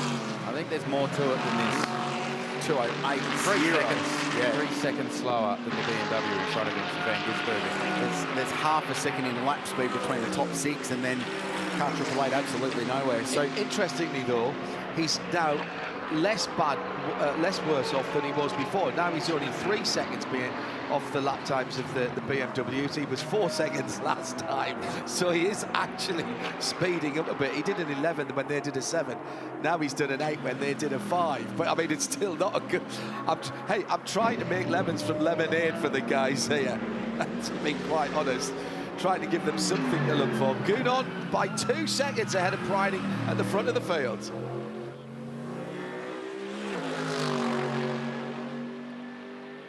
And this is why Jules Gounon is so good, because he's just been able to get his head down immediately and drive away from this field to the tune of 2.4 seconds. So instantly reasserting that track position, that buffer between him and everybody else. Remember, they were out to the tune of 18 seconds before this safety car, the most recent safety car, was called. They were in a position twice today where they've been able to stop, complete a service on the car and resume with a handy race lead, what throughout the rest of the day has been a big margin. So they're in such a good position, but then you get someone of the quality of Gilles behind the wheel. It just makes that job so much easier. You can pull the most magic strategy in the world, but unless you've got the driver to do the job and punch out lap times every lap, which is exactly what he's doing, and even this lap, 3/10 better than pointing in the Porsche. Remember, the Porsche's taken a little bit longer extent to get up to their ultimate performance. Gizzy's back on the pace, isn't it? Yeah, I was just going to say the exact same thing. The middle sector was probably the fastest out of the first 7 cars. Yeah, but 6/10 down in the first sector. So the pace is coming back for Van Gisbergen. It's all happening at the front, though, as they recatch the wave by cars after the previous restart. That's a change of position, GT. So Maro Engel has slipped past Thomas Pointing in the Porsche. The bright yellow versus bright green with yellow. And this is how it happened. So the entry to the chase. So it was even before they got to the lapped car. That was just on sheer pace and the toe down Conrod Straight. You mentioned down in the Pirelli pit bunker with Chad Nailon that the toe effect is more significant in these cars than some of the other things we usually see racing here. Textbook stuff, nice move. Mercedes back 1 and 2. Maro Engel saying you're feeling it from a second and a half back. And anything under a second, yes, you'll get the advantage of the draft, but also you get the disadvantage of aero push and a little bit of air off the front of the car when you're trying to make moves. All the supercars drivers hearing they're getting a tow from a second and a half going, oh, I wish. And did you hear the moment that Pointing got past, instantly into fuel save, massive lift and coast down into Murray's, as they've been doing all day, and yet still turning the lap times they need to do. But he's now falling into the clutches of Sheldon van der Linde in the number 32 BMW M3. I think if you're a Porsche fan, though, you've got to be pretty happy with what's been going on with that Manside car, because they are the single bullet in the gun in terms of the front of the field. We lost the Grove car, which could have backed them up a little bit earlier on, and yet tactically, speed-wise, and certainly economy-wise, they do seem to have something for the front-engine cars around them. Yeah, they certainly do. They have certainly got some speed and some reliability. Their time in pit lane is impressive. They are the standouts in pit lane. So if it comes down to it, they've got what they need. Car speed, drivers, strategy, flexibility. It comes down to that 75-minute mark that Richard Crail was talking about previously. Porsche will be in the game for sure. The only question is, do they have overtaking ability? That will be the absolutely key if they need to use it. The National Motor Racing Museum, of course it's at Mount Panorama. It exists just behind Murray's Corner. It's a great place to spend a couple of hours looking at some of the history of Australian and indeed international motorsport. 85 Bathurst winners in there, the Jag, which I know my colleague from the UK thoroughly enjoys. How lucky are you though? You got to ride down on the track to town on Thursday in the 68 Bathurst 500 winning replica Holden Monaro. Monaro. Yeah. Oh, Monaros and Tiranas, that for me, I'd be quite happy with that. If that's all I could drive for the rest of my days, I'd be very happy with that. That's the car CL almost crashed here a couple of years ago, quite famously on national television during a demonstration session. We don't let him forget that either, just quietly. Nor should we, I don't think. It's a great place. You must make it part of your trip to Bathurst. There's an incredible collection, ever-changing as well. As we follow this battle, Thomas Pointing under some pressure from Sheldon van der Linde, behind them Philip Ellis behind the wheel of the Craft Bamboo Racing 77 car, and then we go back to Maxime Martin in 46, the BMW, and Shane van Gisbergen, who continues to be in a odd little phase of the race in that car. He's 14 seconds now behind Gilles Gounon, race leader, and 8 seconds behind the 46 BMW, which is his next target. Maro Engel has gone all Maro Engel on us right now. Now that he's managed to get past the Porsche Thomas Pointing, he set a personal best at the end of the second sector, a full second faster than Gilles Gounon on this lap to the end of the first sector. So as they cross the line, Gounon delivers a 4-1 versus a 3-1 for Maro Engel. So We saw yesterday and early today just how fast Maro is in this car. And it doesn't matter if it's 5 a.m. or 10 past 1 in the afternoon. The other very quick. The other battle in the top 7 is Philip Ellis right in behind Maxime Martin. That's the number 77 Pro car in 6th at the moment, behind the number 46 of Max Martin. And they're separated by nothing at all. And Von der Linde hoving into view in the mirrors of Thomas Preining into the Audi cutting. He's at 5-1 last time round, so he's quicker than the BMWs in front. Still not showing the threes that these leaders are doing at the moment. The other thing to take into account is that overnight there was a change to the tyre pressure regulations and the minimum tyre pressure that had to be utilised. So it used to be 1.4 bar, which is about 20.5 psi cold as they drive out of pit lane. That was the minimum pressure overnight, the balance of performance. And this came from SRO, who managed the balance of performance for GT3 racing globally, changed it to... Race control to all teams, a 15-second time penalty for car 777, safety car restart breach to be served at its next pit stop. That's Yasushi in the Motorsport Park Audi R8. They're running 9th. They're a minute 35 off the race lead. 32 seconds to transit. That's very nearly going to drop them back off the lead lap. Overtaking before green flag during the wave by.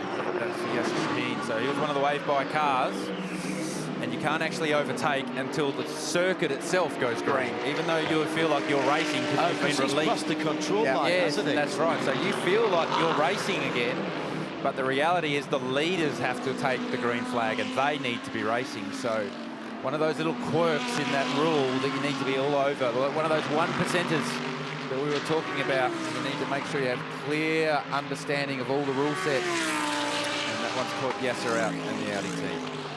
Just keeping an eye on car 101, which is one of the Valente Rosso Mercedes-Benz down here at the moment. They're just doing a driver change. They had to put out the pit board for the last 2 to 3 laps to get Kevin C into pit lane. They are suffering radio issues at the moment.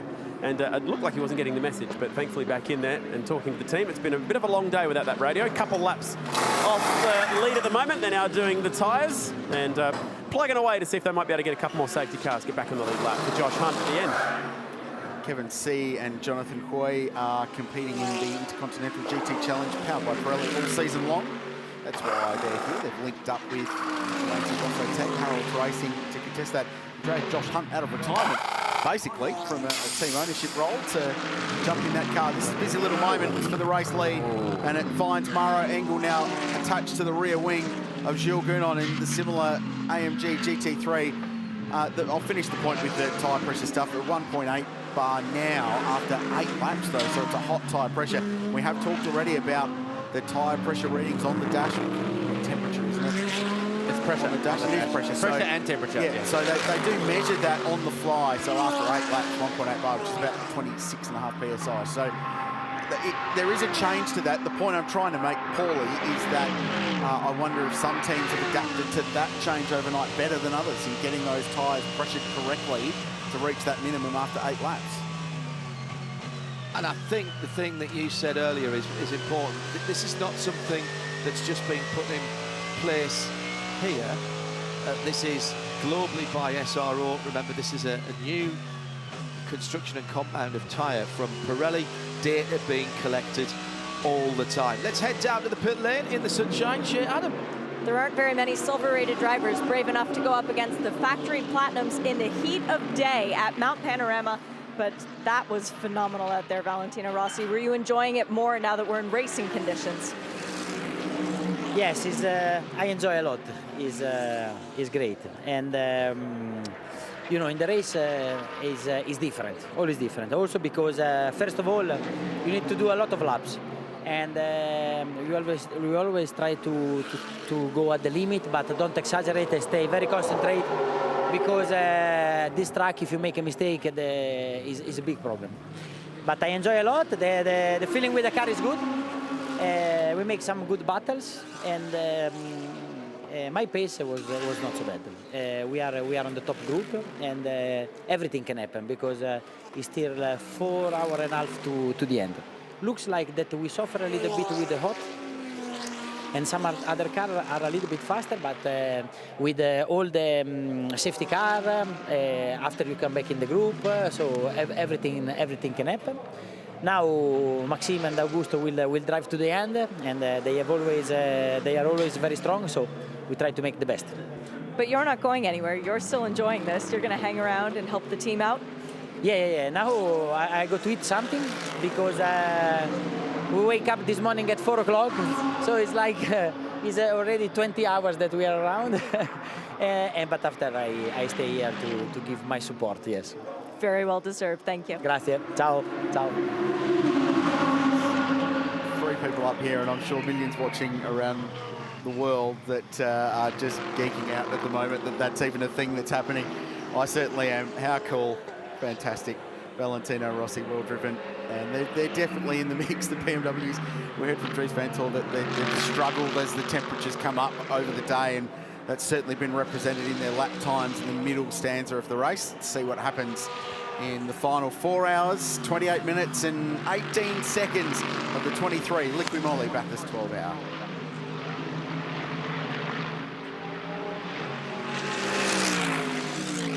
Three-quarters of a second between first and second. 2 AMG GT3s heading up Mountain Straight with just on 4.5 hours to go in the 2023 LIQUI MOLY Bathurst 12 hours. Then about 2.5 seconds back to Thomas Preining in the remaining Porsche GT3R. He's got about 4 seconds on Sheldon van der Linde in the 32 WRT BMW. That's the bright yellow, red and black Shell Helix car. And the top 5 is made up by the number 46, the second of the WRTs. That's the white with the BMW M stripes on it. The car that has been driven already this weekend a couple of times, including a double stint by the doctor, Valentino Rossi, who has been so generous with his time. I mean, not enough, Garth, that he's having to get used to driving a GT3 car around the Bathurst, which he's never done before. But, you know, you would think that would take all his focus, but he has made time for absolutely everybody, whether it's been us on the broadcast day or the fans there signing helmets, everything, all kinds of money. Oh, incredibly generous with his time. The queues to receive his autograph over the course of the weekend have been massive. And as to your point, John, always has time for us in the broadcast. You would have thought, get to this stage of the weekend, he's had enough of talking to us and telling us about how much he's enjoying his time here at Mount Panorama. But you could tell from that last interview with Shay just how genuine his enthusiasm is for car racing, for being here, being part of the BMW project, and he'll be part of that project going forward in a bigger and bigger way. And it's going to be great to follow his journey and to see. I hope he comes back here next year, having 12 months under his belt, more understanding of the circuit, understanding the M4 BMW, come back next year and have a real crack at it. I'm sort of thinking slightly further forward, as you would expect me to be doing in terms of my association with the Le Mans 24 hours. Valentino Rossi, even in a G... These GT3 cars are eligible for Le Mans next year.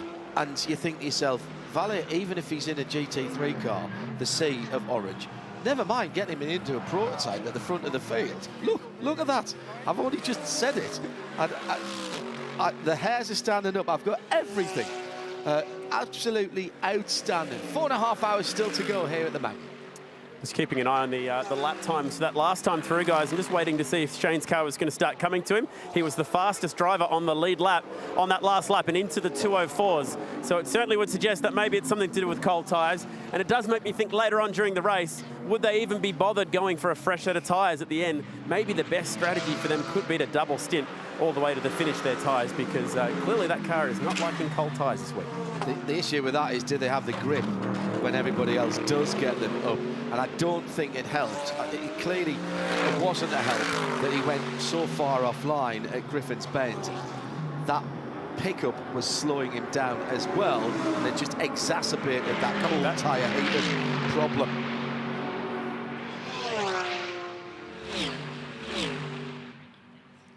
gap to lead for Van Gisbergen now is 20.2 seconds, so it continues to grow, that gap. So after the previous safety car restart, it was a big struggle for that 888 Super G Bordeaux Mercedes.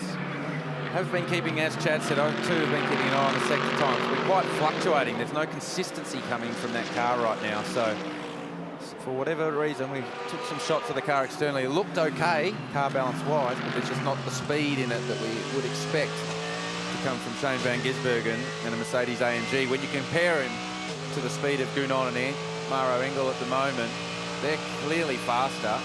Earlier in the day, Shane was a match for them. So there's something's going on with that car. More than a match, actually, because even though he had the problems, he was still, after 2 or 3 laps, able to stabilise that and then drive away. So, yeah. Having said that, with the fullest of respect, the double this morning from Maxi Goetz was an awesome drive. But Brock Feeney's been the star in that car all weekend long. He's been the most comfortable. They let him qualify the car in the shootout. He almost got pole. Second quickest qualifying lap in the history of Mount Panorama, and then expressed his disappointment at missing out on pole position. So, yeah, he's been the standout for me in car 888. GT3 racing is great, isn't it? So you got the 2 Mercs, 7.5 hours into a race, split by 9/10 of a second, with Porsche and the BMW still very much in contention, and just 13 seconds covering the 6 cars at the lead of this race, with Van Gisbergen 21 off the lead, and the car at the very tail end of the lead lap is Liam Talbot in 8th position. So still 8 cars in the lead lap of the race coming into the final third of this year's race. And there is the 65. Out of position is Dean Fiore, a West Australian in the number 9 Hallmark Property Group Audi. He's sharing with former Bathurst 1000 winner Lee Holdsworth, who's hung up the full-time helmet now from his supercars career. He's been in the co-driver role, of course, but focusing on some other life areas now is Lee. And then just behind them is Trent Harrison behind the wheel. So car number 50, 15th place outright, 191 laps completed. So they're 7 laps behind the leader. They didn't even know they were going to drive that car when they rolled in for opening practice on Friday morning. It was a KTM when they got here. Correct. It's an Audi now. It grew 5 cylinders in a V. Yeah, doubled its cylinder count. Yeah, it probably doubled the downforce as well. And they've done a great job circulating around. They're in front of the 101 Harold's Racing entry, the 47 Superbarn Supermarkets car, which we all had as a decent factor for a class win this weekend, given the driving talent and experience there. So given it only just got hold of this car, it's been a terrific drive. Glenn Wood has been driving, and so too David Crampton, who put this all together. He said to me on Friday, he said, mate, I've spent so much, we've invested so much, both time and money, to get to this point. We may as well just go and get another car because we're already here. Everything's been invested. Like the big outlays happened now, so let's just do the race. Let's get it done. And that's an awesome approach. I love it.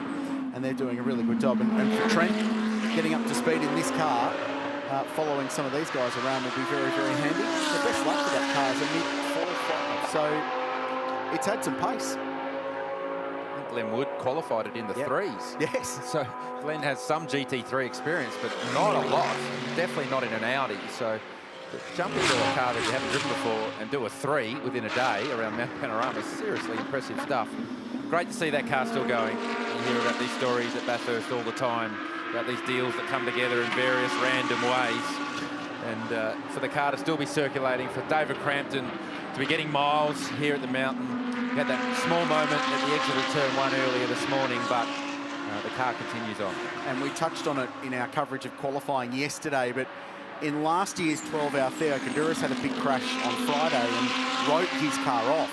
So Melbourne Performance Centre, the team behind Audi in Australia, shipped a car up from Melbourne, rebuilt it at the circuit overnight, upgraded it to the new specification, entered it in the race the next day as a replacement car, and they made it to the finish.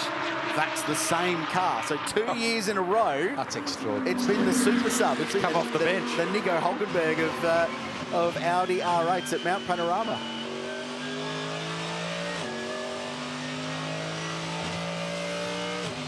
So the noise you hear behind us is the Makita entered Volante SRO Motorsports, number 24 Pro-Am AMG GT3. Coming up to start lap on the front straight now, heading into the first corner.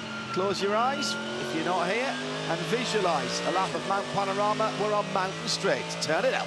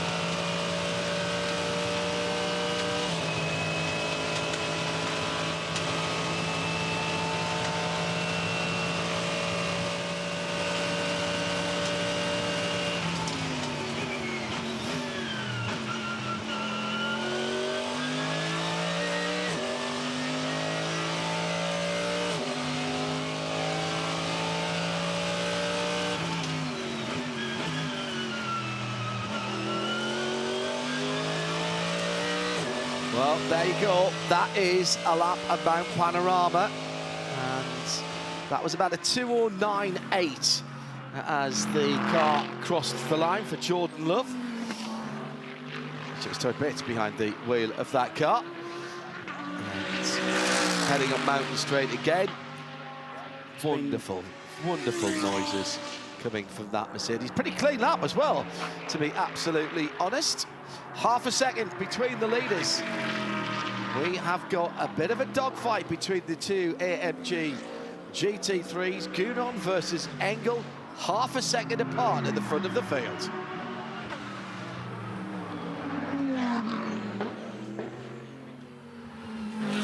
It's been good to have Jordan Love here.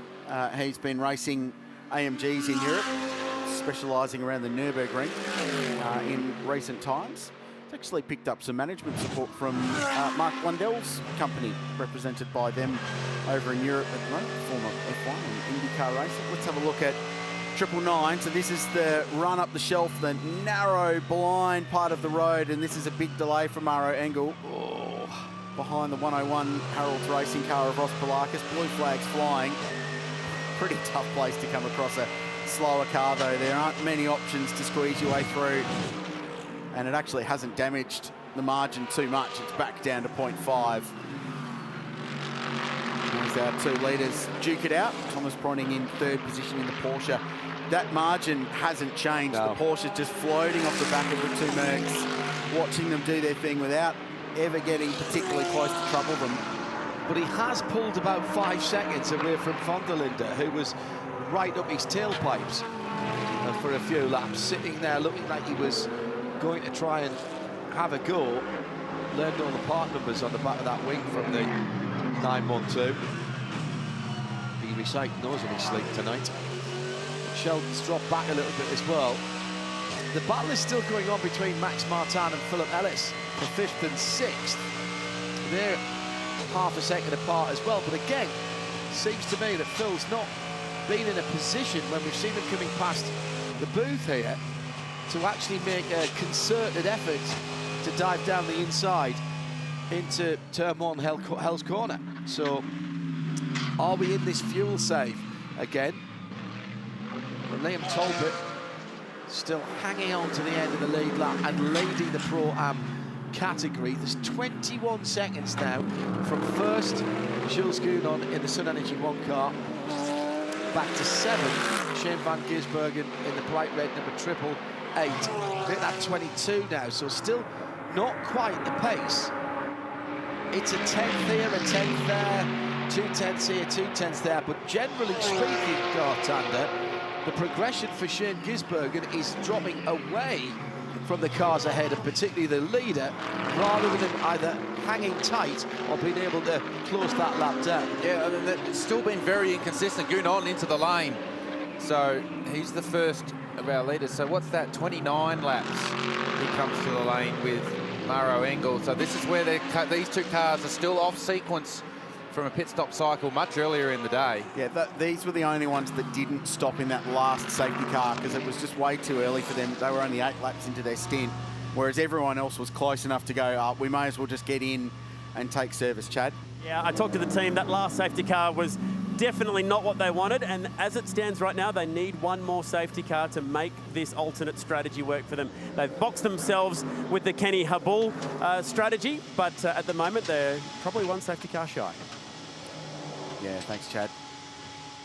Still a lot of this race to play out. In the meantime, one of the great supporters of Australian motorsport have got an offer from you. Here's something from our mates at Shannon's. Are you a motoring enthusiast? Shannon's are giving you the chance to win a trip for 2 to London for the 2023 Goodwood Revival.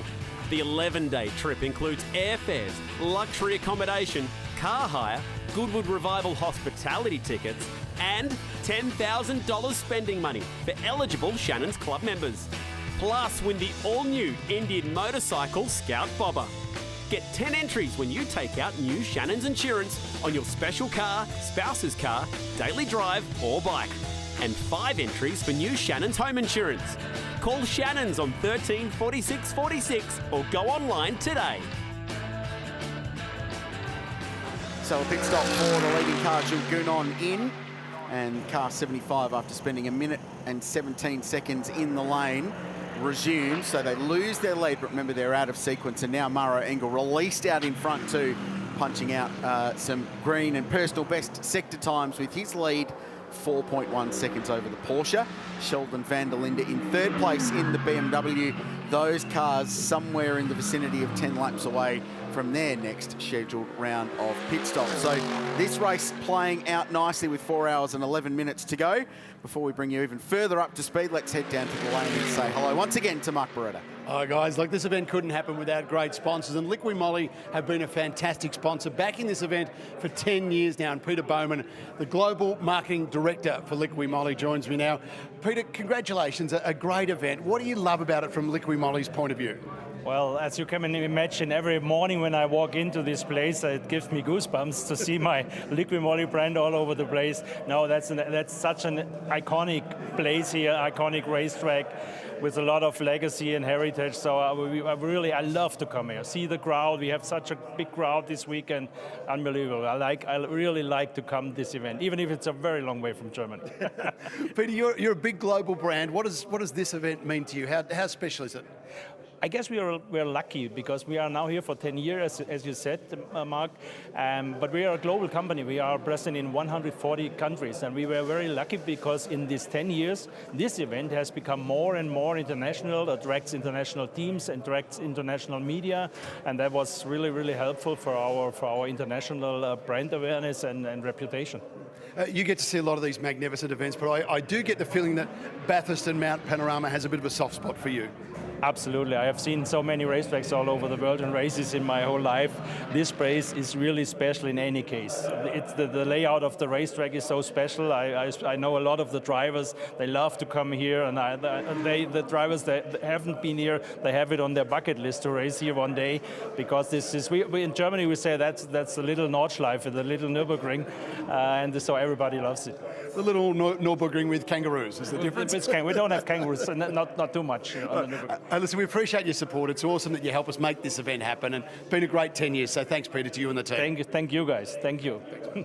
I'm down here with one of the front-running Pro-Am teams. Yasser Shahin is representing the Ben. The Audis in general, it's been a tough old weekend for them, but still you guys keep plugging. Yeah, look, Look, it's a 12-hour race, but it's been very, very hard going for us. We've really struggled with this new tyre. Very, very high tyre pressures, and none of us have driven this compound at that pressure. So a challenge, but we've got 4 hours to go. And staying out of the headmaster's room is always important as well. You guys got slapped over the wrist with a 15-second penalty for the restart. Can you talk us through it? Yeah, look, we got the lucky dog, and the guy in front was holding me up, and so I got some encouragement to push on. And in that let's say, spirit and heat, we forgot we weren't allowed to pass before the control line, so we'll get 15 seconds. But look, if that's the worst we do today, it's probably a good day compared to the others. 15 seconds out of 12 hours, not so bad. Not so bad. Good luck, mate. Cheers, bud. Thanks. So that's the word from the 777. So they're still looking to get their lap back, but there's still plenty of time for that to happen. One of the cars we've been following all day very, very closely, and we've been saying nice things as well, I'd like to add, not just because one of the superstars from the Porsche Manthey EMA Racing lineup has joined us up here in the commentary box. Matt Campbell's with us. Good afternoon, Matt. Welcome to you. How's your day? Yeah, look, it's not going too bad. I mean, we're running up front. We're sticking to our strategy, and yeah, obviously still a fair few hours to go in the race, so just got to keep it clean and see where we end up with 2 hours to go. How's the pace? Yeah, look, pace is hot. I mean, pace is really strong for sure. No one's holding back. We're sticking to our strategy. We're not necessarily the fastest on track at the moment, but if we can do a good job in the pits and on strategy, hopefully we can make a difference there. Well, on that, your pit stops have been amazing, and at one point, I think we tracked it during a round of stops that you gained 8 seconds over the BMWs, for example. So I know you're not going to tell us why, but it's a good advantage to have up your sleeve. Yeah, 100%. And you know, we're hoping to stick to that, you know, going into the later part of the race as well. So yeah, we've got to try and do everything we can in strategy to be able to, you know, try and catch up in other ways, because for sure the Mercs today are really, really fast. And yeah, let's see what we can do in the next couple of hours. Strengths and weaknesses quickly for me. So we've seen the BMWs at this stanza of the race has just dropped off as it's got a bit hotter. Where are you guys at? Yeah, we've definitely dropped off a little bit, not too much. We've just lost a little bit of sort of straight line speed. But for sure, compared to the Mercs at the moment, we're really struggling across the top of the mountain, especially with aero wash. But I feel like that's been a trend all day, so not really a big shift, let's say. But we've just lost a little bit overall, so not a massive change in car balance or anything. However, you do seem to be able to save fuel. That is a massive advantage that you guys have had. Yeah, exactly. I think our pace saving fuel is very strong. We're not necessarily losing any lap time or anything like that. And actually, in some places of the circuit, we're actually helping our car balance by saving fuel. Yeah. So it's not a bad thing, but we're doing everything we can to be able to get an advantage in pits. Just explain that. How, for the people that might not be familiar with it, how are you affecting your car balance by saving fuel? That's the thing. Hang on a minute, you're going slower, but the car's better. Yeah, exactly. I mean, going into some of the big braking areas, for example, you know, you've got much more of a neutral car balance. The car is a lot flatter, and you're not pitching the car quite as fast. So you're taking a little bit of load off the front axle on the initial brake balance, and yeah, just makes it a little bit easier on the entry phase of the corner. Congratulations on the debut of the 963. I know you've got to disappear in a second. How's it been like? What's it been like coming back to the 991.2 GT3? Oh, like putting on an old pair of shoes? Yeah, 100%. I mean, I've driven big this smile, car. by the way. Yeah, it was, wasn't it? Big smile. I hope you heard that in Matt Campbell's voice. Yeah, I mean, I have so much experience with this car now, 4 years, and you know, a lot of success with it as well. So, you know, coming back to the mountain, this is only our second time, believe it or not, with this car here. Obviously, a couple of years away with the whole COVID situation, and now we're back. And yeah, feels natural, feels at home, and you know, always one of my favourite weekends of the entire year. Last one, because your PR man Dave's telling me you've got to get back down to the box, but Matthew's got some driving to do, and then I'm assuming that you're in the car for the end. Yeah, that's the plan at the moment. I mean, you never know what's going to happen with safety cars and everything like that, but at the moment, that's the plan for me to be in at the end. Thoroughly enjoying seeing what you're doing on the world stage, Matt. Nice to see you. Thank you very much. There's Matt Campbell, Manthey EMA Motorsport. Great to have him back at the LIQUI MOLY Bathurst 12-hour, delivered Porsche their victory, and now he's all a big grown-up factory driver, driving for Roger Penske as well. Very cool. They're in a pretty good position at the moment. They're second, just 7 seconds behind Maro Engel, who leads the race. 4 hours, 5 minutes to go.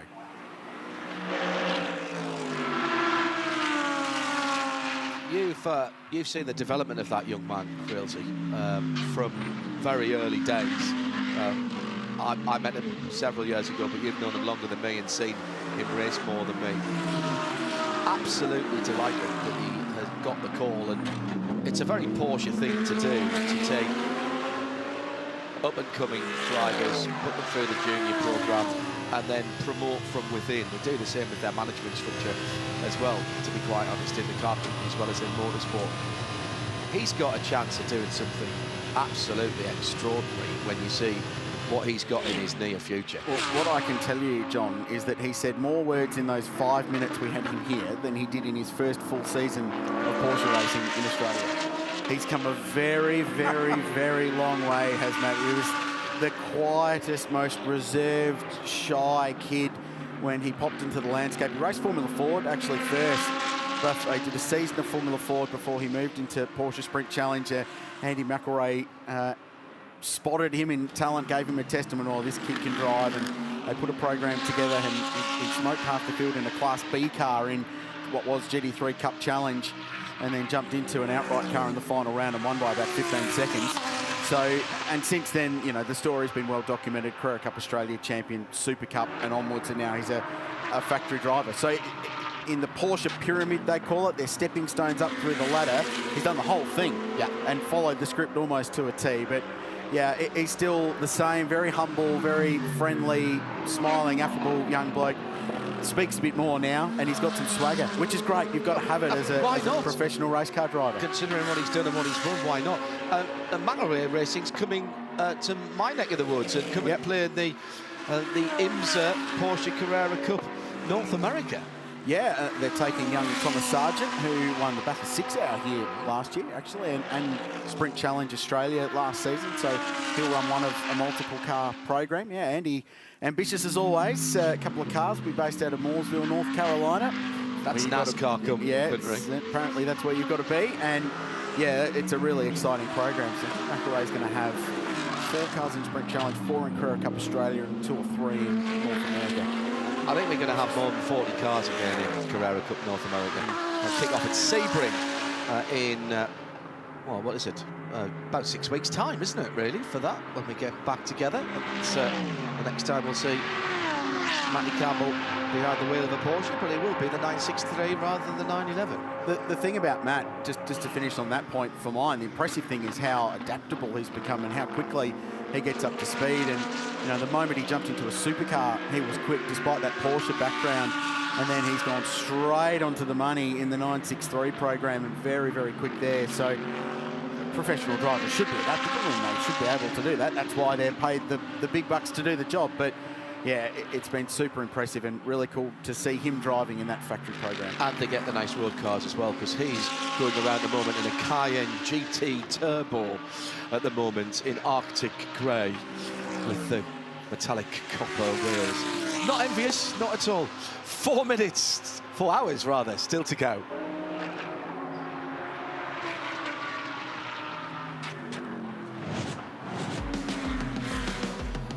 Well, before first light, as tradition dictates, we kick things off for the 2023 LIQUI MOLY Bathurst 12 hours.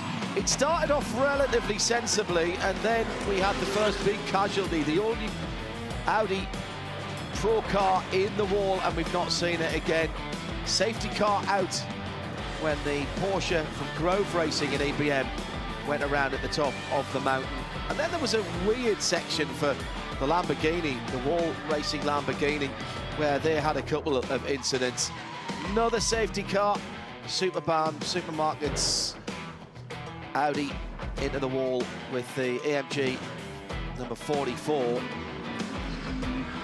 It's all been happening at the top of the mountain, hasn't it? Because just after we've been talking to Craig Lowndes, his car was into the wall, Scotty Taylor Motorsport. At the front of the field, it's been a balance between speed and tactics, and the 75 Sun Energy One Racing AMG has come out on top for such a long time, but they're down in 6th at the moment, as we've got just over 11 seconds between the top of the field. Here's the Bozell leaderboards for the classes. Maro Engel leading at the top. We'll give you all the gaps in just a moment. Fred Vervish is behind the wheel of the 55, which leads the Pro-Am. The silver team, Andrew Fawcett now behind the wheel there, and it's still the 111. That's the Mazda, the Mark Cars machine, that leads the Invitational class There's the gaps, 11.5 seconds between the Manthey in second and the Mercedes-AMG team Group M that leads. They're battling it out. The team WRT BMW is just a little bit further back and not enjoying the heat of the day. Shane van Gisbergen that hasn't had such a great run in this particular stanza of the race, but he's back up on the cycle, pit stop cycle, to 5th position. The people further down the field and outside the top 20 have all had problems. Some of them you saw there in the spares box highlights that we played through for you. 209 laps completed as we've completed 2/3 of the race, and that means that we have done just a little more than 8 hours, and we needed to be about 2:15 to get onto that magical 2,000 kilometres. If we can do that before the end of the race. So we're holding there, just 6 laps away at the moment. See how we can get that back. If we get some good green flag running, Gartander, then that is possible, because we can do more than the 27 laps per hour that you need to do that. It's just a question of whether we get the opportunity. We need the green flag running to do that, to fulfill Richard Crail's dream of a 2,000 kilometres completed in 12 hours of racing at Mount Panorama. Thomas Prenning on screen. The Manthey Racing Porsche. It's great to hear from Matt Campbell previously. I really feel like that car is in the game.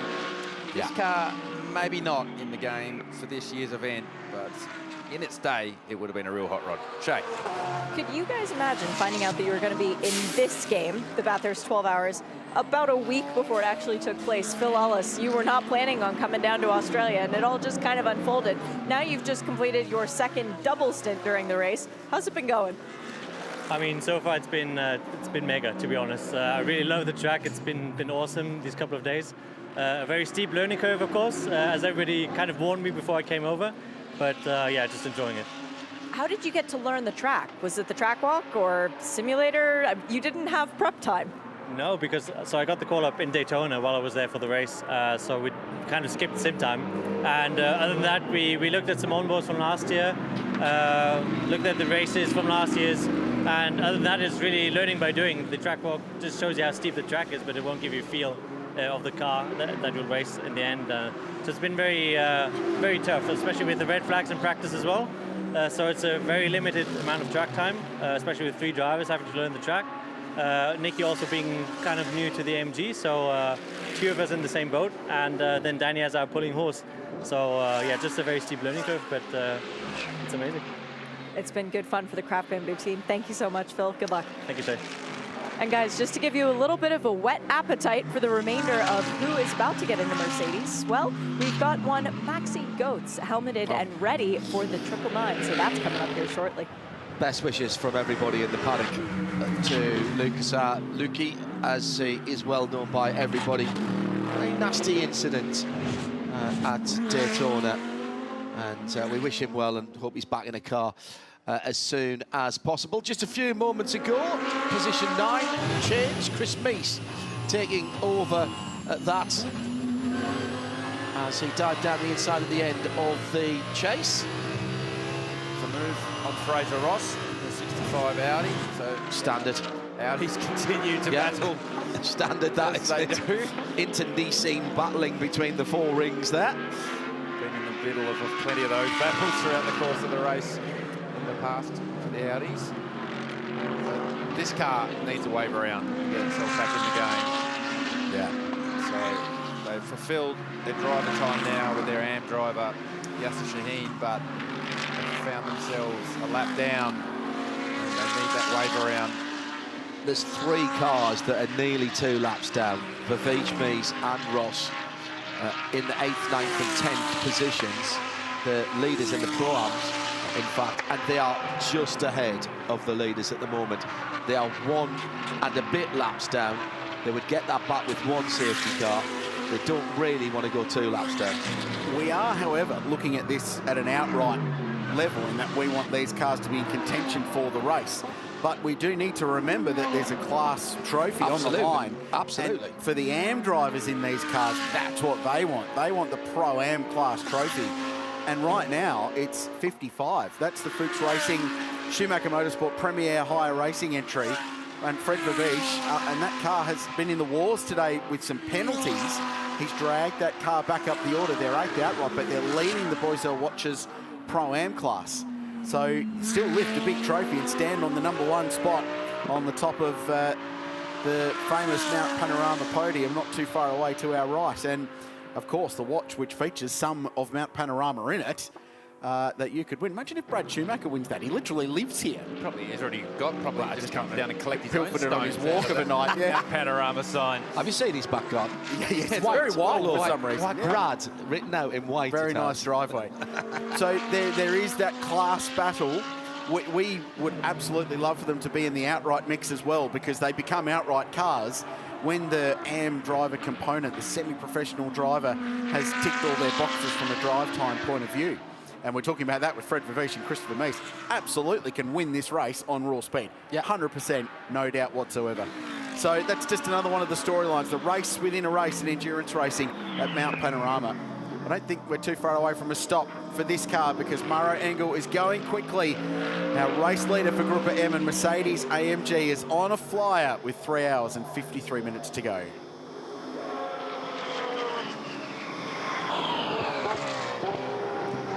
So Engel crosses the line 3-0. So the pace is starting to build. 29 laps into this stint. The window approaching, almost open, you'd think, to get into pit lane. Give you a lap time check of the leaders, shall we, as they come through. So Engel across the line. Gap back to Thomas Preuning, 2:04.5 for the Porsche, 16 seconds. And then we find Sheldon van der Linde at a 4:2. In car number 32, so he's 20 seconds behind the leader, 4 behind the Porsche.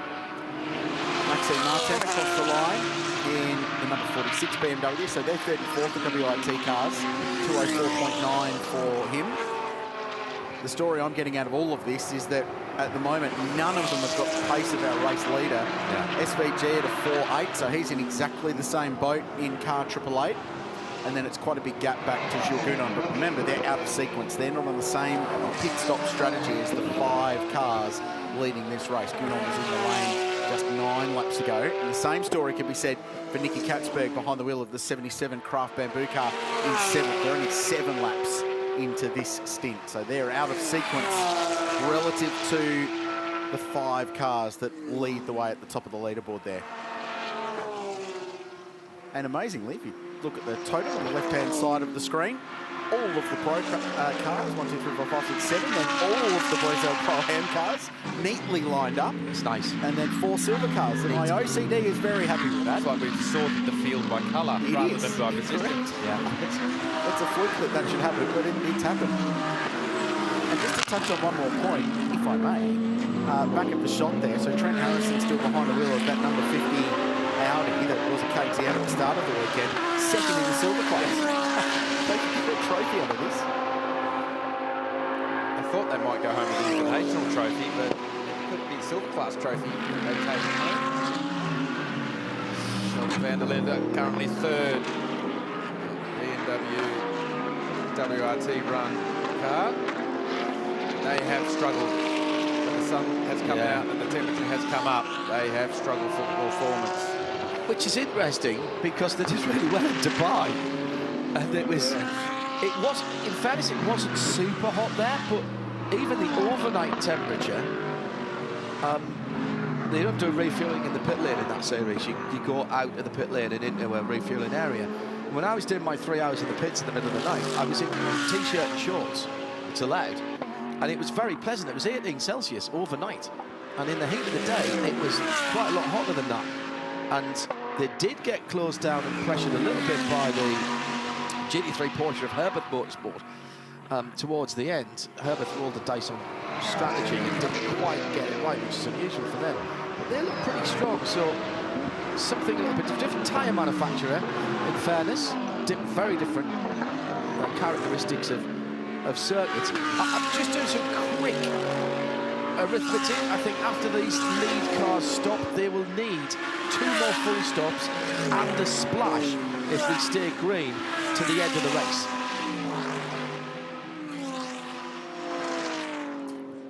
You're watching the BMW of Sheldon Vanderlinde, who we think is not far away from a pit stop strategy.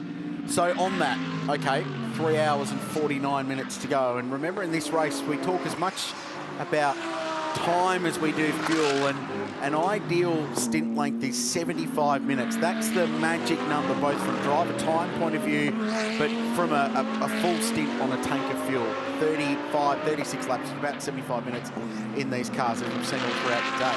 So you need to work back from 10 hours and 45 minutes to where we are now into this race with 8 hours and 10 minutes in. And that's a bit of an indication as we see Fraser Ross squeeze down the inside of Tony Bates. And I get the feeling this may have been playing on for a little while between these two, who have been racing each other for a while in GT cars. Oh, hello. Hello, I'm here. Hello, coming through, excuse me. Bump and run at the Scuderia Auto Art chase. And now the Audi is clear of that car. They're not even on the same. I was just trying to find them on the time. That's exactly what I was doing. Miles apart. So Fraser Ross in 10th, Tony Bates in 12th, but laps between them. I've got a car in front of me. I'm racing it. Yeah. Come on. We're race car drivers. We're simple creatures. There's a car in front. Pass it. Move on to the next one. There's another car in front. Pass it. Yes, exactly. Rinse and repeat.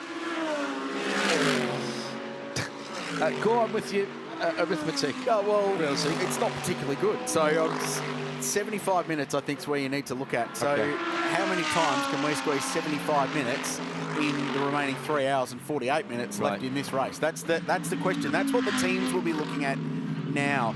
And it will be a case of balancing, getting to a point in the race where you know you can make it to the finish, but staying out of the track position and hoping you don't get a safety car, because that could end your day right there. So there's a fine balancing act to run at the end, but the way the cars are so split right now, so you've got these top 5 cars about to make a pit stop, and then the next 2 that we definitely think are in the mix aren't going to stop for another 20, 25 laps. Yeah, I think they're one pit stop better off. Yeah, I really do. But they are. The top 5, I think. So after this one, 2 more, and then they need a bit of help or a little bit of fuel saving. That's the point. So if you look at Lucas Stoles in 75, Sun Energy One Racing, the car that's been there all day, and Nicky Katzberg for Craft Bamboo, who for the second time in a row could MacGyver a strategy that gets them into contention at the end of the race. So they will run deeper into the race. So that the deeper you go into it, the less chance there is of you running the thing out of fuel in a green race the whole way to the end. But all that relies on 3 hours and 46 minutes of green flag running.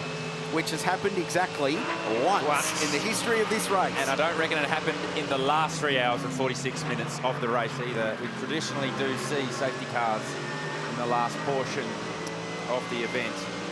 So you do have to work your strategy out based on green flag running. Of course you do. All the way to the end, because that, for fuel burn, is effectively worst case scenario. Yeah. And anything that happens from a safety car point of view, you need to think about on the run. So down in the Pirelli pit bunker, boys, it's time to talk strategy again. See if we can forecast what's going to start happening. We're going to bring up those same 5 drivers, and I'll let our friends in the commentary booth pick which ones we're going to talk about. Don't pick Craft Bamboo because I've not loaded it into the screen. Gentlemen, take your pick. Can we hear about the Craft Bamboo car? Yeah, I knew you'd say that, Carl. You got the 75 up there? Yeah, we've got the 75. This is the one we think's in with a real chance. Yes, it is, but there's an if, there's an asterisk, okay? So if I look at this at the moment, we know that they cleared Kenny's minutes early, it was barely even an hour, and that was legal because they're racing in pro, and since then they've been trying to go Goonon, Stoltz, all the way to the finish. But the problem for mine, guys, is they're still in this awkward era of, yes, they're a pit stop up on the field, which we know looking at the timing screen, but they need to be able to get that safety car period right on where Stoltz and Goonon's driver time is going to start to cross over. So they've got Stoltz in the car right now. I know timing's saying it's Goonon, but it's definitely Stoltz in the car right now. And they're hoping to either double him now and be able to clear him and then go Goonon to the end, or do singles to the end. But both scenarios still need one more safety car to make it work, I reckon, because they're just going to fall afoul of a half stint somewhere, if that makes sense. So yes, they could get home without that extra pit stop, but for the driving time, they do need a half stint somewhere, and that safety car would make that work for them. Yeah, okay, that's fascinating. So they're in a reasonable spot, but it's not clean sailing, is it, basically, is what we're saying? Yeah, that's how I'd put it. They reckon there's like a 10-minute window. If they just got 10 more minutes out of Kenny's car, they reckon they would have had a bit more flexibility towards the end of the race, and that was a safety car, ultimately, that led to him having to get out early. The other guys, Porsche, Chad. The Porsche, yep. So this has been very similar to what we saw with the race-winning strategy from 2020 with the Bentley. They started the day with Pryning. In went Jaminet, in went Campbell. Campbell's only done 2 stints. They're really saving him, so much so that he had time to go up in the commentary box to chat to you guys, and he'll double stint at the end. And this is really steady as she goes. We haven't really seen, I reckon, the proper fuel economy from that Porsche. We know it's got quick pit stops. We've got someone in the lane right now, by the way, but it's not one of the front-running guys. So, yeah, that's steady as they go, and very similar to what we saw from the 46. Only difference there is they've sort of played a Pro-Am strategy because they did have a silver class driver in Valentino Rossi. So for mine, they're going to be going Farfus and Martin all the way to the end of the race. 999's worth looking at because they're not far away from a pit stop, and in fact, the top 5 cars will be in the lane fairly soon. Yeah, so my data's a couple laps late here because I've got Maro down for 29 laps. If I peek off, it's actually been 33 laps. Yeah, so they are right on the buzz. You can see the fuel mileage that they've been getting. That had a safety car period in it, similar to this one. So they got 35 laps out of that first session today, and I think that we're going to get about 35 laps of running in this one because we had a couple laps of safety car very similar to that opening stint. Where do you reckon they're going to go here, guys? I think Grenier gets back in it. Maro might actually be done by that point. I have to look at the numbers. Yeah. And then Marciello to double to the end, I'd say. He's done a bulk of the work, the heavy lifting so far, Maro. So yeah, I think he's going to be fresh out of driver time. And he said on air earlier that they're keeping Lello for that closing stint, the finishing stint. The one that I find intriguing here, because it's definitely not played out the way any one of us would have thought. We've got Shane Van Gisbergen in that car right now. And it's looking to me, guys, like they're really saving Brock Feeney to the end of the race. I mean, they gave him the keys to the car to qualify yesterday, as we've got Freddie Vavish in the lane right now. But it's definitely starting to shape like they're maybe going to let Brock off the leash at the end of the race. That's a huge responsibility.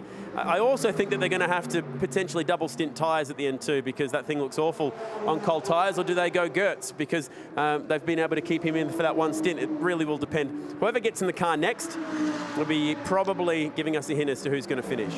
Well, yeah.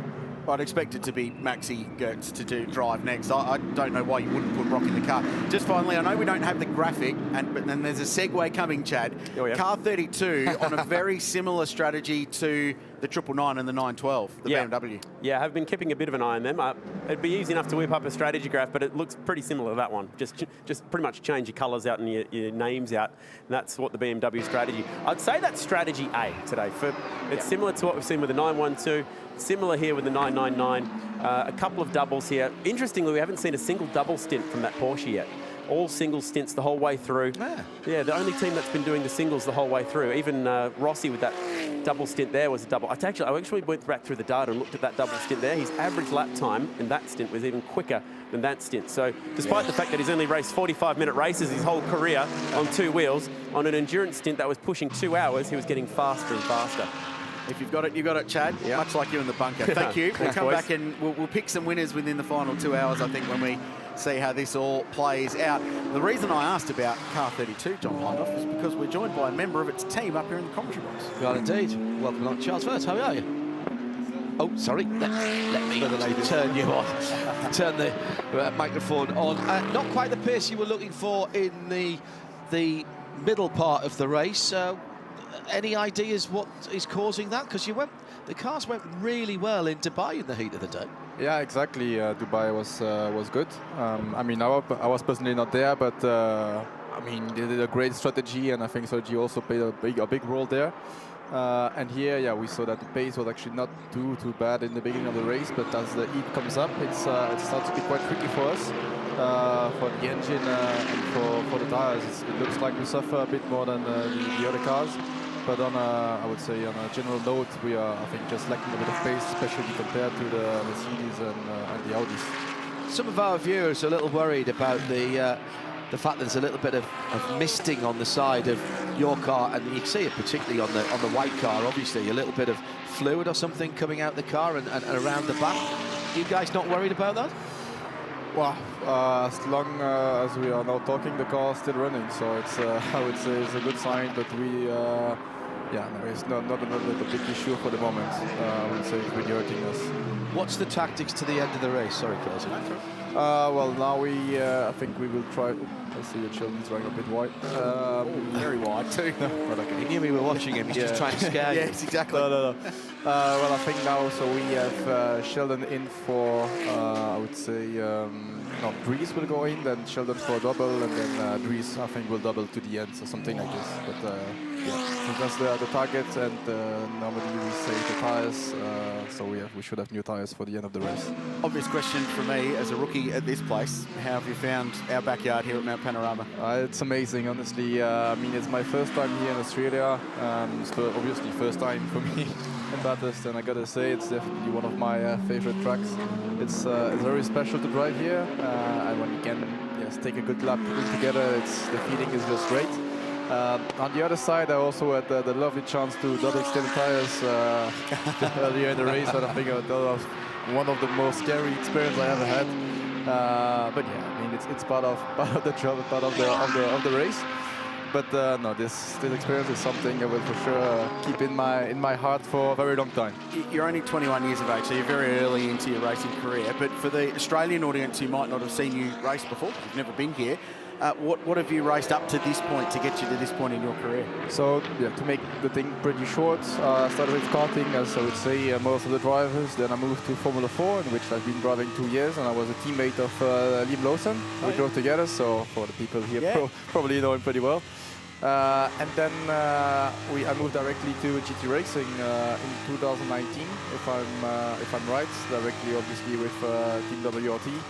And I had a chance there to grow and to drive with great drivers as Christopher Mies, Jordan van der Linde, and Dries van Toor, which is now a very good friend of mine and teammate I've had now for already a couple of years. And yeah, so that's the thing. Then I had the opportunity to join Audi as a junior driver in 2021, and now this first year as a factory driver for BMW. So the challenge is big, but it's definitely a great challenge. What's the transition been like with the mid-engined car to now a front-engined turbocharged car? Mid-engined, normally aspirated car, front-engined turbocharged car. How both GT3s in terms of the formula of the car, very different.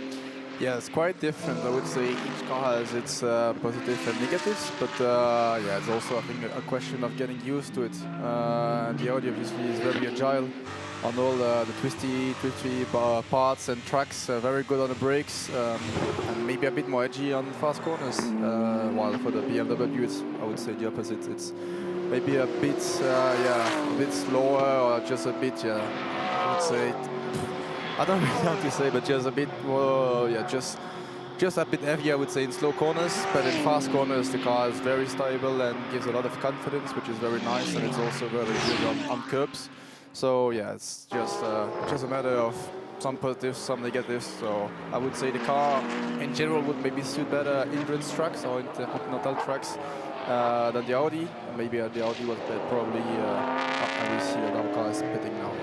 And on that cue, we'll let you go because it's going to get busy down at BMW Team WRT and the Porsche in as well. So thanks for joining us. Really appreciate it. Good to meet you. Thank you. There's Charles Beard. It's great to have him here at the Bathurst 12-hour. Watch him. He's a bright young star of GT racing in the future.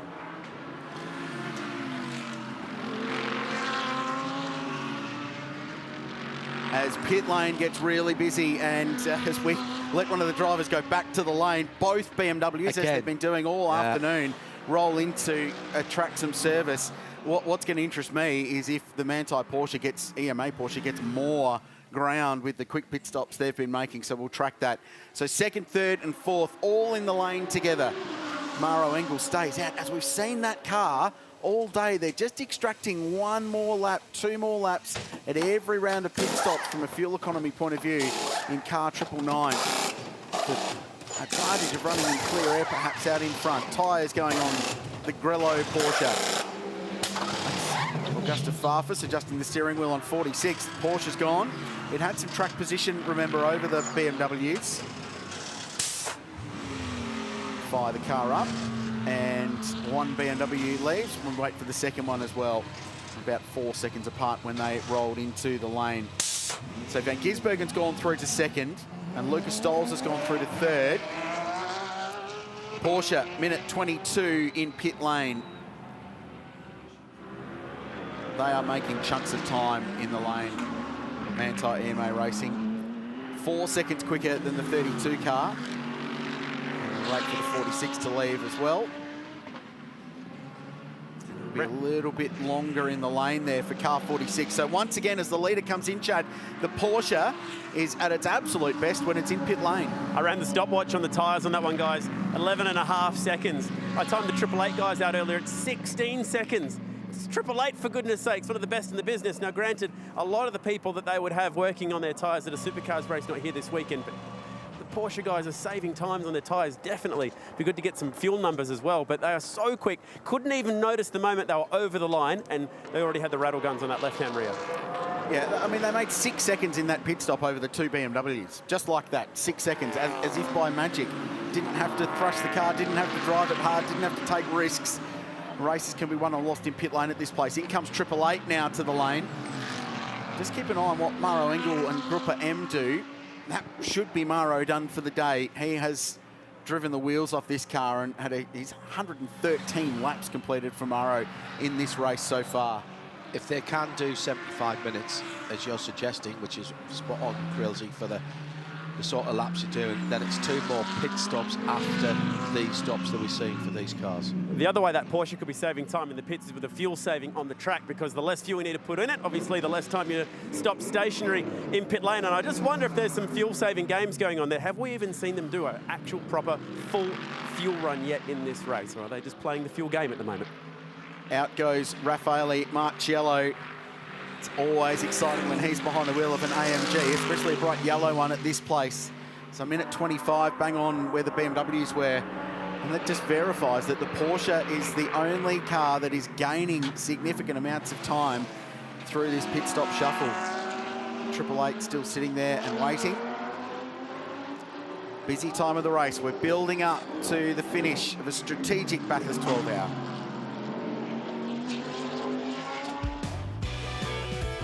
Lots to offer here in Bathurst. Shopping centres, farmers markets. Even going hand for gold, believe it or not, is how this place became prominent nationally in Australia's first inland city.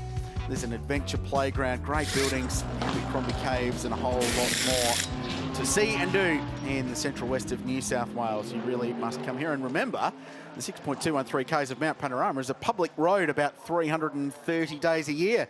And you can come and drive as many laps as you like. This is a very, very long stop for 888 Race Engineering. Driver change. Out of the lane they go. Minute 49. Yeah. The Porsche was there for a minute 20. It looked like there was dramas on the left front, completing that and getting the crew man back over the line before they could drop the car and send it. So Van Gisbergen, he lost 51 seconds in that stint on track, and then a pit stop that's near on 40 seconds longer than your opposition. That's a minute and a half near. That's half more than half a lap. More than half a lap.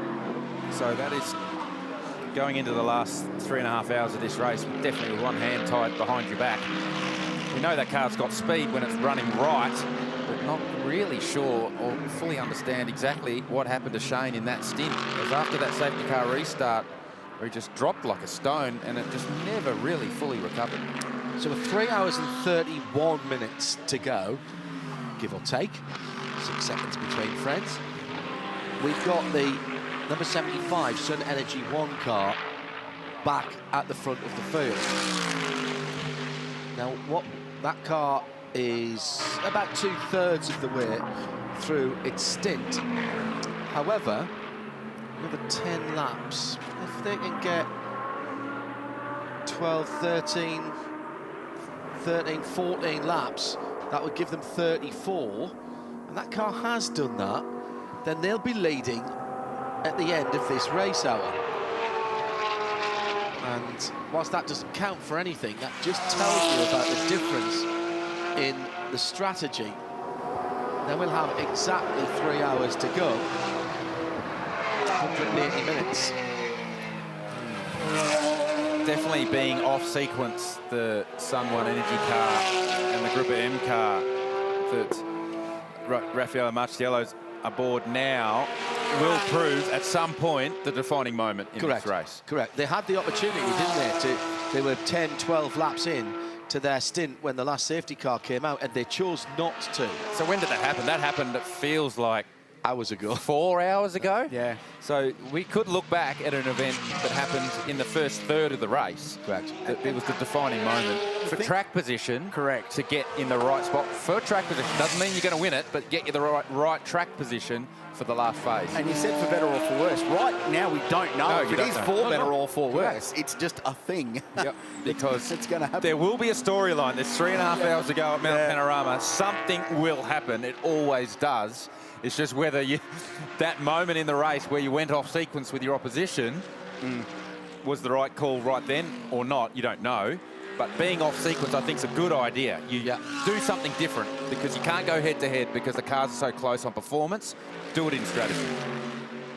Now, we did see car 888 on screen right now. It's slightly slower in pit lane after the tyres had been changed. The reason being they were making some setup adjustments in the blanking at the front of that car, making some aerodynamic changes as well. So there was a little bit of panic trying to get those done in a rush, but team manager Mark Dutton was very quick to praise his mechanics for being able to do that so quickly, given that it's not their usual gig to be changing setups on one of these cars in such a rush. Obviously, much more at home doing it to their V8 supercar. Chad, whether taking out or putting in, I would think taking out at this stage of the day. I can go and ask Dutto and see if I get an answer to that one. I'll ask him right now, as a matter of fact. Dutto, the commentary team are wondering, blanking coming out or blanking going in? Feel free to give me whatever answer you want to that question. Yeah, no, blanking coming out. As obviously there's dust collecting in the rad. Also, it's getting hotter during the day, so you have to adjust that to keep the engine operating at the correct temperature. Thank you, mate. Cheers.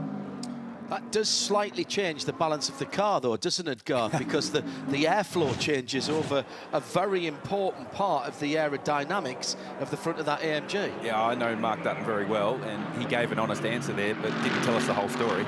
And it would definitely have been about aerodynamic performance of that car. We heard from Jamie Whincup very early in the day, who's driving the sister 888 run AMG Mercedes, saying car's got plenty of front. So I think they've taken front aero out of the car to balance the car out, make it less nervous, make it more comfortable to drive across the top of the mountain. That's my guess anyway. We'll wait and see as the race continues to pan out.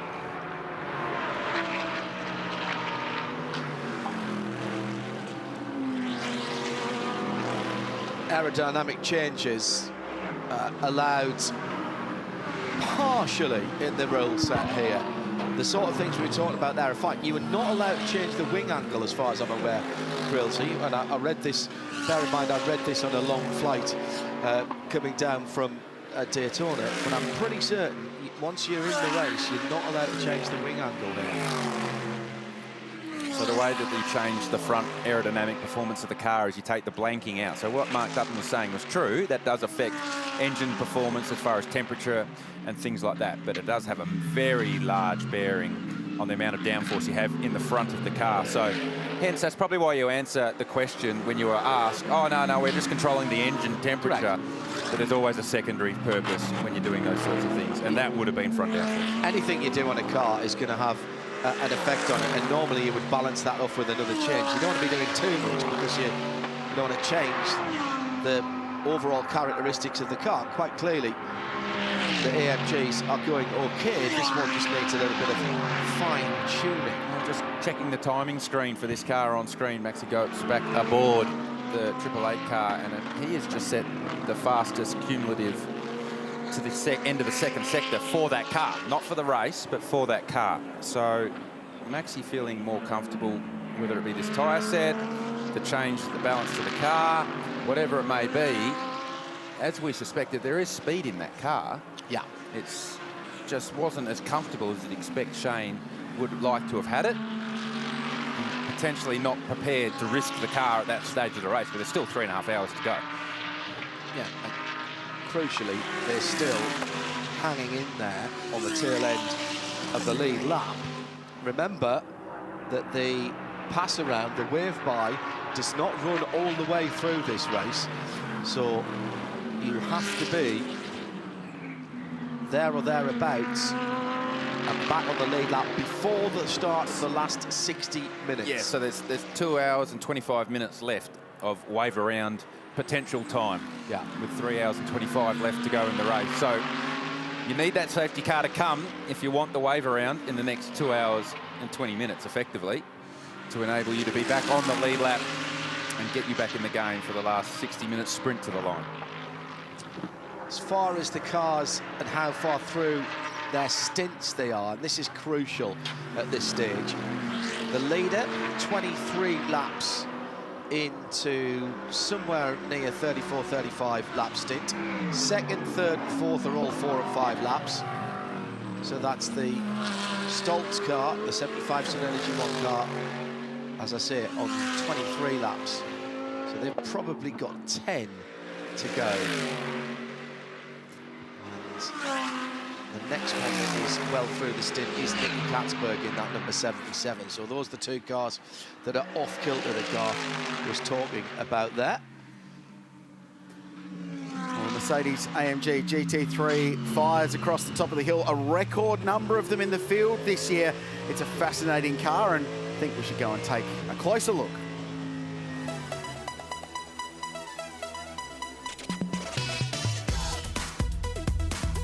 The AMG GT3 is, as the name suggests, the racing version of the AMG GT, the flagship 2-door sports car created exclusively by Mercedes-Benz high-performance division.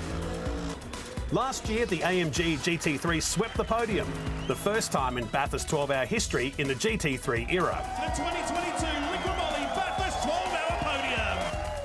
Mercedes-AMG prides itself as the world's fastest family, and this year at Bathurst, AMG's customer racing family is represented by drivers and personnel covering at least 4 continents, including former winners of the 12-hour and global GT racing stars.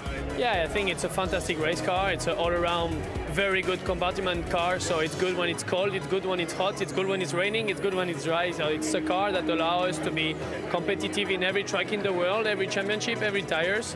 And I think that's what makes the big difference for us, is that we are always there because the car is so fantastic. I think it's a car that is very reliable, has many years of development.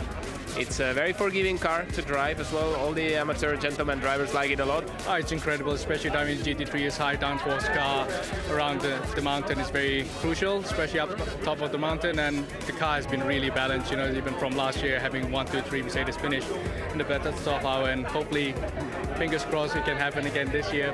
It's a good car around here, stable in fast corner, so should be good over the mountain, and looking forward to drive the track. I mean, it's quite reliable in the race. Normally, it's a car we can run without any issue. It's good more or less in every track. It's awesome over the top of the mountain. You know, as I said, it's very different to what I'm used to. So, you know, you're scraping over the top, you're going so much faster than, you know, what us Aussies are used to. So it's a lot of fun. As I said, I always jump out of it with a smile. I just enjoy driving it. It's always good fun, and the racing's always exciting.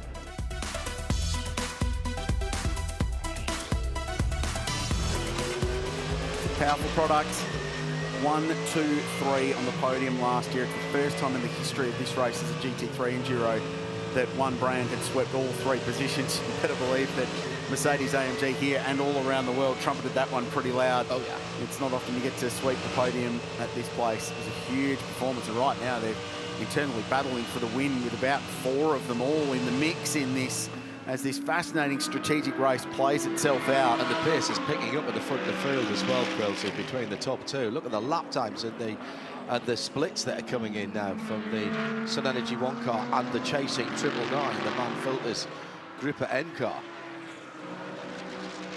That's a new fastest middle sector of the lap for Raffaele Marciello last time around. Casually punches out a 3-0 on lap 227. 3-3 for Marciello behind him, the gap 9.6. 3-0 is the fastest lap we've seen for a while. Yeah. So these two cars, although they're on alternate strategies, pitting at different times, find themselves locked in a battle for 15, 20 laps at a time, then they go off for a little period, do their own thing for a little while. By the time they've both done their pit stops, they're back into a battle. There's 10 seconds between the 2 cars, but don't think they're not racing each other on the stopwatch and on the timing screen. There's a very, very heavy battle between the 2 of those cars for the lead of this race as the strategy continues to play out. We've been talking up the exploits of this young bloke, I mean, this weekend, but we've been doing it for some time now because it's well deserved. bump down to the Super Cheap Auto Garage at 888 and say hello and good afternoon to Brock Feeney. Hello, young man. How are you? I'm good, guys. How are you guys going up there? We're having a nice time and not having to work quite so hard as you are, mate. How's the day been for car 888? Just give us the top-level summary from your point of view. Pretty tough.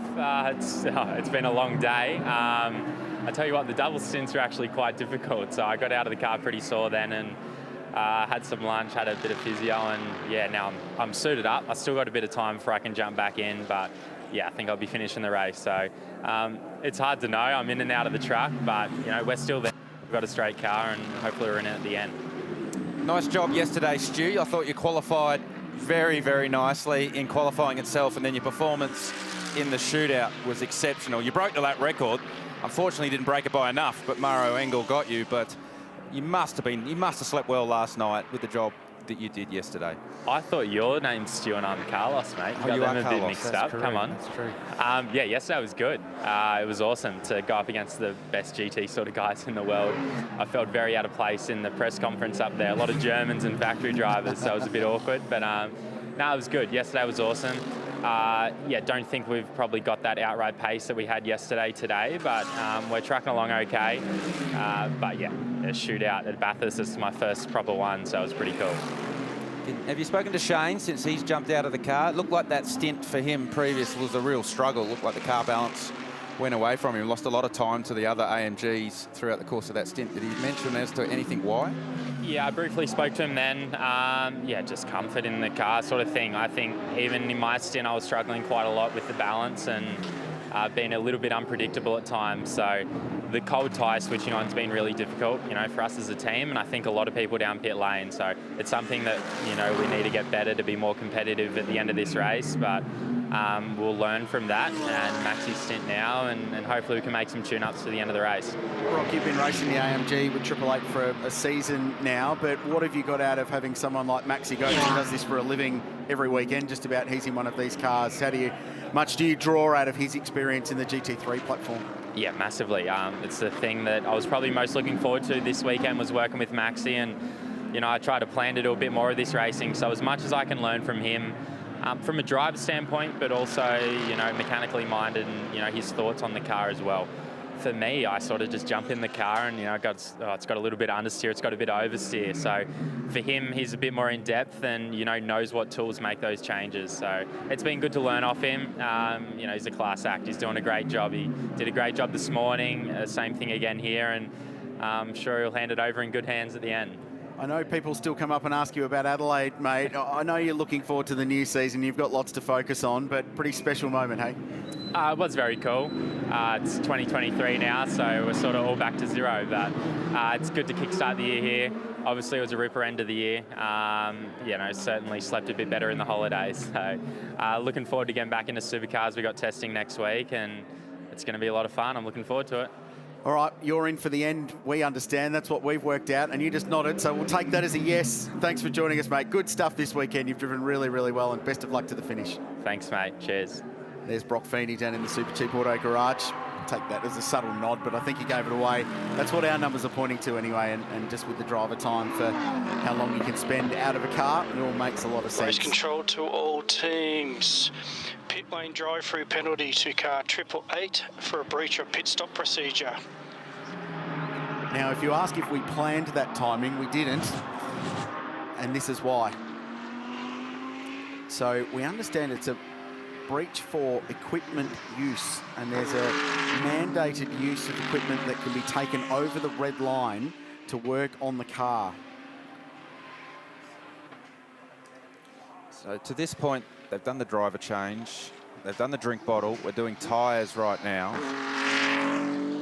See at which point of the stop does that take place? There's something going on at the back of the car. There was something going on at the back of the car, and now we're doing that front blanking change that we spoke to Mark Dutton about. Didn't look like there was any hand tools used in that, but there's a hand tool being used there. Oh. Ah. Oh, and it's a breach of the regulations. Tough for a supercar team that's so used to one set of regs to come in and have to adapt to another one. It's not an excuse by any extent. but they do have to adapt to a different set of regulations to what they do every time. But it's the rules of the race, and you do need to abide by them. They do have a very dedicated GT team part of this program, so they'll know the rules. Chad, well, we'll get a word off Mark Dutton, who's had a good look at the replays now. Did you feel like you knew it when you saw the replay, Dutto? Yeah, we knew it just before, unfortunately, but it's definitely on us to put our hand up. We misread the rules and got a bit excited on working out the best way to tune the car and service it, and forgot that you can't have those tools doing any work in pit lane. So you can see on the TV we adjusted the wing. To do that, the proper way is to bring the car into the garage. We did it outside. We've just served our penalty. Right, so you're going to cop that one on the chin, hey? You have to, mate. Can you come back from there? Anything can happen, but yeah, really disappointed with myself on that one. Okay, mate. Well done for owning it, and good luck. Cheers. The key thing there is if they put that back in the box, that would have been fine. Yeah, it takes way too long to put the car on skates, back it into the garage, adjust the rear wing and send it back out again. You wouldn't take that opportunity, so... You'd go down a lap, whereas a drive-through penalty will cost you 32 seconds. Shay? Thomas Preining out of the 912 Porsche. Thomas, the Mercedes drivers have been complaining about the comfort and drivability of their cars right now with the current conditions. How nice is it in the Porsche? I don't know how nice it is in their car, but it's a lot faster in there, so I don't think they have anything to complain about. All in all, we have a good car today. We made some big steps from yesterday. I'm happy with that. For now, we're just lacking a bit of pace to stay with them, but I think with our special weapon, Matt, ready for going to the end of the race, if we maybe get a bit of luck with a safety car and we're in the mix, we can still fight for the win. Your pit stops have been so much shorter than everyone else's. How have you guys been able to save so much fuel while still running quickly? Well, on the one side, we're very efficient on fuel, that's true. Our engineers prepared us well in terms of how to do it. And also our crew, honestly, has done a phenomenal job on the tire changes. I think we were probably the quickest in the paddock, so this is worth an applause. Good luck. Thank you.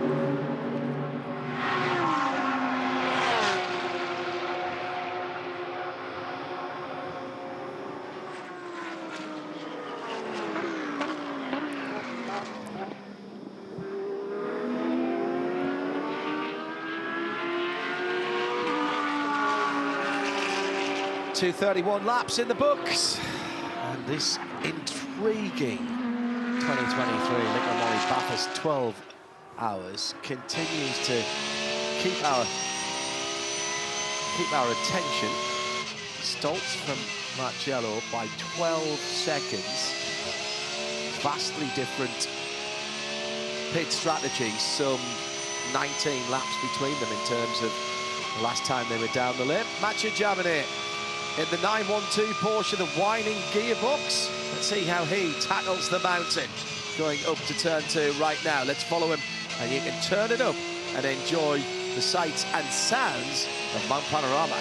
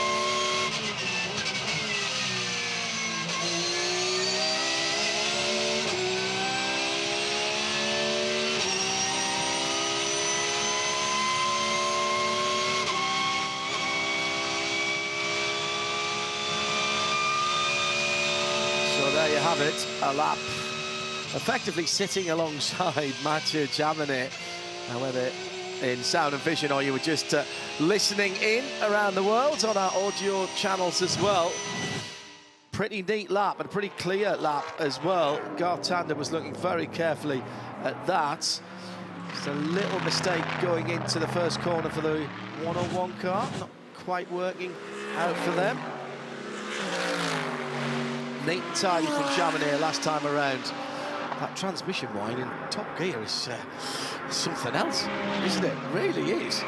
Sitting in third position, they're just 35 seconds off the lead in that 912 Manthey Porsche.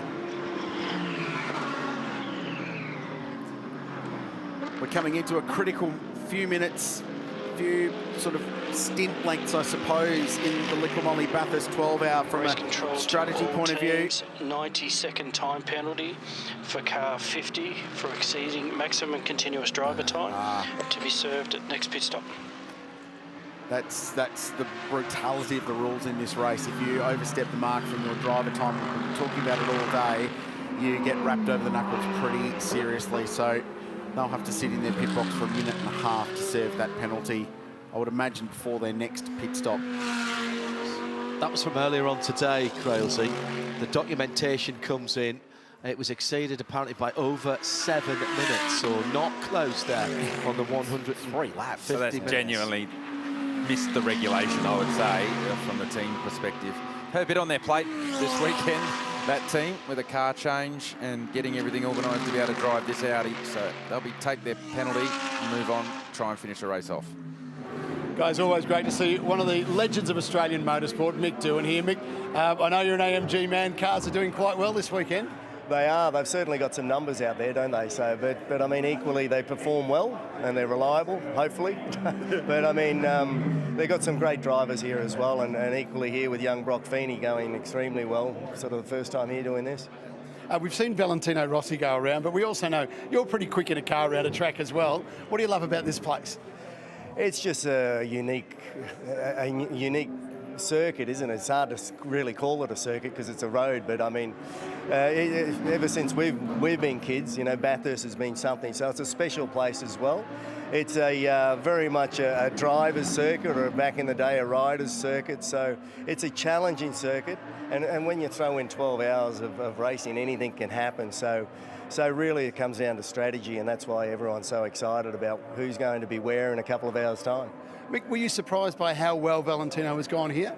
Not really. You know, the guy, well, he's a 7-time MotoGP world champion. He's been racing in MotoGP for the past 20 years, and then with the smaller categories before that. So he can learn a track quickly. Generally, the guys like that, they can walk a track, do 2 laps, and they're on the pace, and you need to be. So, and the car, he's been playing in Formula 1 cars, been playing in go-karts, been playing in cars. So, look, it doesn't surprise me how well he goes.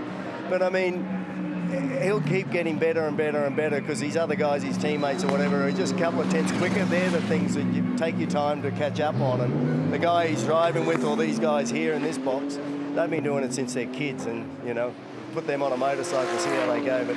But I mean, he's doing a great job, and it's amazing how many people are here wearing 46 to see Valentino. We love our motorbike champions, Mick. You know that. Got to ask you really quickly, Jack's year ahead, your son. Well, big step up for him this year, big job. Absolutely. Like, it's at the moment he's still just F2, and then you know, let's see what happens from there. But he performed well last year, the first year in the category. So, look, he's still young. He's working hard at it. He's sort of knocking on the door. So hopefully one of those doors will open, and then let's see how he goes. But he's up there. I'll go and meet up with him late next week up in Bahrain for the first round of tests.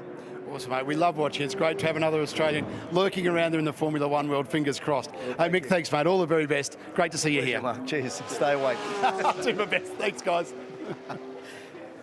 Great to see Mick Doohan in the house. He's always here. He's been an AMG ambassador for a long time, so, but he's also a rev head, let's be honest. Great to see him here. So too, all of the Valentino Rossi fans around this amazing venue. Record crowds across this year's LIQUI MOLY Bathurst 12-hour, and certainly a lot of them drawn to this race in part for Valentino being here for the first time.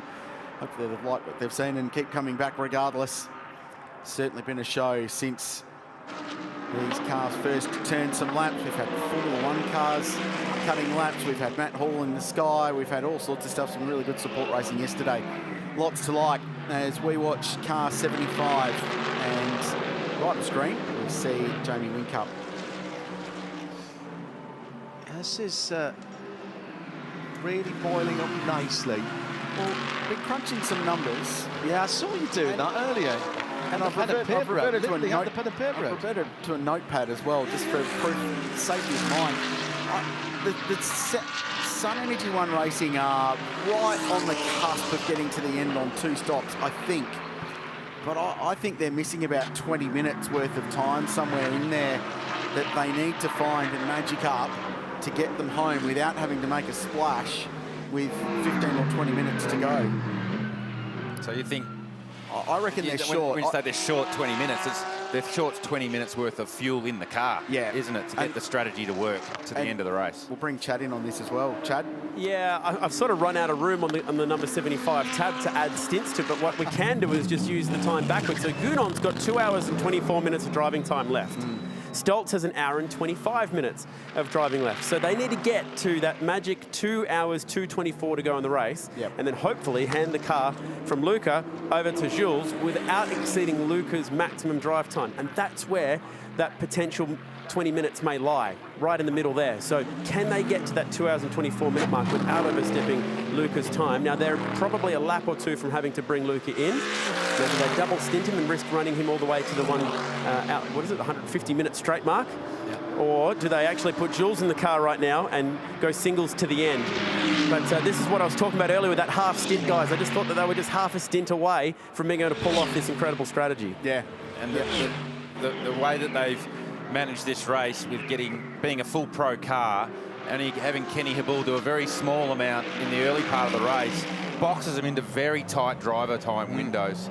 So they've got a lot to manage for the remaining 3 hours of the race for this car. They wouldn't have done it this way if they didn't think they were a chance. And that, hey, with a quarter of the race to go, they're leading. So they're going okay. They've got a very fast car and 2 very, very fast drivers in the driving roster to finish this one off. And if you remember, this might not be their chosen strategy, because what they did was when they put Kenny back in when they had a safety car out on the track to try and extend that window. So they couldn't have planned for that, Garth, and that's what's got them here at the moment. They're due in a lap or two's time, and there's going to be almost spot on 3 hours to run. They've got more than a half a chance here. Oh, yeah, absolutely. And we mused earlier that time when they went off sequence, would it work or wouldn't work? At the moment, we're still not sure. Still don't know, which is exciting for the race, because it could go either way. Chad, I know we've still got you in the lane. There's the other group of cars then that are all on the same strategy that stopped 15 or 16 laps ago, and we're talking about the 999, the 912, the BMWs, that are all in that similar sort of mix. So my numbers sort of look at, they'll aim to get in around the 9 hours 45 mark, so 45 minutes from now, and then they can run from that point. If even a little sooner than that, they could run from that point up to the 11-hour mark and stop with 60 minutes to go in the race. So it'll be a time stop rather than a full tank of fuel, potentially, and get to the end with a shorter final stint. Who do you reckon that's going to suit? I reckon 912. Yeah, 100%. Yeah, exactly right.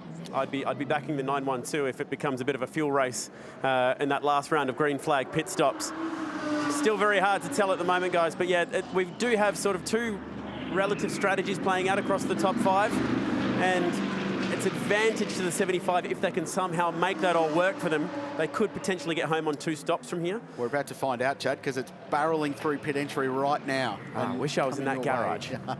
I'm going to run down there and see if I can make it, because I'm really curious to know how they're going to play this one. Leave the mic open. Let's hear Chad run down there. I'll save my legs. We want this live. Apparently my esteemed colleague is already waiting down there for me, which helps. So the question is, do they make pit stops to driver time, or are they playing with fuel, and can they be that flexible with the fuel strategy? And remember, you've just seen an example of what happens if you exceed the driver time, that cumulative driver time of 150 minutes. You get a massive penalty, and that ends your day straight away. Fuel first, no driver change. So Luca's staying in the car. Yeah. That answers one of our questions. The crew staying behind that red line, but actually checking brake wear there. You can see him looking into the wheel, having a look at brake wear. We saw some of the AMG Mercedes crews changing front brake pads early in the day. I think these team, I'm just checking, yeah, they did a pad change earlier as well, this team. It was quite early in the race. But I'd rather have fuel only. I'd rather have 9 hours old pads rather than 12. 3 hours is a long running here. So there's only 62 seconds in the lane from entry to exit. Fuel only stop. So does that mean the next stop they take tyres, drive a change, service with the lot, send it on its way? Shay? Moreover than it being a fuel stop only, guys, it was a timed fuel stop. In other series, we've seen uses of leashes, broom handles. This was a swift kick to the leg to the refueler when it was time to remove the probe. I did think the 62-second time was very fast for a fuel only, especially for the Mercedes, who we do know that you don't burn fuel for free. They've been sitting still for much longer than the Porsche, for example. So that makes sense for what Shay was saying. Still a lot of strategy at play with the 75 car. But it answers our questions. It means that they're doing this to driver time, and then they intend to get Jules Gounon in for his run to the flag, the end of the 12-hour.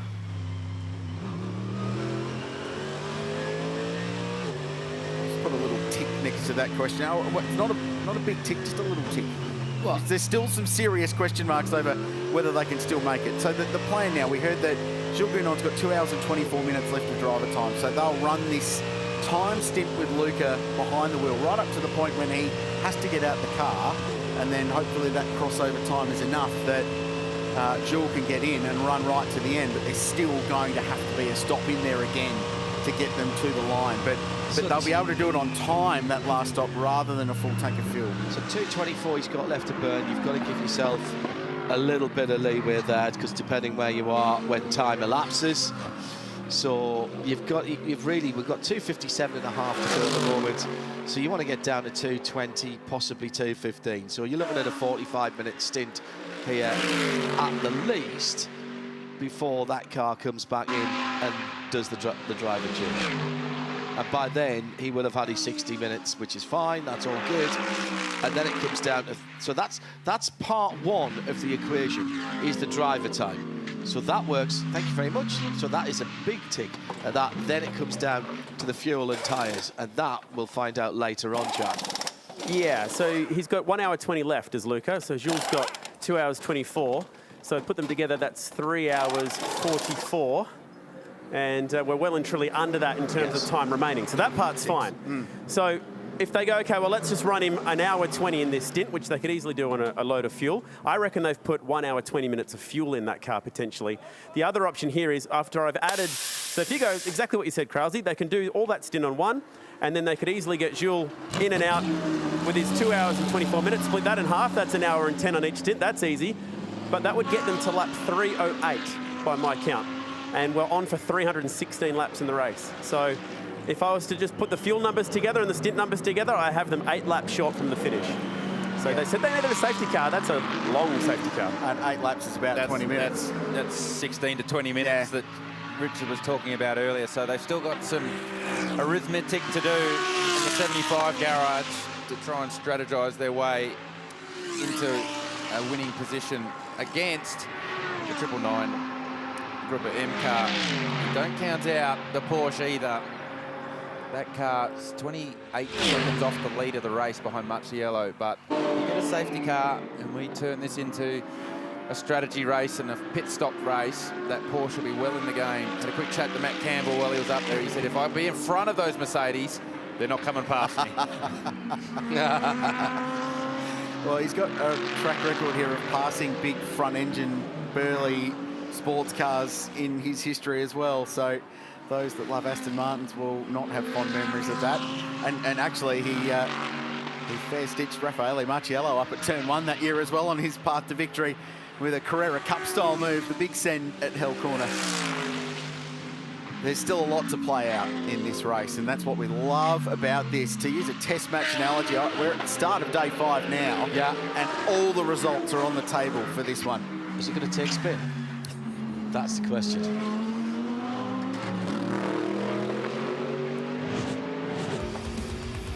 We're building to a big end at the LIQUI MOLY Bathurst 12-hour beautiful Sunday here in Bathurst Town. The spares box highlights take us back to the early wee hours of this Sunday morning.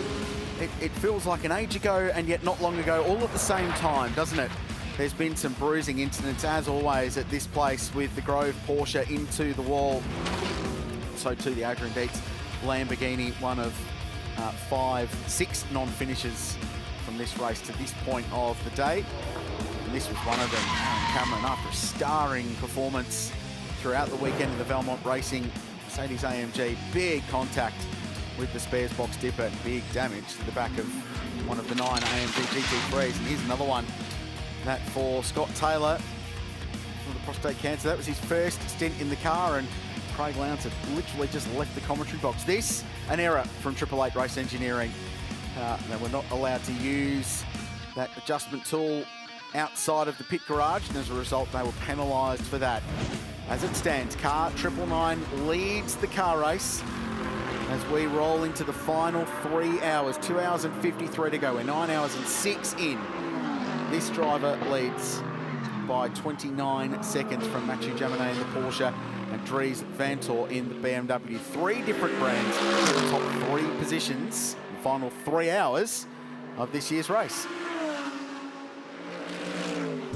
Class leaders, 777 has reached the front in the Boiselle Pro-Am class. Chris Meese and Ricardo Feller, the pros. Yasser Shahin, the AM in that little arrangement there, and they're still the first car a lap down in the running order at the moment. Fraser Ross second in class and Brad Schumacher third at the wheel. There's still a lot to play for there to get the class on. A silver being led by Dylan O'Keefe in the number 10 Audi for International Motorsport. And that's the overall leaderboard. There's a lot to play out, and there's cars on different strategies. In particular, car 75 that's led a lot of the day with Lucas Stoles behind the wheel. They've put fuel in, and it's now marginal whether they can get to the end on one more stop or not. All we do know there is that the guy that's won this race the last 2 times it's been held will be the guy bringing it home once again. And if you want anyone to bring a race car home at this place in GT3 spec, I'm pretty happy to have your money on Jules Gounon. The one thing that we didn't talk about with that number 75 Sun Energy AMG, the metallic copper-coloured car, is how long Lucas Stoltz has been in the car. Because remember, he can only go to 150 minutes straight through. Cumulative, yes, a continuous driver time, which is a double stint. Yeah. So he's got to be. They've got to be aware of that. But we're not expecting that Stoltz will do a full stint. No, exactly. They did the timed pit stop for fuel at that previous stop.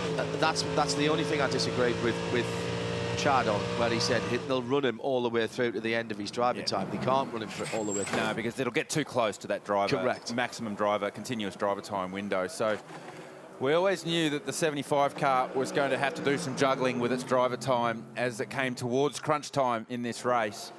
It's going to be great to watch that play out. They've managed it so well to now, so clearly they know what they're doing. Hey, we might be the only ones in this pit lane stressing about it right now. They might be fully under control and ready and comfortable with where they're at. Let's... Hello, guys. How are you? What time is it? Did we catch you again, Barrett? I'm 6 minutes early. I'm sorry. Is that one of those watches from before? Yeah. You said 3 o'clock and I'm early. I'm sorry about that. But I have been to the top of the mountain today, and I've really done it all. And I thought I just wanted to experience the other end, the other extreme here. And this is the Piper Heidsieck marquee and suite area. Let me just show you around. You're right above the pits here, which is fantastic.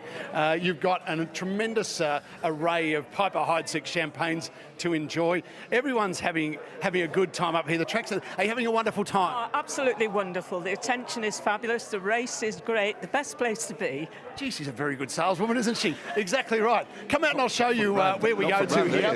You come out then onto the the grass deck, and you come under these beautiful umbrellas. And hello, everyone. How are you? And you get to enjoy the racing from right here trackside. It is absolutely magnificent. And should the thirst set in, you've just served right where you are with little Piper Heidsieck champagne. I mean, does life get any better, really? Oh, I'm not one to be greedy, as you guys know, but this is pretty hard to leave, really. Cars coming into pit lane. What a view! I might just cheers to you guys. Yeah, cheers. Cheers to you Barrett. working hard in the commentary box, guys. Doesn't go unnoticed. We all appreciate it. It's a bigger tradition of Barrett getting the glass of bubbly in his hand and seeing a row by the side of the track, isn't Doing it tough, boys. Doing it tough. Yeah, all right, Barrett. G'day. How are you? Come on over. Everybody's welcome. Watch, car, drink. The three cornerstones for Barrett. Well, he's got old Jerry Maguire on us. He only needs the shoes now. It's a different level of catering from where he was a couple of hours ago at the top of the mountain, isn't it? He has experienced the full Bathurst 12-hour experience today as our Mark Beretta. It's lucky he's a ripper bloke and does great things for charity with Tour de Certainly Cure. does. Otherwise, it'd be very easy to dislike that bloke. Nah, nice, Barretts. Good work. You've earned it. This is a pit stop. I think the engine cover was coming off this car. Very briefly, making some changes to the rear of the Myland partners. This is International Motorsport. Yeah, a bit of a top-up of oil going in the back of that car. These guys running well. They're leading their class. 237 laps. They are quite some distance in front of the number 101 Harold's Valenti Rosso Motorsport car, so they've got a bit of time to burn here by the looks of it, as much as that thing's burning oil. So it's rare you see that in GT3 racing, to be honest, isn't it? Maybe, tough as nails, these maybe cars. just precautionary, just double check everything because they have that margin. Take the time to make sure everything's okay. So, half a minute, 29 seconds. If you want to be absolutely spot on between first and second. There is the 101 car that is second in that silver class, but it is laps down on the number 10 that's just pulled out. So even if they catch up that Audi that just left the pit lane after a little top up of essential fluids, they're still 4 laps behind. And there is that Audi heading up into the Audi cutting, remarkably enough. Very apt. Yes. Oh, apt. Very like good. that. I see what you did there. I see what you did there. You come again. Crazy. Don't encourage him. Hey, we don't all have banners around the race circuit, Richard Crail. Calm down. Don't encourage that either. Thank you. So just still crunching all the numbers. And of course, a drop of a Pirelli tyre onto the dirt and somebody hitting the wall. We don't wish that on anybody, but that could change things. Any kind of mechanical dramas. And just because there's half a minute between first and second and 14 seconds between second and third, 3 seconds between third and fourth. So that's the top 4 cars are within 45 seconds. Now, that is not in any way, shape or form a big gap here. That's a half spin. That's a side-by-side incident with a slower car that puts you off the track or damages a wheel and tyre. You've got to limp back to pit lane for an unscheduled stop. This is not over. Do not write the headlines yet. With 2 3/4 hours to go, Raffaele Barciello with the blinking 001 in the top right-hand side of the windscreen. For those of you around the circuit, listening to us on 103.9. And once again, thanks to all of our technicians, all of the hard work that's gone on before this race started. In fact, before the cars were even on track. It's the running of the cables and the fibre for the cameras, and for Bathurst Council's IT department running all kinds of communication links, as well as that FM transmitter, so that everyone here, the huge crowd here, can stay in touch with what's going on, whether they're down in front of the pit lane or up at the top of the mountain. There's camping as well, staying in tune with what's going on. Huge team effort that's brought this together. And we're coming in now to the decision-making times. Will it be the teams that make decision, or will the mountain decide for 2023?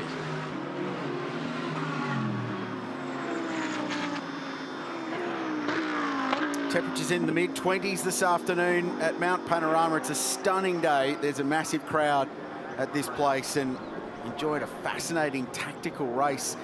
From a strategic point of view, it's got memories for mine of the 2018 race. Didn't end the way we liked it that year, but we've, just from a fuel and a strategy standpoint, with varying strategies all converging to the end with a bunch of different contenders. But right now, in my eyes, there are 5 cars that can still win this race, definitely, and never ever rule out a 888 Race Engineering run car in this race until it is absolutely over, because they will always find a way to be in the mix. And that team in the past have been out of contention in the closing, theoretically out of contention in the closing hours, and then something's happened and they've passed cars and they've got the elbows out and they've raced their way into the podium finish a couple of years ago. And Vodafone Sports car springs to mind. So I think Maxi Gott's back in 6th place. It's a minute 56 seconds off the lead. Yes, it's a long way back, but I would never rule them out until they're a lap down within the final hour of the race, which is when that wave by rule really does end. We're in the midst of a long green flag run. Raffaele Marciello is the race leader, and we're thinking 10 laps, if not a little bit more, away from making their final pit stop. 10 laps, 2 minutes and 5 seconds a lap, near on 30 minutes, and that gets them right into the window of doing the race on one more stop to get them to the checkered flag.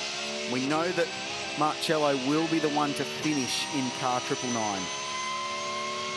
I think there'll be another stint in there for Mick Grenier. I think there has to be from driver time. Marciello will go too far into the maximum allowed continuous driver time for that one. So they'll get him out, freshen him up. It'll have to be a 60-minute stint. Yes. For Grenier, because you need to, once you're out of the car, you've got to stay out of the car as a minimum rest time for 60 minutes. And then Marciello will jump back aboard. So the 999 Mercedes to bring it home. The moment they think they can make it on 2 more pit stops, they'll pit. Yes. And pull Raffaele out, plug Mick in, and then run him for 60 minutes, and then the next lap basically get him back in, and that car then will be good to go to the checkered flag with new tyres, fuel, set up, race to the finish if you need to. The Porsche is in a similar situation. Mathieu Jaminet behind the wheel there. They're 28 seconds behind. We know Matt Campbell will finish for them. I enjoy knowing the finishing drivers this far out from the end. We've unravelled most of them, so it gives us an example of where people are going to be. So Dries behind the wheel, Vanthoor behind the wheel of car 32. They're another 18 seconds further down the road from the Porsche. So at the moment, 999, 912 and 75 who are out of sequence for mine are possibly the 3 favourites, and then there's a fight between the BMWs and possibly Maxi Goetz for the final step on the podium. But that's just at this stage. There's still 2 hours and 41 minutes to go in this race. A whole heap can play out between now and then.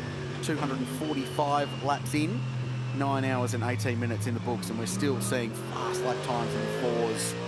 This leading group of cars. This has been a proper endurance race. I've really enjoyed this, and it's still plenty to play out. Set itself up nicely, hasn't it? We've got just enough cars on alternate strategies to make it interesting for the final 3 hours as the 55 Schumacher Motorsport car heads into the garage. We've got a pit reporter going down there at the moment. Shea Adam is standing by looking at that car. It didn't sound good last time by. We'll get Shea to have a word with the most local of local teams. Bad news, guys. Reports from Brad Schumacher himself that the car feels like it's dropped a cylinder, so they've taken the engine cover off. They are in the bay now, 2 mechanics trying to figure out. It does sound a bit wonky. Listen in.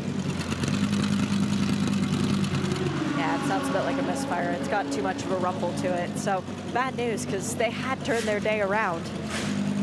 Yeah, Shay, they were 3rd in the Boisel Pro-Am class. That's the telltale sign, just the universal signal to switch it off. V9 just doesn't sound anywhere near as pleasant as the V10, does it? No, what do you reckon? Shut it down, guys. Might be just something as simple as a coil pack on that. All of the cylinders have individual coil packs nowadays, but try and isolate that, thanks very much. Not like the old days when you just used to put something metal on it and see if you got a shock because one of the plug leads had gone. Grab hold of the plug leads and find out which one was off, or start pulling them off. Pretty complicated back there in the engine bay. I think we can say that our Chad has not been their lucky charm this weekend. No, definitely won't run the Chad sticker on the rear wing of that car next time it makes its way out. Team taking the opportunity to fix some other issues on the car, just fixing up the rear wing end plate on one side as the rest of the crew attend to the engine. A mid-mounted V10 engine, so it's actually buried quite deep in the engine bay at the back of the car, so you can see the crew actually in on top of the rear of the car. It's the best way to work on it. And I'm wondering whether they just think it's a sensor or something like that that they can get to either replace, or it might be as simple as just reconnect. Nowadays, racing, I mean, in the old days, you had half a chance of chasing something down if it was a bit of woofly carburettor or something like that. Nowadays, so much electronics on there. First thing you do is turn it off and on. Then you do the old three-fingered salute, control, alt, delete.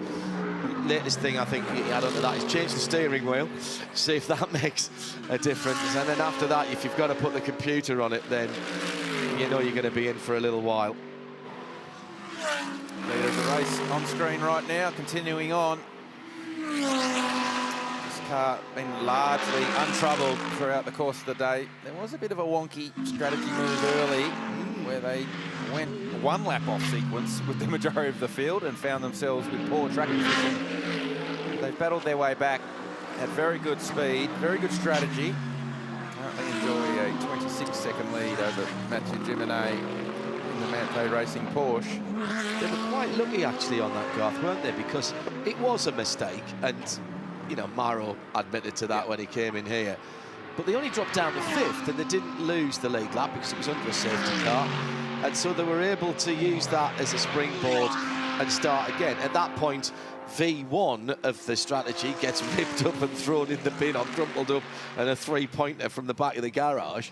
And then they've worked their way back, and they've been very canny to work through the fuel save and got that car, Crailsey, right back into it in terms of picking off a few places where they could by, again, staying less time in the pit lane as the WRT team are getting set up. We're hearing it could be car 46 in pit lane, and it's Augusto Farfus behind the wheel, speedy Brazilian driver, so Maxime Martin will jump back behind the wheel of this car. They're still on the lead lap. They're in 5th position. They're 1 minute and 8 seconds behind the lead. Augusto's been in for 27 laps. It's been a really solid stint from him. So we heard from Valentino Rossi, a really strong double stint early on. Average low 205s and was near as making a difference as quick as all of the pros that were around him throughout much of his stint. And he's left it up to the two full-time professional sports car racers to do the bulk of the heavy lifting on the run home. They love to attack the in-lap, don't they? Yeah. It is important. In the lane. And Lucas Stoltz was so close behind that he's actually already overtaken him. So that had been a good, very good battle as the number 46 WRT. This is the white BMW with the M Sport stripes, comes onto pit lane. In very early, gentlemen, as you might notice, well, not very early, but still earlier than it should have been. Augusto Farfus is getting out. Maxime Martin is getting in while the refueling goes on. But you might notice there are those dreaded dolly skates to take the car back into the garage. The scrutineers have deemed that the rear taillights